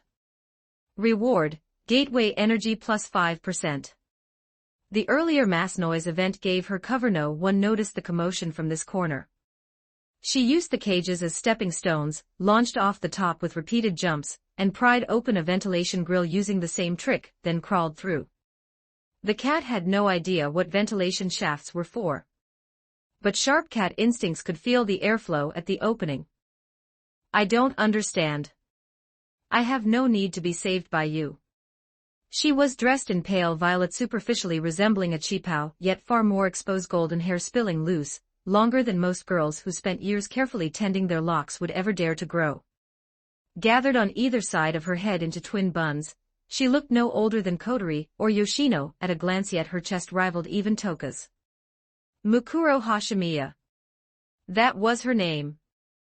She had been floating peacefully in outer space when something cat-shaped had come screaming in from who knows where and smashed into her, knocking her down from beyond the atmosphere all the way to the surface.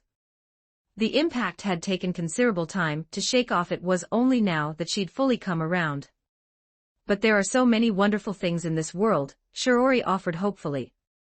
Another flat, expressionless face, minimal emotion, minimal reaction. Origami, Rain-sensei, Yuzuru, somehow she always ended up surrounded by people who showed nothing. There is no but. Wonderful things don't make me feel interested. Uninteresting things don't make me feel bored. Because I've locked away my heart. Your heart. Kotori's voice crackled in her earpiece. Her readings have maintained a flat, perfectly even average from the very start, no variation whatsoever. This could be connected to what she just said. Because Mukuro had shown total apathy from the outset, they'd pushed Shiori into a more extreme gambit. The line, "I am the woman who will become your master," but it hadn't produced so much as a flicker. "I have no reason to be sealed by you. More to the point, on what grounds do you assume it would even benefit me?" Mukuro's golden eyes swept across the area.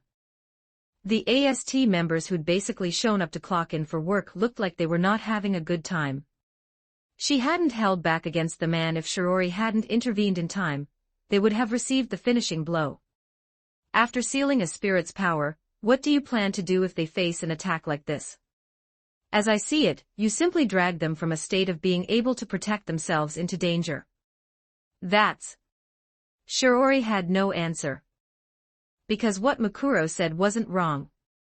This was the kind of crisis that only came up during summer school trips. And beyond the clockwork public servant routine of AST, there was another enemy entirely: DEM Industries, based in Britain. They had real initiative. They were genuinely stronger. Rumor had it AST's own equipment was supplied by the same company. Her thoughts drifted to the youngest spirit she'd encountered, who had also pushed back when she'd spoken about sealing her power. In truth, without her intervention, Yimi's ability to redirect misfortune would have kept her from direct harm. No others would still be hurt. That was the core problem. It wasn't right. Itsuka Shiori. The moment her name left Mukuro's lips, Shiori thrust her key-shaped wand into empty space. A pitch-black portal tore open, swallowing a long-range sniper beam that no one but Mukuro had detected. "Who's out there?" She hovered in midair, a black realizer, nothing like the standard AST issue. Its sole armor a butterfly wing spread of cross thrusters at the back, legs encased to the knee in high boots, and in her right hand a weapon substantial enough to be called a cannon rather than a gun. CR unit, Mordred. The sister unit to the Pendragon, belonging to the most powerful wizard alive.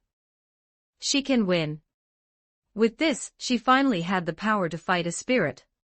Origami looked toward the girl, who appeared no older than a middle schooler. She wasn't the white light spirit from before, but that didn't make her hatred any less.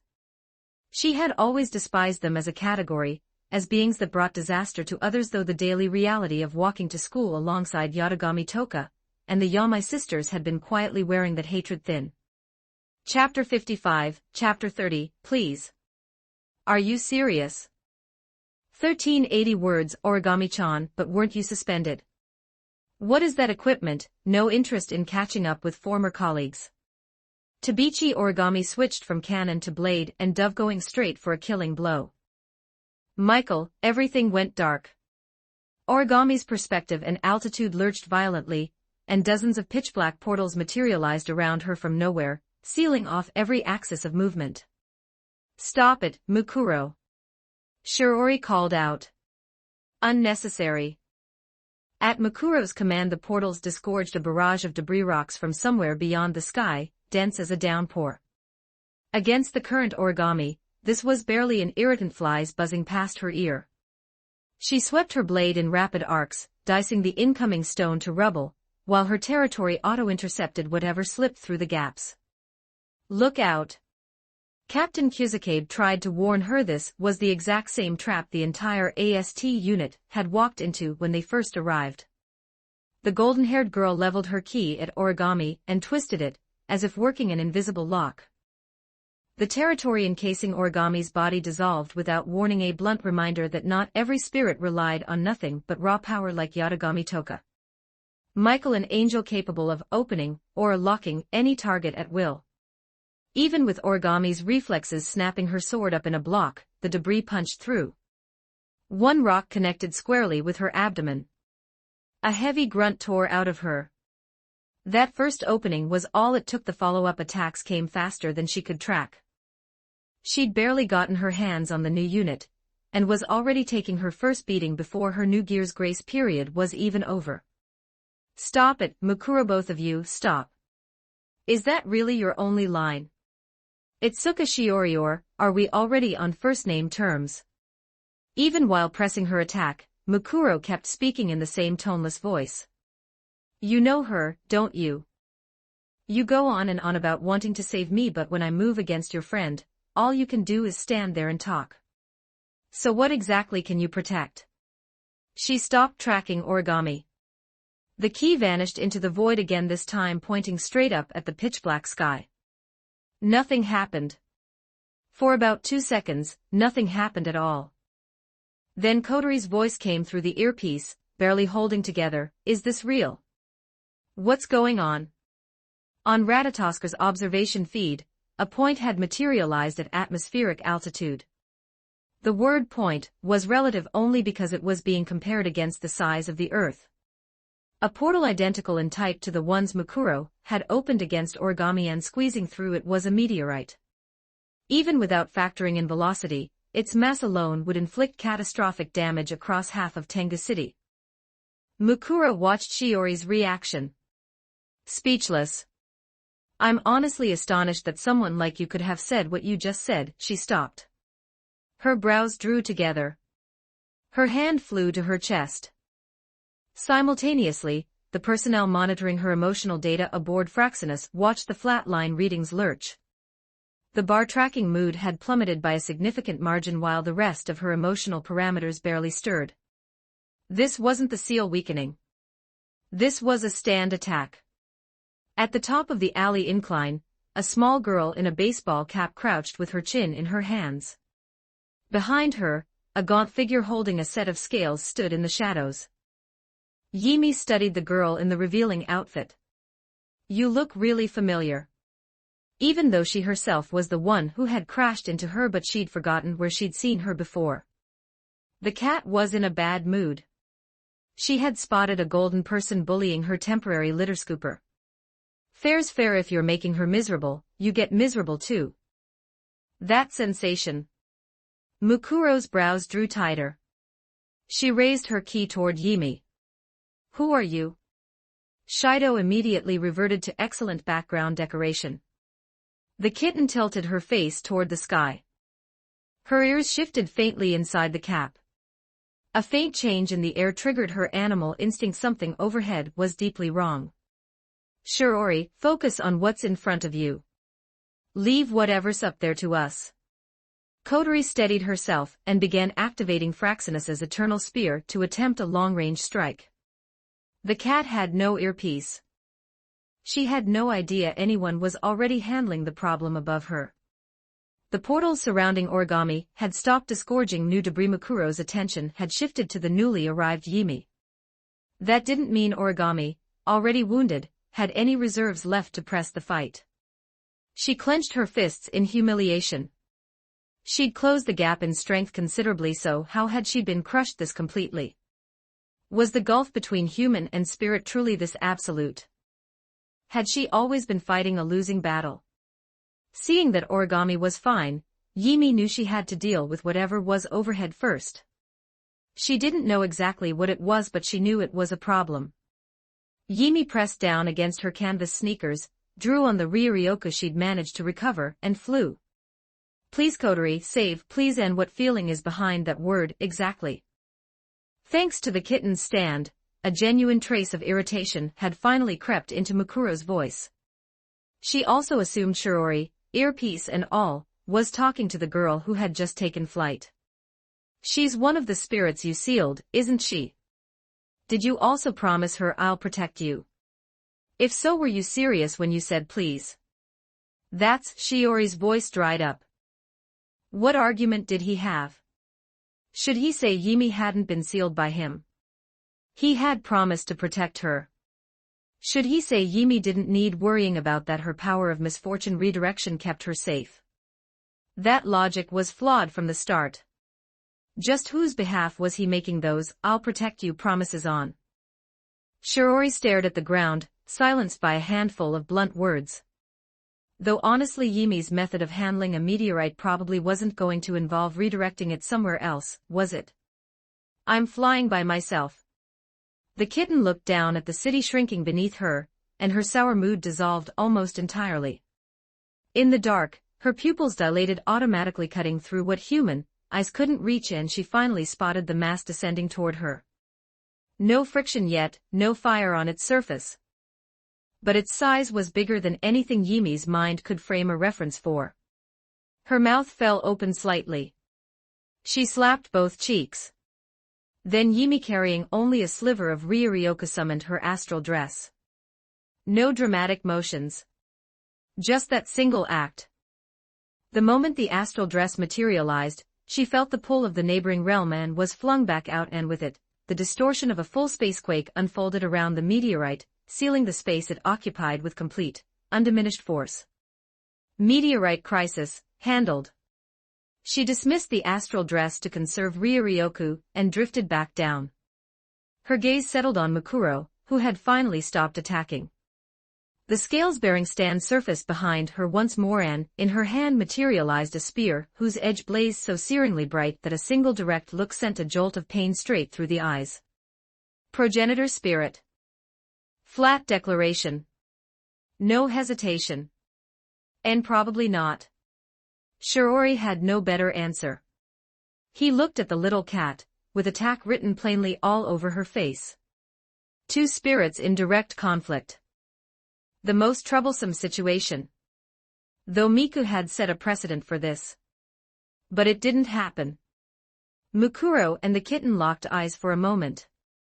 Then Mukuro opened a portal with Michael to her side, stepped through, and was gone, retreating entirely. A rational calculation, prolonged exposure to something capable of disturbing her locked heart was too dangerous. She needed distance before any further unsealing could take hold. Don't run. Yimi swung the stand like a tether and hurled it after her. The line is "don't even think about running," Shiori said, correcting the grammar even as she caught Yimi and swept her up, legs kicking at empty air. Let's check on Origami first. She watched the portal, already shrunk to fist-size, close and vanish from sight. Then Shiori set the little girl down. Origami had been the one to attack Mukuro first. Letting the clueless Yimi pick a fight with someone whose history she didn't know would have been wrong, and honestly, Shiori suspected Mukuro might not have won against Yimi anyway. Unless that key of hers could open the glow that wards off misfortune. Chapter 56, Chapter 31, From now on, you'll be called 9527139 for words.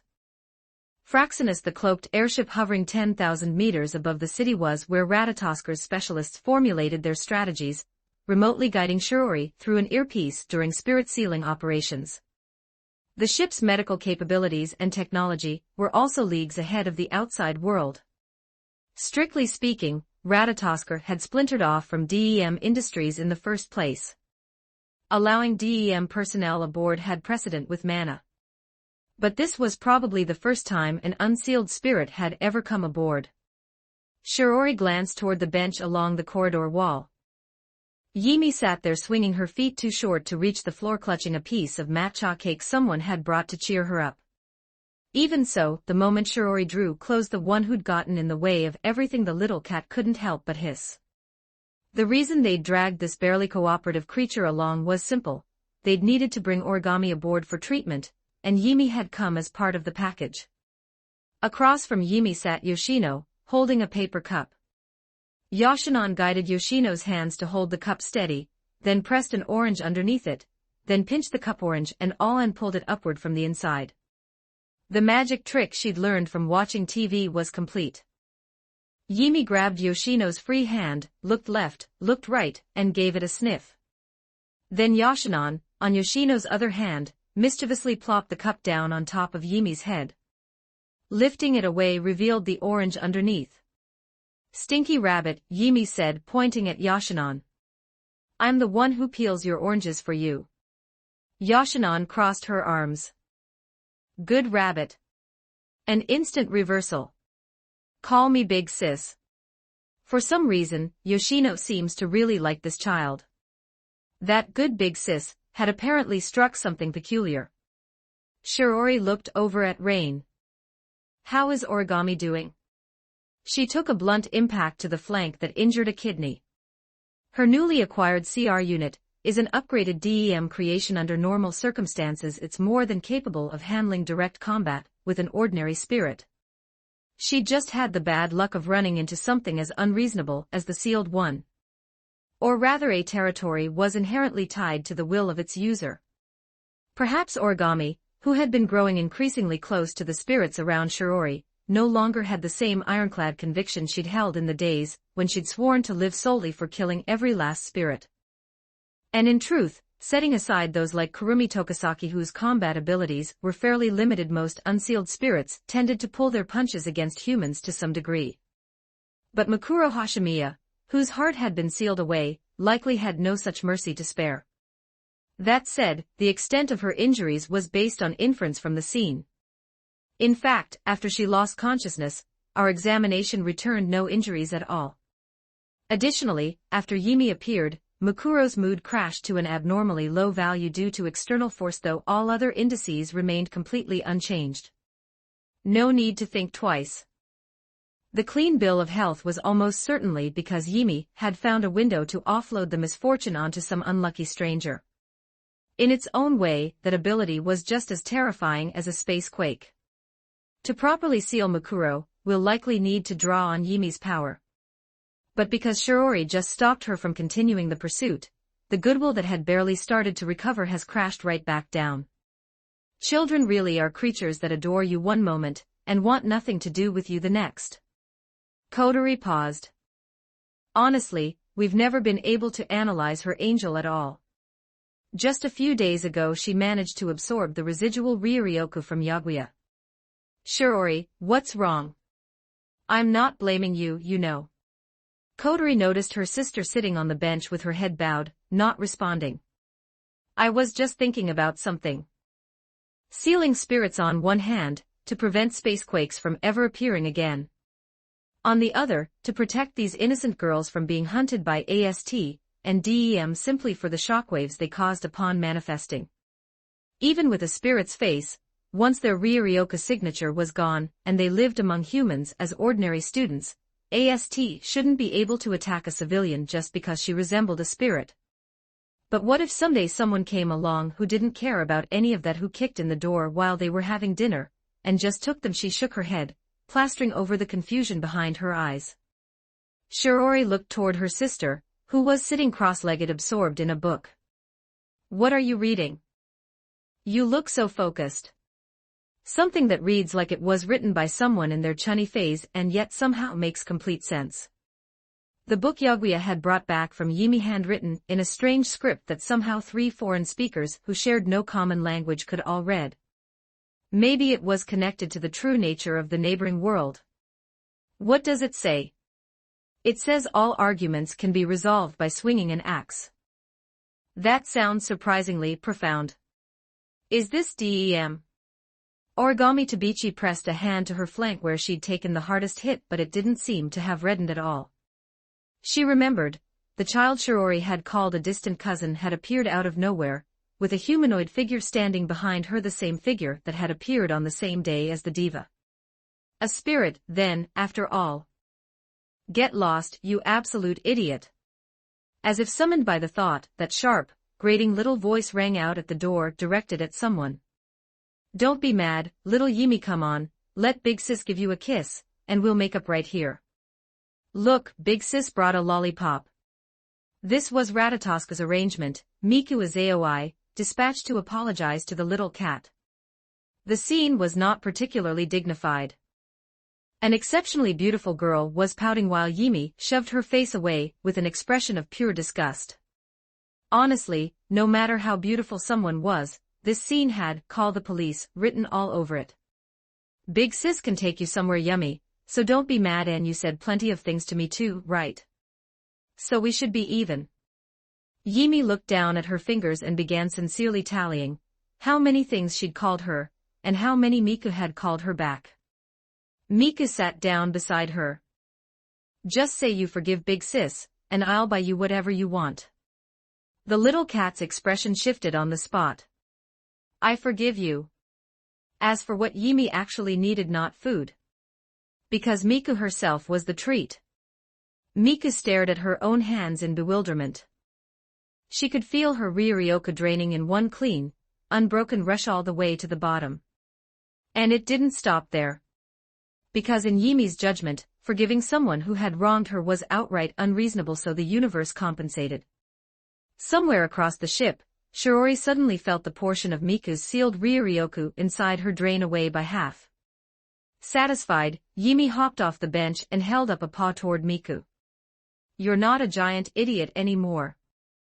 Little Yimi, what did you just do? Miku hadn't yet realized that "not a giant idiot" was now her permanent new designation. Congratulations, host, on unlocking the achievement. From now on, 9527 is your new name. Reward, portal energy plus 5%. Side note, casually assigning nicknames to others is impolite behavior. The system rewards this achievement, but does not endorse such habits. The little cat completely ignored it. She quietly took stock of her own spiritual energy. Current Holy Corpse fusion progress, 80%. No qualitative change yet, but it was close. Come to think of it, Shiori was surrounded by perfectly good sources of Ryoryoku. And they were so easy to absorb. In the monitoring room, Kotori suddenly noticed faint signs that the little cat's goodwill toward Shiori was beginning to recover. After her exchange with Miku, Yimi set off at the unhurried, belongs to no one gait unique to small children, heading toward the room where Origami was resting. She passed Rain on the way and paused to share her good mood with the ersatz grandmother. I'm almost ready to go fight the first spirit. Rain. Congratulations. She stepped around Rain, trotted into the room, and found Origami.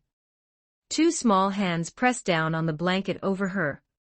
Need. Cat worried you were dead. Chapter 57, Chapter 32, Suspicion 1311 words. Spirit. Origami pressed a hand to the phantom ache in her flank and slowly sat up, studying the small girl's face with methodical attention, trying to determine whether she bore any connection to the white spirit. She'd been caught up in emotion and pain at the time, but she had caught a glimpse of the moment the little girl appeared. A humanoid figure standing behind her. And on the day the diva appeared, there had been a similar figure, though between dealing with the diva's interference and watching the figure vanish without explanation, she hadn't been able to examine it closely. She clenched her fist. Without jumping to conclusions, she put on her shoes, gripped the four-stand, and moved to leave. Whatever else was true, right now she simply wanted distance between herself and spirits. Comforting you. Seeing Origami's expression, Yimi had climbed onto the bed, and now stood at her full height, reaching up to pat her on the head. Origami quietly removed the small hand. Her true enemy was the white spirit, but that didn't mean she had any warmth for other spirits. Lately her relationship with them had grown uncomfortably easy, she could even exchange small talk in the school hallways. She needed to be clear about where she stood. Thud thud thud. This child immediately started bouncing along beside her, plainly intending to follow. Heave-ho. Yoshino came over and wrapped her arms around Yimi, whispering in a voice barely audible, "We can't bother the patient, okay?" "What are you doing, blue person?" Yimi wriggled free. Yoshino lightly patted her on the head. "Call me Big Sis Yoshino."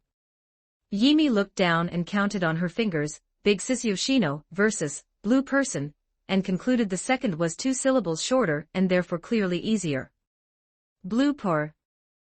"Call me Big Sis and I'll give you a treat," Yoshinon said, handling the negotiations herself. "Big Sis Yoshino. You're leaving already?" Rolly is still at the pet shop. Watching the last of the 4 drip, Origami removed the needle herself. That's easy, we can send someone to pick him you. Origami raised a hand to cut Shiori off, and looked at her with a complicated expression. I'm with DEM now. It would be better if we kept our distance going forward. Spirits are my enemies. They always have been. Was this a declaration of severance? Still reeling from Mukuro's words, Shiori gripped her collar tight, her chest thoroughly hollow. Origami about the calamity. Origami glanced at her sidelong. Shiori held her gaze steady. I've seen the calamity again. I can say with absolute certainty she did not kill your parents. On this one point, please believe me. Did she tell you that herself? More than just that. She only became a spirit last week. It's connected to the first spirit. Maybe the first spirit knows the truth about what happened back then. Last week. Right, which would mean spirits may have been human before, or something like. Origami gave a small nod. Shiori has, of her own accord, chosen to trust a spirit. And is asking me, of her own accord, to do the same. That's not it, Origami, please listen to me. Shiori hesitated for a moment. Whether that means tracking down Kurumi, or something else entirely, I'll find the truth for you. I promise. If you hate spirits themselves, then I, who conceal a spirit's power, should look more like a spirit than anyone. Shouldn't I? I understand. Please send me down. There was nothing to read on Origami's face. Shiori watched helplessly as Origami was transported to the surface, and stood there for a long moment before something occurred to her. Hadn't Origami just said she'd left Yimi at the pet shop? Shiori turned. There was the little girl, being fed snacks by Yoshino. But hadn't this kid run off during the fight? How had she ended up back with Origami? Yimi watched Origami's departure, then trotted over to the transport pad, stepped on it, and casually mashed a few buttons the way she'd seen the operators do. And teleported herself right out. A reliable meal ticket. And the grandmotherish woman had told her to stay there. One last wistful glance back at Yoshino, who'd been feeding her this whole time. I'll figure out a way to snack on you next time. Why did she go back again? I'm terribly sorry, ma'am. It truly isn't because of the payment. We genuinely have no idea where she went. The lock was completely intact. There's no way a cat that size could have slipped through any gap. The shop girl eyed Origami with a trace of unease. Origami always wore exactly the same expression. I remember she was in the same enclosure as the tuxedo cat. Though it's a bit awkward to say this, if you don't mind, we could compensate you with the tuxedo cat. Or throw in a kitten as well. Origami said nothing. She declined the owner's offer without a word, turned, and walked in the direction of home, grip tightening around the chip in her hand. It had only been about a week. She'd gotten the cat primarily to have something to occupy her time while suspended. Nothing more. She would not let outside things interfere with her revenge again. For 5 years, the one belief keeping her alive had been vengeance, and vengeance alone. I understand, hadn't meant she'd taken Shiori's words to heart. The opposite. She could see it clearly now. Shiori would take a spirit's side unconditionally, every single time. And it wasn't only the white spirit she hated. Her target had always been the species called spirit, or at least that was what she kept telling herself.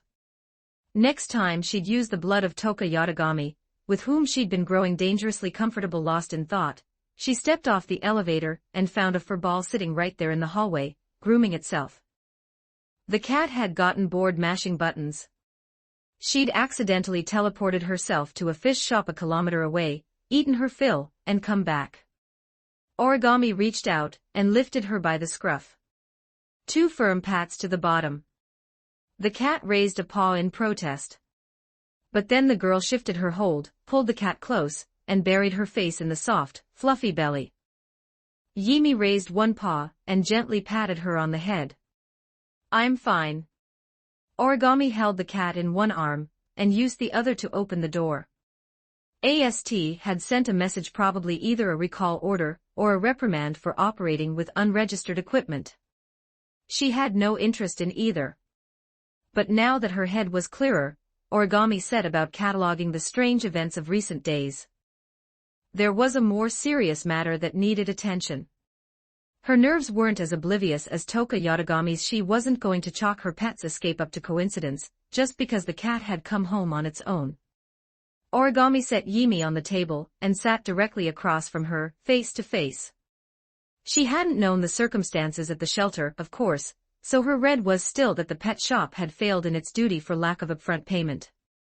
And just before she'd left for the shelter, Murasame had been evasive when she'd gone to check on the cat, and then Yimi had appeared. Yimi had run off, and Roly had materialized in the sandpit. Both Yimi and Roly had turned up on her route home more than once. Yimi was a spirit with special abilities. Yimi and Roly had never been seen at the same time. There was also the incident before that. Yimi had said the cat was in the sandpit, and the cat had indeed been waiting in the pipe in the sandpit. Chapter 58, Chapter 33, Danger. 1282 words. Because she'd been afraid the cat would follow, she had personally stuffed the cat into the cage and locked it before running to the shelter. Unless some emergency had forced the pet shop to reopen that cage, an animal had no way to open a padlock on its own. The shelter itself was fully sealed once the doors closed. They only reopened when an alert was lifted. Unless, of course, something with unusual abilities was involved. And on top of that, she'd been woken by a mouse in her bed this morning. Origami was meticulous about hygiene. Under virtually any other circumstances, there would be no mice or cockroaches anywhere in her apartment. Thinking back, Ms. Murasame had been suspiciously evasive when she'd gone to check on the cat, and then Yimi had appeared. Yimi had run off, and Roly had materialized in the sandpit. Both Yimi and Roly had turned up on her route home before. Yimi was a spirit with special abilities. Yimi and Roly had never been in the same place at the same time. Origami narrowed her eyes and called out, testing the water, "Takamiya Yimi." A flat reaction. The cat answered to Yimi, not Takamiya. She tapped the cat's nose. "Stop pretending. I know you're a spirit." The cat tilted its head, then opened its small mouth and gave Origami's fingertip a light bite because the cat did not appreciate being pointed at. "Did I guess wrong?" Origami withdrew her hand, picked up the cat teaser, and waved it in front of Yimi.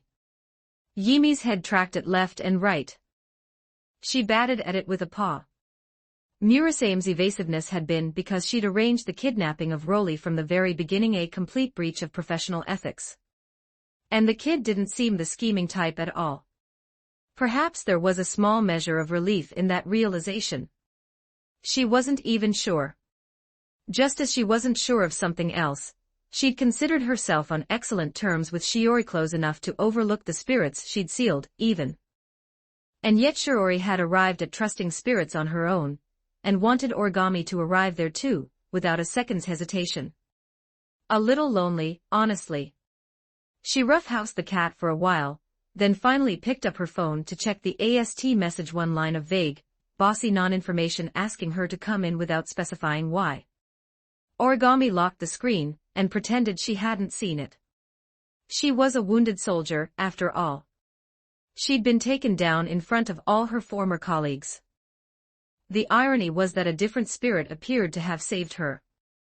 There was no question no CR unit stronger than Mordred existed anywhere. She also rated her own combat skills above Toka Yatagami's. And still she'd been crushed. Her true enemy might possess something approaching divine tier absolute defense. Origami reached toward the nightstand, and then remembered. She'd locked the last family photo in the drawer. Irritating. She glanced at Yimi, who was completely full of energy. She'd slept all day, so naturally she wasn't tired now. At least pets had that one advantage. Origami dug out the laser pointer that had come bundled with the cat teaser, loaded the batteries, and cast a small red dot on the floor in front of Yimi, moving it back and forth. Yimi curled into a tight ball, and gave the floor a single disdainful glance. A red dot she can't catch. Her real grandmother had caught one of those before. Origami. She'd only just begun to dismiss her suspicions, and now the cat was acting fake again. She threw aside the pointer, produced a small ball, dangled it in front of Yimi, and tossed it into the corner. Yimi didn't move. Never played fetch before. Origami had assumed Rolly's previous owner had covered the basics. She walked over, retrieved the ball, held it in front of the cat's nose. Yimi batted it away with one paw, sending it rolling back to the corner. Origami frowned, retrieved it again, and sniffed it, wondering if there was some irritating scent on it. Nothing she could detect. She held the ball in front of the cat again, threw it, retrieved it herself, and demonstrated the game. Yimi watched. Understood. Batted the ball away again. That's not how it works. Origami picked it up. Yimi batted it away. Origami picked it up. Something dawned on her. She turned to look at the mirror on the wall, and felt as though she'd somehow grown dog ears. She dropped the ball, kicked off her shoes, lay down, and went to sleep. No breakfast for the cat tomorrow. Yimi hopped onto the bed, and began kneading the duvet. Go to your bed.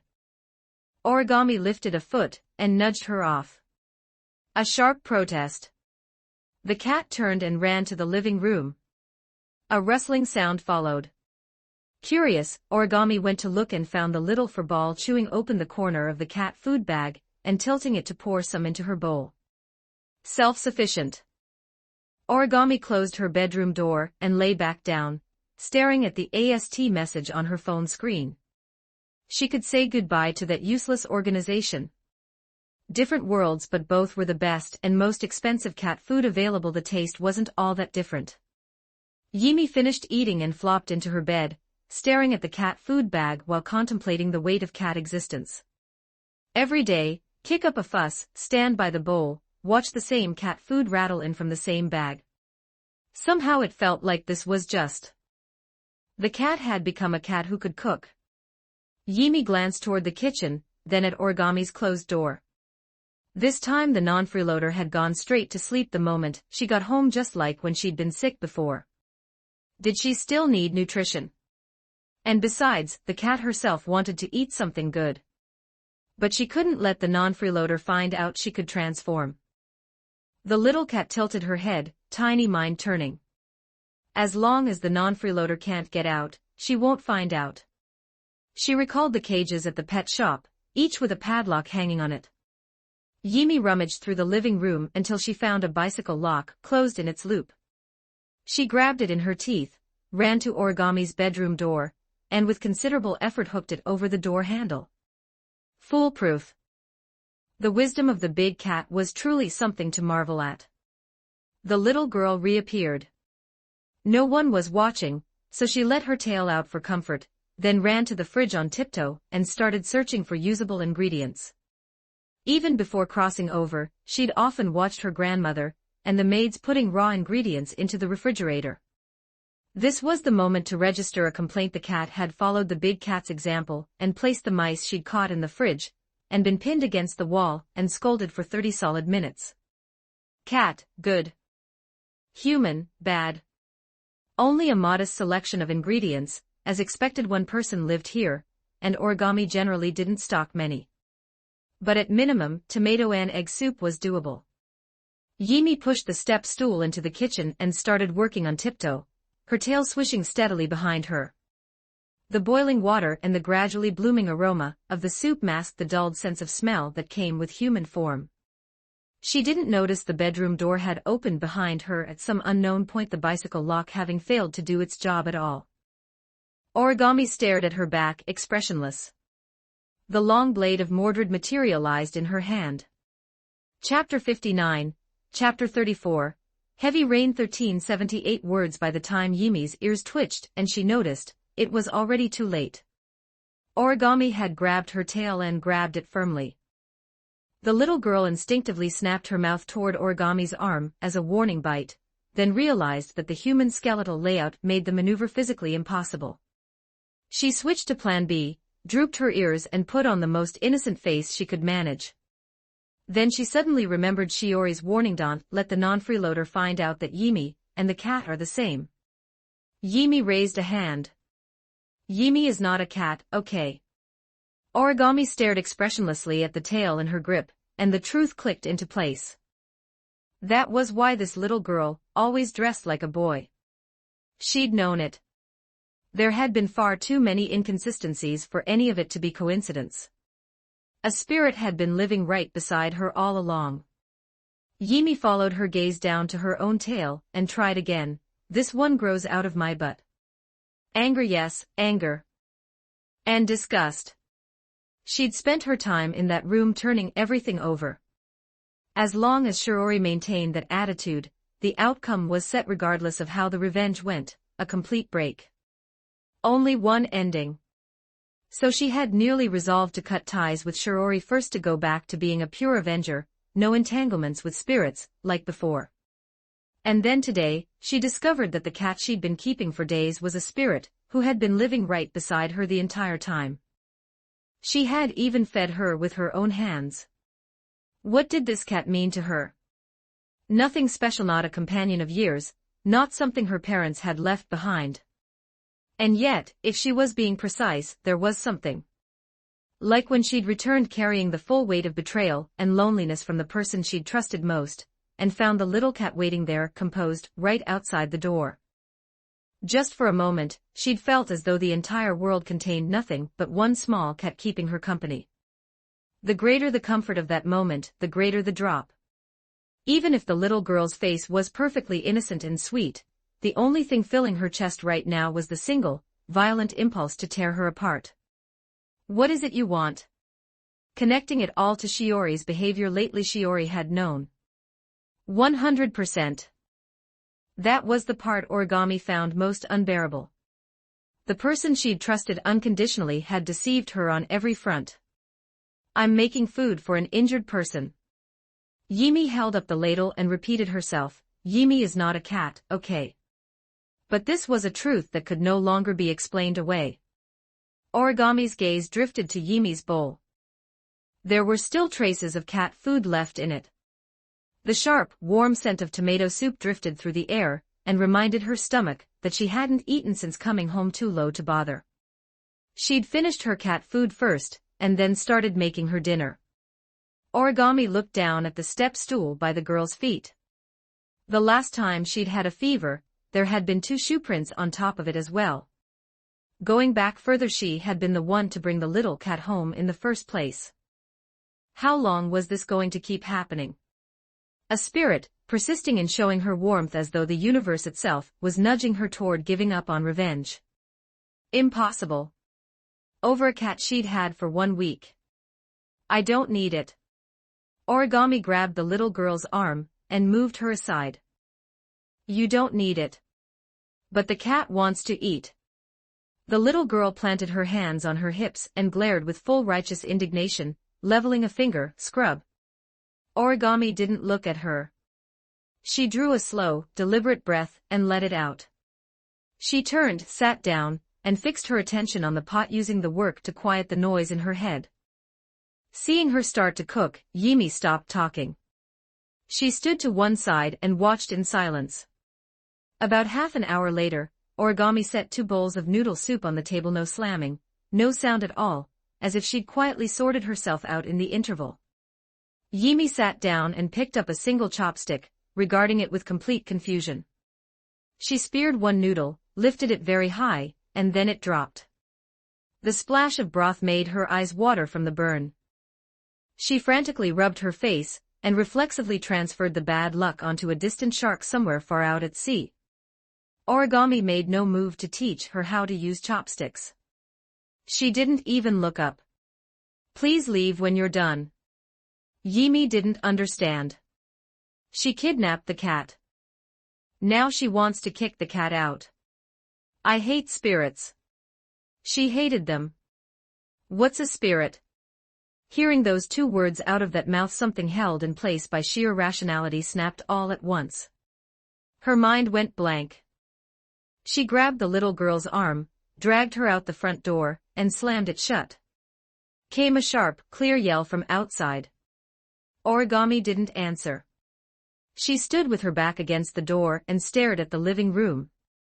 Near the entryway was a stack of delivery boxes she'd never thrown away because the little cat had liked crawling inside them to play. She stood there for who knew how long. Eventually, not a sound from the other side of the door. Now, at last, she could be nothing but an avenger. And she'd caught it early, only a week in. Better than building the kind of deep attachment she had built with Shiori before discovering the truth. She had no appetite at all. She covered the bowl with cling wrap, then noticed a bag of millet in the kitchen, barely touched. The signs had always been there. Someone as careful as Shiori would never have left millet sitting out of the refrigerator. She picked it up. Dropped it in the trash. Disgusting. She'd thought the only living thing keeping her company was a spirit. She'd accepted comfort from a spirit. She'd been looked after while sick by a spirit. She'd been put in danger by spirits and saved by yet another spirit, and then it had acted like nothing had happened and come back to sit at her door. What was the point of that? Was it planning to keep living here, tormenting her? A cool breeze drifted through the window left open for summer, brushing against pale skin. Oddly cold. Of course, the heavy rain warning that had been on her phone all afternoon was rolling in exactly on schedule. Drops were already tapping against the window pane. More and more of them. The evicted Yimi kicked at pebbles in the street, feeling miserable. Big cats were a truly incomprehensible species. The cat felt terrible. And a little. It's raining. She pulled her hood up and ran toward the park from memory. Somewhere along the way she felt a small twinge of regret. She should have stayed with Shiori. Found a chance to absorb Big Sis Yoshino's Ryuryoku, and push the Holy Corpse fusion to completion. She transferred the misery of getting soaked onto some shark fur out at sea, then quickened her pace to the sandpit empty at this hour. She shifted back into cat form and crawled into the central pipe. This spot was safe from flooding, and the pipe above didn't leak. But the driving storm pushed rain in sideways at intervals, and in weather like this the pipes could collapse at any moment. She really should get better at being a stray. Nights like this were made for apartment building hallways. She yawned. Drowsiness came at last. The cat closed her eyes. Wake up and keep looking for the fragrant ones. Fight the first spirit. Finish 5 tasks and go home. An indeterminate stretch of time passed. The rain showed no sign of easing. Perhaps it was conscience. A white-haired girl in a raincoat came splashing through the deep puddles and crouched down, sweeping her flashlight across the mouths of the concrete pipes one by one. Chapter 60, Chapter 35, Bring Her Back. The small fur ball was curled up alone in the center of the pipe. Fast asleep, it hadn't activated Love Train, so every gust of wind pushed rainwater in to soak its fur, little by little. Not a twitch. Not a sound. Like it might be dead. That was what Origami found.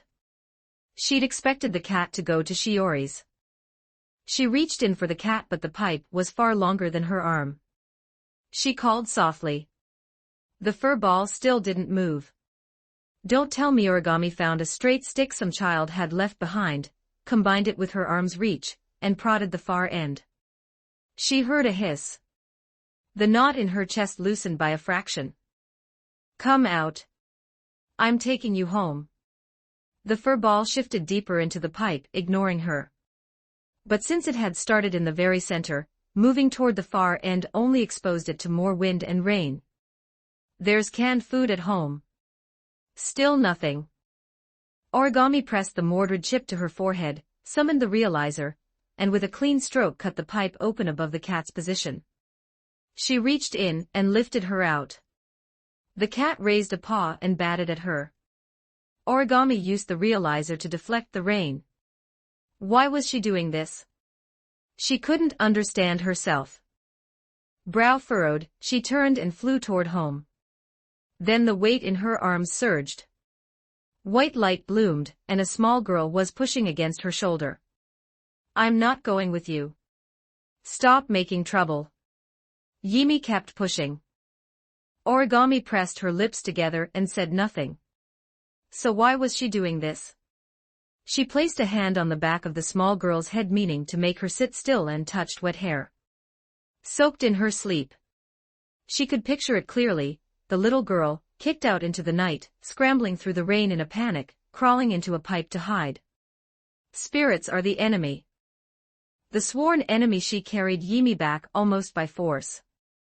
In truth, she had imagined herself forcing a spirit into one thing or another more times than she could count. Yimi didn't shift back into cat form. She stood in the corner of the room, motionless, silently sulking. The little cat made food for the big cat. The big cat pushed the little cat out into the rain. The little cat has a temper too. Origami closed her eyes and pressed her temples. Then she lifted Yimi by the armpits, let her feet dangle off the floor, and carried her all the way to the bathroom. Then pulled her clothes off. The outfit dissolved into particles of light the moment it left the girl's body, one more reminder of exactly what she was. I'll bite you. The little girl clamped her teeth onto Origami's hand. Origami didn't pull away. Beyond a faint trace of moisture, there wasn't so much as a mark. Spirits are hateful. Origami set the shower to the right temperature and turned it on Yimi. To keep water out of the cat ears, she fitted her with a disposable shower cap and left the hair for last. The little girl shrieked and scrambled backward, fighting desperately to escape the spray. Spirits are a nuisance. Origami took hold of Yimi's hand and numbly washed her anyway. Yimi retaliated, grabbed hold of Origami's clothes, hooked both legs around her waist, and started climbing her with all four limbs. The water she'd just been showered with soaked straight through Origami's dry outfit. Origami looked down for a moment, then simply redirected the showerhead at herself. If we go down together. So why was she doing any of this? She supposed it was the bag of millet. No matter how much she hated her, pushing someone who had cared for her out into the rain didn't sit right. Not even now. She gave herself a reason. Then she draped a towel over Yimi's head. The hairdryer is on the table. Don't go outside. I'll make you something to eat in a bit. Yimi got one last word in on her way out, though this one wasn't aimed specifically at Origami. The girl at the pet shop who used to bathe her had gotten it far worse. Watching the small girl toddle out with nothing on, Origami closed the bathroom door and stared for a while at the bottle of pet shampoo in the corner. Then she drove her fist into the wall. Her hand trembled against the tile, nearly cracked. Her 5 fingers slowly spread open. What was she doing? Good for nothing, only making things worse. She swallowed. It doesn't matter. She wanted to defeat spirits, so she needed to understand and study them. This little girl just happened to be a convenient starting point. Origami thought of Shiori's words, "I'm also a spirit." Why hadn't Rolly gone to Shiori's place? She pulled her soaking phone from her pocket. Miraculously, it still seemed functional. She unblocked Shiori's number and called. About 20 seconds passed before anyone answered. Origami. You're still up. You've got school tomorrow at 7 hours 60 minutes, you should really get some sleep. Clearly not fully conscious.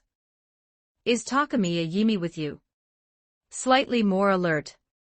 She's fast asleep here at my place. She has elementary school tomorrow, doesn't she? Is something wrong? Get some sleep.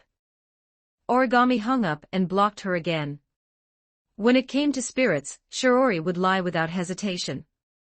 She rinsed herself off, stepped out with a towel over her head, and came face to face with Yimi crouching on the floor, studying the wall outlet with great curiosity, about to poke a finger into one of the slots. Origami walked over and pulled her away. That has electricity in it. Yimi didn't look at her.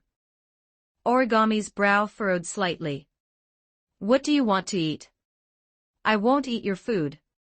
Chapter 61, Chapter 36, Mio's enemy count, +1 1459 words. Adult cats are peculiar creatures, they firmly drive the little cat away, then bring her back with no room for argument.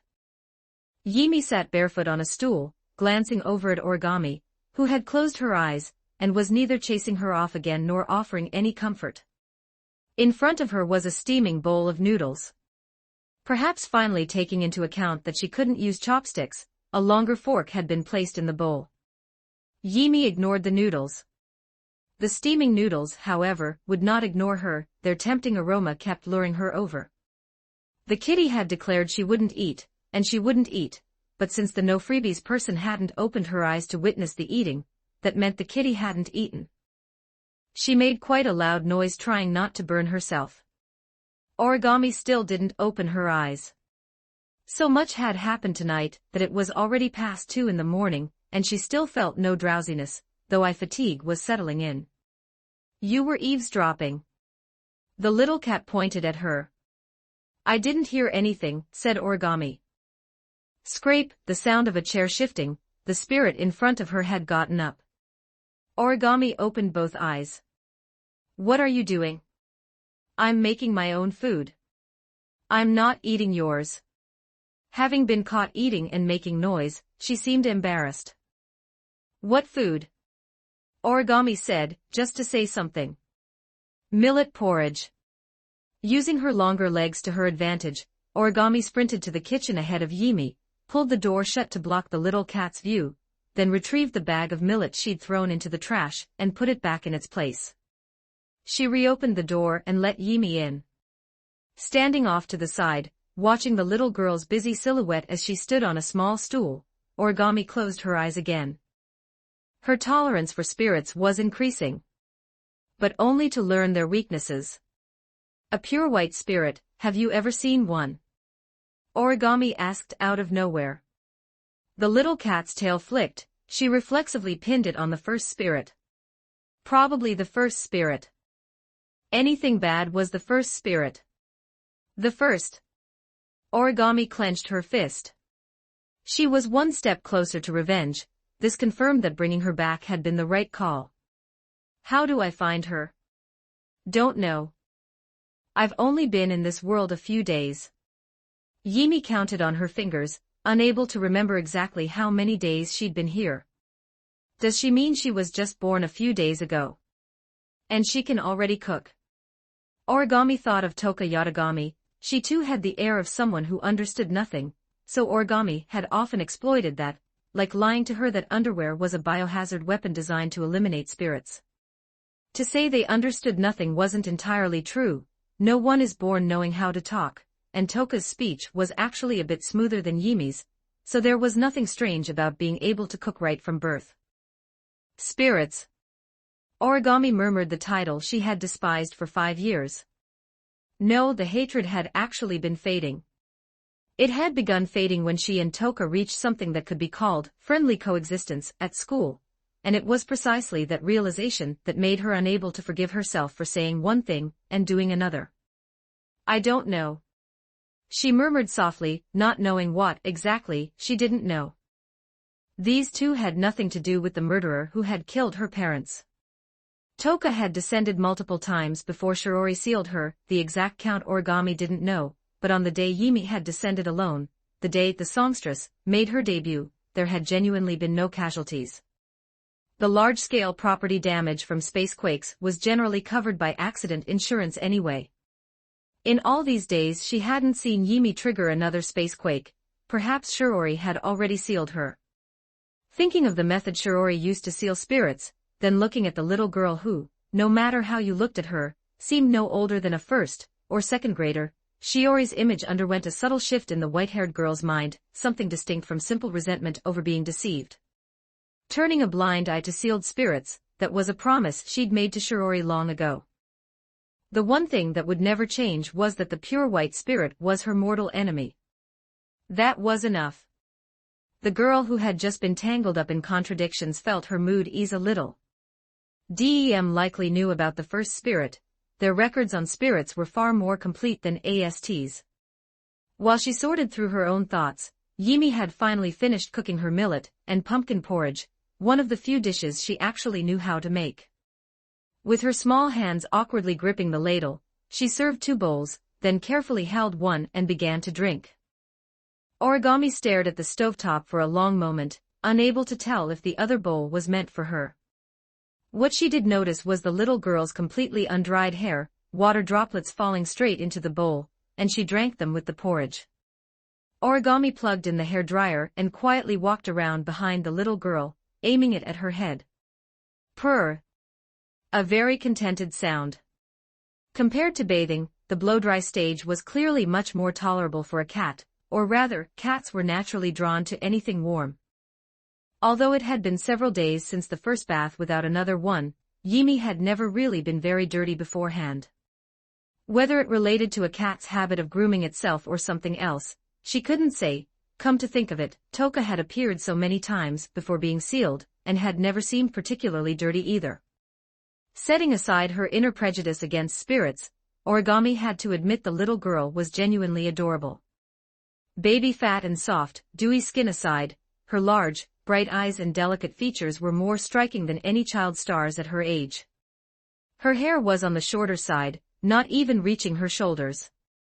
Pinned under a baseball cap that was rather large for a child, it did nothing for her hairstyle, which was why, with the right clothes, she could easily be mistaken for a cute little boy. Drying it didn't take much effort. Afterward, Origami moved the hairdryer aside, intending to use it on herself. Only for Yimi to snatch it back, continuing to blow warm air on her own head, eyes squinting in contentment. She can have it. Origami picked up a towel and dried her own hair. Her anger seemed to have finally passed.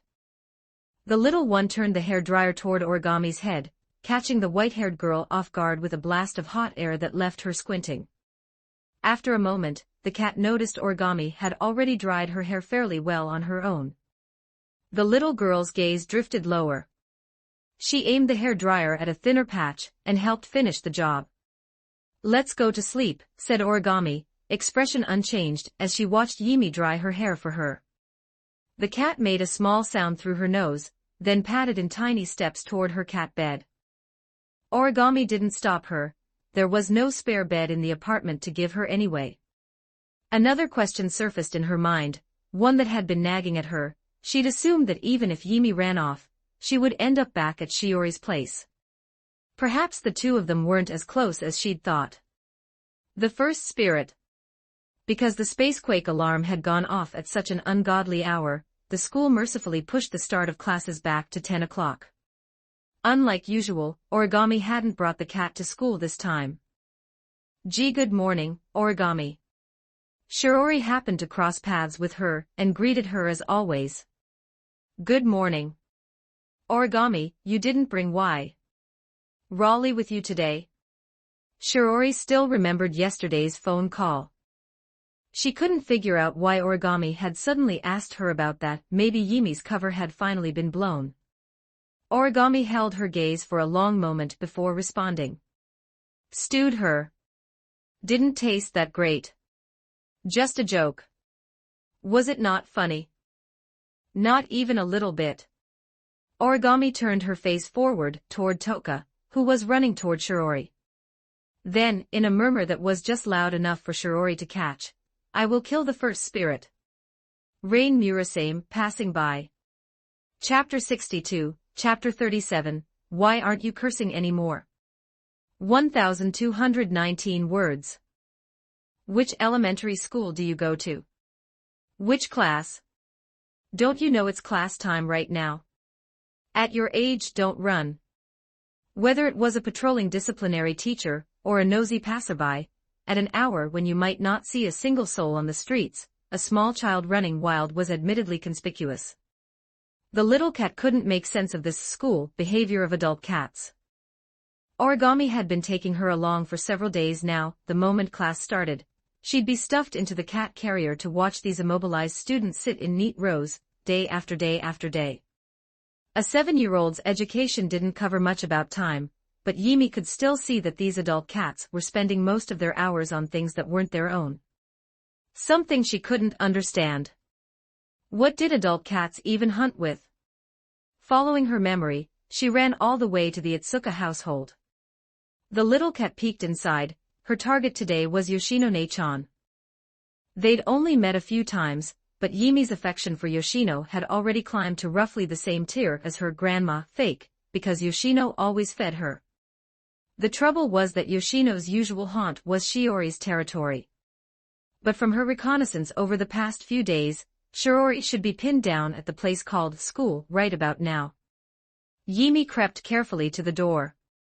Fingers curled like paws, she began alternating scratching motions against it. No response, though the cat could already hear footsteps approaching. Startled by the strange footsteps, the timid girl tiptoed up and peeked through the peephole, not daring to make a sound.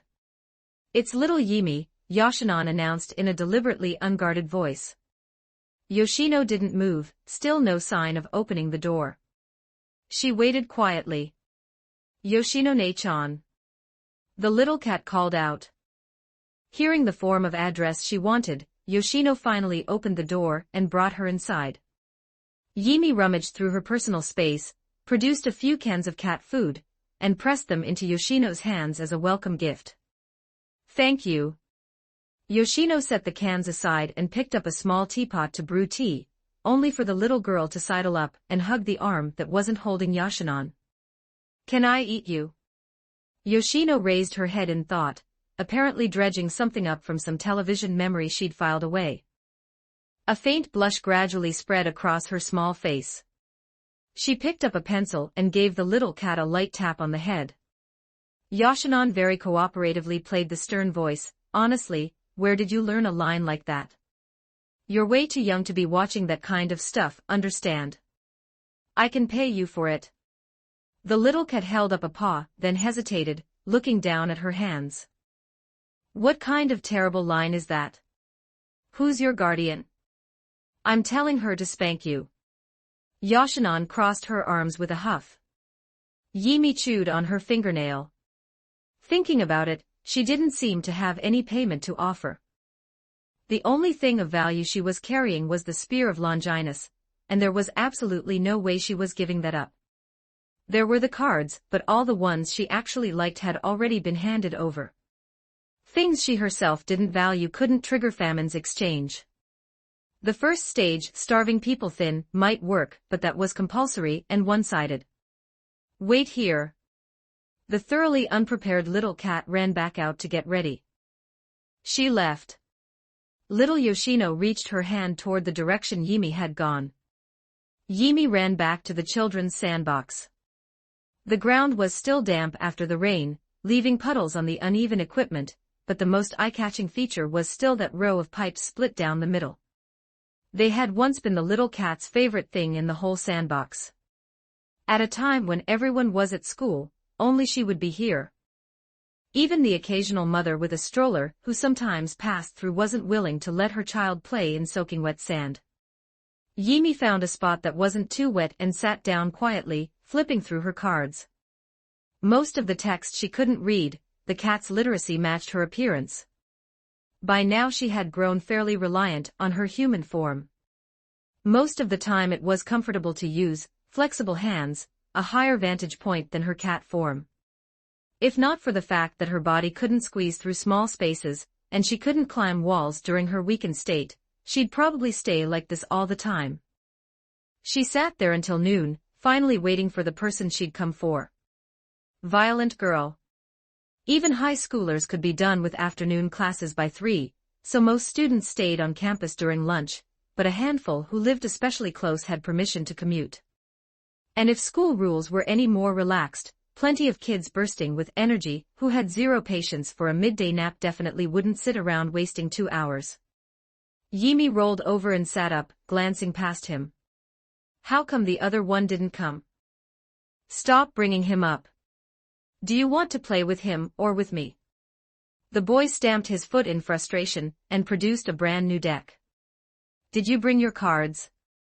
This time I'm winning back everything that's mine." Yimi hopped down from the pipe. The whole reason she'd been sitting here waiting was exactly this, a willing mark ready to hand over cards. Win enough nice ones and she could try asking Yoshino-ne-chan to call up some Ryuryoku. The boy snickered, skipping rock-paper-scissors entirely, and went straight to setting up the field. "You should know, in post-rain conditions, this is my home turf. The spot he picked was under a puddle. Plastic cards wouldn't dissolve in water the way paper ones would, the only real downside was color bleeding, and the occasional splash when the opponent attacked. No child willingly aimed at cards sitting under water, so it was another way to seize the initiative. Against a cat who already won through thoroughly unsportsmanlike means, however, it was completely useless. Yimi simply stood a full meter back and flung her card out. It barely disturbed the water, yet it flipped his card sideways and exposed the back. How is that even possible? Your luck is really good. The boy scrambled to lay down more cards.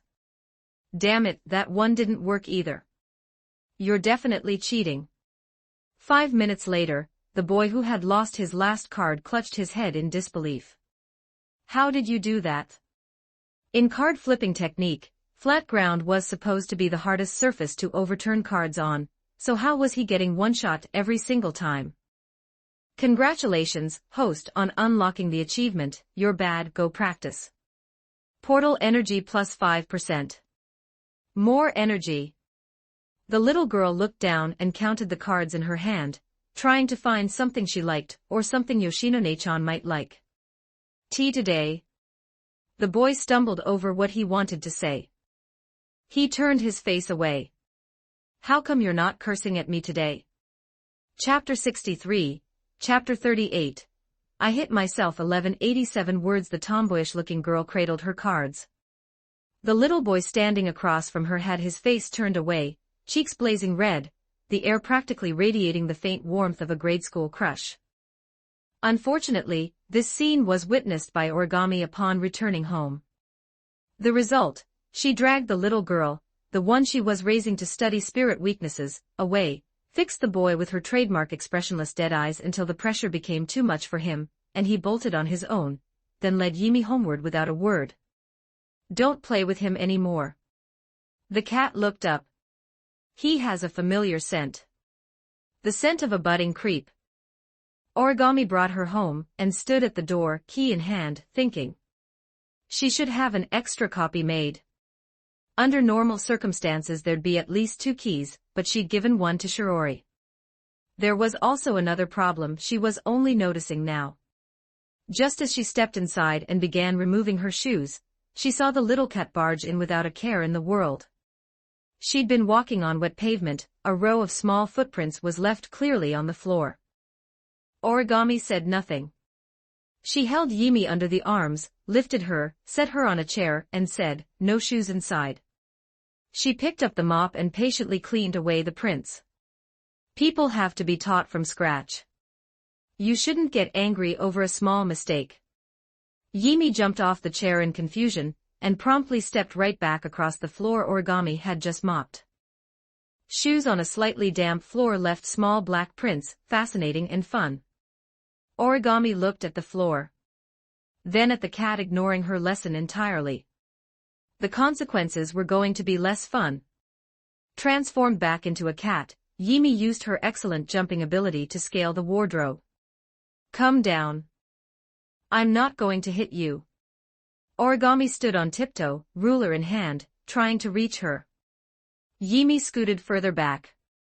Origami looked down at the row of tiny footprints on the floor, and involuntarily closed her eyes. She really was too naive. Spirits, things that were evil by nature, would be better off extinct. The girl reached up on tiptoe, retrieved the cat, set her on the floor, pressed her down, and used Yimi as a mop to clean up the mess. Yimi lay flat and let her do it without moving. After mopping for a while, Origami's back started to ache, and she also realized this was completely pointless. Once she got Yimi dirty, she'd have to wash this no-bathing-allowed creature herself. She sat down on a chair to rest and used the ruler to poke at the fur ball. Mop it yourself. Yimi got to her feet, shook her head, and shifted to human form. Cat ears drooping, she looked reluctant and a little aggrieved. Under Origami's puzzled gaze, she pushed Origami off the chair with both hands, then knocked her over. Mimicking what Origami had just done, she grabbed onto Origami's clothes with her little hands and dragged her back and forth across the floor with great effort. The kitty had just discovered another weakness of human children: getting spanked hurt them a lot more than getting spanked as a cat. The cat, however, respectfully declined to tell you how she had arrived at this conclusion. Adult cats were a neurotic species. Sometimes even when you did exactly what they said, they still got angry. Yimi absolutely refused to grow up into that kind of adult cat. Yimi glared at Origami with tears pooling in her eyes, one hand clamped over her backside. It had happened so suddenly, and she wasn't actually hurt. She hadn't even had time to redirect the misfortune. But her stand, now fully evolved to its third stage, was remarkably responsive. After a few solid smacks, Origami found her own backside burning just as hotly. The girl was forced to stop, narrowing her eyes at Yimi. Could this be misfortune redirection? She turned Yimi around and pulled her pants down to check visible redness. It looked less like redirecting misfortune and more like damage reflection. If that pure white spirit's power was limited to the same scope, then even in a mutually assured destruction scenario, she might still be able to kill the other party. She'd been getting more neurotic lately. Even the first spirit she'd encountered that day could only redirect misfortune to a random person somewhere in the world. But both abilities shared a certain commonality. That perhaps meant the first spirit actually possessed all other spirits' powers combined. She hadn't asked about this yet. She patted Yimi on the head. "How were you born?" "Fish tonight. Mom gave birth to me." Origami's thoughts drifted. She recalled something Shiori had once said. Spirits may once have been human, that nonsense. She dismissed it at the time because Shiori was always pulling her leg. "Do you remember who granted you your powers?" "Someone. I couldn't see." "Where is she?" "Don't know." "Of course." The alarm clock marking the end of the lunch break rang. Origami lifted the little girl off her lap and gave her a pat on the head, simple comfort, then stood. "Have the floor mopped before I get back." "Use the mop." "Ignoring you." Yimi turned her head away, facing the corner. "I'll bring fish this afternoon." "Listening to you again, smiley face." Origami turned and headed out the door. She, and most high schoolers, didn't have the habit of coming home for lunch. Unless you lived right next to the school, spending that time going home would just eat into your nap. "Afternoon, Origami." "No Raleigh again today?" Shiori ran into her on the road and greeted her. Slightly uneasy. Thinking back on that deeply unsettling exchange from this morning, had Origami actually found out something, and then while little Yimi was sleeping? "She's home. She can take care of herself." "Probably. By herself." Shiori blinked. She definitely found something out. The first afternoon period was PE. During summer the school offered swim classes. Despite the usual assortment of body image anxieties and other very real concerns, on a sweltering summer day the chance to get into the water kept this the most popular class on the schedule. Of course, school-issued swimwear meant one thing: the regulation school swimsuit.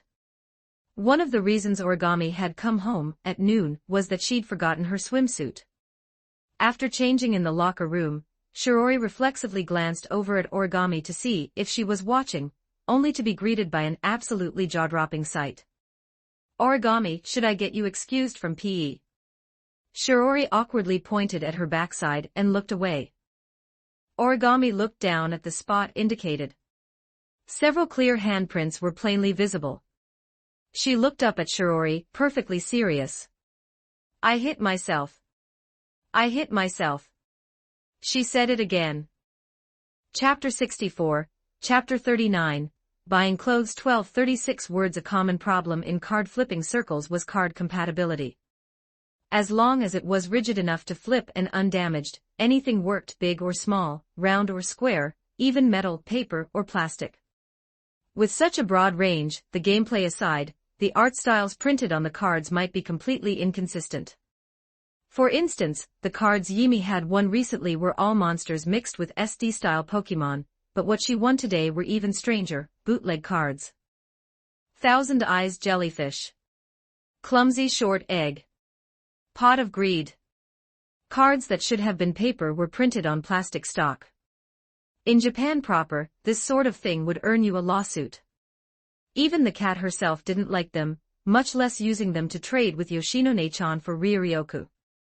Squeak squeak, the two large gray rats huddled shivering in the corner made their presence known. Since Origami had asked Yimi to mop the floor before she got back, she'd gone out and spent some time catching two mice to mop with, though the results hadn't been great. The cat picked them up by their tails, leaned out the window, and peered down at the street 10-odd meters below to check for pedestrians, ready to benevolently release them. Host advisory: throwing objects from height in a major city is highly unethical behavior. Even if there is no one below, this is not recommended. Yimi nodded, quietly put the mice in a lunchbox, and carefully hid it under Origami's bed. Then she turned her attention to the system portal. Energy had accumulated to roughly 150%, spending 20% would allow another draw. The cat wasn't great at arithmetic, but even she could calculate that, excluding what was needed for world travel, she had enough for at least 2 pulls. She counted on her fingers. But if she drew something like last time's achievement notification, that was trading 20% for 5% back. Way too steep a loss. I'm home. Origami returned early, she'd only been at school for about 20 minutes. With the afternoon basically free, and it being swim class on top of that, an early departure had been easy to arrange. The girl rubbed her backside and looked down at the little girl now circling her 3 times left and 3 times right. Where's the fish? Going to buy it now. Origami noticed that Yimi still looked just as grubby as before, and took her small hand. Amid vigorous foot-dragging resistance, she hauled her toward the bathroom. She'd never paid close attention before, but whether by coincidence or the first spirit's whimsy, all the spirits who had appeared so far seemed connected to numbers. Toka Yatagami, Miku Azaoi, the Yamai sisters, Kodori Itsuka, Yoshino, Kurumi Tokasaki.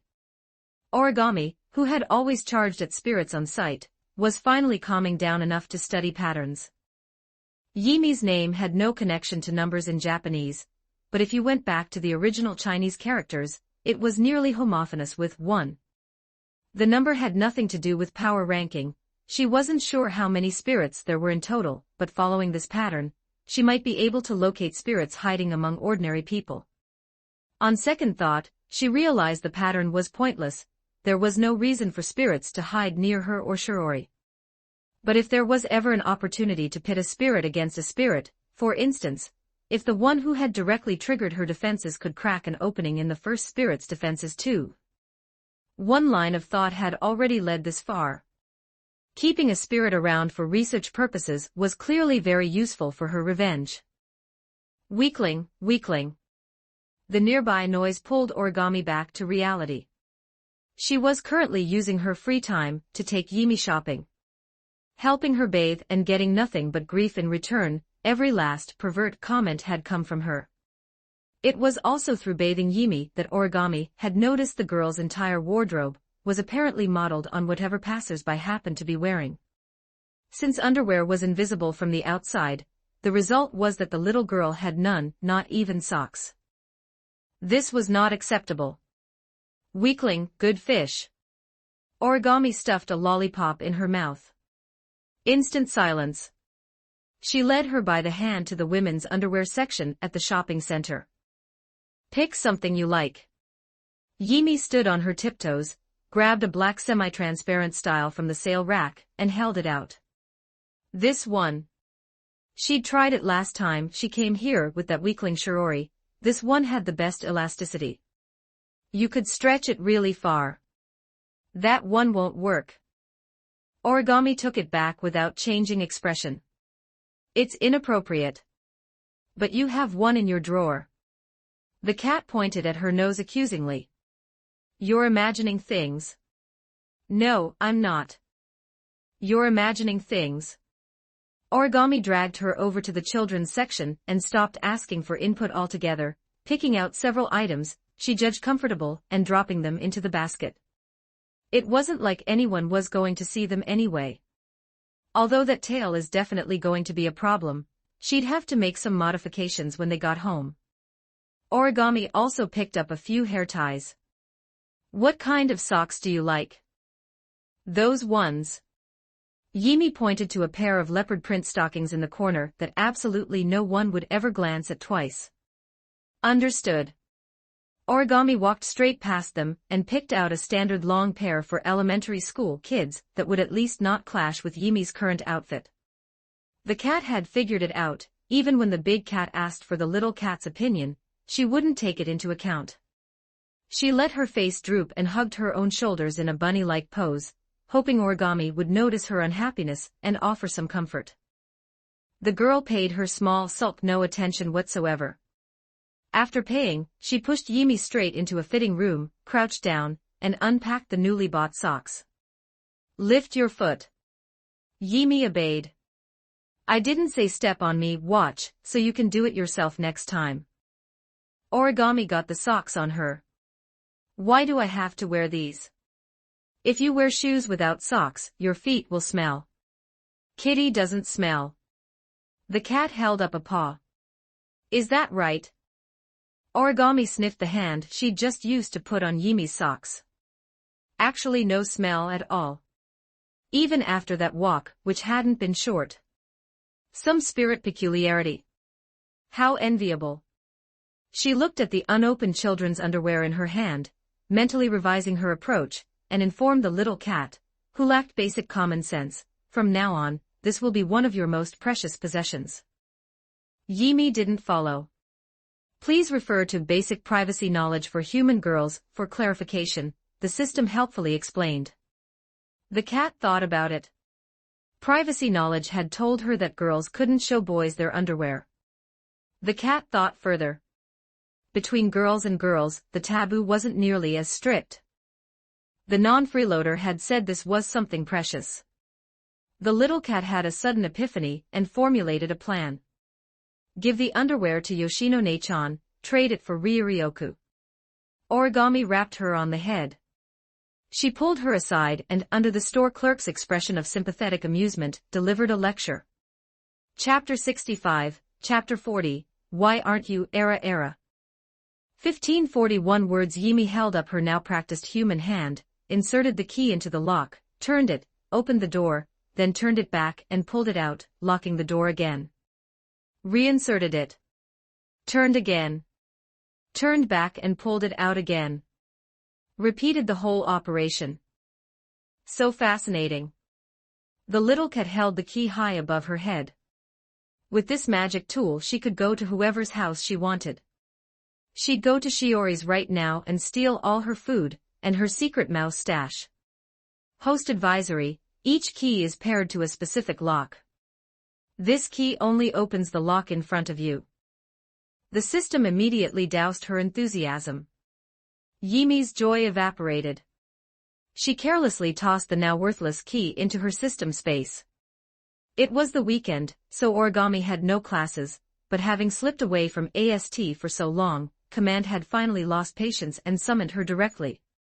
As for the transfer itself, since DEM had a cooperative and funding relationship with AST anyway, there would be no complications. The restless little cat took her key and headed out. Weekends were also days when Shiori didn't have school, so she didn't quite dare go looking for Yoshino-ne-chan again. Whose child are you? You can't just press all the elevator buttons like that, I'll tell your mom. Which floor do you want? First floor. Be careful a stranger doesn't grab you. Her first time riding an elevator alone, discovering that buttons lit up, and wanting to light all of them, cut short by a scolding from a woman on one of the upper floors. She'd only just gotten downstairs when an alarm blared. People in this city really had no sense of security. The spacequake frequency in modern times had already dropped considerably, yet somehow this city still got them every few days.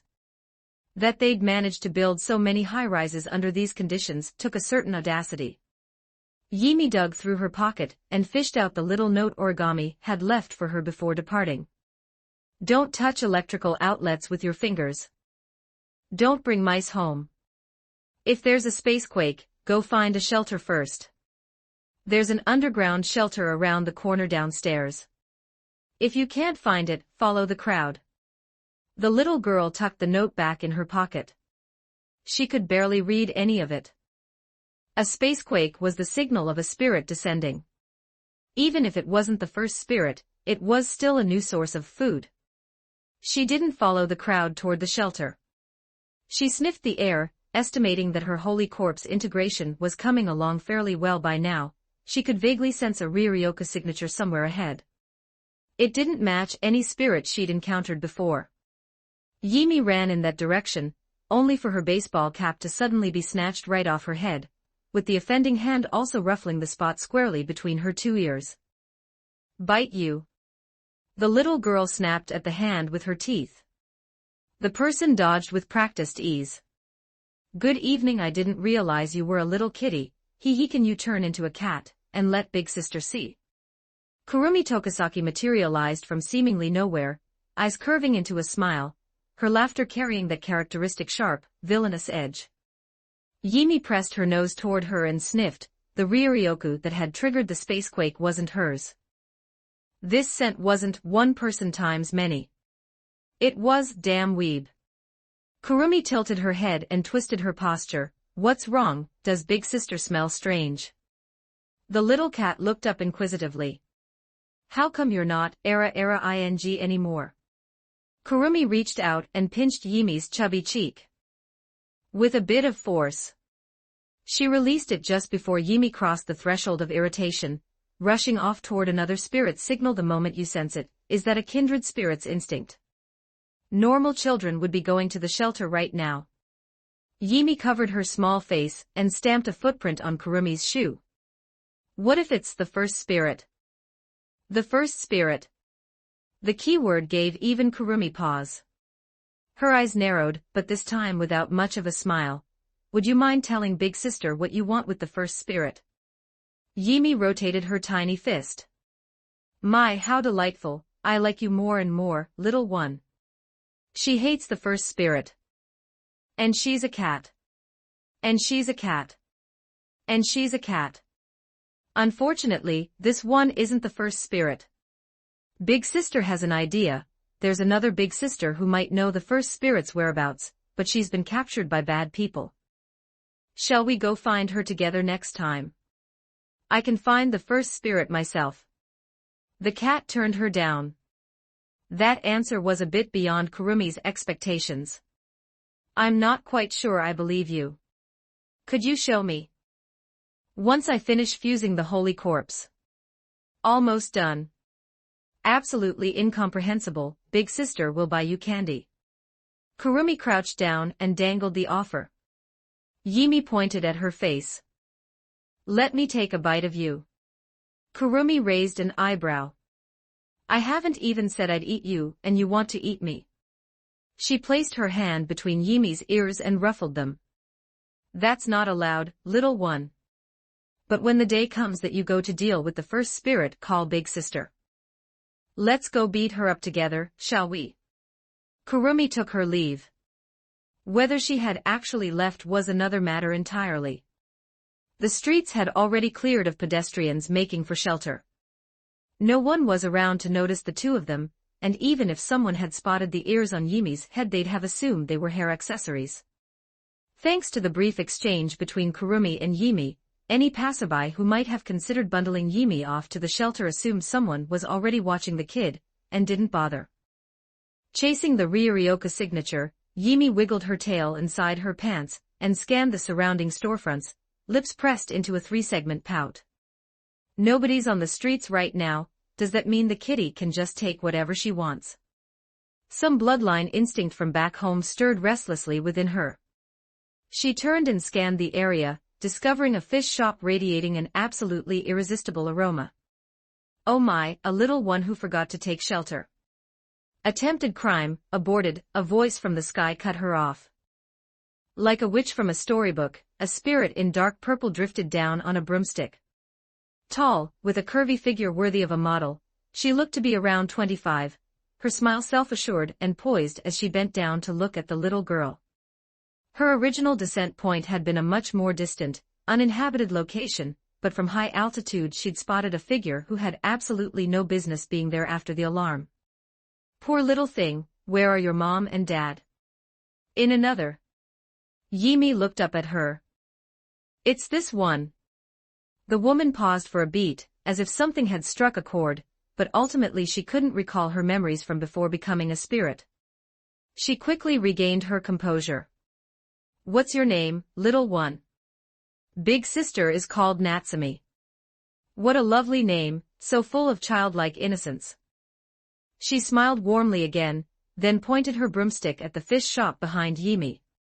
By the time Yimi turned back around, the shop had been transformed into an elaborate castle sparkling with dreamlike colors. Would you like to come visit my home? But before that, answer me a question. Oh my, why do you look so dissatisfied? Big sister isn't anyone suspicious, you know. The excited wide-eyed wow Natsumi had been expecting never came. Instead, the pretty-looking child who might have been a cute little boy was giving her that signature triangle-mouthed look of disgust. The fish shop is gone. You're not a good person. Kitty isn't playing with you. Yimi turned her back, momentarily forgetting she'd come here specifically to feed on Ryuryoku. Wait, there are delicious sweets inside. The witch flew in front of her, and pressed her appeal. This child is my little sister. Sorry for the trouble. The girl sent to seal the spirit finally arrived on scene. So it's the Lolicon Guardian type this time. Ratatosker's vice-commander stroked his chin, and arrived at this conclusion. Kodryatsuka gave a small nod, not bothering to disagree. The trouble is two unsealed spirits are both on site at the same time. Sealing one would mean setting the other aside, and trying to seal one in front of the other is the worst possible option. This is going to be tricky. Oh my, are you this child's family? How lovely, big sister had thought. Before she could finish, Natsumi saw the little girl suddenly dart behind her, peeking out from behind her back with just half her head, staring at Shiori. She even started telling on her, she wants to seal your Ryuryoku. Shiori. This little troublemaker. Chapter 66, Chapter 41. The green 1:15:69 words over 10 minutes since the spirit had manifested right on schedule. It was time for AST to clock in, line up, and give the new spirit a proper demonstration of what they were capable of. A little later than I expected. Natsumi stretched out languidly and stepped in front of the girl and the small child, blocking their path. This time, squad leader Kusakabe didn't bother with an opening greeting. As far as AST was concerned, Shiori, that girl who showed up to complicate things at every single scene, was already an old acquaintance, so they cut straight to the point and fired off their missiles like they couldn't wait to punch out. Natsumi spun her broomstick in a wide arc. The tip fanned open like a mirror and drove it into the ground, Hanyul. A rainbow of light swept across the sky in a graceful arc wherever it passed. The visual world transformed, the missiles screaming toward her morphed into cartoon-style radishes, wobbling through the air in bizarre, meandering paths before drifting lazily to the ground. They detonated in small puffs of smoke, and the word boom actually appeared as a special effect text bubble floating in midair. Now then. The woman swept her broomstick toward the squad. What is this? Fuzzy mascot costumes, the kind used in stage plays, materialized out of thin air to replace their CR units, sending the AST members tumbling from the sky in a chorus of startled shrieks. Not that it needed saying, but this was objectively the most gentle defeat they had ever suffered. With that handled, Natsumi tossed her hair and turned her gaze to Shiori. What's your name, newcomer? Amatsuka Shiori. Shiori, is it? They call Big Sis here a witch, but you can just call me Natsumi. She sauntered toward the girl and lightly hooked a finger under her chin. She dropped into a voice of deliberate provocation. Hey, little Shiori, let me ask you something. Do you think I'm? You're very pretty, Big Sis. That answer required no help from Ratatosker whatsoever. I knew it. Natsumi's expression brightened. Then tell me specifically, which parts of me do you find pretty? Well, before Shiori could answer, a cartoon radish Natsumi herself had forgotten arcing lazily through the air came tumbling down, and exploded in a plume of white smoke. Her own power had turned them into this, but the sneeze caught Natsumi completely off guard. Her nose itched and she couldn't stop herself. In that instant, her body seemed to shatter like a broken mirror. Her entire silhouette flickered, and for just a fraction of a second, her frame shrank dramatically. The moment passed in an instant. The other two girls, eyes squeezed shut against the billowing smoke, noticed nothing. Nobody noticed, or so it might have seemed. But Natsumi herself could never believe that nobody had seen. When it came to what a person was most sensitive about, the mind always leapt straight to the worst-case scenario. Shiori, emergency. Natsumi's readings are dropping across the board. We're practically neck and neck with the time Yimi found out you and Miku were involved. Shiori blinked. But compared to Yimi back then, she hadn't said or done anything this time. You saw it, didn't you? Natsumi bit down on her thumbnail, her expression clouding over. Why was she only asking her? Yimi was right here too. Unforgivable. Itsuka Shiori, I'm going to make you pay. What did I do? I've been here less than 2 minutes. Having issued her declaration of war, Natsumi scooped Yimi up by the armpits, mounted her broomstick, and flew away. Shiori watched her disappear into the distance for a long moment before her hand finally shot out. Why am I? You're getting back at me by carrying off Yimi. Why? Natsumi had introduced herself as Big Sis just now. That was going to be a problem. The way Natsumi had inexplicably started talking to Yimi earlier, she wasn't going to do something to her, was she? Yimi could normally handle just about any danger, but who could guarantee this new spirit with the unknown personality wasn't the type to trick small children into doing something strange? Another problem child, no, problem teenager, Kodori muttered under her breath, crunching her lollipop. An abandoned, deserted building could serve as a wandering spirit's makeshift base. Kurumi Tokisaki was one example, and Kajino Natsumi was another. The difference was that Natsumi's ever-shifting power could render a drafty ruin into something resembling a fairy tale castle. At least from the inside, it looked the part. Natsumi set Yimi down in a chair. You belong to me now, little one. Yimi made her best unimpressed cat face. Seeing that expression, Natsumi's grip tightened on her broomstick. So you did see it, my pathetic true self. Even a child like you can tell. She relaxed her grip. Forget it. I'll chalk your share up to your sister Itsuka Shiori's tab as well. It's too late to beg for mercy now, ha ha ha. The little cat produced a thick stack of cards and held them up. Do you want the cards? Not crying, not throwing a fit. You're not an ordinary child, are you? Natsumi made no move to accept them. Yimi looked up at her. This woman smelled even better than Big Sis Yoshino. More precisely, her spiritual power was far more abundant than the spirits Shiori had already sealed. She thought for a moment, then pointed at Natsumi and assigned her a new title, the Green One. What do you want? Yimi asked. Natsumi tilted her head. What do I want?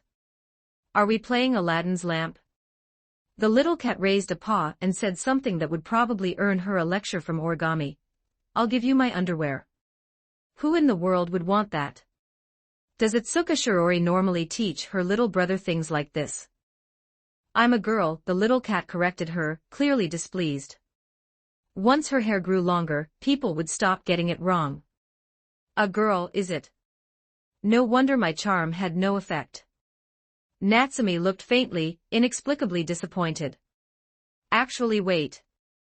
Was Itsuka Shiori really in the habit of teaching her little sister to hand her underwear to strangers? What a dangerous woman. She patted her own cheeks, snapped her fingers, and pulled herself back together. She reached for the baseball cap on Yimi's head. If you're a girl, you should be wearing something cute. Let Big Sis conjure you a lovely princess gown. Yimi swatted her hand away. Natsumi rubbed the back of her hand, looking a little hurt. But she magnanimously lifted Yimi onto her lap anyway and glanced at the clock on the wall. It's already 9 at night. Good girls should be in bed. Shall I tell you a bedtime story? Sleeping Beauty or Snow White? It had still been morning when Yimi left the house. The little cat paid this no mind whatsoever and raised a paw to place her order. Sleeping Beauty. Natsumi nodded. Then it's Snow White because she's pretty. Big cats were always like this, never willing to defer to the little cat's preferences. Yimi drooped her face and pondered how to obtain the other woman's spiritual power. If she gave away all the cards, it would probably trigger the stand ability, but each of those cards had been won one by one through hard-fought battles. Once upon a time, there was a princess just as beautiful as Big Sis, already asleep. Origami hadn't adjusted her sleep schedule on purpose, so the little cat's circadian rhythm was completely unreliable. Washi fell asleep already. What kind of child drops off the second they lie down? Or does that mean you find Big Sis's arms comfortable? I see, you're pretending. Aren't you waiting for me to let my guard down so you can escape? I'll have you know that's not going to work. When someone's truly asleep, if you lift their arm, it'll drop right back. Natsumi reached over and lifted Yimi's arm. It flopped straight back down.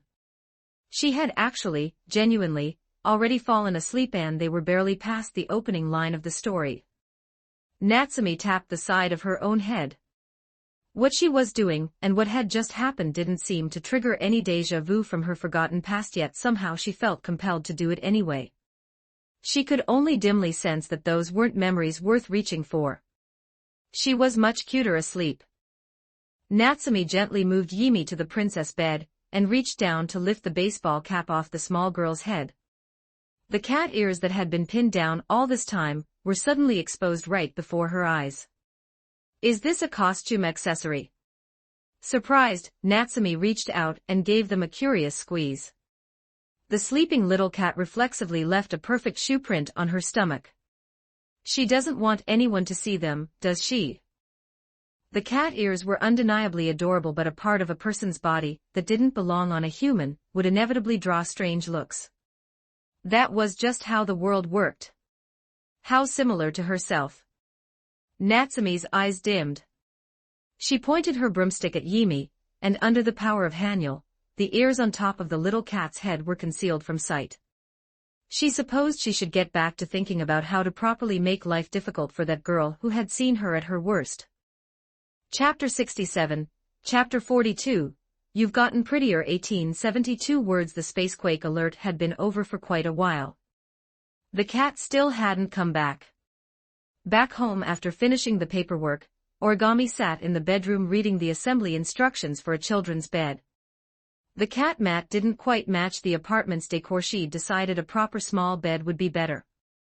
She was a little on edge. She didn't know which spirit this latest incident had involved, and she had missed the optimal window to deploy. If this turned out to be another visit from Takamiya Yimi, she would feel even more restless. Origami set the instructions on the table and went downstairs, thinking she'd check the children's sandbox where Yimi often went. Maybe she was in the middle of another card battle. But heading down, she walked straight into Shirori, coming from a direction she shouldn't have been. A simple greeting. Even simpler than usual. No one could keep a perfectly steady heart after everything that had happened recently. The person who appeared showed a micro-expression Origami had never seen before, because this was actually Natsumi, wearing someone else's face with Hanyul. Impersonating someone to destroy their reputation was remarkably easy with Hanyul. She had been planning to investigate Itsuka Shiori's social circle first, but hadn't expected to bump into someone who knew her this quickly. My, it's so hot today. Since this wasn't her own face, and the other party was a girl anyway, Natsumi felt zero psychological resistance as she lifted the hem of the skirt. Origami's gaze dropped. That reaction was not what Natsumi had anticipated. Just like the usual, Shirori, Origami said very quickly. Just like, Natsumi's eyelid twitched. Just like the usual. Does Itsuka Shirori normally greet people she knows by flipping her skirt up? Origami crouched down. But today's Shirori is a little strange. You don't normally wear underwear. Don't. Natsumi yanked the skirt back down at once. Origami, completely deadpan, and even when you do, never anything this conservative. Conservative? What compared to the real Atsuka Shirori, she was being restrained. Origami stood back up and walked toward her. What are you doing? The same thing I always do. Let me have a feel. Origami reached toward her chest. Natsumi screamed and bolted, kicking up a cloud of dust behind her. Origami dusted herself off and continued calmly toward the children's sandbox. Natsumi bit her thumbnail and drifted through the air, her gloomy expression unchanged. She had miscalculated. She hadn't expected Atsuka Shirori to be some kind of universally acknowledged deviant. It was frankly criminal that someone this shameless had an elementary school-aged little sister. Right, this was a person who could pull off something as unhinged as teaching her little sister to hand over underwear to keep herself safe. Normal logic simply didn't apply. Which meant trying to ruin her reputation wasn't particularly viable. For someone with this little shame, there probably wasn't anything that would stick, and she might even enjoy it. Natsumi returned to her temporary base in defeat. Hanyul could technically be used to absorb people through the mirror at the tip of the broomstick, but for some reason she couldn't quite name. She hadn't done that to Yimi, she had only added a lock to the castle she'd conjured. But no matter how she'd imagined things going, she hadn't expected to come back and find the little padlock she'd crafted into an adorable shape lying quietly on the floor without a single scratch on it. Completely undamaged.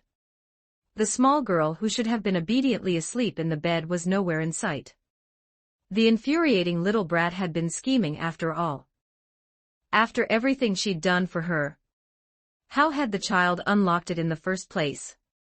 She'd never believed for a second that a child that small could pick a lock. She should have seen this coming. How many people in this world have cat ears? The little creature was a spirit too. Natsumi flew out, and as she did, an idea struck her. Why not just kidnap everyone in Atsuka Shiori's social circle, one by one? Even a shameless deviant would crack eventually, right? But she'd have to find the child first. She hadn't flown far before she spotted Yimi. Maybe it was those short legs, little girl legs, that couldn't carry her as fast as an adult, but the bigger reason was an office drone drained of all hope was shuffling down the street, face ashen, when he felt a tug at his jacket hem. He looked back and found an adorably boyish little girl looking up at him, one hand gripping his jacket, and the other pointing at the top of her own head. I only have 2 ears. He had no idea what she meant, but somehow being approached by such a cute child swept a surprising amount of the unpleasantness straight out of his chest. Yimi let go and immediately grabbed a second passerby, showing him the top of her head. I only have 2 ears. She wanted the whole world to know. Yimi was a normal, proper, fully grown cat right now. The little cat had assumed that once she grew up, her ears would naturally fall off on their own. From her vantage point above, Natsumi watched as a row of office workers who had apparently lost all faith in existence began involuntarily lining themselves up, waiting for the little girl to talk to them and restore their will to live. Congratulations, host, for unlocking the achievement, fan meet and greet. Reward, plus 5% portal ability. The corners of Natsumi's lips curved ever so slightly upward. The little thing was clearly enjoying the conveniences Hanyul had provided. Though honestly, people who get off work this early haven't lost faith in life at all. A bunch of lolicons.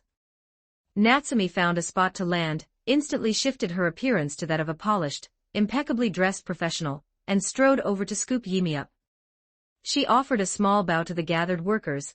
I'm terribly sorry, I hope she hasn't caused any trouble. No, we should really be thanking you.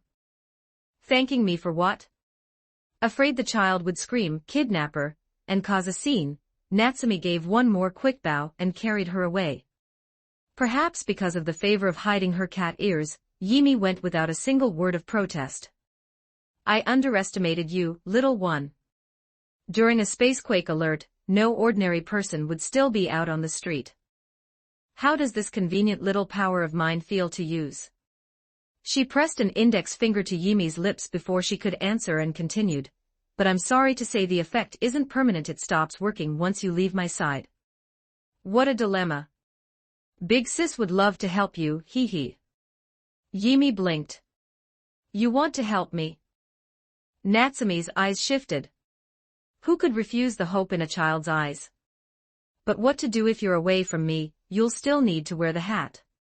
What do you want in exchange? Yimi had always remembered the Saint Master's teachings.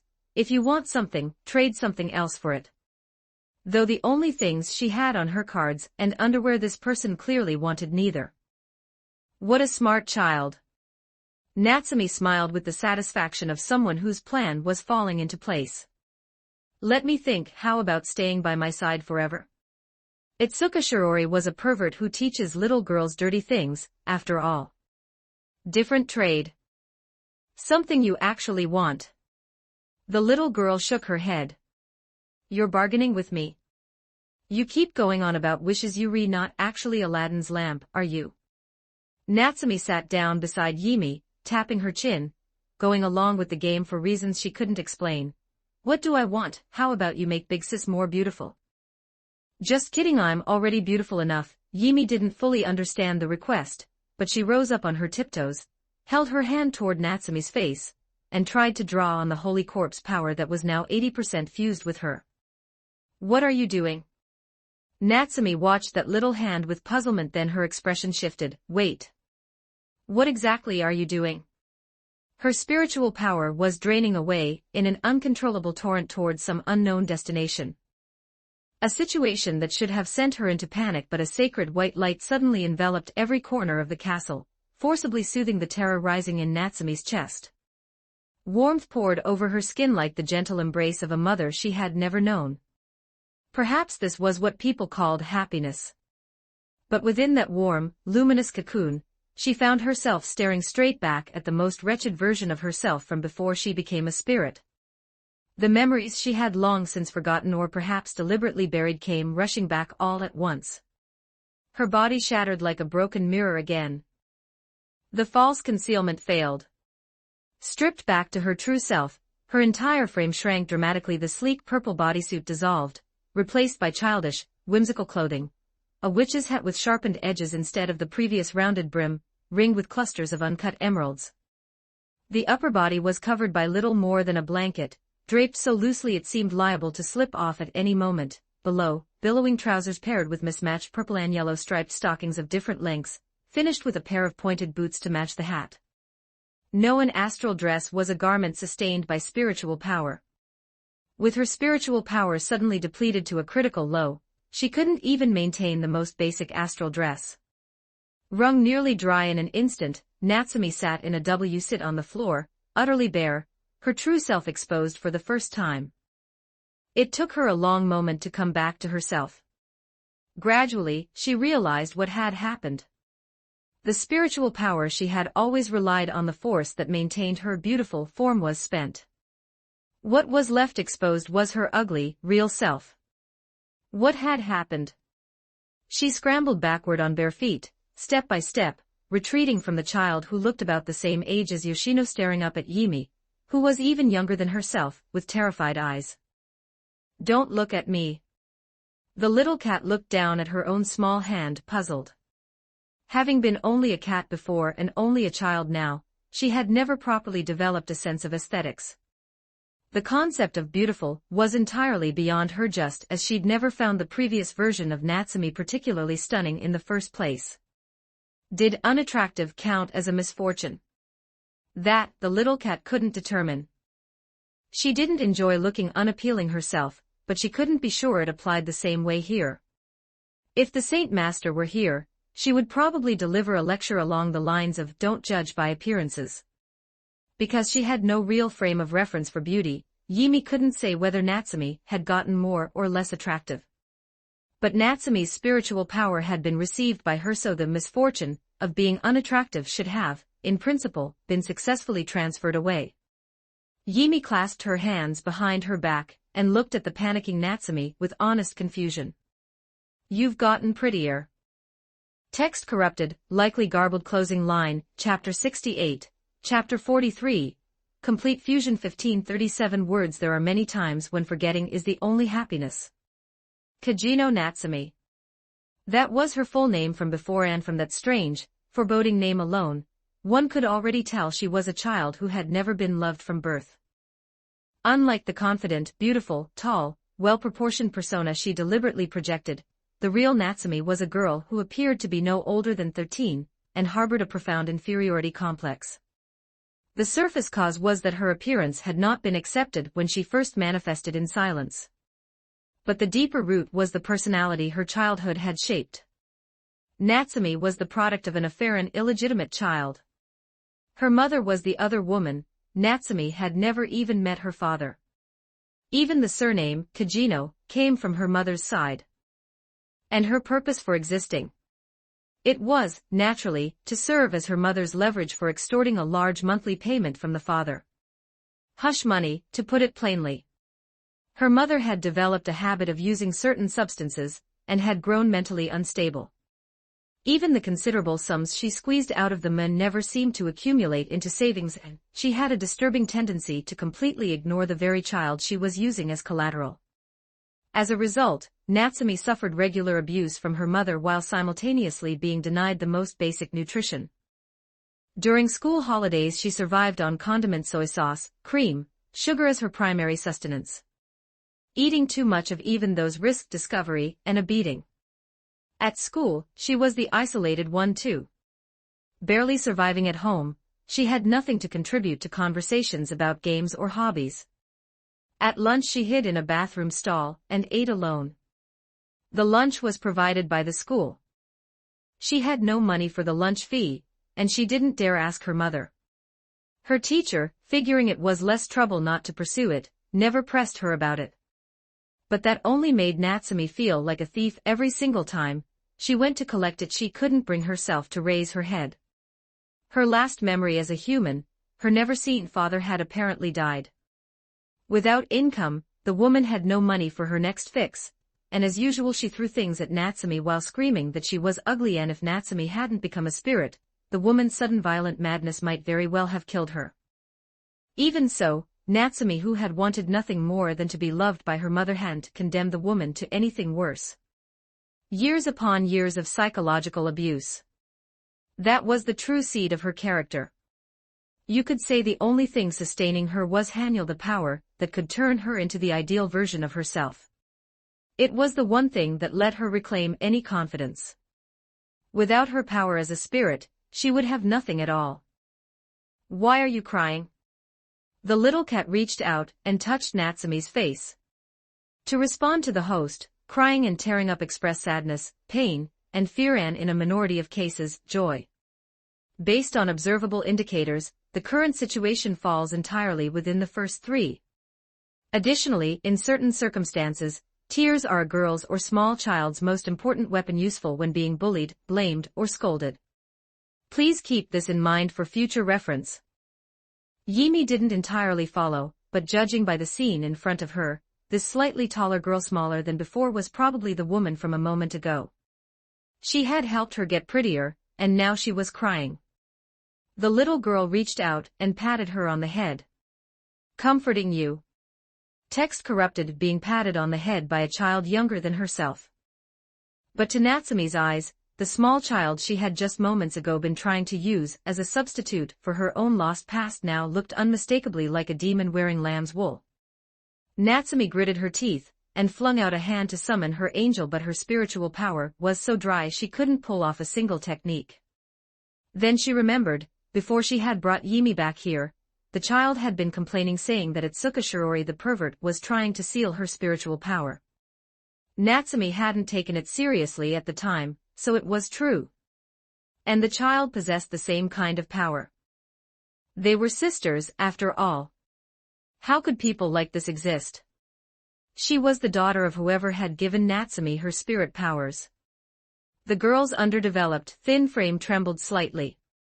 Any desire to make trouble for Itsuka Shirori had completely evaporated. The one consolation was that her spiritual power appeared to have simply drained away rather than been destroyed outright. It ought to recover gradually. How long that would take she had no way of knowing. Her spirit power had always been so vast she had never once used it all up before. Is she crying happy tears? The little cat posed the question to the system. To respond to the host, based on micro-expression analysis, the green one was absolutely crying from sadness just now. Had the transfer not worked? But she had definitely received spiritual power. More abundant than anything she'd absorbed before, the most complete infusion of the full power of a spirit since Yimi arrived in this world. It flooded into the holy corpse in an instant, filling the last remaining gap, and at last the Saint Master's holy corpse fully and completely became Yimi's power. Yet nothing dramatically different seemed to have occurred. The only changes were that her transferability felt more natural to use. An extinction angel which had been constrained to an extremely low output finally showed signs of beginning to recover. Rather than investigating this new power, Yimi, self-certified good cat, let her hands begin to glow and reach toward Natsumi, attempting some follow-up care. The effect was spectacular. Natsumi scrambled backward across the floor in sheer terror, heels scraping the ground. Please spare me, I'm sorry. I'm so sorry for kidnapping you. At this rate she'd have her spirit crystal extracted too. Yimi held her gaze for a moment, then came to an understanding. You're scared, I'll take your power. The green-haired girl, eyes brimming with tears, dropped to her knees and bowed. I'm so glad you understand. Please, let this past offense go forgiven. Yimi understood. She herself was scared of Shirori sealing her powers. She waved a hand, letting the divine energy that was now truly her own along with her steadily rising spiritual power spread outward to take stock of herself. The little cat's mood brightened considerably. She couldn't quite pinpoint where she'd gotten stronger, but she was now confident she had what it took to go pick a fight with the first spirit. Looking at the kneeling green-haired girl, Yimi took small, measured steps around behind her and peeked at her backside. What are you doing? Natsumi flushed scarlet, unable to comprehend or dare to resist. Text corrupted. Yimi looked very disappointed. You don't have a tail either. How would a normal person possibly have one of those? The little cat drooped her ears. The little cat was not normal. Well, maybe someone does. The world is a big place, and as long as I have Hanyul, forget I said anything. Was she just talking herself into giving the ability away? Because Natsumi's spiritual power had been consumed, the conjured castle reverted to the original dilapidated building. At least the late summer warm breeze wasn't cold. The cat felt the top of her head and discovered her ears had reverted again at some point, which made her a little sad. Looking at Natsumi's unclothed state, Yimi understood how deeply shameful this situation was for a big cat, and decided to step outside and find her something to wear. Natsumi, who had been so frightened of her a moment ago, suddenly grabbed Yimi's arm. You'd just abandon me like this? Even if you don't like how I look, making me run around naked is going too far. I know that's your plan. Leave me here to make a fool of myself as payback for kidnapping you. You're exactly the type. You're definitely planning to round up a bunch of those office drones from earlier, and announce that there's a hideous naked woman right here. Yimi thought for 2 seconds, couldn't find run around naked anywhere in her mental vocabulary, and could only address the rest of what had been said. You've already become prettier. Are you mocking me?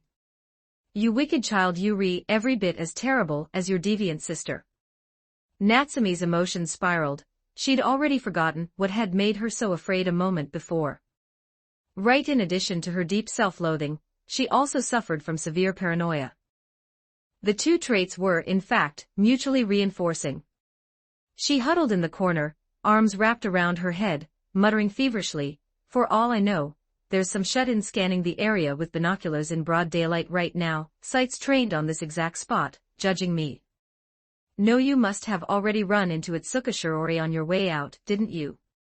You planned this together, arranged for Shirori to conveniently burst in exactly when I was exposed and in my true form, completely naked. Natsumi, let's talk. Itsuka Shirori burst in. Chapter 69, Chapter 44, It's you 17-18 words, Natsumi, if I've done something to upset you I'll apologize but please don't take it out on her. Perhaps it was the power radiating from the suddenly exposed spirit crystal that Ratatosker had detected, or perhaps footage of Yimi escaping and being brought back had tripped the surveillance system. Either way, Shirori had materialized at exactly the worst possible moment Natsumi had imagined. The instant Shirori registered what she'd glimpsed in her peripheral vision coming up the stairs, she yanked her earpiece out and tucked it into her pocket. Is that? Turn around, turn around, turn around, turn around. Natsumi crouched down, grabbed Yimi, and held her up as a shield between them cat as body armor. I knew you'd show up, Itsuka Shirori. You planned all this together, didn't you showing up right now to laugh at me? How nasty. Just like me. But the little cat wasn't particularly pleased with Shirori either. Right before Natsumi's bewildered eyes, she curled herself into a ball of fur on the ground. 1-point screening, at best.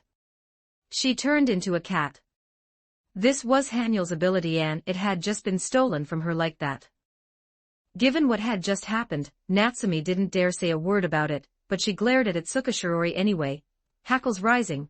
And you show up at exactly this moment. You definitely planned this, didn't you, you exhibitionist deviant?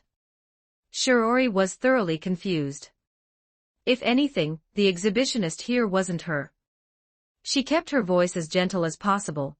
Can someone explain what happened? Why has Natsumi turned into a child? Or is this actually your true self? Still playing dumb.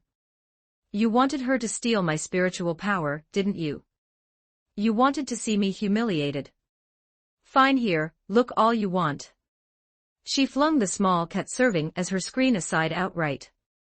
Steal spiritual power. That was Yimi. Shiori's mouth fell open. She looked at Yimi in genuine shock. Lady, you've got the wrong cat. The instant full exposure situation was uncannily similar to all the times Shirori had sealed Toka and the others. She didn't know the details of what had happened but it seemed the other party had already received her comeuppance. Shirori slipped off her outer jacket and draped it over Natsumi's shoulders. Could you explain why you did what you did? Natsumi just bared her teeth. You think I don't know what you're really doing? Fake concern. Then the moment I let my guard down, you ripped the jacket off in front of everyone, don't you? You're getting back at me for kidnapping your little sister. Who would do something like that? And speaking of which, you're the one who kidnapped Yimi. Yimi is innocent. Anyway, let me call and get some clothes bought for you first. Oh, so you're buying me a clown costume to humiliate me? A hideous thing like me only deserves that. It would at least improve the overall look. That's what you're thinking, isn't it? Who thinks like that? Shirori stared at Natsumi's face, completely at a loss. This was around the age when girls were just starting to bloom and when beauty anxiety hit hardest. Shirori had dealt with those insecurities at this age too, even if she wouldn't claim her own looks were anything exceptional. But Natsumi, didn't you ask me yourself whether I thought you were pretty? Why are you running yourself down now? You're trying to make me say it out loud, aren't you? Fine, I'm exactly what I look like. A coward who needs a skin suit to fake confidence and feed her vanity. Happy now? Yimi reached over and gave her a small pat. I don't fully understand, but isn't that the grown-up version of you? You text corrupted. Did someone say something? Shirori laid her hand on Natsumi's head and gently ruffled her hair. But Natsumi is naturally cute, you know. When all your attention goes into the disguise, you end up overlooking what's actually there. A girl who doesn't learn to bring out her own looks, that's just a waste. Natsumi let out a cold laugh. Oh, I know exactly what you're about to say.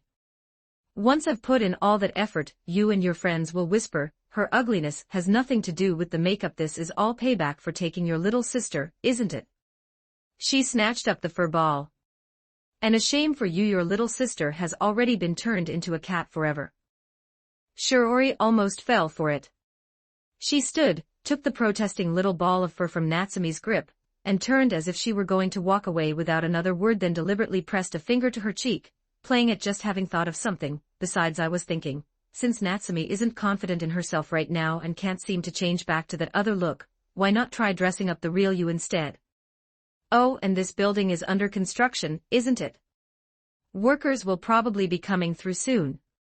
She looked down at the round fur ball in her arms, claws quietly emerging, and continued. I wonder if Ratatosker is serving snacks and tea to all visitors today. Stooping to threats. Truly shameless, Itsuka Shiori. Whether it was Shiori's imagination or not, Natsumi seemed to radiate even more hostility toward her now than she had in the morning, right at the moment she'd kidnapped Yimi. Natsumi's appearance was objectively quite cute, at least Shiori genuinely didn't think she herself had been anywhere near as cute at that age. She didn't know the full story of what Natsumi had been through, but if she could get her into a pretty dress, and let her see herself properly in a mirror, surely the inferiority complex would dissolve on its own. That was Shiori's theory, but as it turned out, the moment Natsumi was positioned in front of a mirror, and a makeover was about to begin, she went completely still. Part of it was her mother's constant put-downs. Part of it was the real, lived experience of not being accepted when she first appeared. In Natsumi's own memory of herself, she really was a disaster: unkempt, untouched hair, skin with no color from malnutrition, the habitual slouch that her intense self-consciousness had bent into her posture, making her look like a dejected little beggar. Text corrupted, but the person in the mirror looked nothing like that. Natsumi stared for a moment before remembering that mirrors don't have beauty filters. The face inside was still her own, almost nothing had changed. But her skin had a touch of color, her hair had become soft and smooth, tiny, almost imperceptible differences around her eyes, and the shade of her lips suggested that the malnutrition had been transferred somewhere else. Just that. Only that. And yet incredibly cute. Her appearance had barely changed, yet somehow she had inexplicably become more appealing. When Shiori had said she was cute, Natsumi had only been able to interpret it as mocking sarcasm, because that was how she'd been received her entire life, until she'd come to believe herself that she was something repulsive and dirty. Natsumi sat in wordless silence as Shiori applied her makeup, but what her eyes were truly fixed on was her own bare face in the mirror. Her gaze drifted sideways to where Yimi was helping herself to cake. She roughly pieced together what must have happened. Had that warm sunlight done this for her? The lamp genie was real after all. So all she had been missing was just that one small change.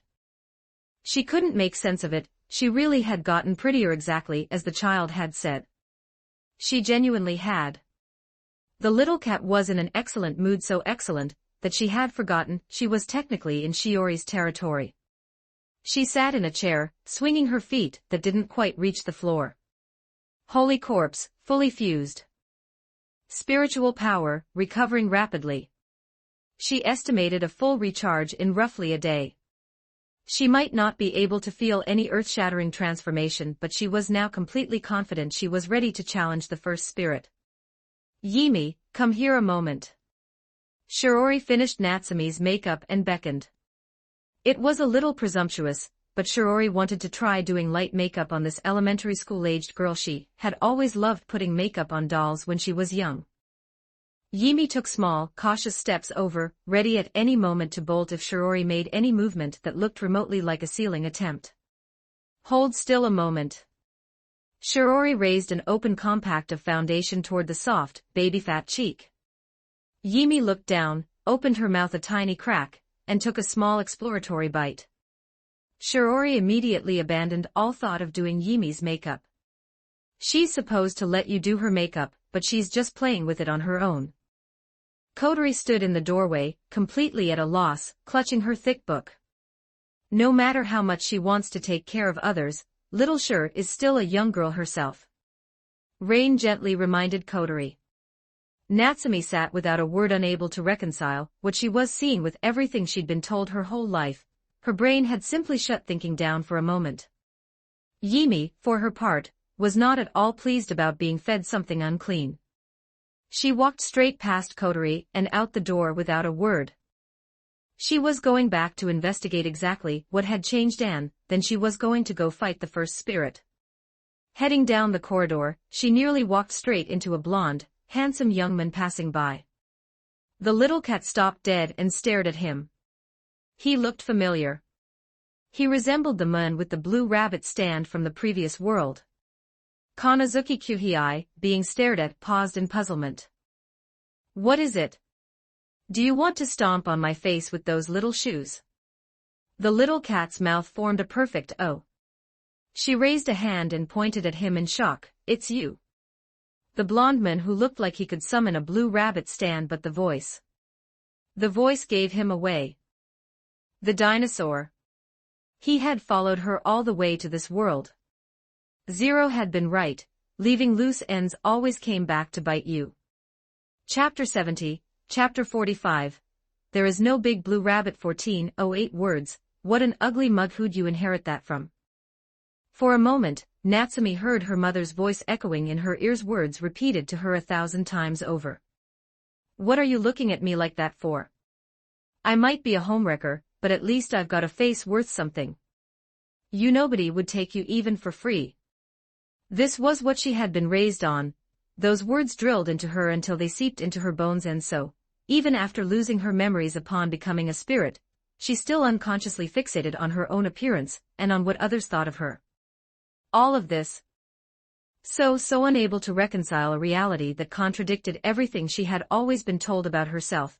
She just wanted to scream, and rage, and shut her brain off entirely for a while. I don't know what happened, but I am extremely grateful. The voice from outside the door cut right through her spiraling thoughts. Stop it. You're making him enjoy this. Kotori yanked Yimi away from Kanazuki, staring at the small fist print on the vice commander's face with absolute exasperation. Turn the other cheek. That expression had been coined for this man. He has something with sharp fangs. Where are there any sharp fang things? I have cake here.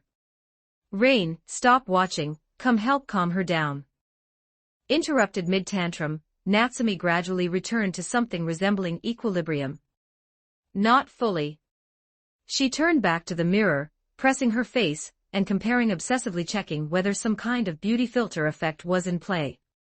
But even after tears streaked down and smudged her makeup, her looks were barely affected. She really had gotten prettier. The little brat hadn't lied to her. And yet nothing seemed to have changed. What's wrong? You don't like it?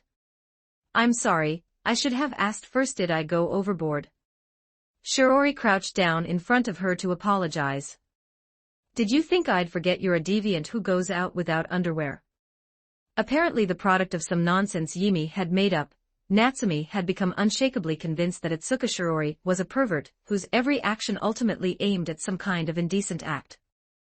Every spirit seemed to be a problem child in their own particular way, and Natsumi was clearly the low self-esteem, persecution delusion variety, the two feeding into each other. The indecent act part was something Shiori couldn't entirely argue with. Sealing required a kiss for reasons nobody had ever explained satisfactorily, and while she could maintain some resistance when dealing with girls her own age like Toka, sealing a young child like Natsumi, Yoshino, or Kotori did leave her with a certain prickling sense of wrongdoing. But the rumor that she was an exhibitionist who went without underwear. Shiori would die before acknowledging that. To clear her name, she had voluntarily demonstrated to Natsumi that she was, in fact, wearing underwear to absolutely no effect. Natsumi flat out refused to believe her. And gave her 4 claw marks for her trouble. All things considered, the whole ordeal was chaotic enough, but the fact that Natsumi had lost most of her spiritual power meant there was no major incident. That same powerlessness also meant she had little choice but to passively accept Ratatoska's arrangements for her housing. A small mercy amid the mess. Affection and mood had at least grudgingly crept up to somewhere in the vicinity of Yimi's baseline, no longer outright hostility, just not quite close enough for a ceiling. Still, it was clearly going to be a gradual process. When it came down to it, the whole go on dates and make them blush and fall for you thing, that was never going to be a first day, second day affair even with a perfectly ordinary person, was it? What was this, a whirlwind marriage? There are 1 or 2 people in the world who look alike, or sound alike. That's perfectly normal. And please don't bring cartoon logic into real life. Sharp-toothed birds don't exist in the modern world. Rain delivered this monologue directly to Yimi. Rain did seem to bear some resemblance to the grandmother Yimi sometimes mentioned, because after the lecture, the little girl dutifully pressed her feet together, put her back to the wall, and arranged her face into a picture of pure innocence, pretending not to understand a word of human speech. Maintaining a child's sense of wonder was admirable. Acting out cartoon plot lines needed to be corrected promptly. Sometimes Shiori thought, how nice it would be if her sealing ability worked the way Rain's manner did. Even little Yimi would probably pucker up and offer herself for sealing without any fuss. And the blue rabbitets also called D4C. Yimi stood firm in her first-hand conviction. Rain shook her head without mercy. That doesn't exist either. Yoshino happened to be passing by and raised her hand. On her arm, Yoshinon spread both arms wide in cheerful demonstration, D4C. Rain. Things with Natsumi hadn't progressed much further for now. The next challenge was the small girl right in front of them. Shiori had taken a calculated gamble by bringing both girls back at once. Not every spirit had an arrangement like the Yamai twins, where simultaneous routes were possible. But thinking it back, she really couldn't have just taken one and let the other find her own way home. Noticing that Rain had finally gone quiet, Yimi wasted no time slipping away from in front of her. Back home, when her real grandmother's scolding got interrupted, it usually meant the lecture was over. To put Yimi in a good mood, Kotori had prepared a trolley cart loaded with every kind of sweet imaginable. No two duplicates. Yimi stood on her tiptoes to reach for a pork floss bun on top, and in doing so noticed a bottle of black liquid sitting in the middle of the spread. Having unscrewed bottle caps before, she popped it open with ease and took a sip. Spicy but not quite spicy, a mysterious sensation, and inexplicably, completely delicious. Stars lit up in Yimi's eyes. She grabbed the bottle with both hands and gulped it down in one breathless stretch, then reached for the mineral water beside it for comparison. Just plain water. The gap in quality was so catastrophic that the little cat felt a deep personal grievance. Some nameless instinct drove her to stroke the mineral water bottle with her paw. Rain, watching from the side, raised an eyebrow. No spiritual energy signature, and, as if by magic, the mineral water beneath Yimi's hand was replaced by that same dark liquid as before. Simultaneously, somewhere in a supermarket, a sealed, unopened bottle appeared on a shelf labeled as cola on the outside, but filled with mineral water inside. This appeared to be a new development following the Holy Corpse's complete fusion, mechanism unknown, significance unknown, but after executing it for the first time, Yimi finally understood why she couldn't feel any earth-shattering change. The Spear of Longinus, a spear with no special properties beyond having been touched by sacred blood, not truly the weapon responsible for the divine death, had nonetheless accumulated such weight through centuries of legend and tradition that what had once been an ordinary spear came to possess an extraordinary countermeasure against divinity, a kind of true weakness effect. And that suppressive effect applied to Yimi herself naturally, even more so given that the power she now housed was that of the saint whose flesh the spear had once pierced. From now on, the little cat could drink this black stuff whenever she wanted. Yimi stored the dark drink into her inventory space, planning to bring some back for Mama and Grandma to try. Unfortunately, the inventory had limited room, and she would probably need to carry much more in the future. She couldn't take it all. Done with that, she caught sight of Shiori appearing around the corner out of the corner of her eye, and immediately tugged at Rain's sleeve. "Grandma, I'm going home." With the Holy Corpse fully fused, her spiritual power recovery rate had shot up dramatically. It would likely be fully replenished in about a day. Shiori's gaze went searching and uncertain. Last time it was, "Looks like Grandma," now she was already calling her that directly. Without waiting for a response, the little cat ran over to the transport device, and having watched others use it only a handful of times, had a fair go at imitating what she'd seen, and hit the switch, teleporting herself out.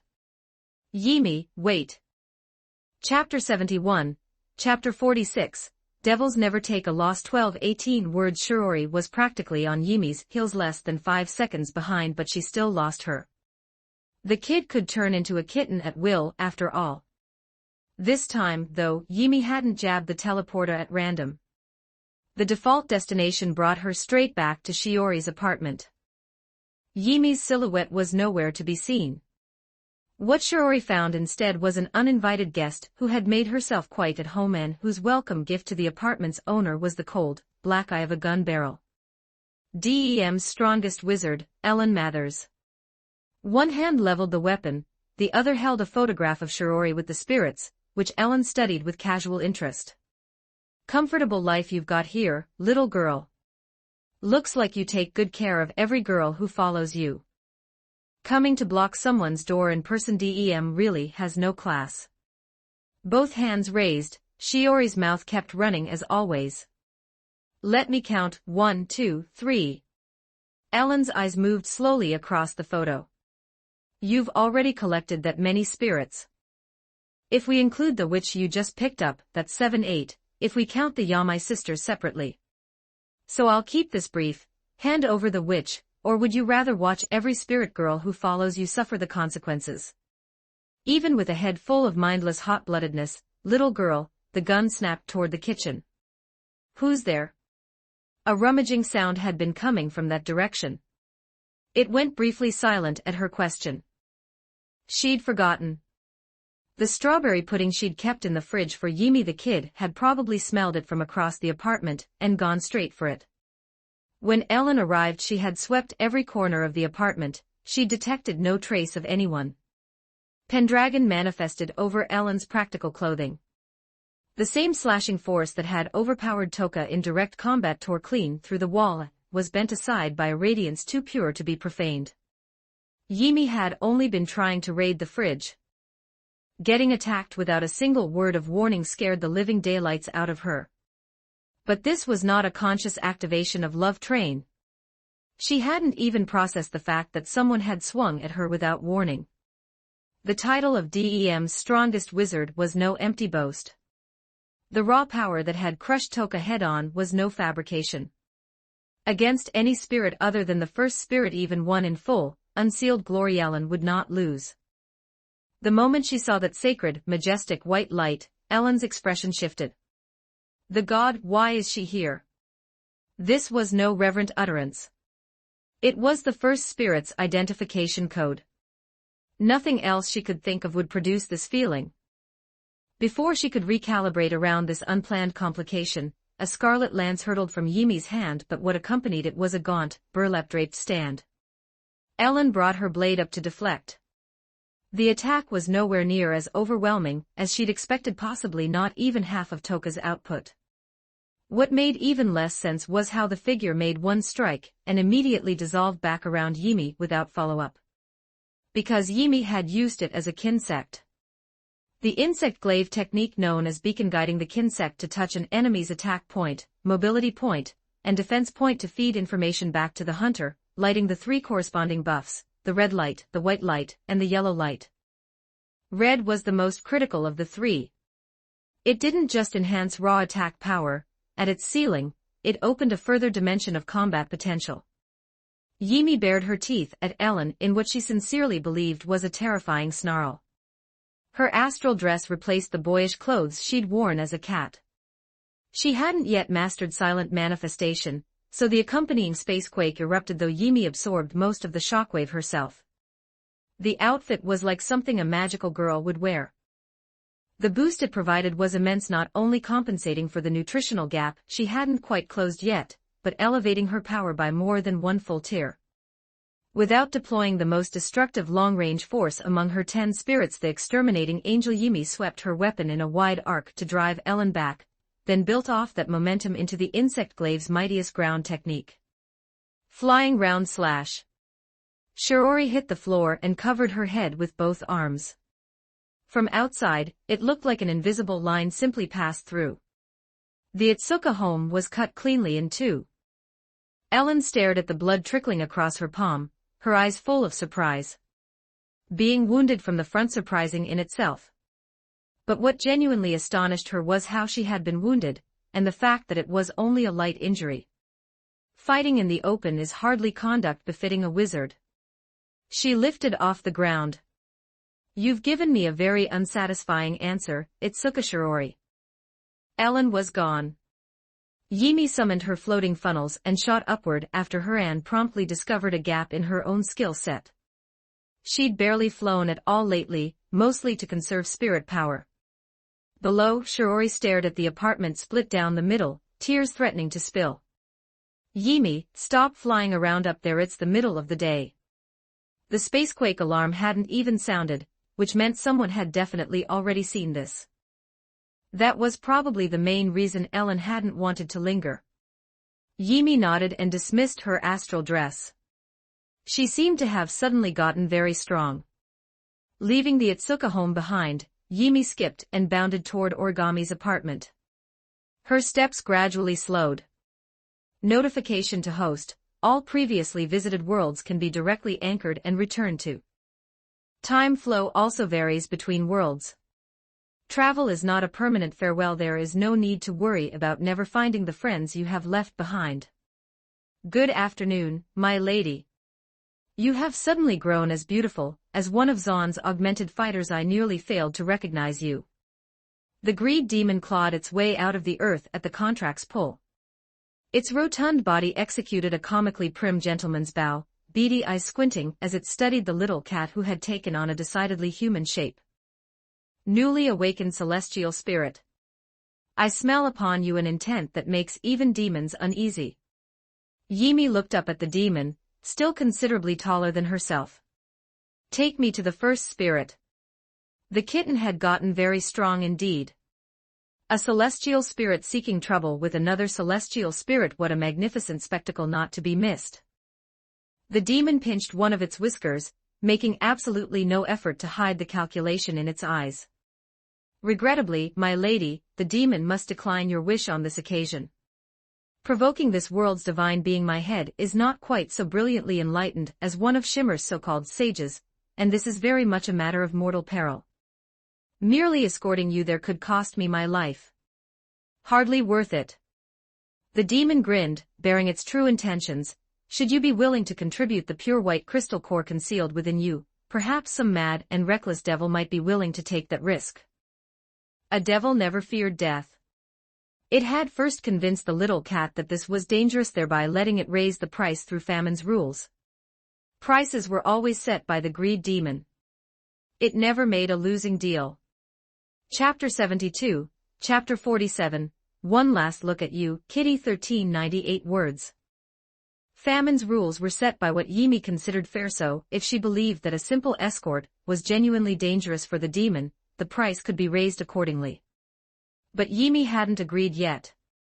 Scratch, scratch, scratch, scratch, the scratching noise at the door. Origami opened it and looked down at the small girl digging her curled fingers at the frame like tiny claws. She glanced at her phone. The spacequake alert had ended around 10 in the morning. It was now past 6 in the evening. She'd been running wild outside all day and only just came back. Yimi bowed her head and sidled up close to Origami's hand. Kitty is about to leave. While my spirit power is still recharging, let me spend one last day with you. Origami reached down and stroked her head. The pre-dinner ritual complete, Yimi trotted to the dresser, rose on tiptoe to paw at the cat food Origami had placed slightly out of reach, twisted it open, scooped out a handful, and stuffed it into her mouth. Today a green person picked me up, Yimi told Origami, attempting to narrate her entire day. She locked me in a room, then she went out, then she came back, then she said she'd help me, then she had no clothes on, then Shiori came out and said she'd help her, then the green person called Shiori a pervert, then Shiori lifted her skirt, the rest she only heard secondhand. She'd caught Shiori and Natsumi shouting at each other. The story kept getting more alarming the longer it went. Was Shiori becoming more unhinged? Well, that was gratifying, in a way. But Yimi should probably spend less time with her going forward. Origami took the cat food from Yimi's hands and pointed to the plate on the table, covered in plastic wrap. Made your share. It's not hot anymore. Yimi climbed onto the chair, gripped the spoon in her fist like a dagger, and worked her way through the curry in unrefined but determined bites. Origami sat across from her, and watched in silence only to notice that the little cat kept stealing glances at her. Every time their eyes met, Yimi's gaze would dart away. Had she hidden a mouse in the apartment? Origami went to her bedroom and opened the door to reveal a fully assembled children's bed. Bought you a bed. No more sleeping on floor mats. Someone who doesn't freeload off you is a good person. I want to take her with me. Notification to host. The transit portal can only transport host. No other living being may travel through it. After she was gone, the person who didn't freeload off her would be alone again. The little cat resolved to compensate her with the truth about the world. I'll tell you something, the world is actually round. Origami considered this briefly, then nodded with perfect calm. Someone already figured that out. Yimi's mouth fell open and stayed that way for a very long time. Someone had stolen Kitty's discovery. It must have been that useless Shiori Kitty had only told her this secret.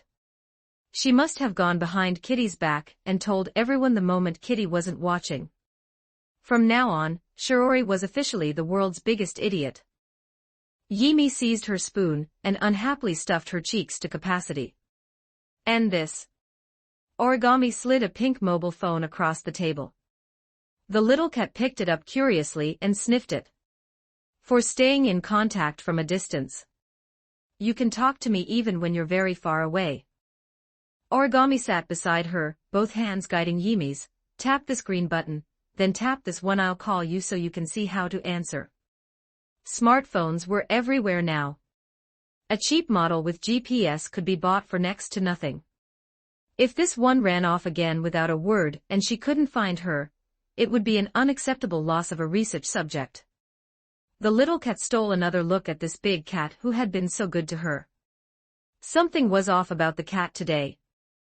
Whether or not it was just her imagination, Origami couldn't shake the feeling that those eyes looked as if they were seeing her for the very last time.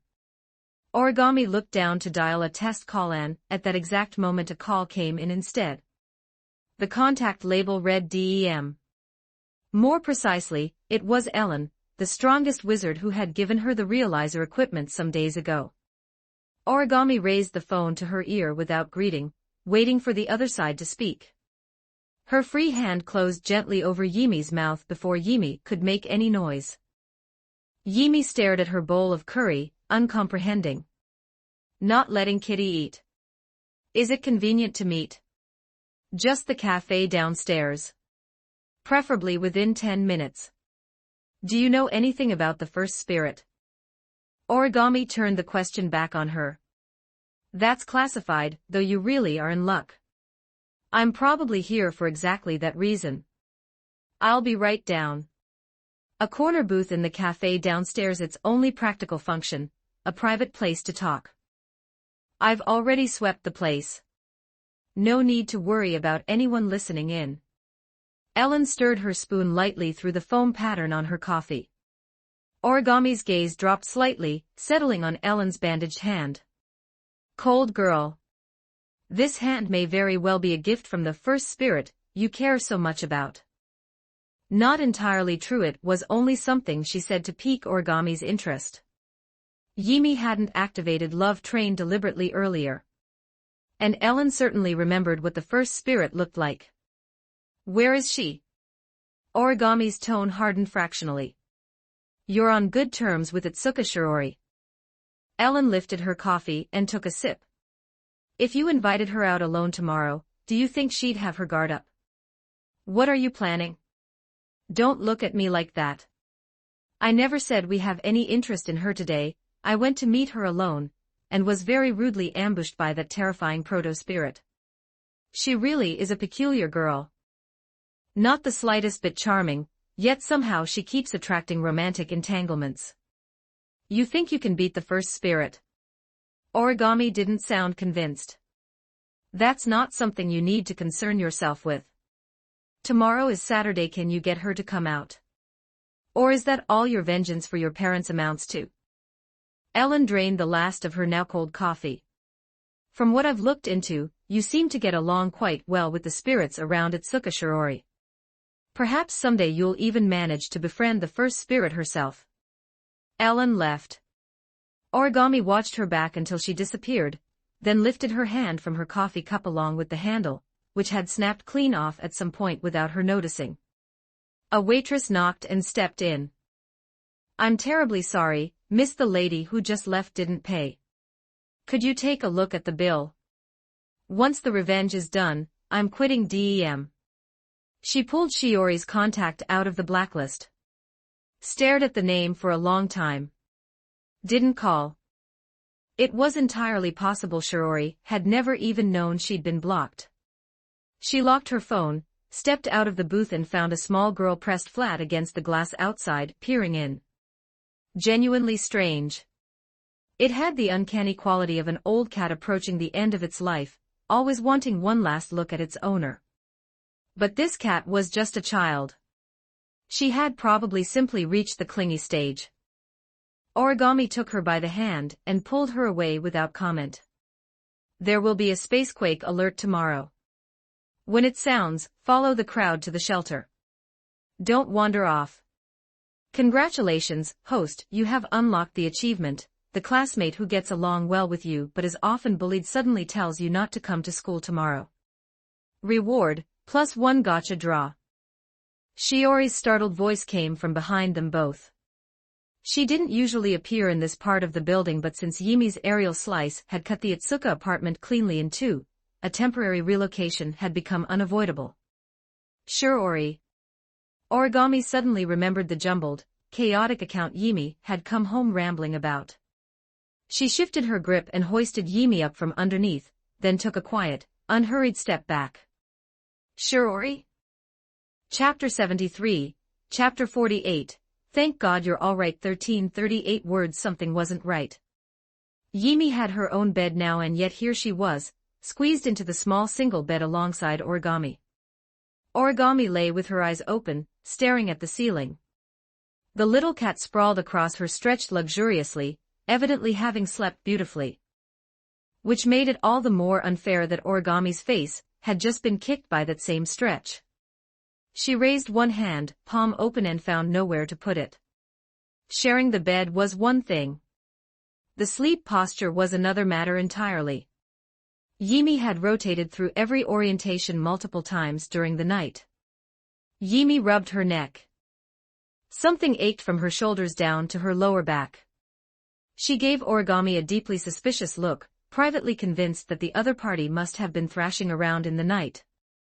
But magnanimous Kitty was not going to hold this against someone who wasn't freeloading off her. She generously transferred all the blame for her stiff back onto a snake in some distant tropical rainforest. Notably, Love Train had triggered passively last night and this morning, not once. Her spirit power had fully recovered. Compared to the restricted state before, the difference was nothing short of 20 times over. The little cat glanced at Origami. There it is again, that look. Origami reached out and caught her tail. "What are you plotting now?" Yumi's eyes slid away. She pretended not to understand human speech. Not that Origami was planning to press it today. Her mind was going to be preoccupied with other things. She tucked her hands under Yumi's arms and carried her to the bathroom, setting her down on a small stool that had been prepared in advance. "What are you doing?" Yumi tilted her face up. "Brushing your teeth." Origami produced a freshly unwrapped cartoon cup and a child-sized toothbrush with paste already applied, and laid it sideways in Yumi's mouth. "Scrub, scrub, scrub." The foam built up. Yumi swallowed it. It tasted quite bad. Origami searched online to confirm whether swallowing a small amount of toothpaste would cause problems. It wouldn't. She exhaled, patted Yumi on the head, and issued her instructions for the day: stay home. If the spacequake alert goes off, follow people out to the shelter. Don't wander. If I find you somewhere you shouldn't be, no food. A last look back at Yumi. Origami changed into her shoes and stepped out. Should be fine.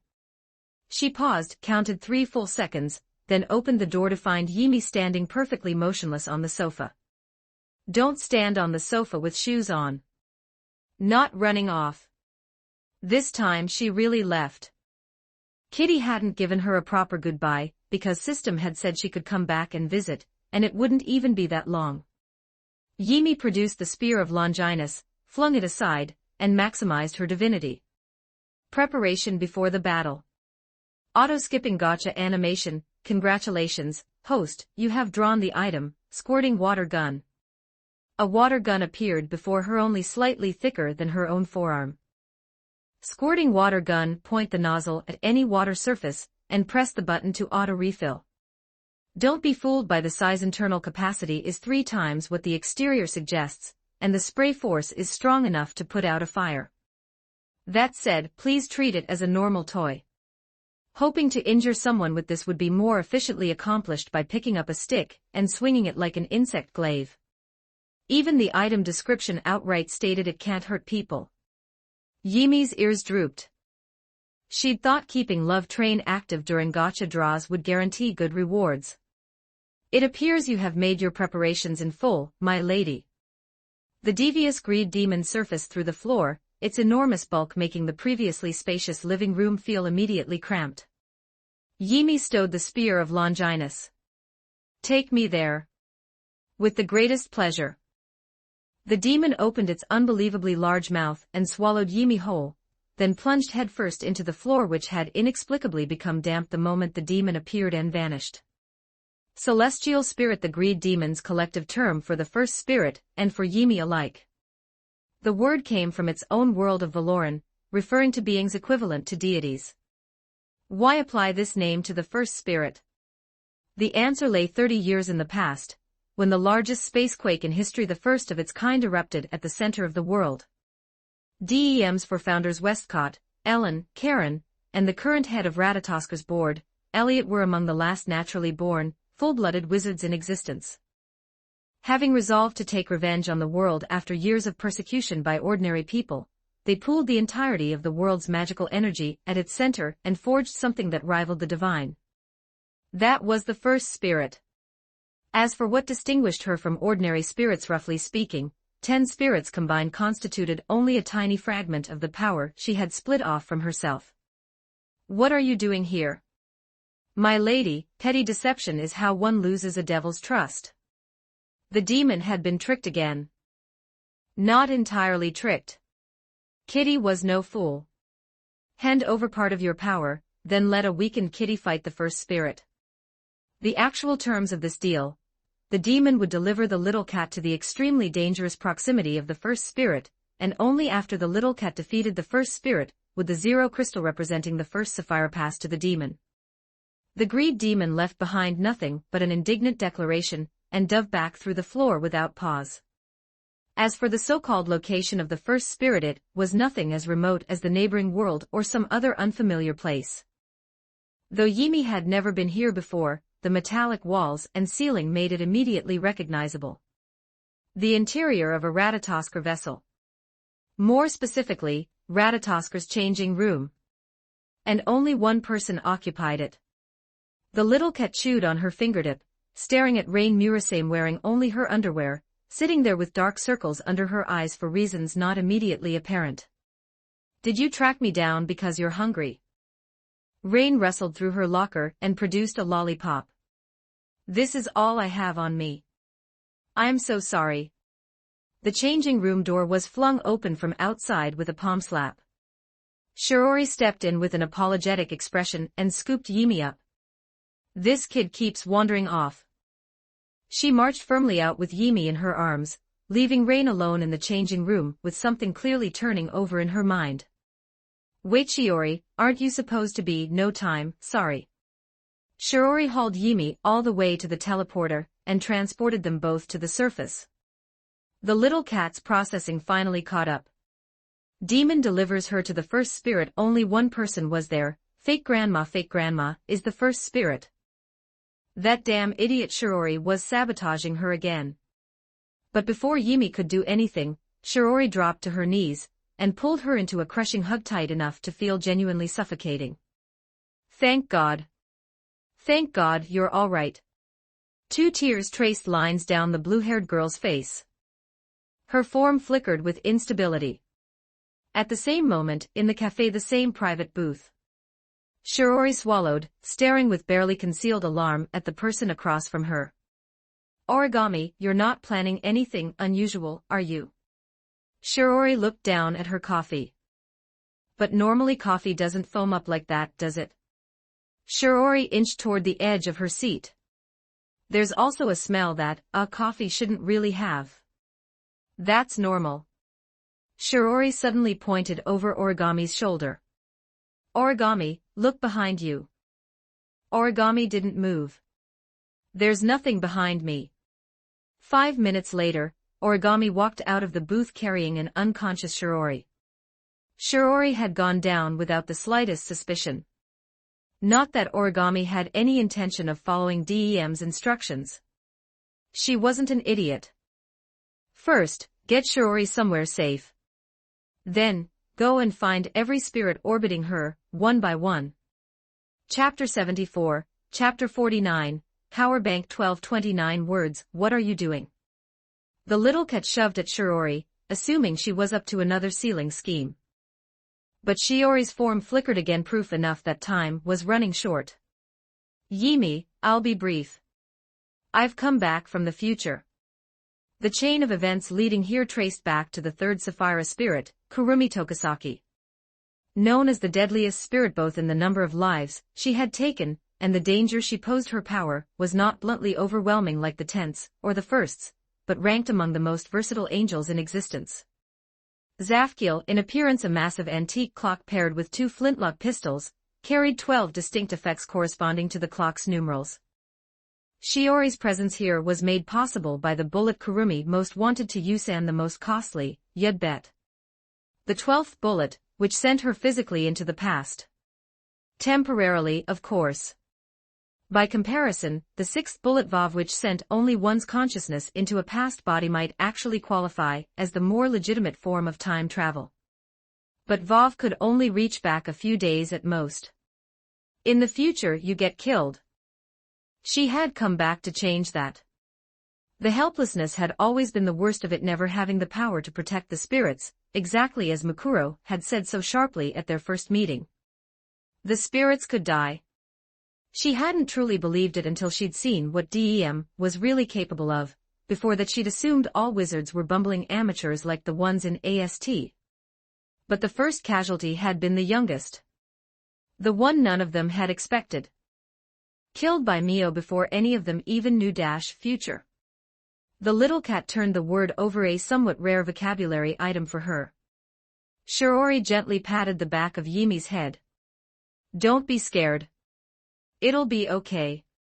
You've probably already figured out that the first spirit is Rain-san. Don't let her realize you know. Today, I should be at a house covered in Virginia creeper, north side of the city outskirts.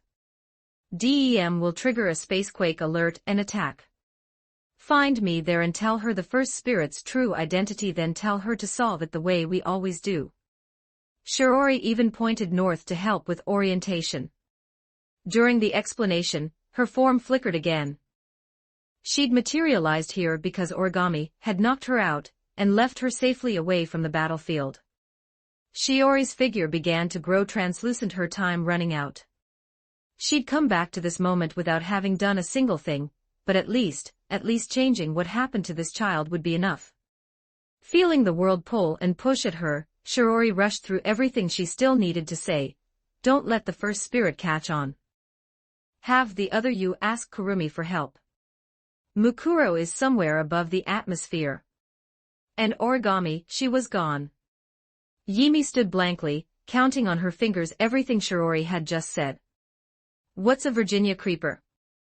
Several tigers draped lazily across a rooftop materialized in her imagination.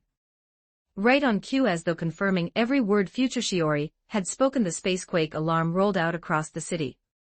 People enjoying a rare weekend sleep-in cursed under their breath and shuffled toward the shelters. Little one, did you get separated from your parents? I can take you. Hey, wait.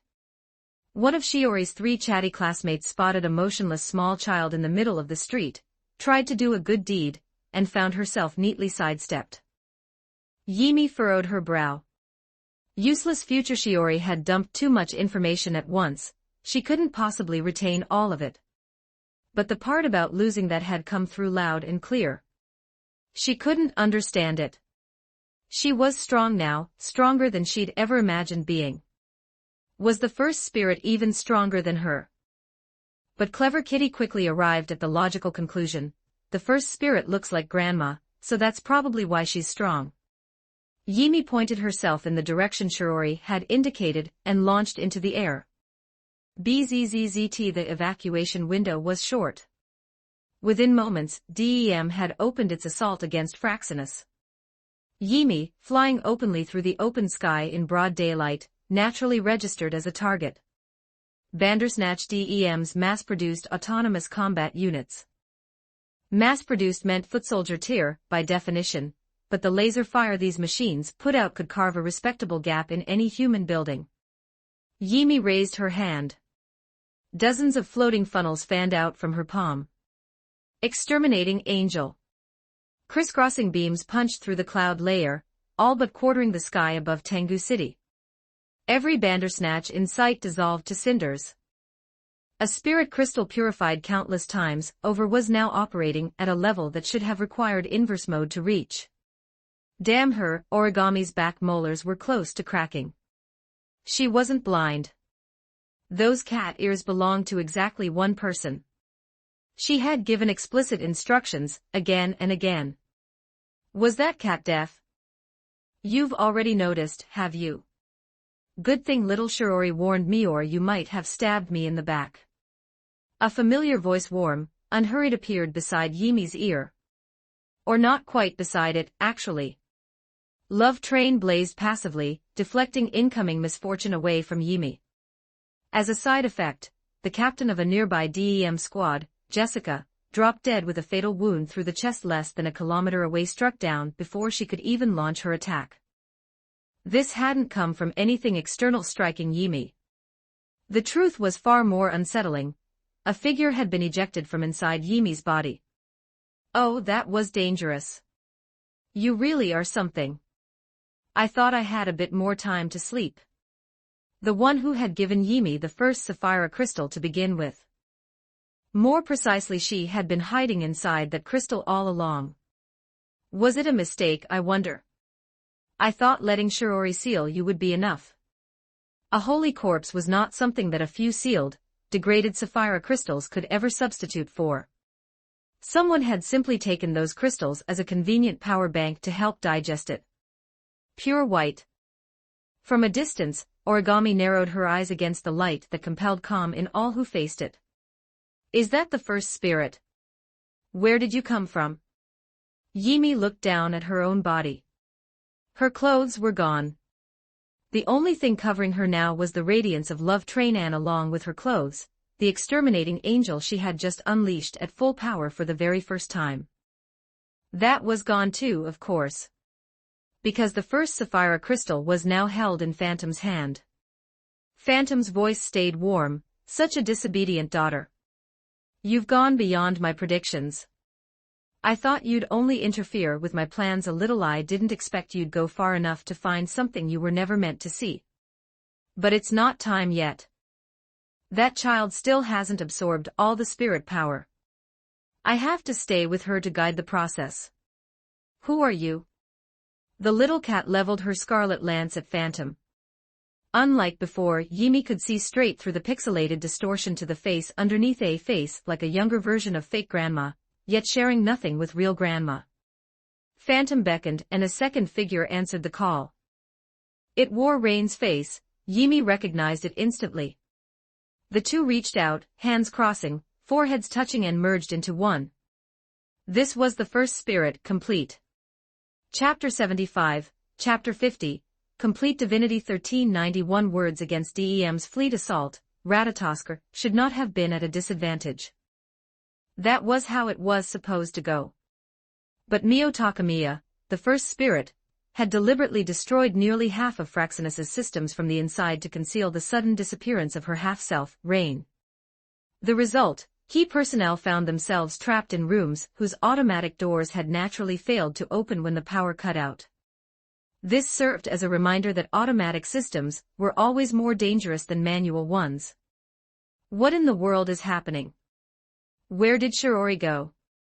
Commander, it's those particles. Minowa Koju, substituting at Rain's post, analyzed the situation.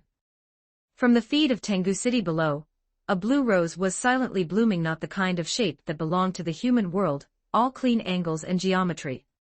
The pollen drifting from it dispersed across the entire city. Everything it touched, living or mechanical, entered a state of instantaneous shutdown. Ein Sof, or the first spirit's first angel. Its effect was the forced elimination of an object's lifespan, or perhaps more precisely, its expiration date. Living things died.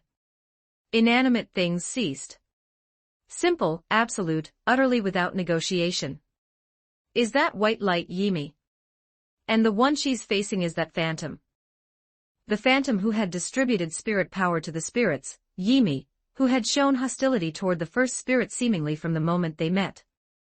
The thread connecting these facts couldn't have been more obvious. Phantom is the first spirit. Commander DEM's fleet has been detected. They haven't been damaged at all.